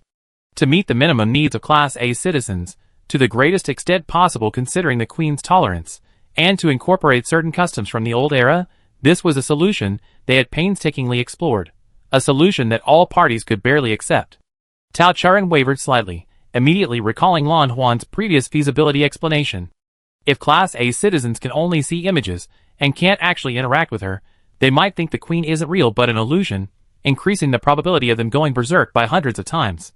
And most of the inhabitants of the capital planet are Class A. Forget it, it's just 1,000 people. Dealing with them one by one is less effective than a permanent solution. Consider it a species census. She can do it. As Tao Charan made up her mind, she heard Lan Huan seem to sigh softly. "You're pushing yourself too hard. You haven't been sleeping well these past few days, and you're stressed, probably because of the annual festival. I know you're not very good at interacting with others. If you're really worried, why not practice first?" That makes sense. Tao Charan, lacking common sense in this situation, perked up her ears. You don't need to do much during the annual festival. Each citizen will have 3 seconds to shake your hand. That means just hand-to-hand contact is enough. You could try it with someone you don't dislike him. Xianluo? How about it? He was a shy attendant, somewhat socially awkward just like her. However, in the past few days, Tao Charan had a minor disagreement with him. Besides him, who else was mentally stable? Tao Charan secretly glanced at the figure outside the bed curtains. Lan Huan exclaimed in rare surprise. But he immediately realized his rudeness, and while keeping quiet, he laboriously averted his gaze from the wrist protruding from the gap in the bed curtains. The hand tentatively reached forward, and Lan Huan quietly took a step forward. Their little fingers unexpectedly touched, then quickly grasped the bed curtains, crumpling the soft fabric. Lan Huan's hand twitched, forcibly suppressing the urge to grab it. Through only a layer of fabric, the fragrance he usually deliberately ignored wafted into his nostrils, and he could hear her increasingly rapid heartbeat, which made his own heart race. This was truly too wonderful. Just one step away, he could hold her in his arms. A weak human would be utterly powerless to resist. He could easily possess her. Blood and bone intertwined, those eyes seeing only him, tears and laughter under his wings. The mere thought of such a scene was enough to stir his desire. Ah, why didn't she listen to him and choose Xianluo? That trembling hand made a second attempt. Lan Huan watched with lowered eyes, like watching prey released by a hunter, but stubbornly walking into a trap. This time, she seemed determined, charging recklessly, her palm and back of her hand making a crisp sound when they touched, like a slap. Lan Huan raised his head. For a fleeting moment, Tao Charan felt an irresistible force grip her hand, but before she could resist, the force had already left. Forgive my rudeness, but Lan Huan has urgent business to attend to, and must take his leave. Without waiting for Tao Charan's reaction, he had already exited the radiant chamber. Only after the door behind him closed completely did Lan Huan lean against it, utterly exhausted, trying to calm himself after that brief moment of loss of control. The warmth of her touch seemed to linger on his fingertips. Lan Huan raised his hand. His fingers were long and slender, flawless, trembling slightly uncontrollably from the stimulation. Would the king be satisfied with his body? He felt that last touch was too gentle, but was the king's palm red? He had left too quickly. Would the king find him rude? A jumble of thoughts surged within him, and the usually composed and proud man was momentarily unable to make sense of it all. In the end, all he could do was put the spot she had touched in his mouth, trying to preserve that fleeting sensation. After this incident, even the oblivious Tao Charan suddenly had a subtle feeling. Although it was indeed a bit awkward that time, was Lan Huan avoiding her. Routine reports were now only conducted by the door, and during his shifts, he no longer told stories about Wangdu Star. Occasional cleaning. Oh, he still collected her hair, but he no longer secretly smelled it while making the bed. This was truly a welcome development. Perhaps that's what awkwardness is like. When the other person's reaction is stronger than yours, you become indifferent. Feeling confident she hadn't chosen the wrong person, Tao Charan grew bolder, even daring to take the initiative. Your Majesty? Lan Huan stared at the hand clutching his little finger, his eyes deep and unfathomable. He had merely brought the queen her nightgown. By all accounts, his duty for the day would be over once it was placed on the bed. The king had been sitting obediently to the side as usual, so perfectly well behaved, yet he had given him a surprise. Compared to Lan Huan, Tao Charen's hands were incredibly small. She had actually intended to go straight for a proper handshake. However, because the movement was so sudden, the other party didn't cooperate at all, so her grasp only managed to hold onto the little finger. Awkward, so incredibly awkward. Tao Charen wanted to immediately let go and bury her head in the sand like an ostrich. But she felt a tickle in her palm, the little finger beckoned ingratiatingly, as if it were some kind of irresistible, silent temptation. Then, another hand covered hers, tightly enveloping it. "Your Majesty has done well." His voice, strangely hoarse, rang out above her. "You improved, that's right. See, there's nothing to be afraid of." Alarm. Level 10 alarm. An unnatural heat spread through her skin to every limb, an overwhelming desire licking her from head to toe. Tao Charen was all too familiar with this feeling. That terrifying, overwhelming love instantly engulfed her, as if it could devour her at any moment. The caressing between fingers was no longer enough to satisfy the ever-growing lust. Two hands gripped Tao Charen's short fingers, their bases intertwined, locking her prey firmly within. Tao Charen couldn't even stand properly, and collapsed onto the bed. This startled Lan Huan, whose eyes were filled with desire. He squeezed his eyes shut, but she was so close to him. "I've seen all the efforts your Majesty has made, but you must remember, you can't launch a surprise attack, whether against me or anyone else," he said with difficulty. Sweat, dripping from his excessive restraint, dripped onto his fingertips, inexplicably burning hot. "You can never imagine the attraction you hold for us. Please, no more, no more." He couldn't speak. Because this was their love, it had nothing to do with her.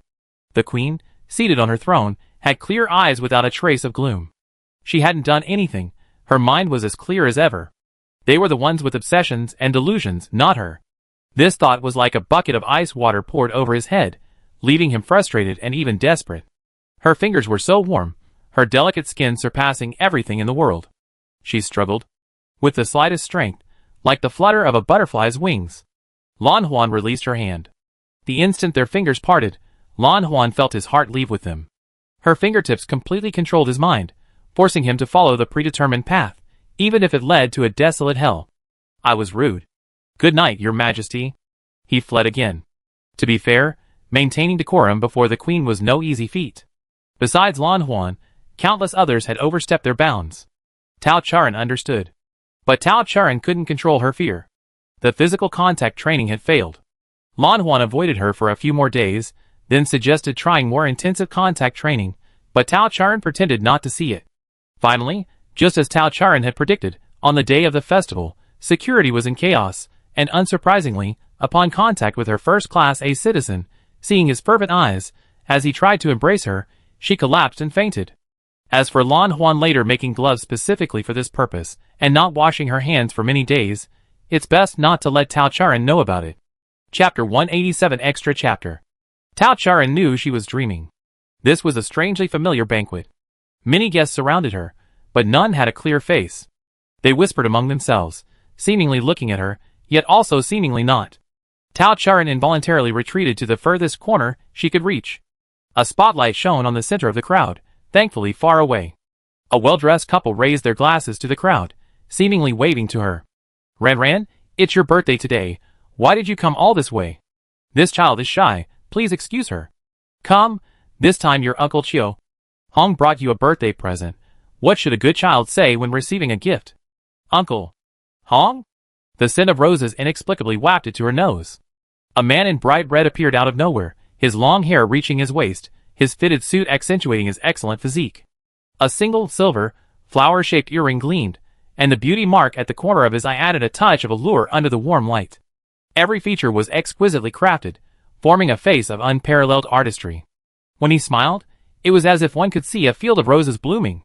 Yes, among a group of faceless guests, he was strikingly different.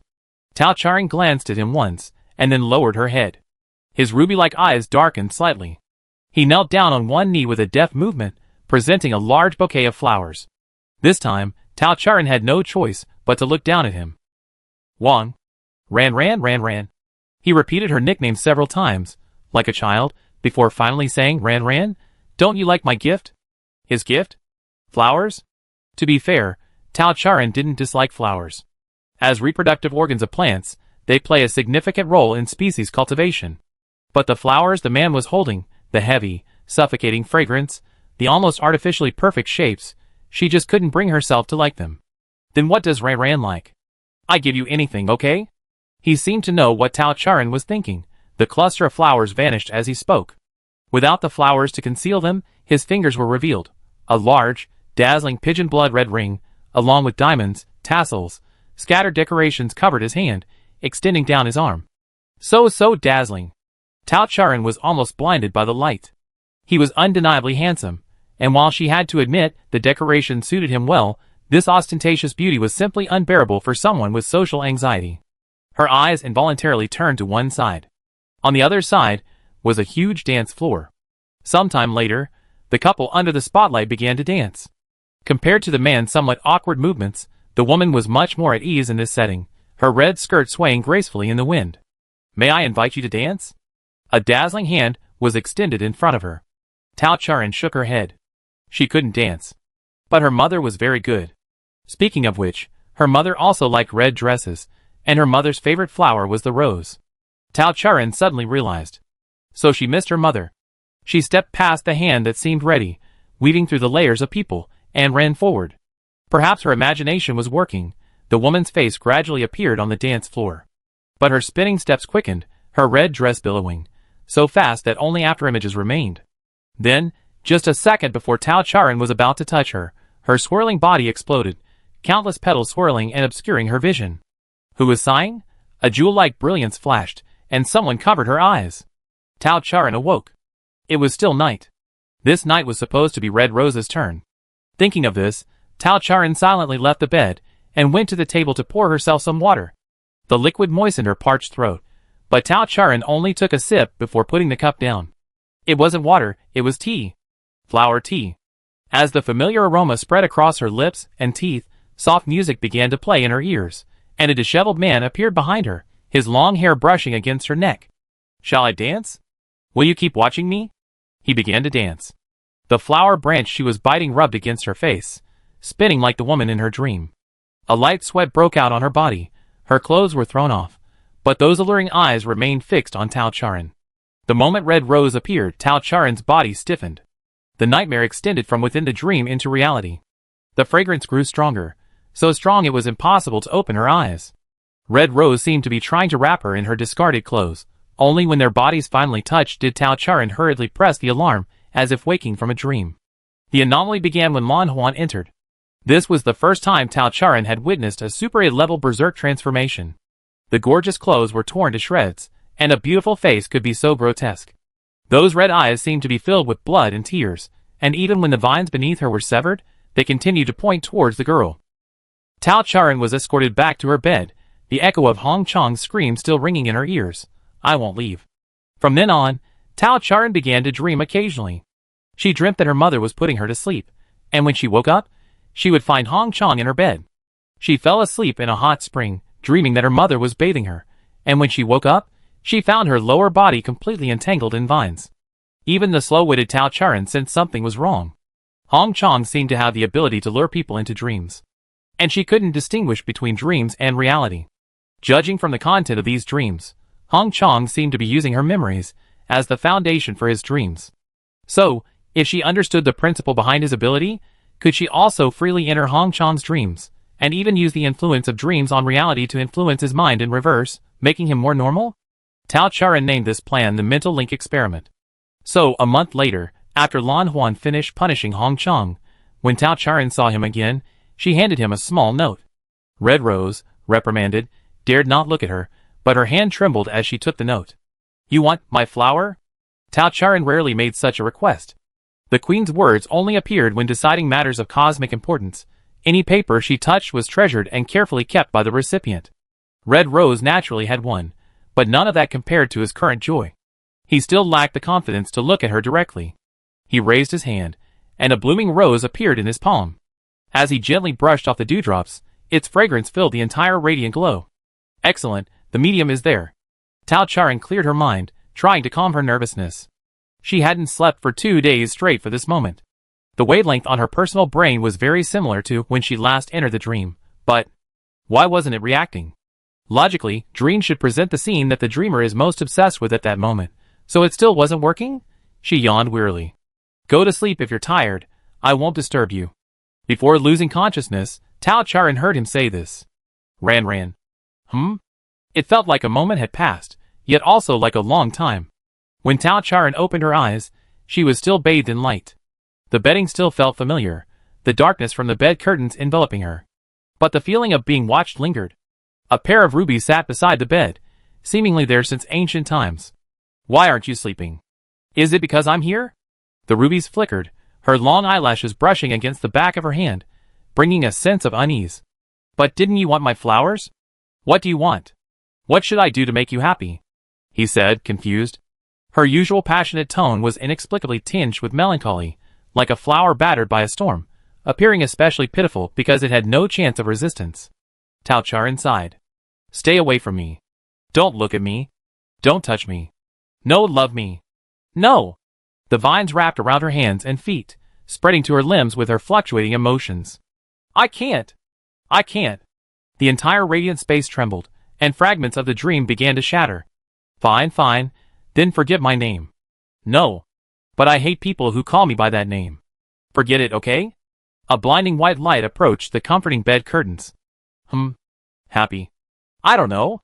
But you should know what I hate. Those who don't follow the rules, those who go berserk. If you could manage them, perhaps I... Tao Charan opened her eyes. The artificial sun had long since passed the treetop of the Tree of Life. Tao Charan was late today. Red Rose slept under her bed, clutching Tao Charan's shoes, one hand resting on the edge of the bed. In another world, light finally spread throughout the entire world. The bed in that world was empty, leaving only the scent of roses.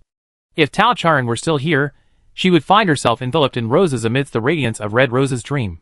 In each flower on the wall slept a miniature queen, her image painted on each leaf. The two were intimately intertwined here. No single rose could exist alone, just as Red Rose was present in every dream of hers.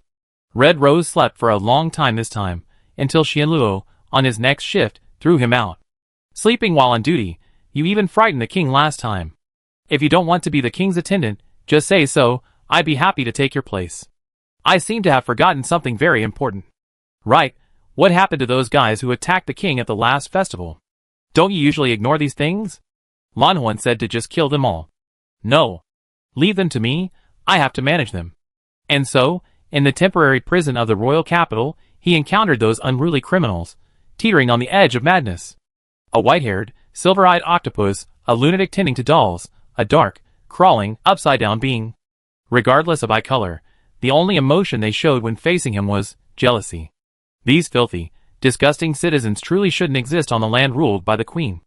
Red Rose clearly thought this way, but no matter what, she couldn't bring herself to kill them like Blue Illusion did. Since that's the case, envious that I can get close to the king? Then join my, let's call it the Radiant Cult. Join the Radiant Cult, and if you perform well, you have a chance to see the queen. How about it? Want to come? Rose's love, utterly true and sincere. He was born carrying the longing and regrets of countless ages, always facing reality head-on, never indulging in dreams, never stooping to lying.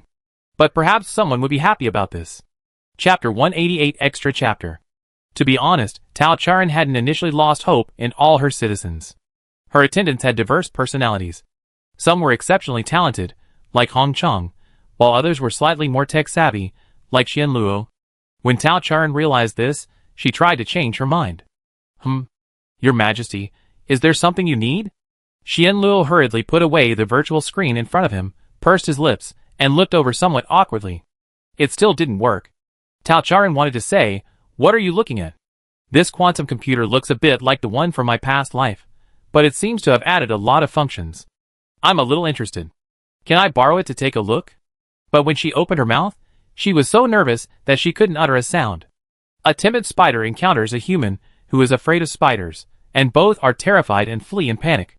However, Xianluo's reaction was similar to hers in her past life, which reassured Tao Charan even more. She shut her mouth and beckoned to him. Your Majesty? A blush rose on his baby face.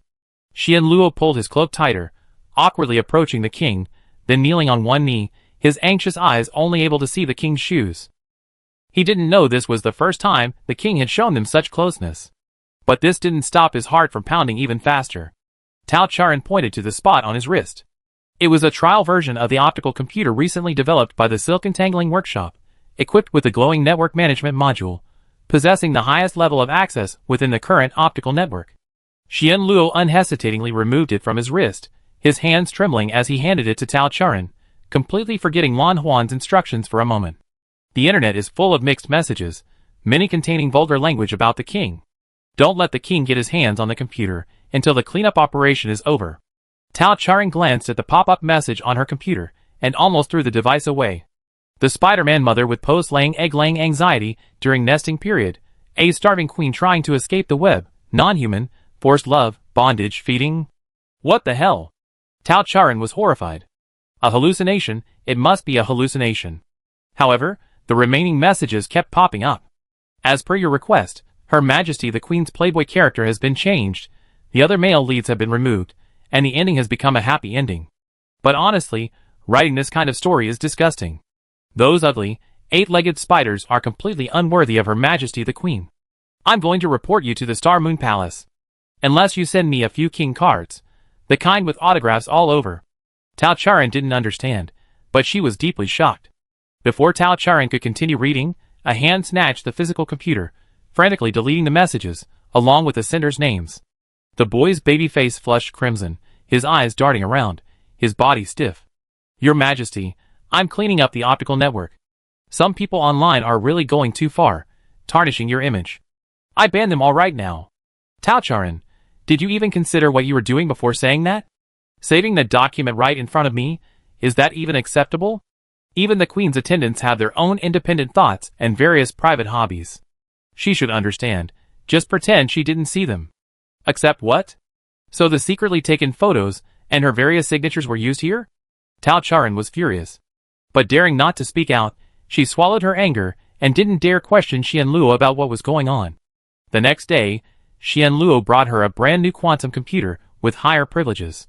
After organizing a cleanup operation for the quantum network overnight, Tao Charan's online surfing journey finally had a smooth start. At first, Xian Luo demonstrated the various functions of the quantum computer to her. Xian Luo's fingers were relatively shorter than Lan Huan's and Hong Chang's, but very nimble. His fingers flew across the screen as he manipulated the quantum network, his fingertips touching the glowing screen like the most skillful weaver, meticulously weaving a strong and secure net. Tao Charan was momentarily lost in thought. Using the quantum computer wasn't difficult for her. Observing the quantum computer circulating in the universe was mainly to understand the current level of technological development. Her goal was to create a small version of Pooh in the new world, something Tao Charan had already planned when she woke up. But now, Tao Charan encountered many problems.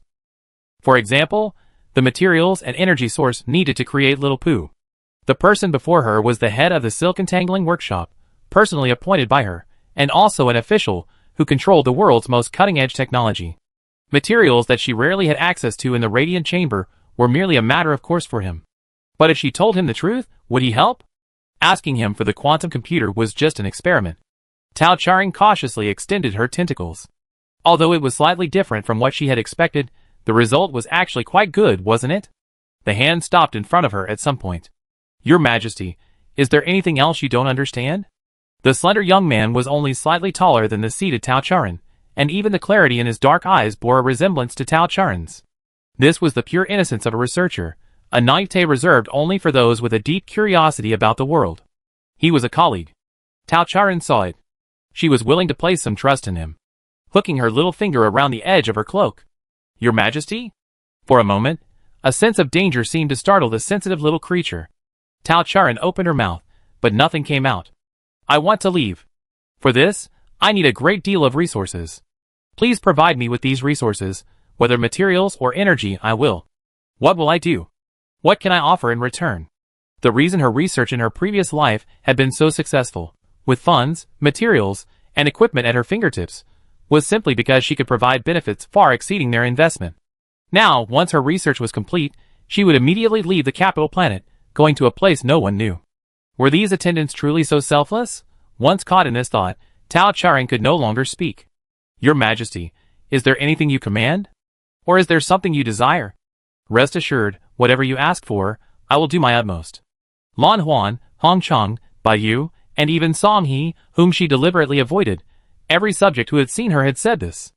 But what they sought, Tao Charan herself didn't understand, so how could she possibly provide it?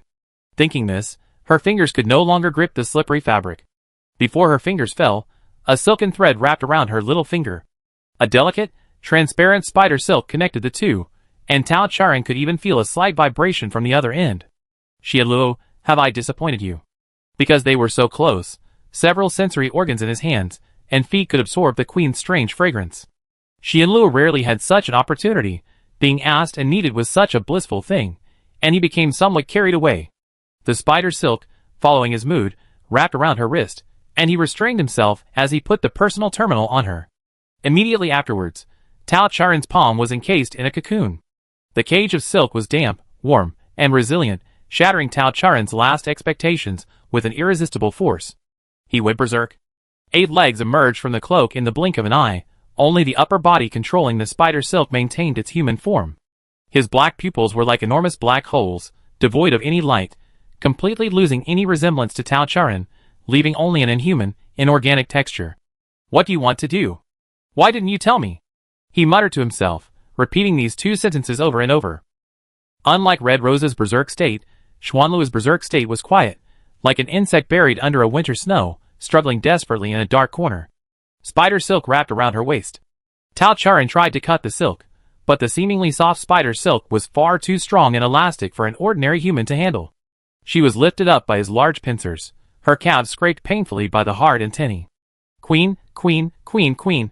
Perhaps due to the generally poor eyesight of spiders, Xianluo, in his half-spider form, kept Tao Charan in his field of vision. His dark, round eyes were right beside him, and his voice, due to his berserk state, had become rough and indistinct. Tao Charan froze. Her feet were off the ground, her hands and feet bound by spider silk. She had lost her best chance to call for help. If these monsters really did eat people, or if Xianluo started attacking indiscriminately due to its berserk state, she would only face death. Even though she didn't think it was that serious, Tao Charan had still paid the price for her gullibility. No matter how good-tempered or seemingly normal a citizen is, they are not human. And Xianluo, receiving no response, began to rage. Its 8 long legs danced wildly, kicking over furniture in the radiant room. Anything in the way was thrown out like trash. Xianluo busied itself in the vast space, using both hands and feet, and in an instant, it had erected a fine and ornate web using the 4 corners of the room. The spider silk used to weave the web was much stronger and thicker than the silk binding Tao Charan, and when viewed from the side, it shimmered with a brilliant luster. While weaving his web, he also wove the spider silk into soft, comfortable straps, securing Tao Charan tightly to his body. Speaking of which, if the quality is this good, the parts of Xiao Pu's body could also be connected using spider silk. Tao Charan thought to herself. She casually tore off a piece of the spider web that Xianluo had just woven. Actually, she couldn't pull it, but a spider leg happened to pass through the web, instantly cutting a hole, and thus this piece of fiber ended up in Tao Charan's hand. Luckily, her personal terminal was equipped with a basic verification module.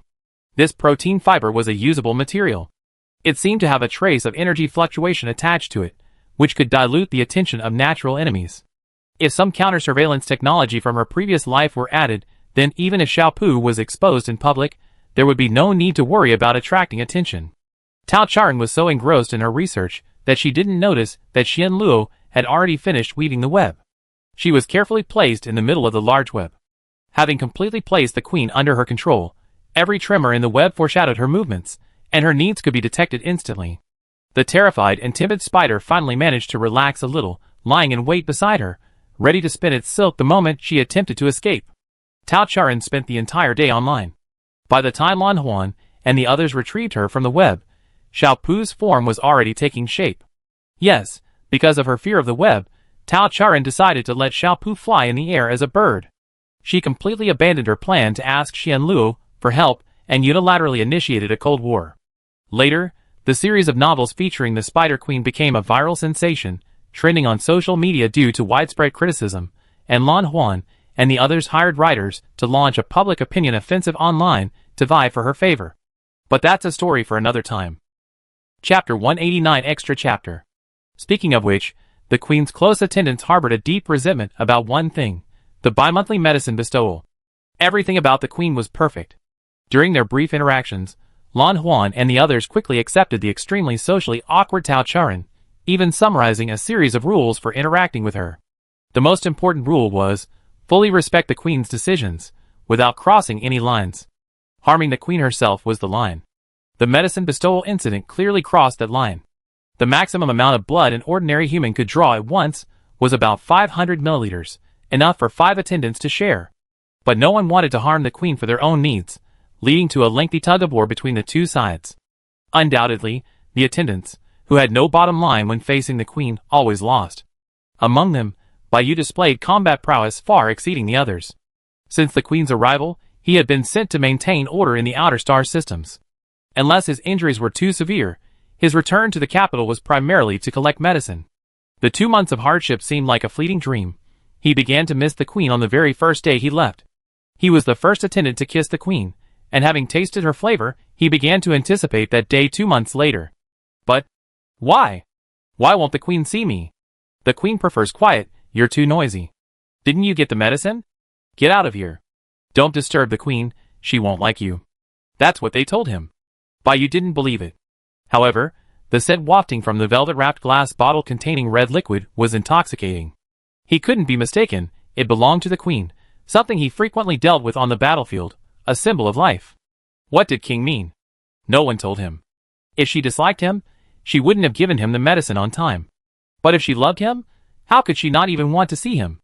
As he slowly licked the liquid from the bottle, the originally sweet taste was now tinged with a slight bitterness.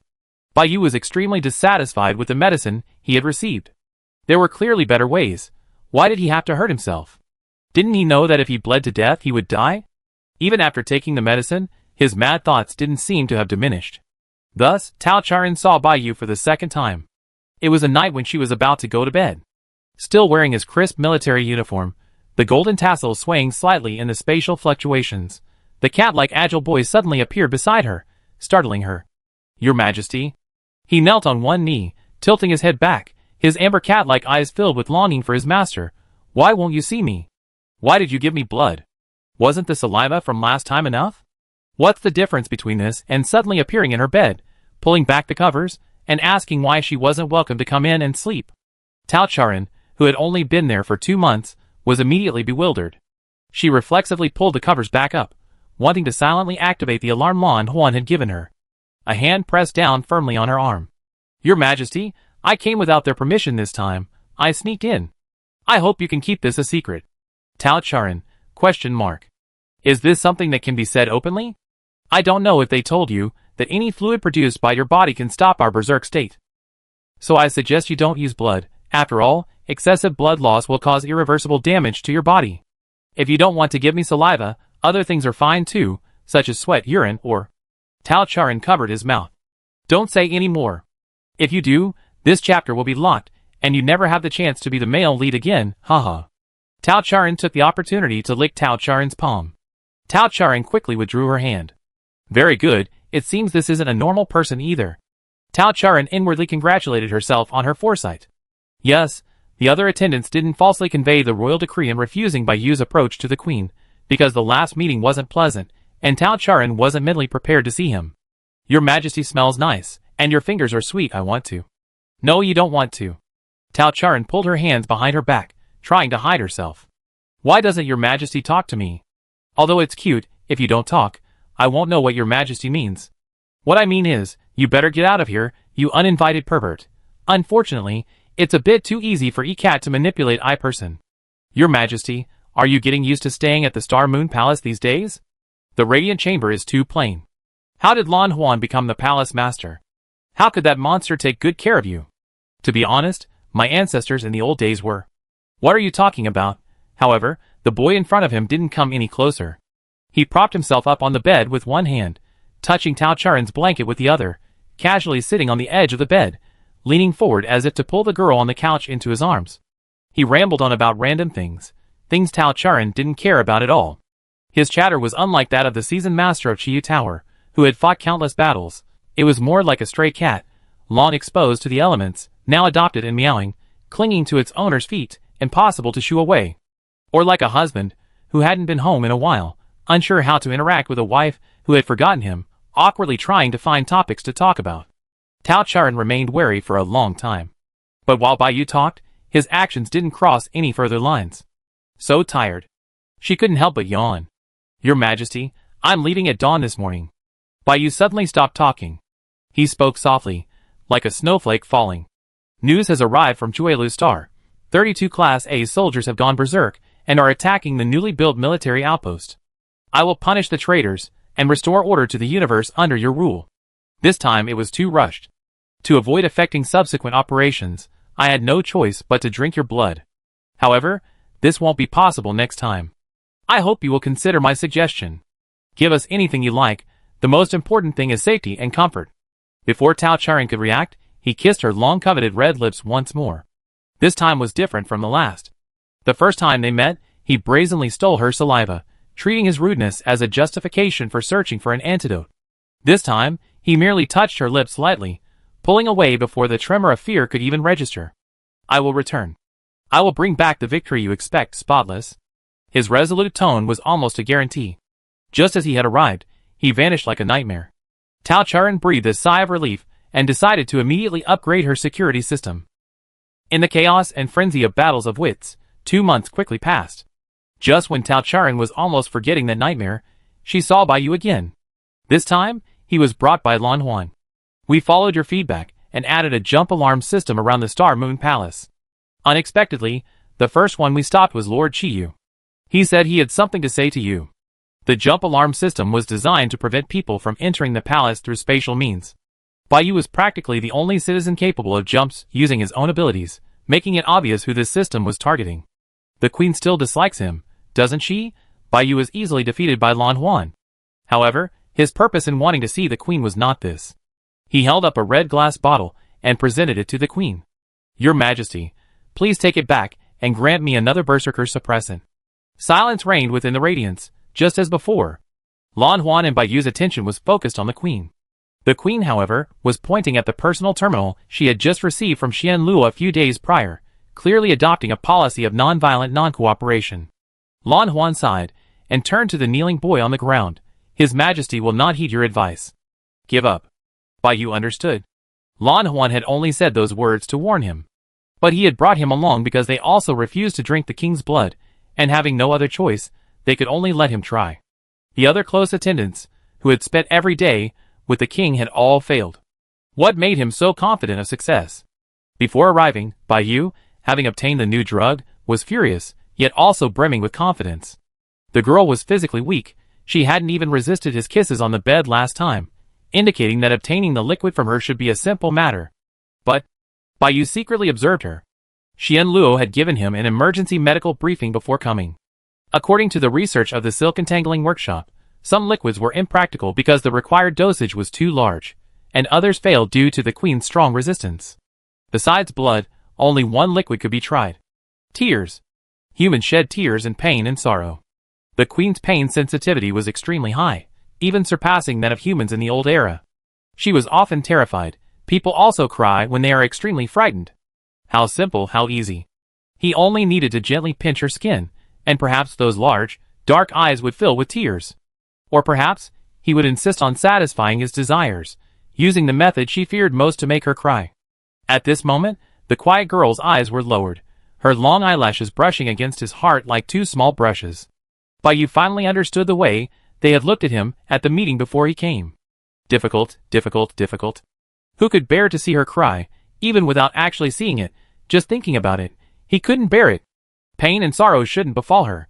For this, they were all willing to suffer it themselves, to exchange 1,000 times the pain for her peace and happiness. If he could force the queen to cry, he wouldn't have refrained from doing so after seeing her faint from fear of being kissed for the first time. Bai accepted Lan Huan's judgment. But he didn't give up.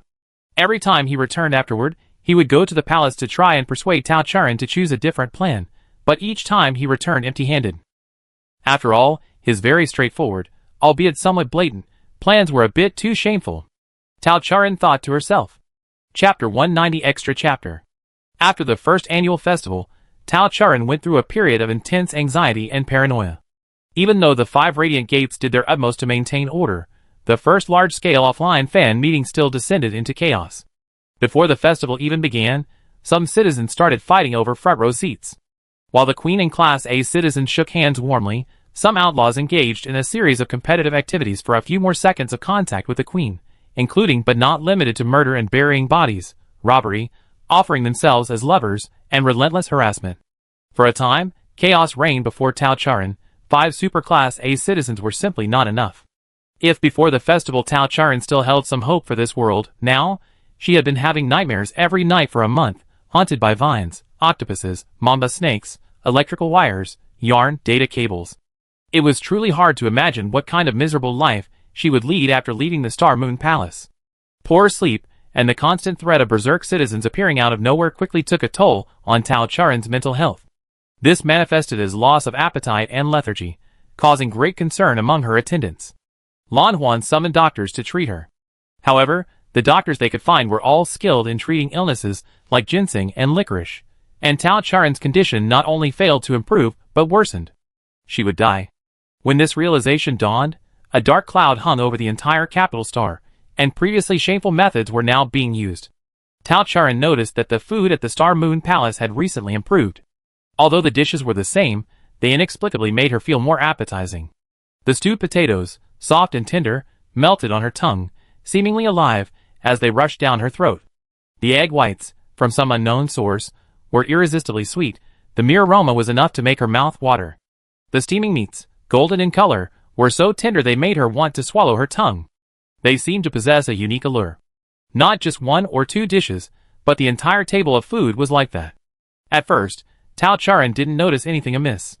But after she ate half a bowl more rice than usual and put down her chopsticks, she realized that her usually cold and aloof body was warming up, and her stomach felt as if someone was gently kneading it, a strange comfort washing over her. "Your Majesty, you eaten more than usual. Do you like these dishes?" Song He stood at a distance. It was his turn to be on duty today. Unlike the others who were setting out the dishes and introducing them, he seemed to know the queen didn't want to see him. So he always set out the food in advance, and then waited for his summons in a corner amidst the radiant light. There was something wrong with the food. Tao Charan, too lazy to think about what kind of trouble they'd gotten themselves into this time, ignored them, and returned to her usual resting place. After the meal, Tao Charan had more access to food. In the radiant room, she noticed that sometime during the day, small snacks had been placed on the table, and beside the bed, for her to take as she pleased. Most of them seemed to be some kind of candy. Previously, Tao Charan hadn't even paid attention. But today, perhaps because the food she just eaten was so unusual, she casually picked up a piece and unwrapped it. Glistening, translucent sugar strands wrapped around oily, milky white granules, emitting a sweet aroma. As it was placed before her eyes, Tao Charan could already imagine the crunchy texture when she bit into it. Her teeth chattered, and for some inexplicable reason, she had an urge to pop it into her mouth. It was a pine nut candy. Tao Charan put the candy back, rewrapped it in the candy wrapper, and only then did she suppress the urge to swallow it immediately. Master, detected energy levels 624% higher than the average for similar foods. The difference from ordinary food lies in the seasonings. Pine pollen was added to all dishes. Xiaopu presented a report on the food on the table. Pine pollen is a common medicine, known for its heart-nourishing and energy-boosting effects. However, even so, it couldn't possibly have such miraculous effects, not only providing the body with energy far exceeding its own capacity, but also stimulating appetite and calming the mind. Tao Charan thought of the concept of special products she had seen on the optical network. These so-called special products were parts produced by the bodies of humanized citizens that could be separated from their original forms and consumed by others. They were especially common from citizens whose original form was plant-based, and were said to possess some special effects. However, Tao Charan had almost never actually seen any special products in real life. Lan Huan and the others hadn't mentioned it, so of course she wouldn't ask directly. But seeing the real specialty today, her researcher's curiosity resurfaced. Tao Charan couldn't help but squeeze the candy, peeking through the wrapper to try and observe it. Pine pollen, pine nut candy. It sounded somewhat inexplicably related to Song He. He was already a super A level, so could he produce a wider variety of specialties? As she thought this, the aroma of pine nut seemed to intensify, overflowing from the colorful candy wrapper. The nutty scent completely masked the sweetness of the candy, tempting her to eat it quickly. This was an even stronger temptation than the meal itself. Tao Charan had a premonition that this pine nut candy would taste even better than the already incredibly delicious dishes. She could even hear herself swallowing. Xiaopu's basic medical report came back, Both the pine pollen and the pine nut candy were indeed harmless, offering only benefits. Tao Charan didn't hesitate any longer, quickly peeling off the candy and popping it into her mouth. Delicious. Her whetted appetite was completely satisfied. The oily pine nuts were incredibly sweet, leaving a lingering fragrance on her lips and teeth, just as she had imagined.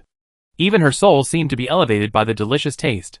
Immersed in chewing, Tao Charan didn't notice that as her lips touched the candy, Song He in the corner suddenly tensed up, as if unable to bear it, and cried out in surprise, He seemed surprised that he couldn't resist, and immediately shut his mouth.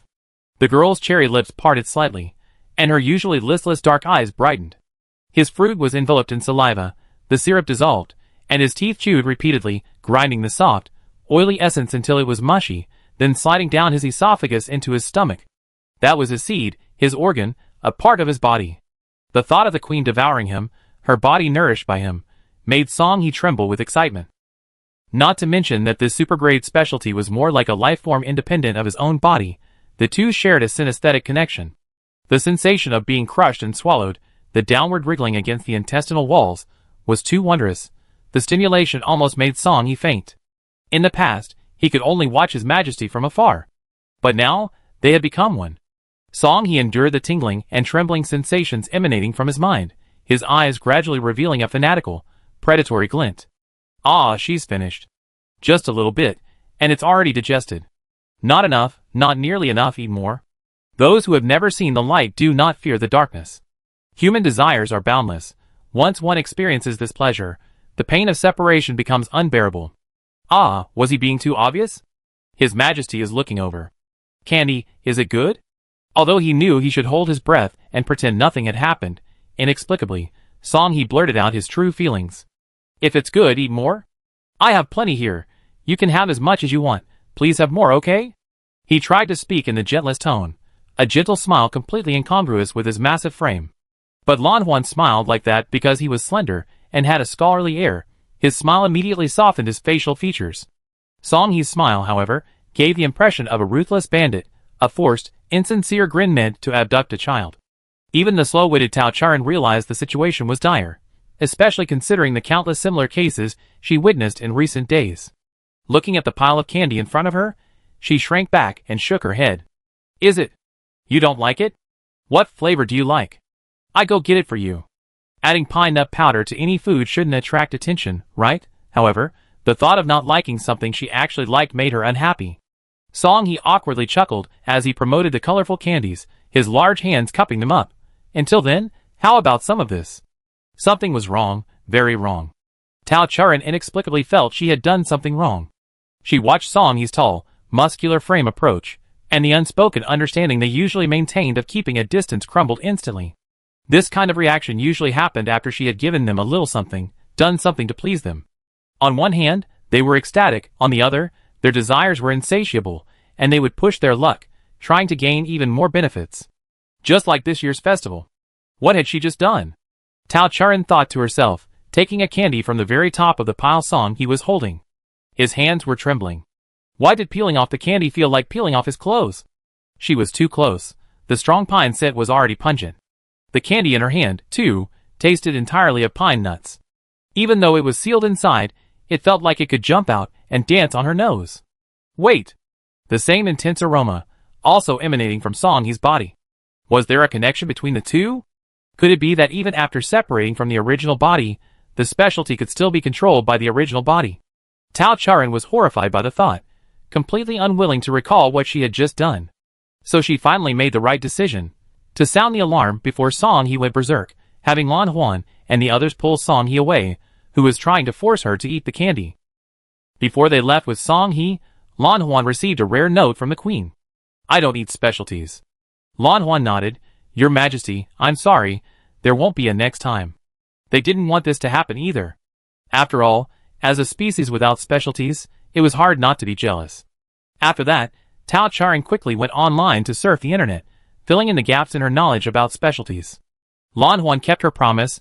The specialty products were classified as contraband at Xingyue Palace, and pine nut candy, along with related products, was completely confiscated. Song He, realizing he had made a mistake again, personally led numerous special inspections, determined to nip the trend of offering specialty products as tribute in the bud. As for why the inspections were so strict, whether it was to atone for his mistake or to prevent the Queen from trying other specialty products, only Song he himself knew the truth. Chapter 191 Extra Chapter. The annual festival is coming. Realizing this, Tao Charan was debugging the communication equipment for Ningshui Town. Because the previous experiment had exhausted all the funds, she had recently had to take odd jobs to earn some extra money to support her next research project. Buzz, Annual Festival Preparation Notice. This year's festival is hosted by Songtao Palace, Chiyu Tower is responsible for security, and Rose Pavilion is responsible for personnel management, aiming to. Communication was normal. Tonight's work should be finished. Tao Charan sent a message to Mayor Chike, and after receiving a reply that she could stop work, she slowly packed up her tools. Because of the outdoor work, it was still a bit chilly in early spring, and her exposed fingers were a little red from the cold. Xiaopu quickly flapped its wings and flew up and down, considerately adjusting the surrounding temperature for her. This remote little star, then star, is very similar to the Federation's main star in her previous life, both having distinct seasonal changes. Tao Charan was at the entrance to Ningshui Town. Scattered wildflowers bloomed along the roadside, their tender yellow buds, before the leaves had fully grown, were already preparing for the approaching warm weather. The festival of the year, Tao Charan murmured. She hadn't heard the name in a long time. After leaving the Star Moon Palace, Tao Charan enjoyed a long and happy period. She traveled through space in her highly stealthy spaceship, relying entirely on Xiaopu and the ship's automatic resupply system for supplies. She thoroughly enjoyed her time at home. When her excitement subsided, 200 years had passed. The serene and beautiful young woman's face remained unchanged from when she awoke. Such longevity was rare even among the cyborgs of her previous life.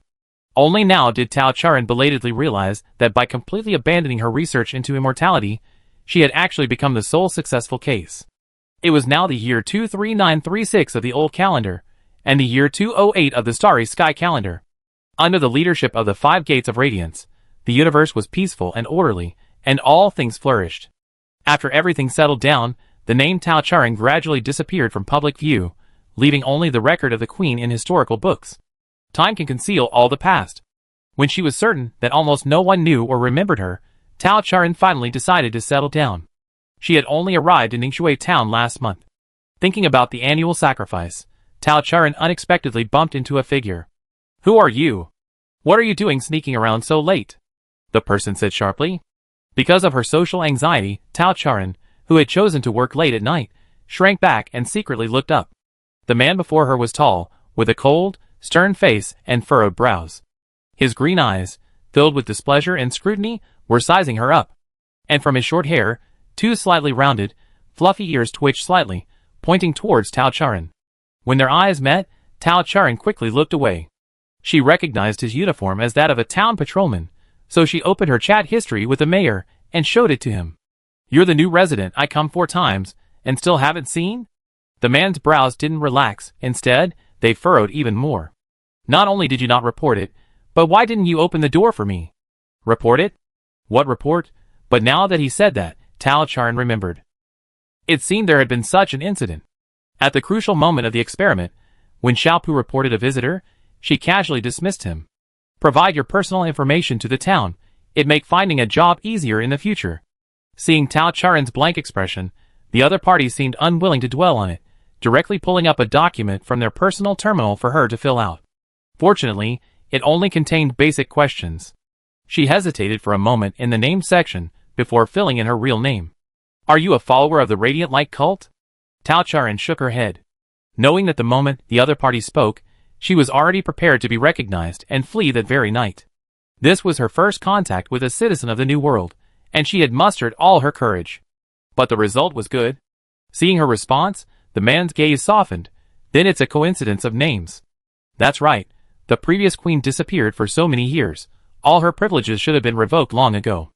Only the Radiant Light cult would treat a name like a treasure, forbidding even its mention." It was truly a reassuring attitude. "Let's reintroduce ourselves. I am Shan Jun, the inspector of Ningshui Town. You can come to me with anything in the future." He then pulled out a beautifully printed booklet. "I came to you earlier to give you this. The annual festival is approaching, and another opportunity for advisors has arrived. The conduct of the regents over the past century is evident to all. If you also support our views, Please be sure to sign this petition. Tao Charan stared blankly at the booklet that had been shoved into her hand without warning. Opinions on nominating Regent Lan Huan as the next Prime Minister of all affairs.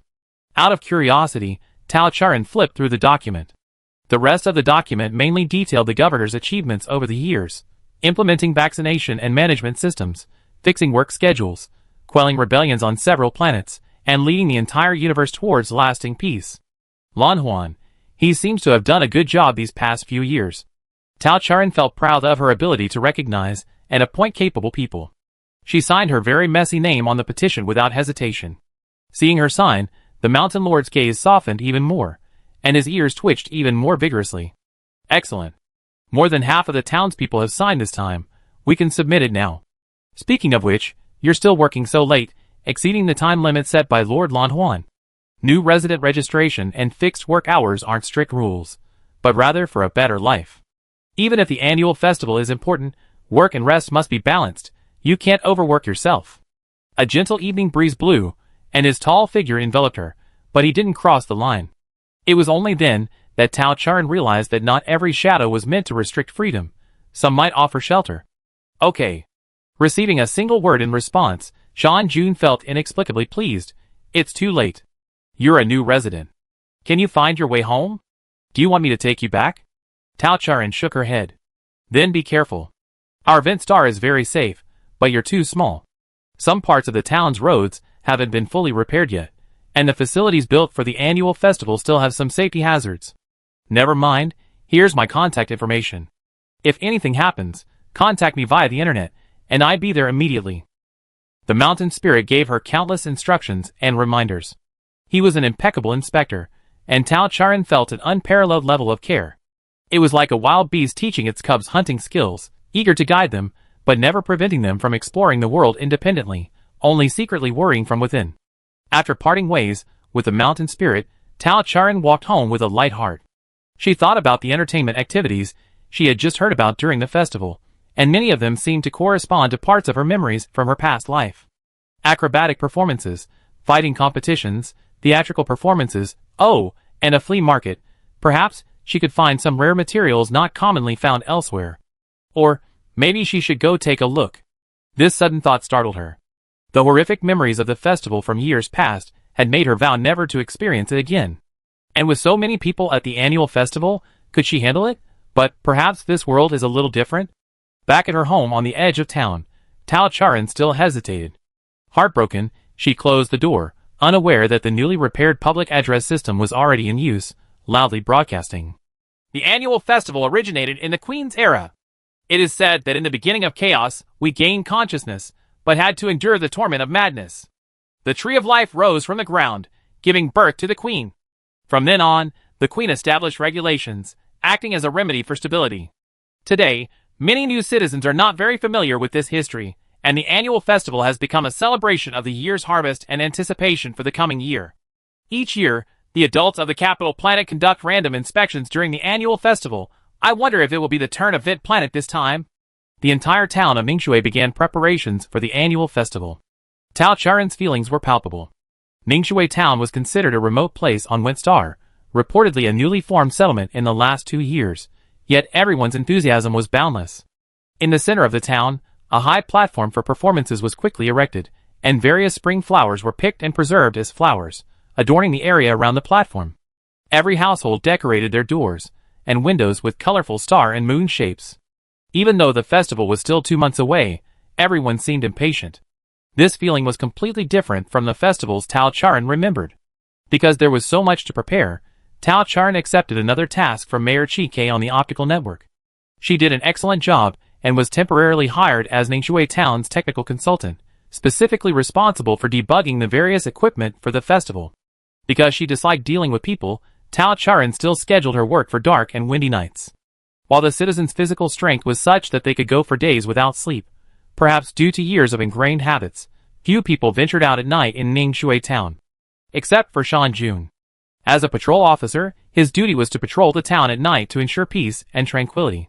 The two often bumped into each other in the town.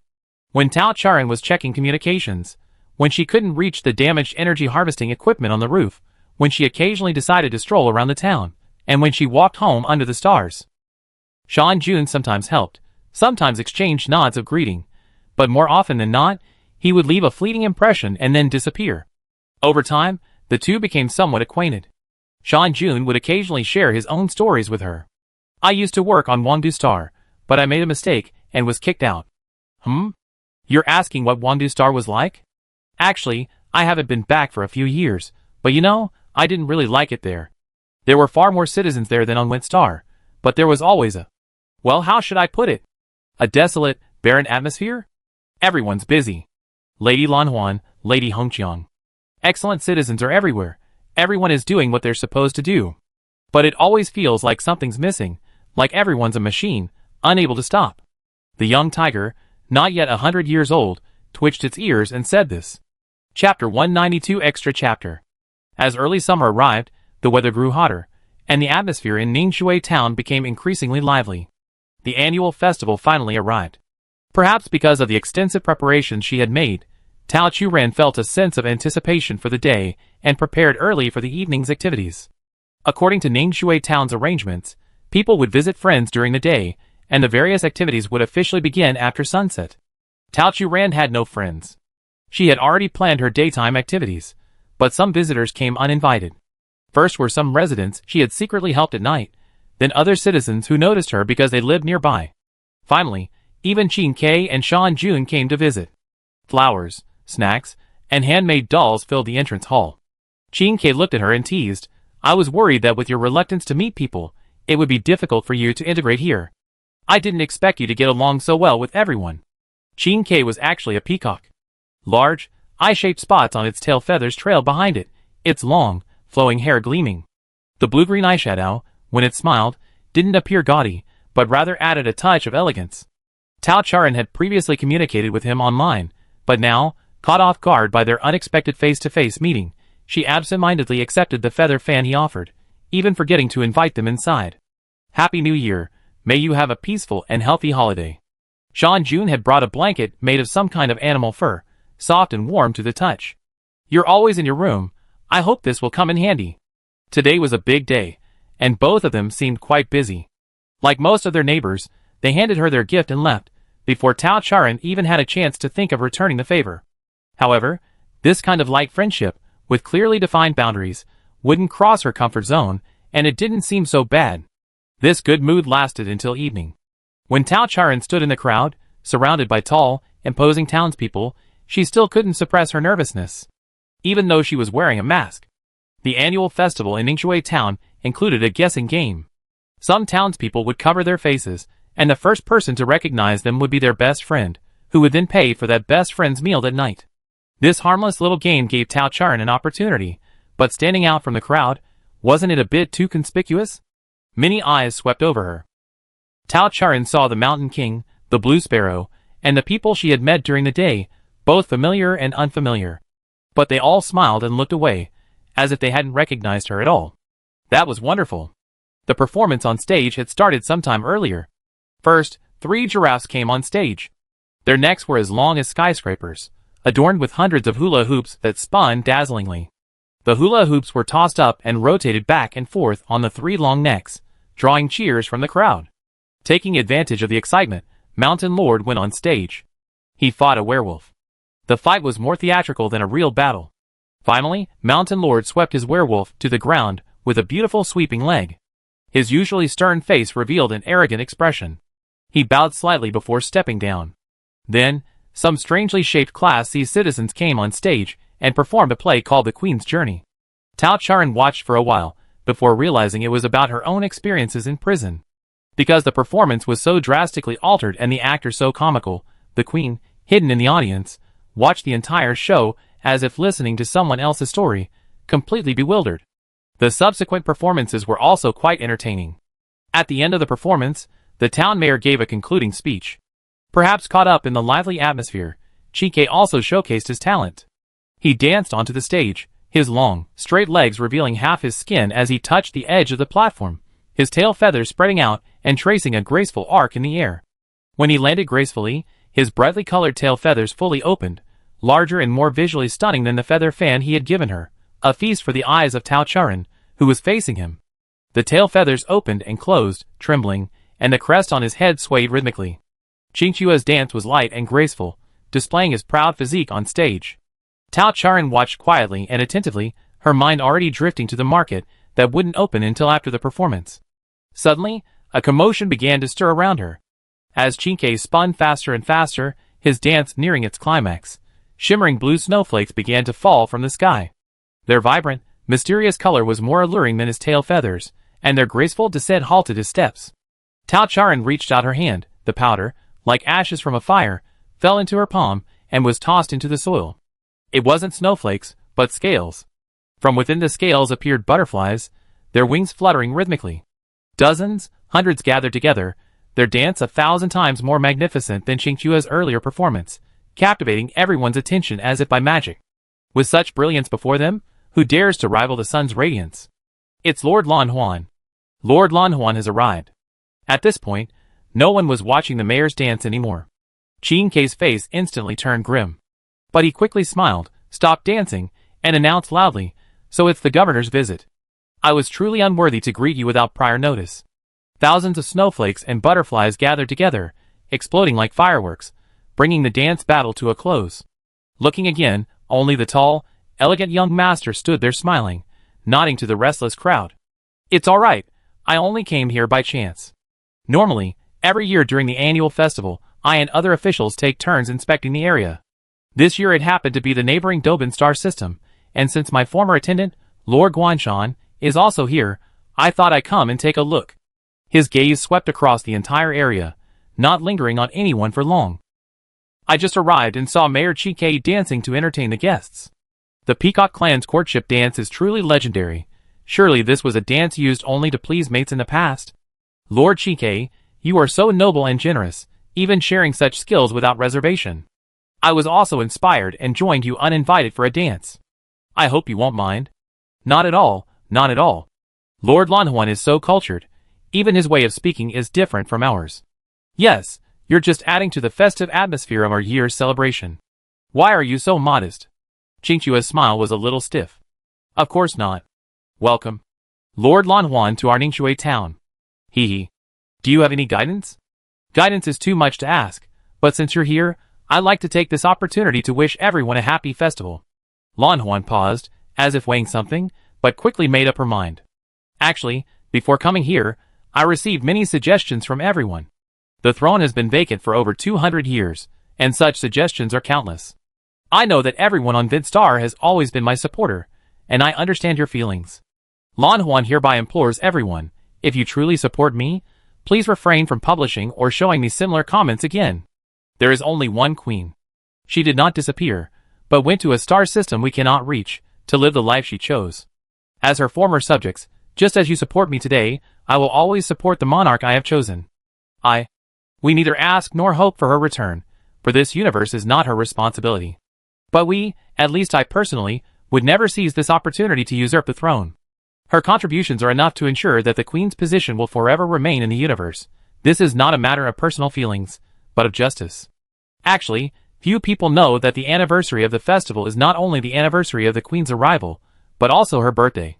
Wherever she is, whether she can hear me or not, I wish that every wish of hers may come true, and that she may live happily in this world. Happy festival. Happy birthday. Tao Charan." Tao Charan lowered her head after Lan Huan appeared. Although it had been a while since they last met, the terrifying memories of the battles of wits and courage in the Star Moon Palace were still vivid in her mind. Would Lan Huan recognize her? If she did, what should she do? Could the market activities continue? Would Lan Huan capture her and take her back? What should she say first, or should she just run now? This instinct to escape has become a completely natural bodily reaction. Tao Charan was torn internally, her hands trembling slightly as she pressed her mask down. She only breathed a sigh of relief when Lan Huan said he wouldn't ask her to go back. Upon hearing him say it was her birthday and that she wouldn't be caught, Tao Charan, feeling a little bolder, looked up in shock. It's her birthday? That's right, in her past life, she didn't really like celebrating birthdays. Plus, so many years have passed, and the climate and seasons on Wangdu Star haven't changed much, so she hadn't even realized it. Thinking this, memories of birthdays flooded her mind. Huh? Did Lan Huan have memories of her birthday and those memories that shouldn't belong to him? Before she could figure it out, Lan Huan returned the floor to Chi Ke, lowering his eyes and stepping aside. He hadn't really changed. Tao Charan thought, looking at him. Lan Huan had always been adept at grand occasions. He was also the one who oversaw the preparations for the Star Moon Palace's annual festival. This head steward was always composed and handled any unexpected situation well. Today was no exception. However, he seemed a bit thinner, and a gloomy, aloof aura enveloped him. Just like the butterfly dance earlier, beautiful yes, but merely a facade presented to the public. After the fireworks faded, nothing remained, like a grand but hopeless farewell. His hands were slightly clenched, as if he were lost in thought. I hereby declare the annual festival officially open. The market and wishing activities will continue until tomorrow morning. Have a good time. Lan Huan probably didn't recognize her. Thinking this, Tao Charan followed the dispersing crowd towards the market. Because there were so many people, she deliberately walked slowly, soon separating herself from the main group. Passing the bridge at the end of town, she turned her head and, using the light reflected from the nearby planet, saw two reflections in the water beneath the bridge. It was Lan Huan and Shan Jun. She was about to walk away quickly when she unexpectedly heard her own name. Are you doing this for the Queen again? She already announced her abdication on the Radiant Network. So many years have passed, isn't it better without her? Rather than talking about contributions, she's only bringing negative influences now. Decades have passed, you were already done with kicking me out of the capital, but why are you still so stubborn? My lady, are you even listening? Lan Huan seemed to only then realize what was happening. Was your performance also prepared for her? Are you often together? Is she good to you? Chapter 193 Extra Chapter. My lord, what are you saying? Tao Charan was just as bewildered as Shan Jun. It was simply because Lan Huan's voice was too soft. At such a distance, she could hardly hear him. 20 years ago, you were banished from the capital star for destroying the Star Moon Palace. Today, I slander the Queen before my very eyes. Aren't you afraid I banish you again, exiling you to an even more remote star system? Lan Huan's voice grew louder, and both of them heard him. What do you mean, destroying the Star Moon Palace? I merely threw away some strange clothes from the storage room. Fine, I know those were gifts from several lords, but she hasn't never worn a single one. If you're determined to condemn me, you can always find a pretext. If you insist on banishing me. He was about to say that it didn't matter. But then he looked up and saw Tao Charan on the bridge. The evening breeze gently blew, as if carrying her scent. Her gaze was deep, she seemed to be looking this way. Shan Jun froze. Because he remembered that the strange citizen seemed to really like this place. If he left Ningxue town, would he never see her again? Humph. Hesitating, he saw Lan Huan's expression. A mocking smile flashed by, the intense malice revealed in that instant chilling. Lord Lan Huan, wasn't he always so gentle and composed? Why would he show such an expression? But the words he was about to say were swallowed back. If you insist on expelling me, then I will not speak again. This time, he was absolutely certain he hadn't misjudged. A hint of regret and disappointment appeared on Lan Huan's face. Shan Jun felt inexplicably uneasy. What was Tao Churan doing there? Wasn't she always avoiding people? Was she stopping now also to see Lan Huan? There was nothing more to say. The two emerged from the shadows by the water and slowly crossed the bridge. Tao Charan was gone. After seeing Shan Jun off, Lan Huan stood where Tao Charan had stood, gazing into the distance. Not far from here was the market for the annual festival. It was the bustling time of year, a vibrant scene of people, brightly lit, with laughter and chatter drifting over. Divided by the bridge, this side of the river flowed desolately, the moon casting its pale light, a solitary figure. This was the last time he would see her. Lan Huan stared blankly at that warm, joyful place. There lay the one he longed for day and night. He had thought seeing her would ease his lovesickness, but it didn't work, not at all. Every second he yearned for her more than the last, almost unable to control his body, wanting to follow her, touch her, kiss her. So, it was best to just stand here. Lan Huan wouldn't tell her how much effort they had put in for this chance encounter. Since her departure, apart from him and Red Rose remaining on the capital planet, the other three have each gone to explore new star systems. Of course, they wouldn't ignore her wishes and track her down as they had before. Therefore, to see her again, they would have to rely on a genuine chance encounter. Compared to the other three, he and Red Rose only had one chance to encounter each year, during the annual festival's inspection. In 200 years, he had traversed hundreds of planets, long accustomed to repeated expectations followed by repeated disappointments. Wasn't the annual festival always like this?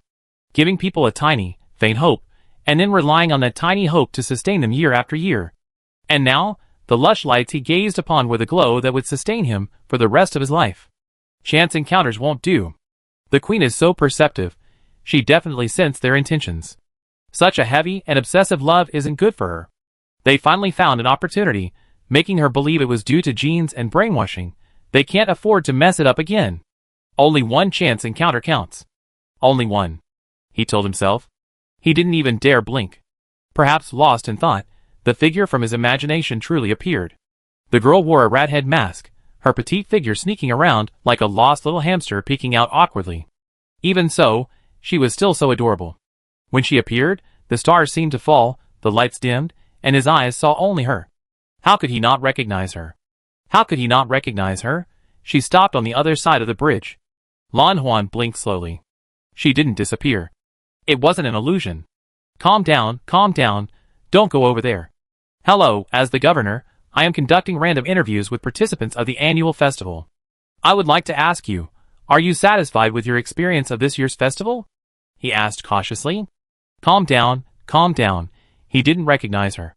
Tao Charan broke out in a cold sweat. She had just been excitedly carrying her experimental needs list, planning a shopping spree, but she regretted it as soon as she entered.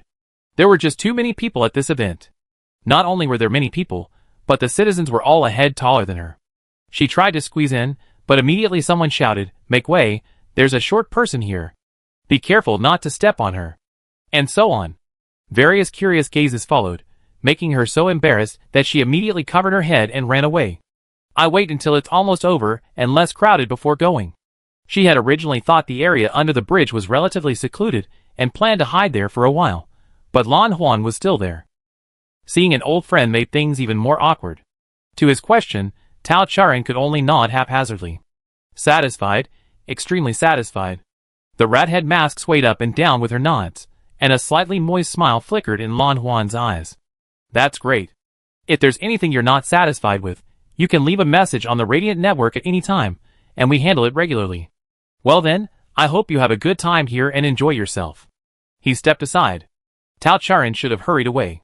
In fact, she did. But in that instant as she passed Lan Huan, for some reason, she suddenly had an impulse to ask him, "You really didn't recognize me?" Tao Charan didn't doubt that Lan Huan loved her. Many people loved her, or had loved her. But what is love? Love can make one person kill another, and it can also make many hurtful things seem noble and justifiable. If love is eternal, why do some people change their heart simply because of a resemblance in appearance? If love is fickle, then how could Lan Huan go to such lengths? Therefore Tao Charan hesitated. At that moment, she was only an arm's length away from Lan Huan. When she slowed down, Lan Huan actually backed away, probably thinking she was acting slowly out of fear, trying to appear harmless. She knew this, of course. After all, she was only advocating, not leaving this world completely. In her spare time, she would sometimes browse the internet to learn about the situation outside. Over 2 centuries, countless policies emerged, all invariably providing some form of convenience to her life or enhancing her safety.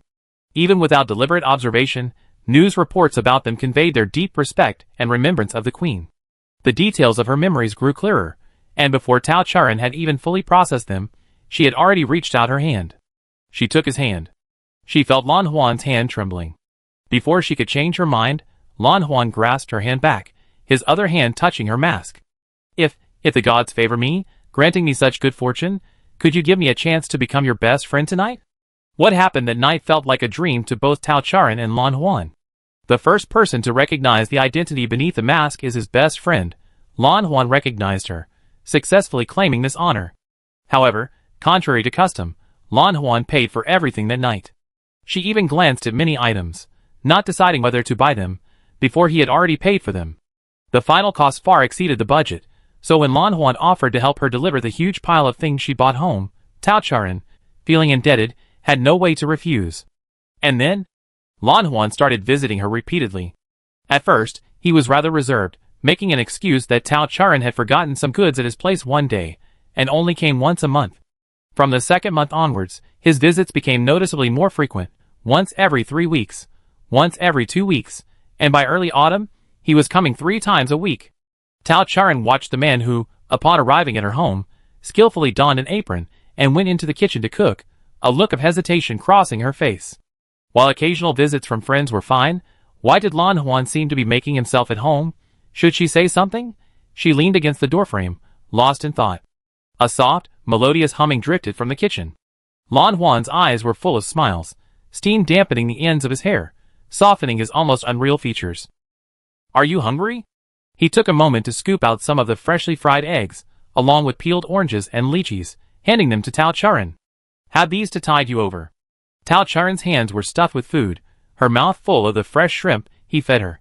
She couldn't say anything, just uttering, "Oh." She glanced quickly at Lan Huan, seeing the deep anxiety and pleading hidden in his eyes. From that night on, Lan Huan's mood had been consistently good. The usually composed man was practically beaming with joy. If she didn't bring up the topic of him leaving and never bringing it up again, this was troublesome. It wasn't just Lan Huan's problem. Tao Charan ate her golden, steaming hot scrambled eggs while unconsciously scrolling through the internet. On the news homepage, a flower-like, delicate face occupied more than half of the headline image, a beauty mark above her right eye added a touch of allure, her eyes held a hint of melancholy, her thin lips were slightly pursed, a truly serene and beautiful face. But the comments section below was a complete opposite, a fierce and heated debate, entirely about the various outrageous behaviors of this leader of the Radiant Light cult. Judge Red Rose faces another bizarre case after 20 years.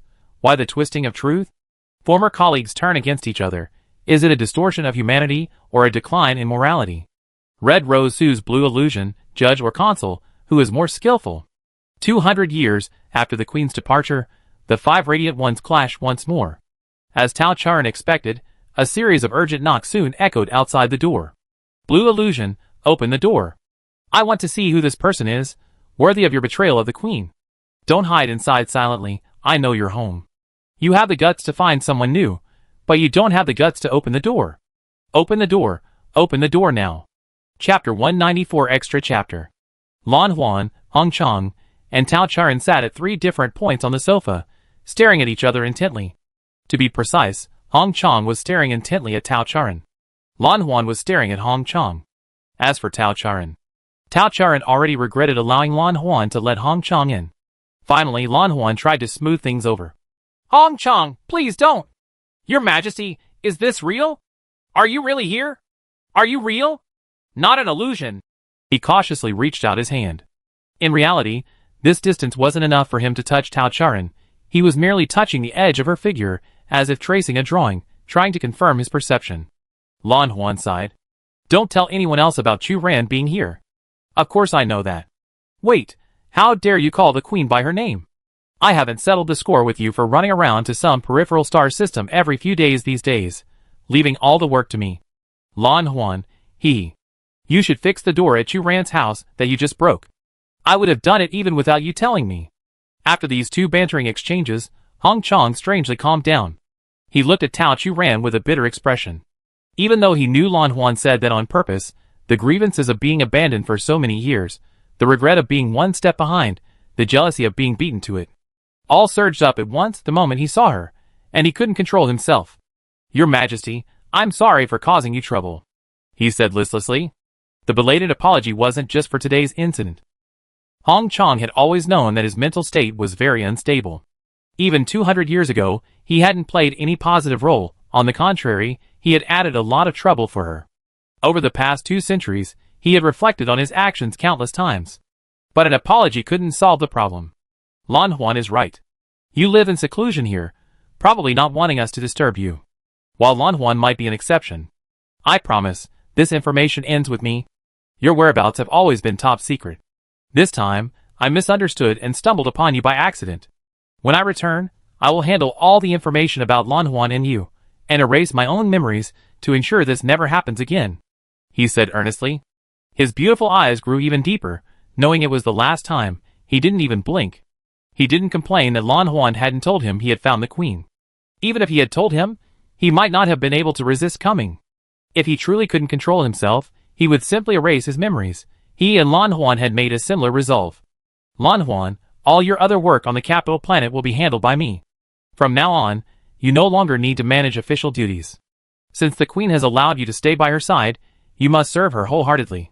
If you fail to take good care of the King and cause him even the slightest harm, I will exercise my power as judge. You don't want to know the consequences.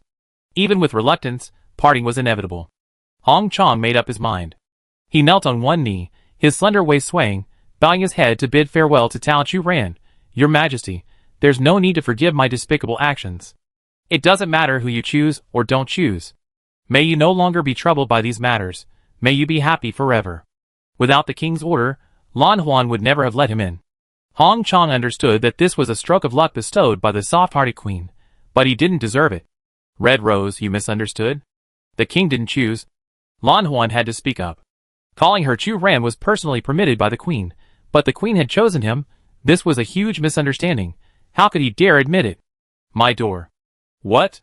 The girl, who had been looking down and hugging a sofa cushion, suddenly spoke, catching even Lan Huan off guard. My door isn't fixed yet. That was a door she handcrafted using her self-developed technique, and it malfunctioned after being kicked twice by a Super 8 level. Although she hadn't been very careful while making it, shouldn't she compensate for illegally entering a residence and damaging someone else's property? Then I fix it first. Before I leave.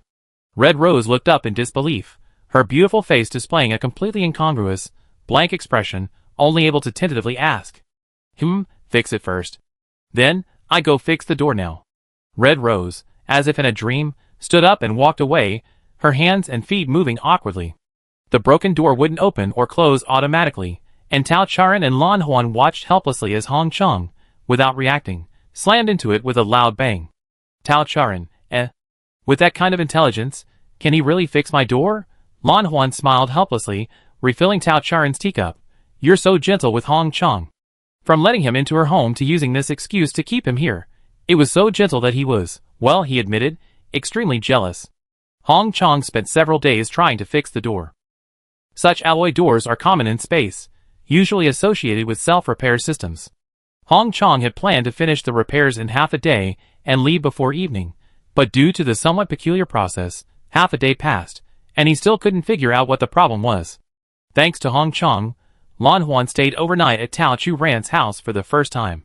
That evening, when Lan Huan brought Tao Chu Ran some hot milk, she casually asked, "How's Hong Chang?" Lan Huan recalled the scene she had seen before going upstairs. Hong Chang was still fiddling with the system he couldn't understand at all. Unlike Xian Luo, technological matters had never been his forte. He doesn't seem to be planning to sleep tonight. Your Majesty, are you worried about him? Or do you feel you've been a bit too cruel? Tao Chu Ran was somewhat stunned. She knew the constitution of a super-level citizen. Staying up all night wouldn't cause any major problems. Actually, she was still a little uneasy. Is this okay for her? Won't it cause her trouble? Can they really control themselves? Does love truly not bring harm? Whether they hurt themselves, or she hurts them. You don't need to worry. He's been happy about your behavior today for a long time. He'd probably never forget it. Both he and I are hoping you treat us like this, so play with me too. Ideally, go even further, be even worse. So, you only need to consider your own feelings. If you're upset, we only be more upset. If you're happy, we're happy too. Lan Huan smiled. Hong Chang was so engrossed in repairing the door that he questioned his existence, but finally came to his senses. He tentatively approached the queen and successfully obtained a repairman's study material. A few days later, the door was finally repaired, but the connected security system malfunctioned again. Hong Chang went to fix the security system, and then the house cleaning robot broke down.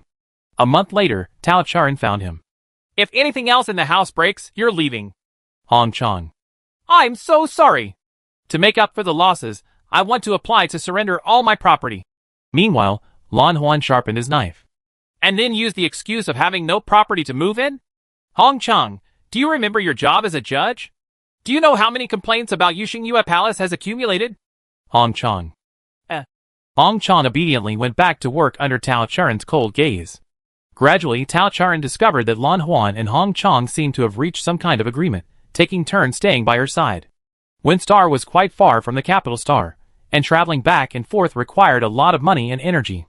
Both of their jobs were also quite busy, yet she was never short of people around her. Tao Charan was also getting used to her current life. After all, the two of them had become very polite, and were very familiar with her lifestyle and social boundaries, so getting along with them was quite comfortable. They were even paying her household expenses on time, far exceeding her usual spending. Because of the ample funding, Her experiments were progressing much faster than before. Speaking of experiments, as the year drew to a close, Tao Charan received an invitation to the Cosmic Technology Conference.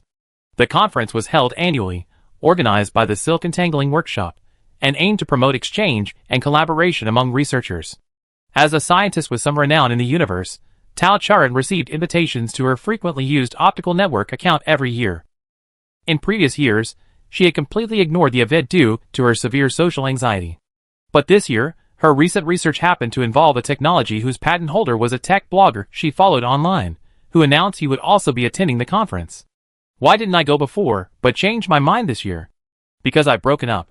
The person I love has clearly chosen someone else. Before, it was because I was afraid of running into them there. Now, that's impossible. The comment section was filled with teasing, with some offering comfort and others mocking. One comment appeared quietly, and was then banned. At least you had love. The person I loved has always hated me. She's been gone for 205 years, 12 months, and 3 days. I miss her so much. How many years will it take before I can bump into His Majesty? At that moment, Tao Charan had packed her bags and was preparing to depart. Venture Star had just experienced its first heavy snowfall a few days ago, and the roads were still slippery. Lan Huan and Hong Chong saw her onto the spaceship. Before their final parting, one helped her put on a scarf to cover her face, and the other brushed the snow off her shoes. Lan Huan said, "If you're happy, feel free to play a little longer. If you have someone you like, bring them back. Just make your choice, and we take care of the rest." Hong Chong added, "Just remember to come back. We all be waiting for you at home." Tao Charan nodded.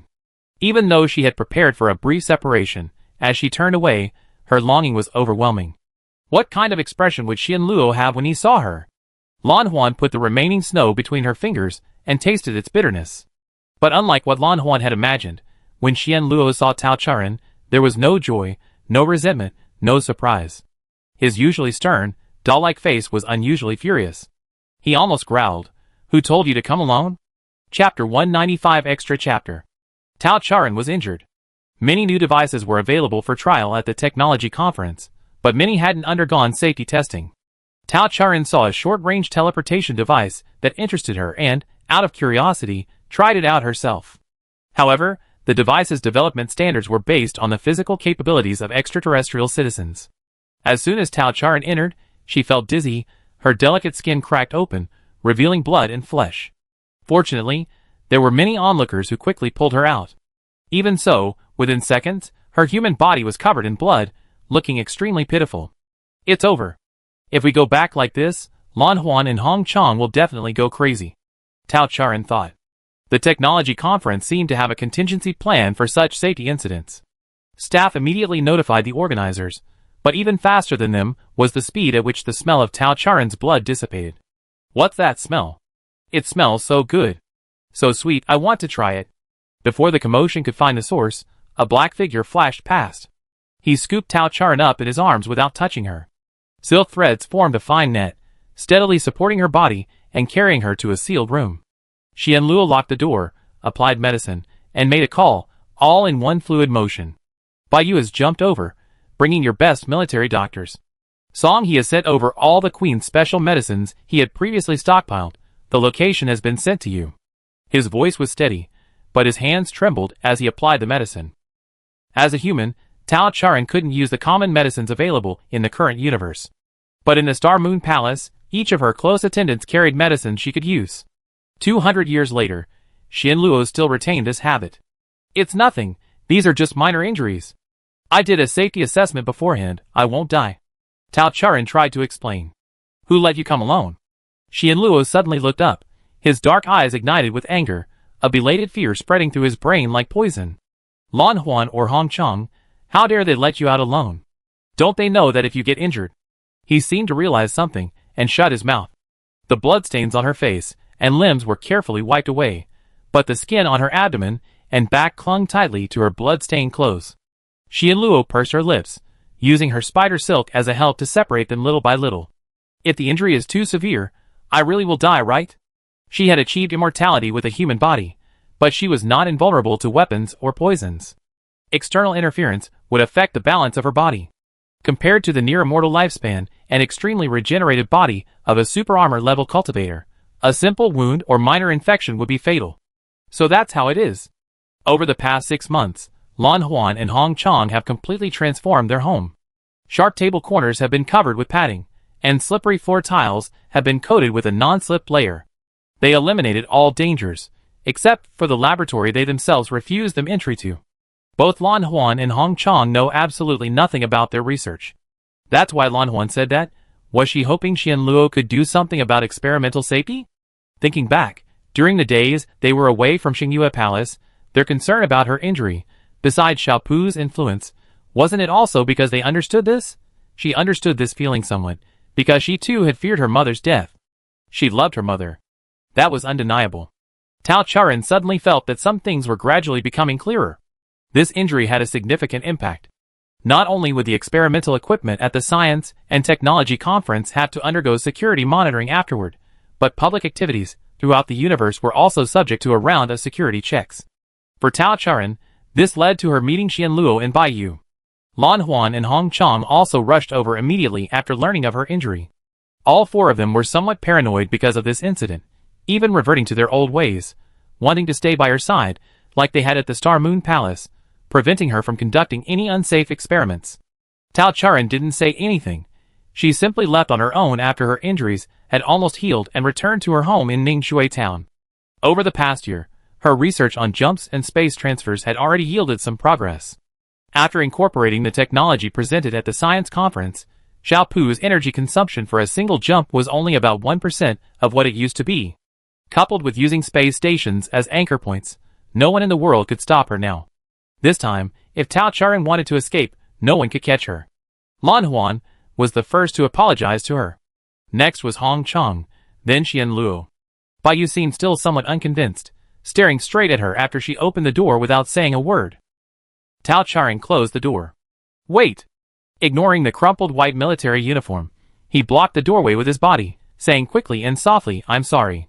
I'm sorry, I shouldn't have presumptuously restricted your life. I shouldn't have come so late and let you get hurt. I shouldn't have done those things against your wishes. I'm sorry, I was wrong. I try to understand you better in the future, and won't bother you anymore. He rattled off a long string of words. But you already let them in. Fine, if you don't want to, I leave and never bother you again. I just wanted to say sorry. The cat stared at her, somewhat dejected. Its amber eyes held not stubbornness, but rather a grieved resentment. Tao Charan opened the door. Baiyu happily darted inside, and as she passed Qian Luo on the sofa, she feigned annoyance and complained, the king always bullies me. 2 spiderwebs shot towards him. Baiyu nimbly dodged, and a crack sounded, followed shortly by Hong Chang's angry shout, my coffee table that I just fixed. Life passed in this chaotic manner. Occasionally Tao Charan would find some ingredients to her liking, or some novel trinkets she never seen before at her doorstep. At first, she thought they were gifts from Chike, Shanjun, or other townspeople. But later, perhaps seeing her accept gifts from strangers, the things Tao Charan found became increasingly outrageous, including many rare and expensive experimental materials. These weren't even things the Venturians could obtain. Tao Charan asked Lan Huan, who simply smiled and said, don't worry about it. Maybe some people are too afraid to apologize in person, and are giving you these as apologies? Tao Charan knew who it was. It has to be said, this tactic looked very familiar. But Tao Charan was no longer the submissive, socially awkward queen she once was. She immediately gathered her 4 roommates and devised a plan to apprehend the culprit, who had been littering that very night. Song He tried to escape, but with the vast, mysterious net above and the dense, intricate root system of the red rose below, he even panicked and reverted to his original form. Then, amidst Lan Huan's ambiguous smile, and by Yu's swinging axe, he abandoned his ridiculous idea of disguising himself as an ordinary pine tree. After confirming he was powerless to resist, the 4 people parted to the sides, making way for the figure behind them. Tao Charan was playing with a bag of energy-storing gems. Lan Huan had just snatched them from Song He. Energy-storing gems were a newly discovered mineral on Harper Star, far more efficient than ordinary energy-storing crystals. She had just posted a message on her usual account after dinner, saying she really wanted one for research. Light streamed in from the doorway behind her, making the girl's shadow appear incredibly tall. Song He knelt in her shadow, feeling an unprecedented sense of security. Your Majesty, you don't need to be like this. Just tell me what you want, and I will give you everything. What if what I want is you? This time, Not only Song He, stunned by her words, but the others also looked over. Even Lan Huan couldn't hide her jealousy. My honor, Song He replied, trembling. Just kidding. I'm thinking of going on a trip soon. Do you want to come? Hearing the expected answer, Tao Charen's lips curled slightly. Strangely, for a moment just now, a wicked thought took over again. She even somewhat looked forward to seeing Song He being targeted by the others. Including Song He, the villa Tao Charen rented was already a bit crowded. Having more people wasn't ideal for her socially awkward life. She even sensed the strange looks from the townspeople around her. Even Chike and Shanjun subtly inquired about her new roommates, asking if they could move in too. Tao Charen had no intention of becoming a landlord. In early spring, as the weather warmed, before the next annual festival, Tao Charen said goodbye to several familiar townspeople and decided to continue her travels. But this time, her spaceship carried 5 more people. 5 people wasn't the spaceship's maximum capacity.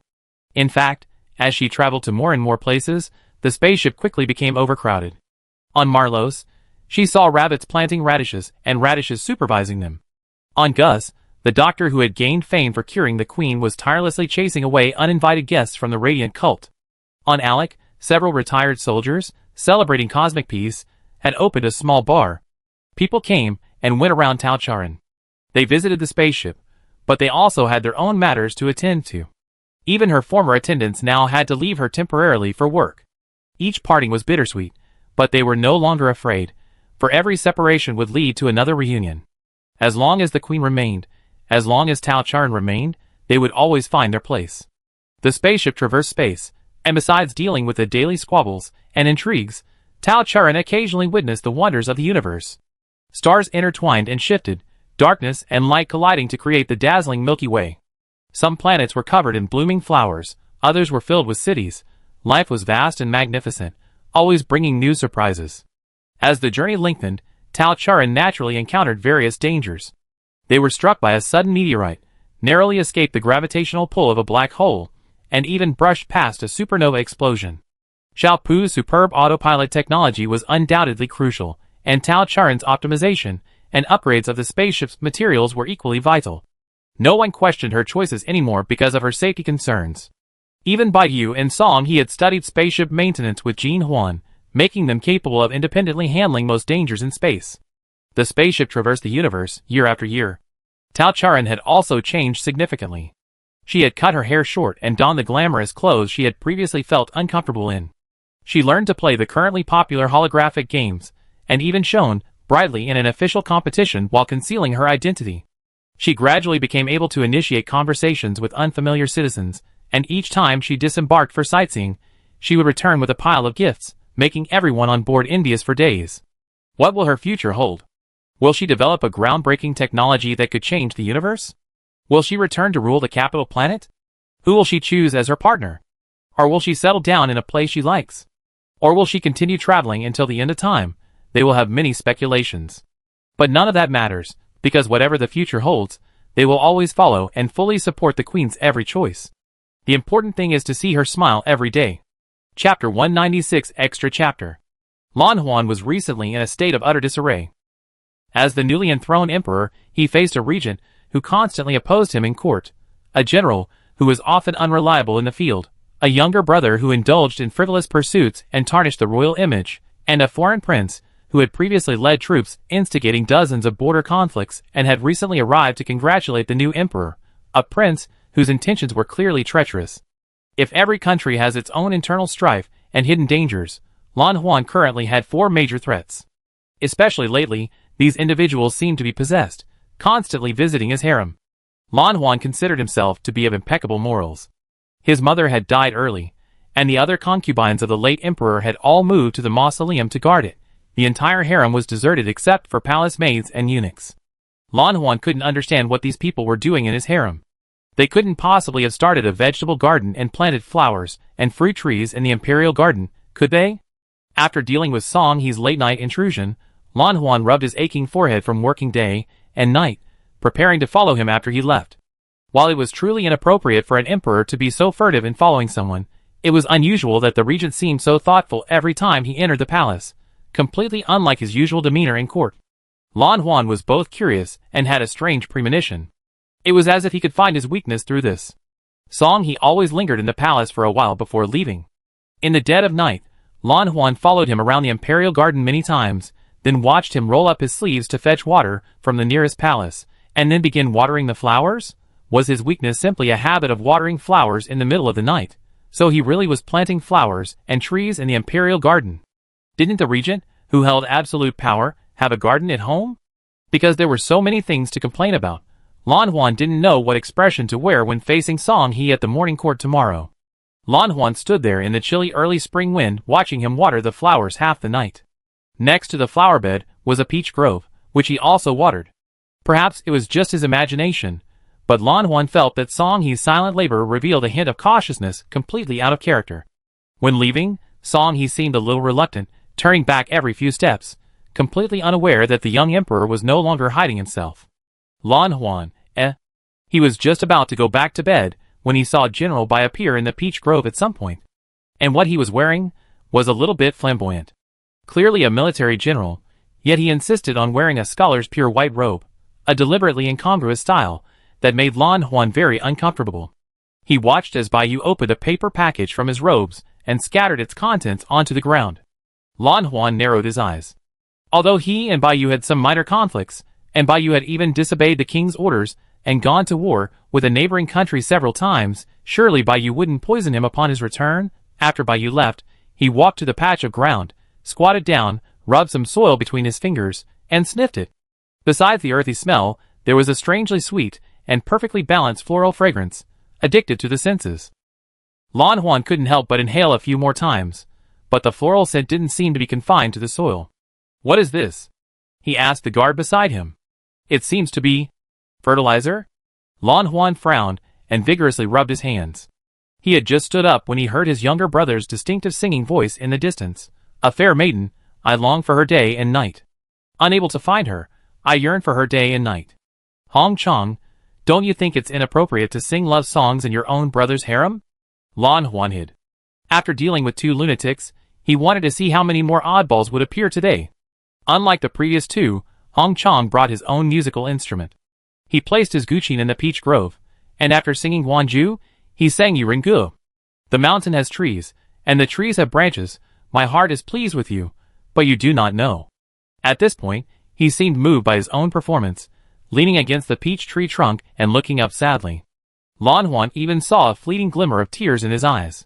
"A lonely lamp flickers, my thoughts are filled with despair. I roll up the curtain and gaze at the moon, sighing endlessly.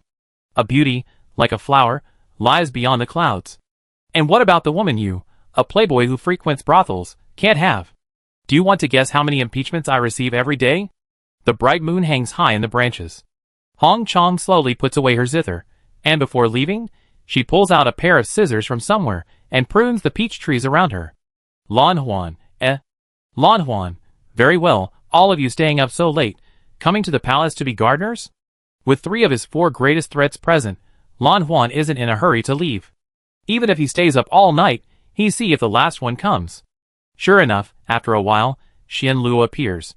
The Western Regent Prince's attire is always different from that of the current dynasty. He wears a large pile of silver ornaments, jingling as he walks. Under the moonlight, the embroidered patterns of the 5 poisons on the hem of the garment were faintly visible, especially the wolf spider, which was larger than the palm of a hand. Its belly was imposing, and its limbs were colorful, as if it could come to life at any moment. He stood beneath the peach tree, head held high. Though it was early spring, the peach blossoms hadn't yet opened, only a few tiny buds clung to the branches. He stood very close, his hair fluttering in the spring breeze, entwined with the weathered peach branches, his thin, bright red lips almost touching the tender buds.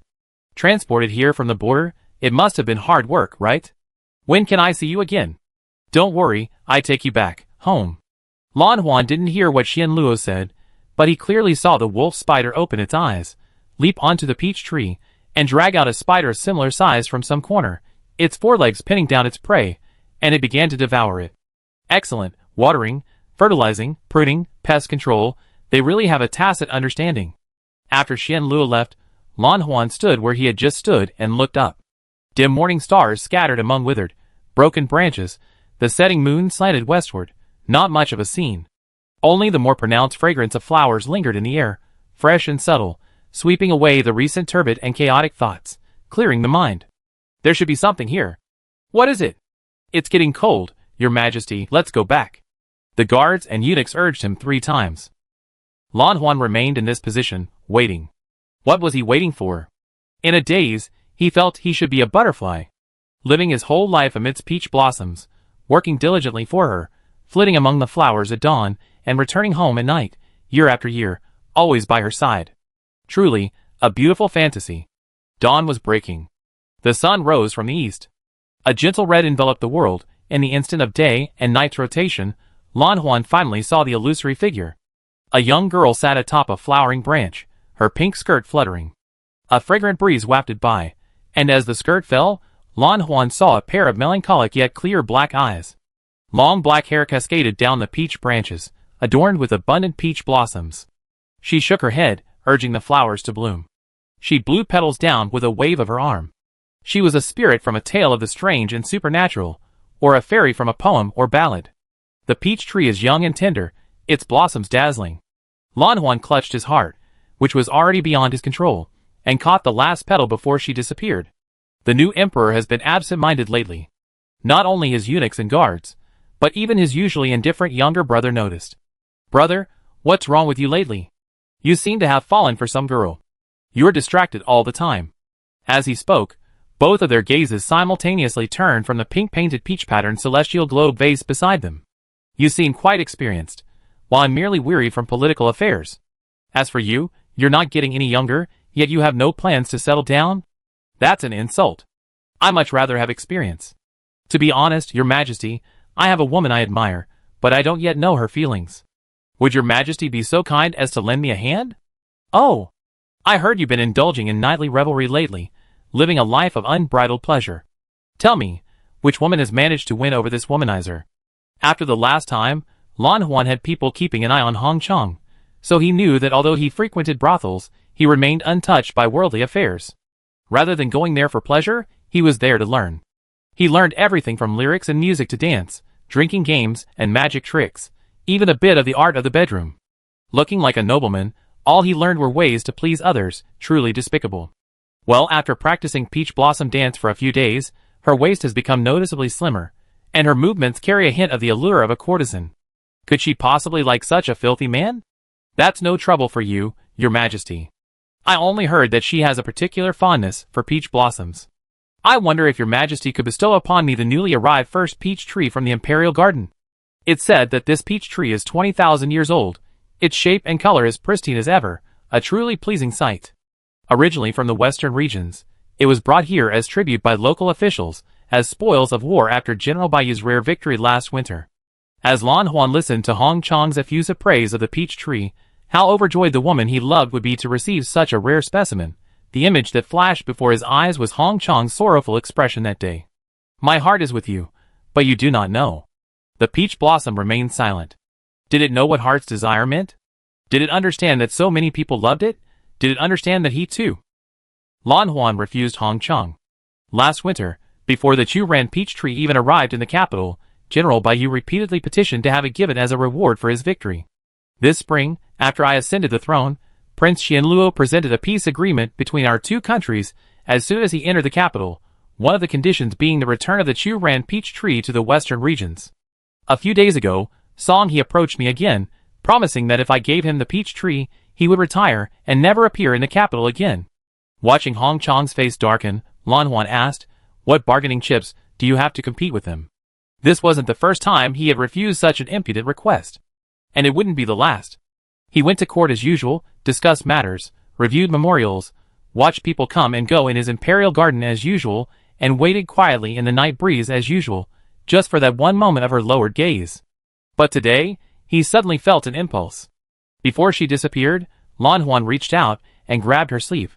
Do you have a wish?" The peach demon seemed startled, her weak struggle like a petal swaying. So he released her.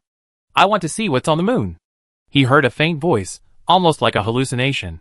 "All right, then go see the moon. Is there anything I can do to help you?" This wasn't a perfunctory answer. The rational emperor didn't believe anyone could go to the moon, but if it was her wish, he would dedicate his life to helping her. Even if it meant going against worldly conventions, against reason, against his own instincts. As he spoke, The already dim moonlight regained its brilliance. The bright moon returned to the heavens, and imperial nectar poured down, watering the lush branches and leaves. The tree trunk grew rapidly upwards, and peach blossom stretched along ancient veins, even in late autumn. The girl tilted her head back, her body seemingly glowing. Perhaps she had been glowing all along, only unaware of it. Did you see the moon? Her body rose with the tree trunk, gradually becoming a point of light. In the silent night, it seemed only he had witnessed this strange phenomenon. Lan Huan murmured. Yes, I saw it. There's nothing on the moon. But looking into the distance, I saw beyond the palace walls, beyond the city walls. I saw wolves and owls hunting in the forests on the outskirts of the city, white sturgeon moving forward with the river. I saw people lighting campfires at night. I saw lovers whispering under bridges. I've seen too little. The view here is too narrow. I want to go further and see more. A slightly excited voice echoed in his mind. Lan Huan couldn't help but smile. All right, let's go to even farther places. Where were these farther places? Was it Penglai or Yingzhou overseas, or the legendary Kunlun or Qingqiu? He had lived in the capital since childhood. He hadn't seen more than she had now. Those more distant places were places he could never reach in his entire life. It didn't matter, as long as she could see them. Thinking this, as the fragrant breeze wafted by, Lan Huan subconsciously opened his arms. The bright moon entered his embrace, just as he had imagined. Slender arms wrapped around his neck, and just as he was feeling awkward, cool softness pressed against him. In an instant, heaven and earth were upside down, lips and teeth intertwined. Desire burned away everything, including those incredibly generous thoughts. Lan Huan awoke from the queen's footstool. Those on duty, who were too close to the queen, were bound to have such dreams. He skillfully tidied the surrounding area, cleaned himself, and changed into clean clothes. The queen, in her sleep, frowned and murmured in her sleep. Almost every night, the sounds of pain broke his heart, but if he let her go, would he truly achieve the ending he dreamed of? His cold hand traced the girl's thin arms. In his dreams, they had entwined around him, but now they instinctively trembled and recoiled from his touch. The queen wasn't a spirit, but a fragile, easily hurt, and easily killed human. He had to make a decision. While you are awake, we will try our best not to touch you. I will do my best to stop them, including myself. I hope you will give me a good ending in the future. He placed a gentle kiss on Tao Charen's cheek. If there isn't a good ending, then please come to my dreams often. Chapter 197 Extra Chapter. Although this is very unmodern, one morning Tao Charen woke up to find herself transformed into a hamster. Oh no, I can't go to today's seminar. Finally, she poked her head out from under the rather heavy blankets, thinking calmly. The first to notice was the butler, Lan Huan. As usual, he pushed a clothes rack and knocked on the door in the early morning. Young miss, wake up. Young miss? Instead of her, the hamster perched on the blankets turned its head and waved its pink little paws at him. Although it was unbelievable, Lan Huan accepted this fact in a second for some reason. I see. Then these clothes are unwearable. He deftly pushed the clothes rack out, reappearing with a clean towel, kneeling on one knee by the bed. The newly made clothes won't arrive for a while. Miss, you're not feeling well right now. May I help you clean them? Tao Charen struggled with her clumsy paws, trying to tame her newly acquired limbs. Lan Huan patiently waited, holding the towel, until the little hamster wriggled and climbed onto the towel itself. Excuse me. A gentle touch came through the darkness as Tao Charen was wrapped in a dry, soft towel. Lan Huan's slender, warm fingers rubbed her round ears through the towel, then stroked her glossy fur, his movements skillful and practiced, making the little hamster squint its eyes in comfort. Only when the towel was removed did Tao Charen, who had been sprawled out like a pancake, come to her senses. Squeak! Tao Charen was shocked. What was going on? Even though the darkness brought a slight sense of security, and Lan Huan was someone she knew, this docile behavior of letting someone touch her all over was completely out of character for her. It seems turning into a hamster has affected Mrs. Personality. I heard many small animals love to be petted. Since Miss has inherited this trait, why not temporarily abandon human thinking and relax? This time, without a towel, gloved fingers combed along her back, neatly tidying her thick fur. Tao Charen, whose fur had been ruffled from fright, instantly forgot what she was supposed to do, and once again collapsed into a hamster-like shape in his palm. So cute. This is wonderful, like a dream. She heard Lan Huan laugh, seemingly quite pleased. Squeak! What's so wonderful? The seams on the gloves are too stiff, not comfortable at all. Tao Charen rolled over. She keenly sensed that her temper, like a small animal's, could change in an instant, her likes and dislikes clearly expressed. She wouldn't usually speak like this. Wait a moment. Lan Huan hesitated for a moment, then placed the hamster like Miss, belly up and waiting to be petted, on a nearby table. When he lifted her again, there was no towel, no gloves, his warm palms rested on her stomach, and he could even feel her pulse throbbing against their skin. Tao Charan wriggled contentedly twice, causing Lan Huan to stop using his other hand, which was still servicing her, and pull her protectively to his chest. That's too dangerous. Lan Huan frowned worriedly, his expression one of utter concern. Squeak. Am I going to be late today? Lan Huan's hand stopped, and reason, which had been pushed to the back of his mind, returned. Before being tamed by instinct, Tao Charan quickly got to the point. It's alright. Since it's an emergency, it's fine if you don't go. Your original schedule for today was a morning inspection of the group, an afternoon seminar on the application guidelines of the M-Gene, and in the evening. Squeak. What about in the evening? Nothing. Lan Huan soothingly stroked Tao Charan's soft fur. Someone in the family has recommended a blind date for you, tentatively scheduled for tonight. If you don't want to go, I decline. As the head of the family at marriageable age, Tao Charan has recently received many matchmakers. Especially some of the older members of the family, relying on their age, tirelessly introduce her to various young talents, from a white-haired foreign student who adheres to a niche religion, to a hardcore otaku who likes playing with cotton dolls, and even a soldier who is quite disciplined in private. Their main approach is to cast a wide net and catch many fish, satisfying even the most obscure fetishes. Tao Charan was once deeply bothered by this. But now that she's a hamster, Tao Charan is fearless. Squeak. I'm going. I don't believe they'd be interested in a hamster. Okay. I understand. Please don't force yourself. For safety's sake, I'd be with you today. Lan Huan seemed a little unhappy again. Even as a hamster, a workaholic is still a workaholic. The pack schedule remained unchanged. Tao Charan was placed in Lan Huan's pocket and put into the car heading to the company. Before leaving, the two were in a bit of a panic. First, the hamster clothes Lan Huan had rushed to order arrived. The little black dress fit perfectly, but Tao Charan felt uncomfortable and ultimately didn't wear it. The prepared breakfast was also out of the question. Lan Huan hurriedly fed her carrots and apples, which were now hidden in Tao Charan's cheek pouches. His pockets were padded with thick, soft cloth, providing excellent light blocking and warmth. A hand would occasionally slip inside, gently touching her head, as if confirming her presence. Tao Charan took out a piece of apple and chewed it. By the time she finished the food in her cheek pouch, the car had arrived. Lan Huan gently pinched the opening of his pocket and got out of the car, his expression immediately turning cold. Where's Song-hee? The patriarch had come to inspect, but the person in charge hadn't come to greet him. What kind of situation was this? A paparazzi came and caused trouble here, the manager went to handle it. Under his oppressive gaze, someone whispered beside him. Paparazzi? How come there are paparazzi here? It's Hong. Before he could finish, a bright and exaggerated voice immediately interrupted. Wow, master, you turned into a hamster. Tao Charan, who was eavesdropping with only her head peeking out from the edge of the pocket, turned around. A strong floral scent wafted towards her, and a slender man wearing sunglasses approached, trying to reach into someone's pocket to steal a treasure. Lan Huan immediately covered her pocket and backed away. Hong Chong, you're calling people that in front of so many people. If this becomes gossip and makes the headlines tomorrow, do you think the young lady will hate you? The big star, whose sneak attack failed, could only regretfully withdraw her hand. Then what should I call her? Master is short for sugar daddy. Did I say something wrong?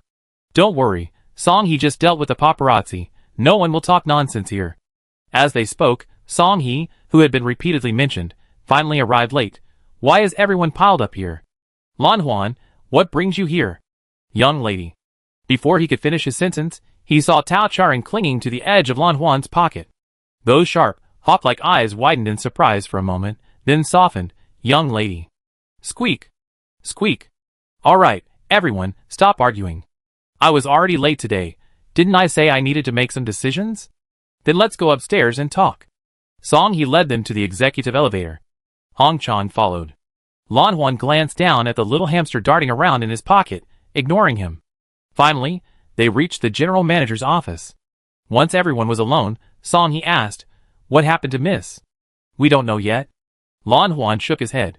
His hand never left his pocket, like a kangaroo mother protecting her joey, constantly vigilant. whether the danger came from outside or inside. If you ask me, this is a good thing. Hong Chang took off her sunglasses, revealing an androgynous, breathtakingly beautiful face. As a consistently popular male star in the film and television industry, his looks were naturally striking. But because he was so easily recognizable, he was always recognized, which was why Tao Churan always avoided him. Don't you all think so? Indeed. Lan Huan and Song Yi silently agreed with Hong Chang's statement. The usual young lady was like the moon in the sky, untouchable by the rest of them. But today, the young lady obediently hid in his pocket, relying on him for cleaning and getting around. Wasn't this kind of all-encompassing happiness the very reason he chose to become her butler? Her cuddly, animal-like nature allowed her to be petted. This was something the previously disliked people present wouldn't even dare to dream of. And now, to get a clear look at those messy reports, Tao Churan even climbed onto Song Yi's arm. The taut muscles made climbing difficult, but she angrily used his strong body to look down at the content she used to skim through. Squeak. Oh no! He was so engrossed in watching that he slipped. Her small body fell off Song Yi's shoulder. He hesitated for a moment before reaching out to catch her, but it was too late. Tao Churan slid all the way down the collar of his shirt. Perhaps from nervousness, a thin layer of sweat appeared on her bronze skin, and her clothes were damp and clammy underneath. The feeling of weightlessness made her try to grab onto something, but her 4 little paws were useless. In desperation, Tao Churan bit down on a lump. Song Yi groaned, unsure whether it was pleasure or pain. A pair of large hands finally arrived where they should have been, catching the falling Tao Churan on his abs. Squeak. That was close. Song Yi handed Tao Churan to the hastily arriving Lan Huan, secretly rubbing his chest through his suit jacket. The hamster's teeth were very sharp, it must be swollen. Such a hidden spot is difficult to treat, the marks will probably remain for a long time. Because he doesn't understand finances, and can't help with the accounts like Lan Huan, Hong Chang, who watched the whole thing murmured, Master, do you like milk? He leaned closer. Squeak. Why ask that? Hamsters can't drink milk, it gives them diarrhea. Also, your perfume is too strong, it put pressure on the hamster's respiratory system. Lan Huan replied, having just crammed a lot of knowledge, after raising hamsters for half a day, he was practically a breeding expert now. Oh! Hong Chang stopped fussing, and immediately wanted to take a shower. Damn it! He finally managed to find out his master's schedule today, only to be followed by paparazzi. What a situation of the mantis stalking the cicada, unaware of the oriole behind. And are all those lactation-inducing creams at home really useless? Even his expensive, custom-made perfume for attracting women has no effect whatsoever. Also, stop calling her young miss so master. Lan Huan delivered a knowing blow. In terms of status, you and Song Yi were both children sponsored by the Tao family. Song Yi, now a professional manager, is of greater help to the family, yet he has never called her young miss like that. In terms of consequences, have you considered the terrible impact it would have on young Miss's reputation if word got out? Keeping a celebrity as a mistress, indulging in debauchery, morally questionable. You may not care, but what about young Miss? That's why I haven't called her that publicly. Hong Chang whispered. Finally, in terms of seniority, I am young Mrs. Butler. If I had to say, it would be more appropriate for me to call her that. Lan Huan smiled enigmatically. Young Miss did invest in several of your dramas, but that was a normal business transaction with proper procedures. Please don't have any ulterior motives. Hong Chang, Hong Chang, who thought Lan Huan wasn't coming, and that he had a chance to take advantage, was completely defeated. But he managed to sneak away until Tao Chu Ran was heading to her next destination. Song He escorted the group downstairs. Before parting, he said, regarding the Bai family's cooperation request, you can reconsider. I wait here for your news. There's nothing in the group that you need to worry about. However, the nearby agricultural base has recently developed some new varieties of pine nuts, large and plump. I send them to you when I get back. He mimicked Lan Huan, stroking the hamster's back with his large, thick paw and stroking its round, spiky tail. Tao Churan felt ticklish from the touch and shuddered. Me too. Me too. Hong Chang leaned in, eagerly reaching out her hand. Then Lan Huan ruthlessly dodged her. Get rid of that smell first. It was so overpowering, even he found it pungent. Tao Churan got back into the car. She had to go to the lab that afternoon, a place Lan Huan couldn't possibly go in with her. Most of the guests at yesterday's seminar were present, but how could she attend in this state? She'd probably have to find someone to help her. While thinking about the seminar, Tao Churan pulled out the nuts Song He and Hong Chang had just fed her from her cheek pouch. cashews, walnuts, almonds, hazelnuts, all shelled, crunching away, very relaxing. Lan Huan's hands and pockets were covered in nut crumbs. This is too cute. Lan Huan's eyes sparkled, a smile playing on his lips, but he still mercilessly grabbed the mouse, squeezing her cheek pouch from back to front, the remaining stock clattering into his hands, which he confiscated. Since becoming a hamster, Mrs. Appetite has improved. However, I just checked the information, these are too high in fat, so you can't eat too many. The cashews and almonds pulled from her cheek pouches were perfectly preserved, emitting a rich nutty aroma. But I'm not a hamster, so I can eat as much as I want. She popped one into her mouth. It was indeed very delicious. Upon arriving at the lab, Lan Huan originally wanted to find the head of the research institute and ask him to take care of Tao Charan. However, Tao Charan, knowing her colleague's true nature, was extremely resistant. Imagine if her colleague suddenly turned into another animal. Wouldn't she want to seize this rare opportunity to use her colleague for experiments? Putting herself in her colleague's shoes, Tao Charan decided against it. At least at today's research meeting, no one could possibly know she had become a hamster. Squeak. No need. I sneaked in. Taking advantage of Lan Huan's conversation with the security guard, Tao Charan, using her already familiar limbs, darted out of the car. Using her familiarity with the workplace, she quickly found a gap in the wall and smoothly reached her post. Squeak. Wait, the meeting isn't until an hour away. Why is someone already in the meeting room? Just as Tao Charan was about to run away to avoid being discovered, a familiar voice called out. Senior? A pair of hands lifted her up. A familiar baby face appeared before her. Squeak. Squeak. This is Xian Luo. What are you doing here? I thought you, as the host, would arrive early. I already set up all the equipment in the meeting room. Senior, what happened to you? Did something go wrong with the recent experiments? Xian Luo nervously squeezed Tao Charan's small hands. At first, he just wanted to check her body, but he quickly became addicted to the very comfortable feel. Squeak. The experiments are fine, but today's seminar is going to be in trouble. It's alright. Although my qualifications are a bit lacking, I can still manage as a substitute meeting moderator.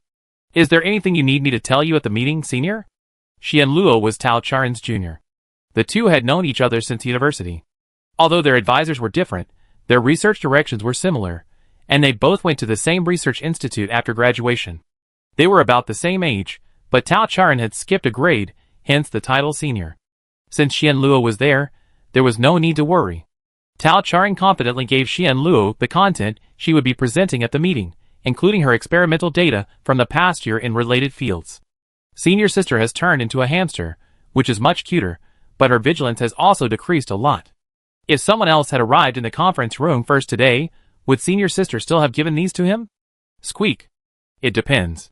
You arrived first today, so there are no ifs. The gloom from before seemed to be Tao Charan's illusion. In the blink of an eye, Xian Luo was still the sunny and cheerful junior brother. I will definitely not let senior sister down. The seminar was a success. Tao Charan listened to the entire seminar from inside Xian Luo's laptop bag. It was also the first time she had seriously listened to this junior brother, whom she only knew by name, give a presentation. His words almost completely replicated her own thoughts. Tao Charan was certain that if she were to give the presentation, her narrative order would be exactly the same as Xian Luo's. He seemed to know her very well. Tao Charan realized. The seminar ended, and Tao Charan jumped out of the laptop bag, trying to blend into the shadows of the crowd and leave. The experts and scholars attending the conference chatted amongst themselves when someone suddenly glanced down at their feet. A rat! A rat? A laboratory rat? A laboratory rat has escaped. Because the research institute focuses on gene research, any uncontrolled experimental subject carries a significant risk. Tao Charan's appearance quickly caused a commotion. Xian Luo, who had been standing at the door seeing everyone off because of his young age, looked displeased. He quickly pushed his way into the crowd to try and maintain order. Please don't push. If any experimental subject escapes, we will have someone search for them. Please leave in an orderly manner. Footsteps clattered, and pairs of legs pounded against the ground like a game of whack-a-mole. Under Xian Luo's cover, Tao Charan dodged and weaved, finally carving a bloody path for herself. Squeak! I'm outta here! She yelled, darting towards the door. Xian Luo fell silent, wiping the sweat from his brow. Watching the crowd, now even more agitated by the mouse's squeak, he silently stepped aside. Xian Luo, can you tell where that mouse came from? Someone asked him. I don't know, he replied, but, if possible, I'd like her to be mine. He wondered if she would turn back after running away. Her body had shrunk. Would she still continue her experiments? Knowing her personality, she probably wouldn't give up, so she needed a substitute. Perhaps this was his chance? Even though they were from the same school and the same workplace, those who hadn't managed to gain each other's attention began to plot. Meanwhile, Tao Charan, having successfully escaped the Research Institute's whack-a-mole game, found Lan Huan furious at the door. Lan Huan rarely got angry, but when she did, someone was in trouble.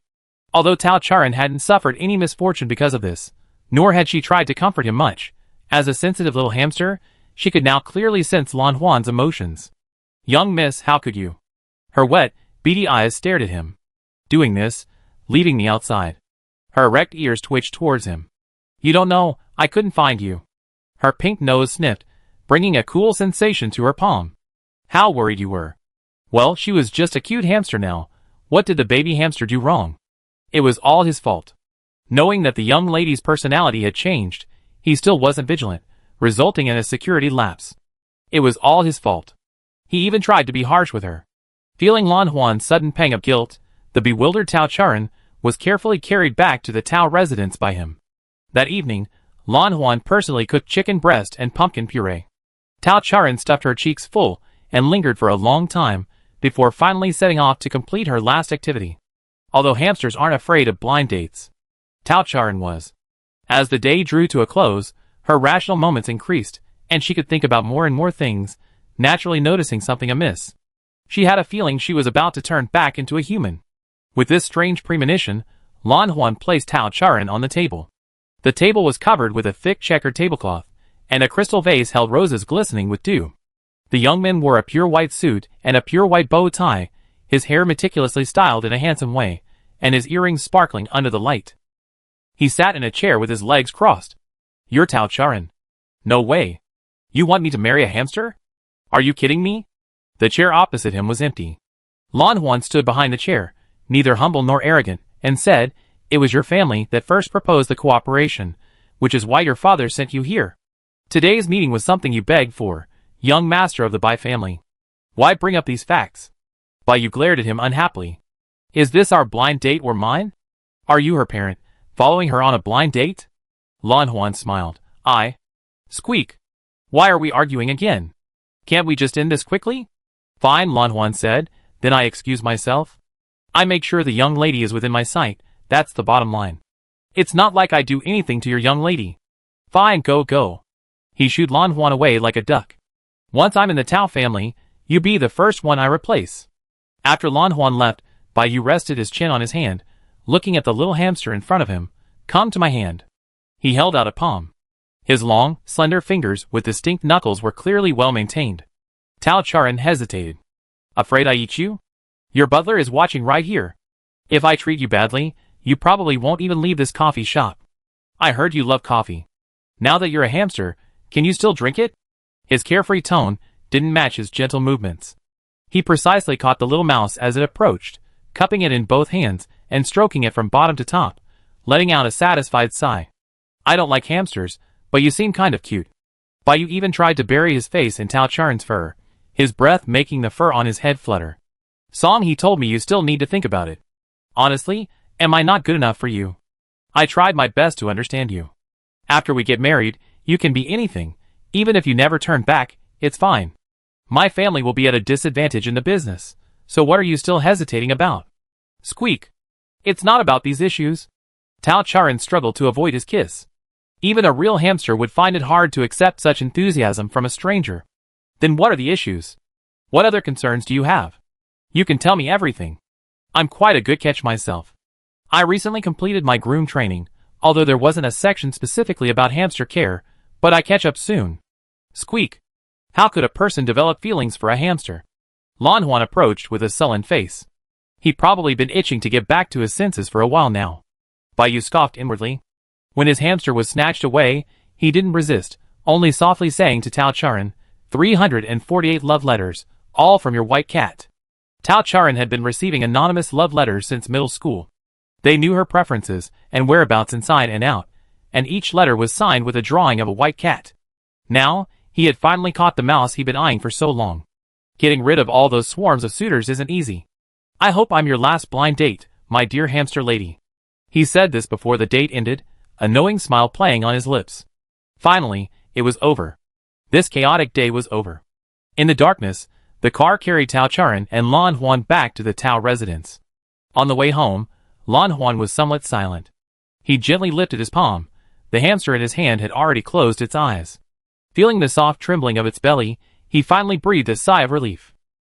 It was asleep. If the young lady could always be like this, he would be happy, but... He wiped the dust off its fur with a dry towel, and gently placed the hamster's small body back into the blankets. Before turning off the light, Lan Huan finally couldn't resist, and leaned down to give it a soft kiss. Good night. He hoped that tomorrow, you wouldn't have to worry about choosing between a human or a hamster life. He hoped that you could live as you pleased. Lan Huan. Her body suddenly stretched, and Tao Charan, now in a human body again, groggily opened her eyes. Young miss, sleep peacefully. Lan Huan, why? Not everyone can recognize me. So why are you all so certain of my identity? Why can you know what I'm saying even though I can only make squeak sounds? Why do you know I don't like today's life? Because I love you. After confirming the girl had fallen asleep without an answer, Lan Huan said. Tao Charan woke up from her slumber. She recently found a job on Blue Ocean Star, and her cat and dog are always causing trouble. Perhaps because she spent so much time disguised as a hamster, she's been dreaming about such terrifying things. But it really suits their personalities. At that time, butterflies were trapped in a colorful dream on a distant planet, trees and flowers in the abyss were searching for their dream's destination, and cats and insects only dared to linger on the edge of the dream. Similar mental fluctuations wove a vast net. Who can say whose dream it is? Whether it's a day or a dream, it's nothing more than uncontrollable desire, a mere illusion.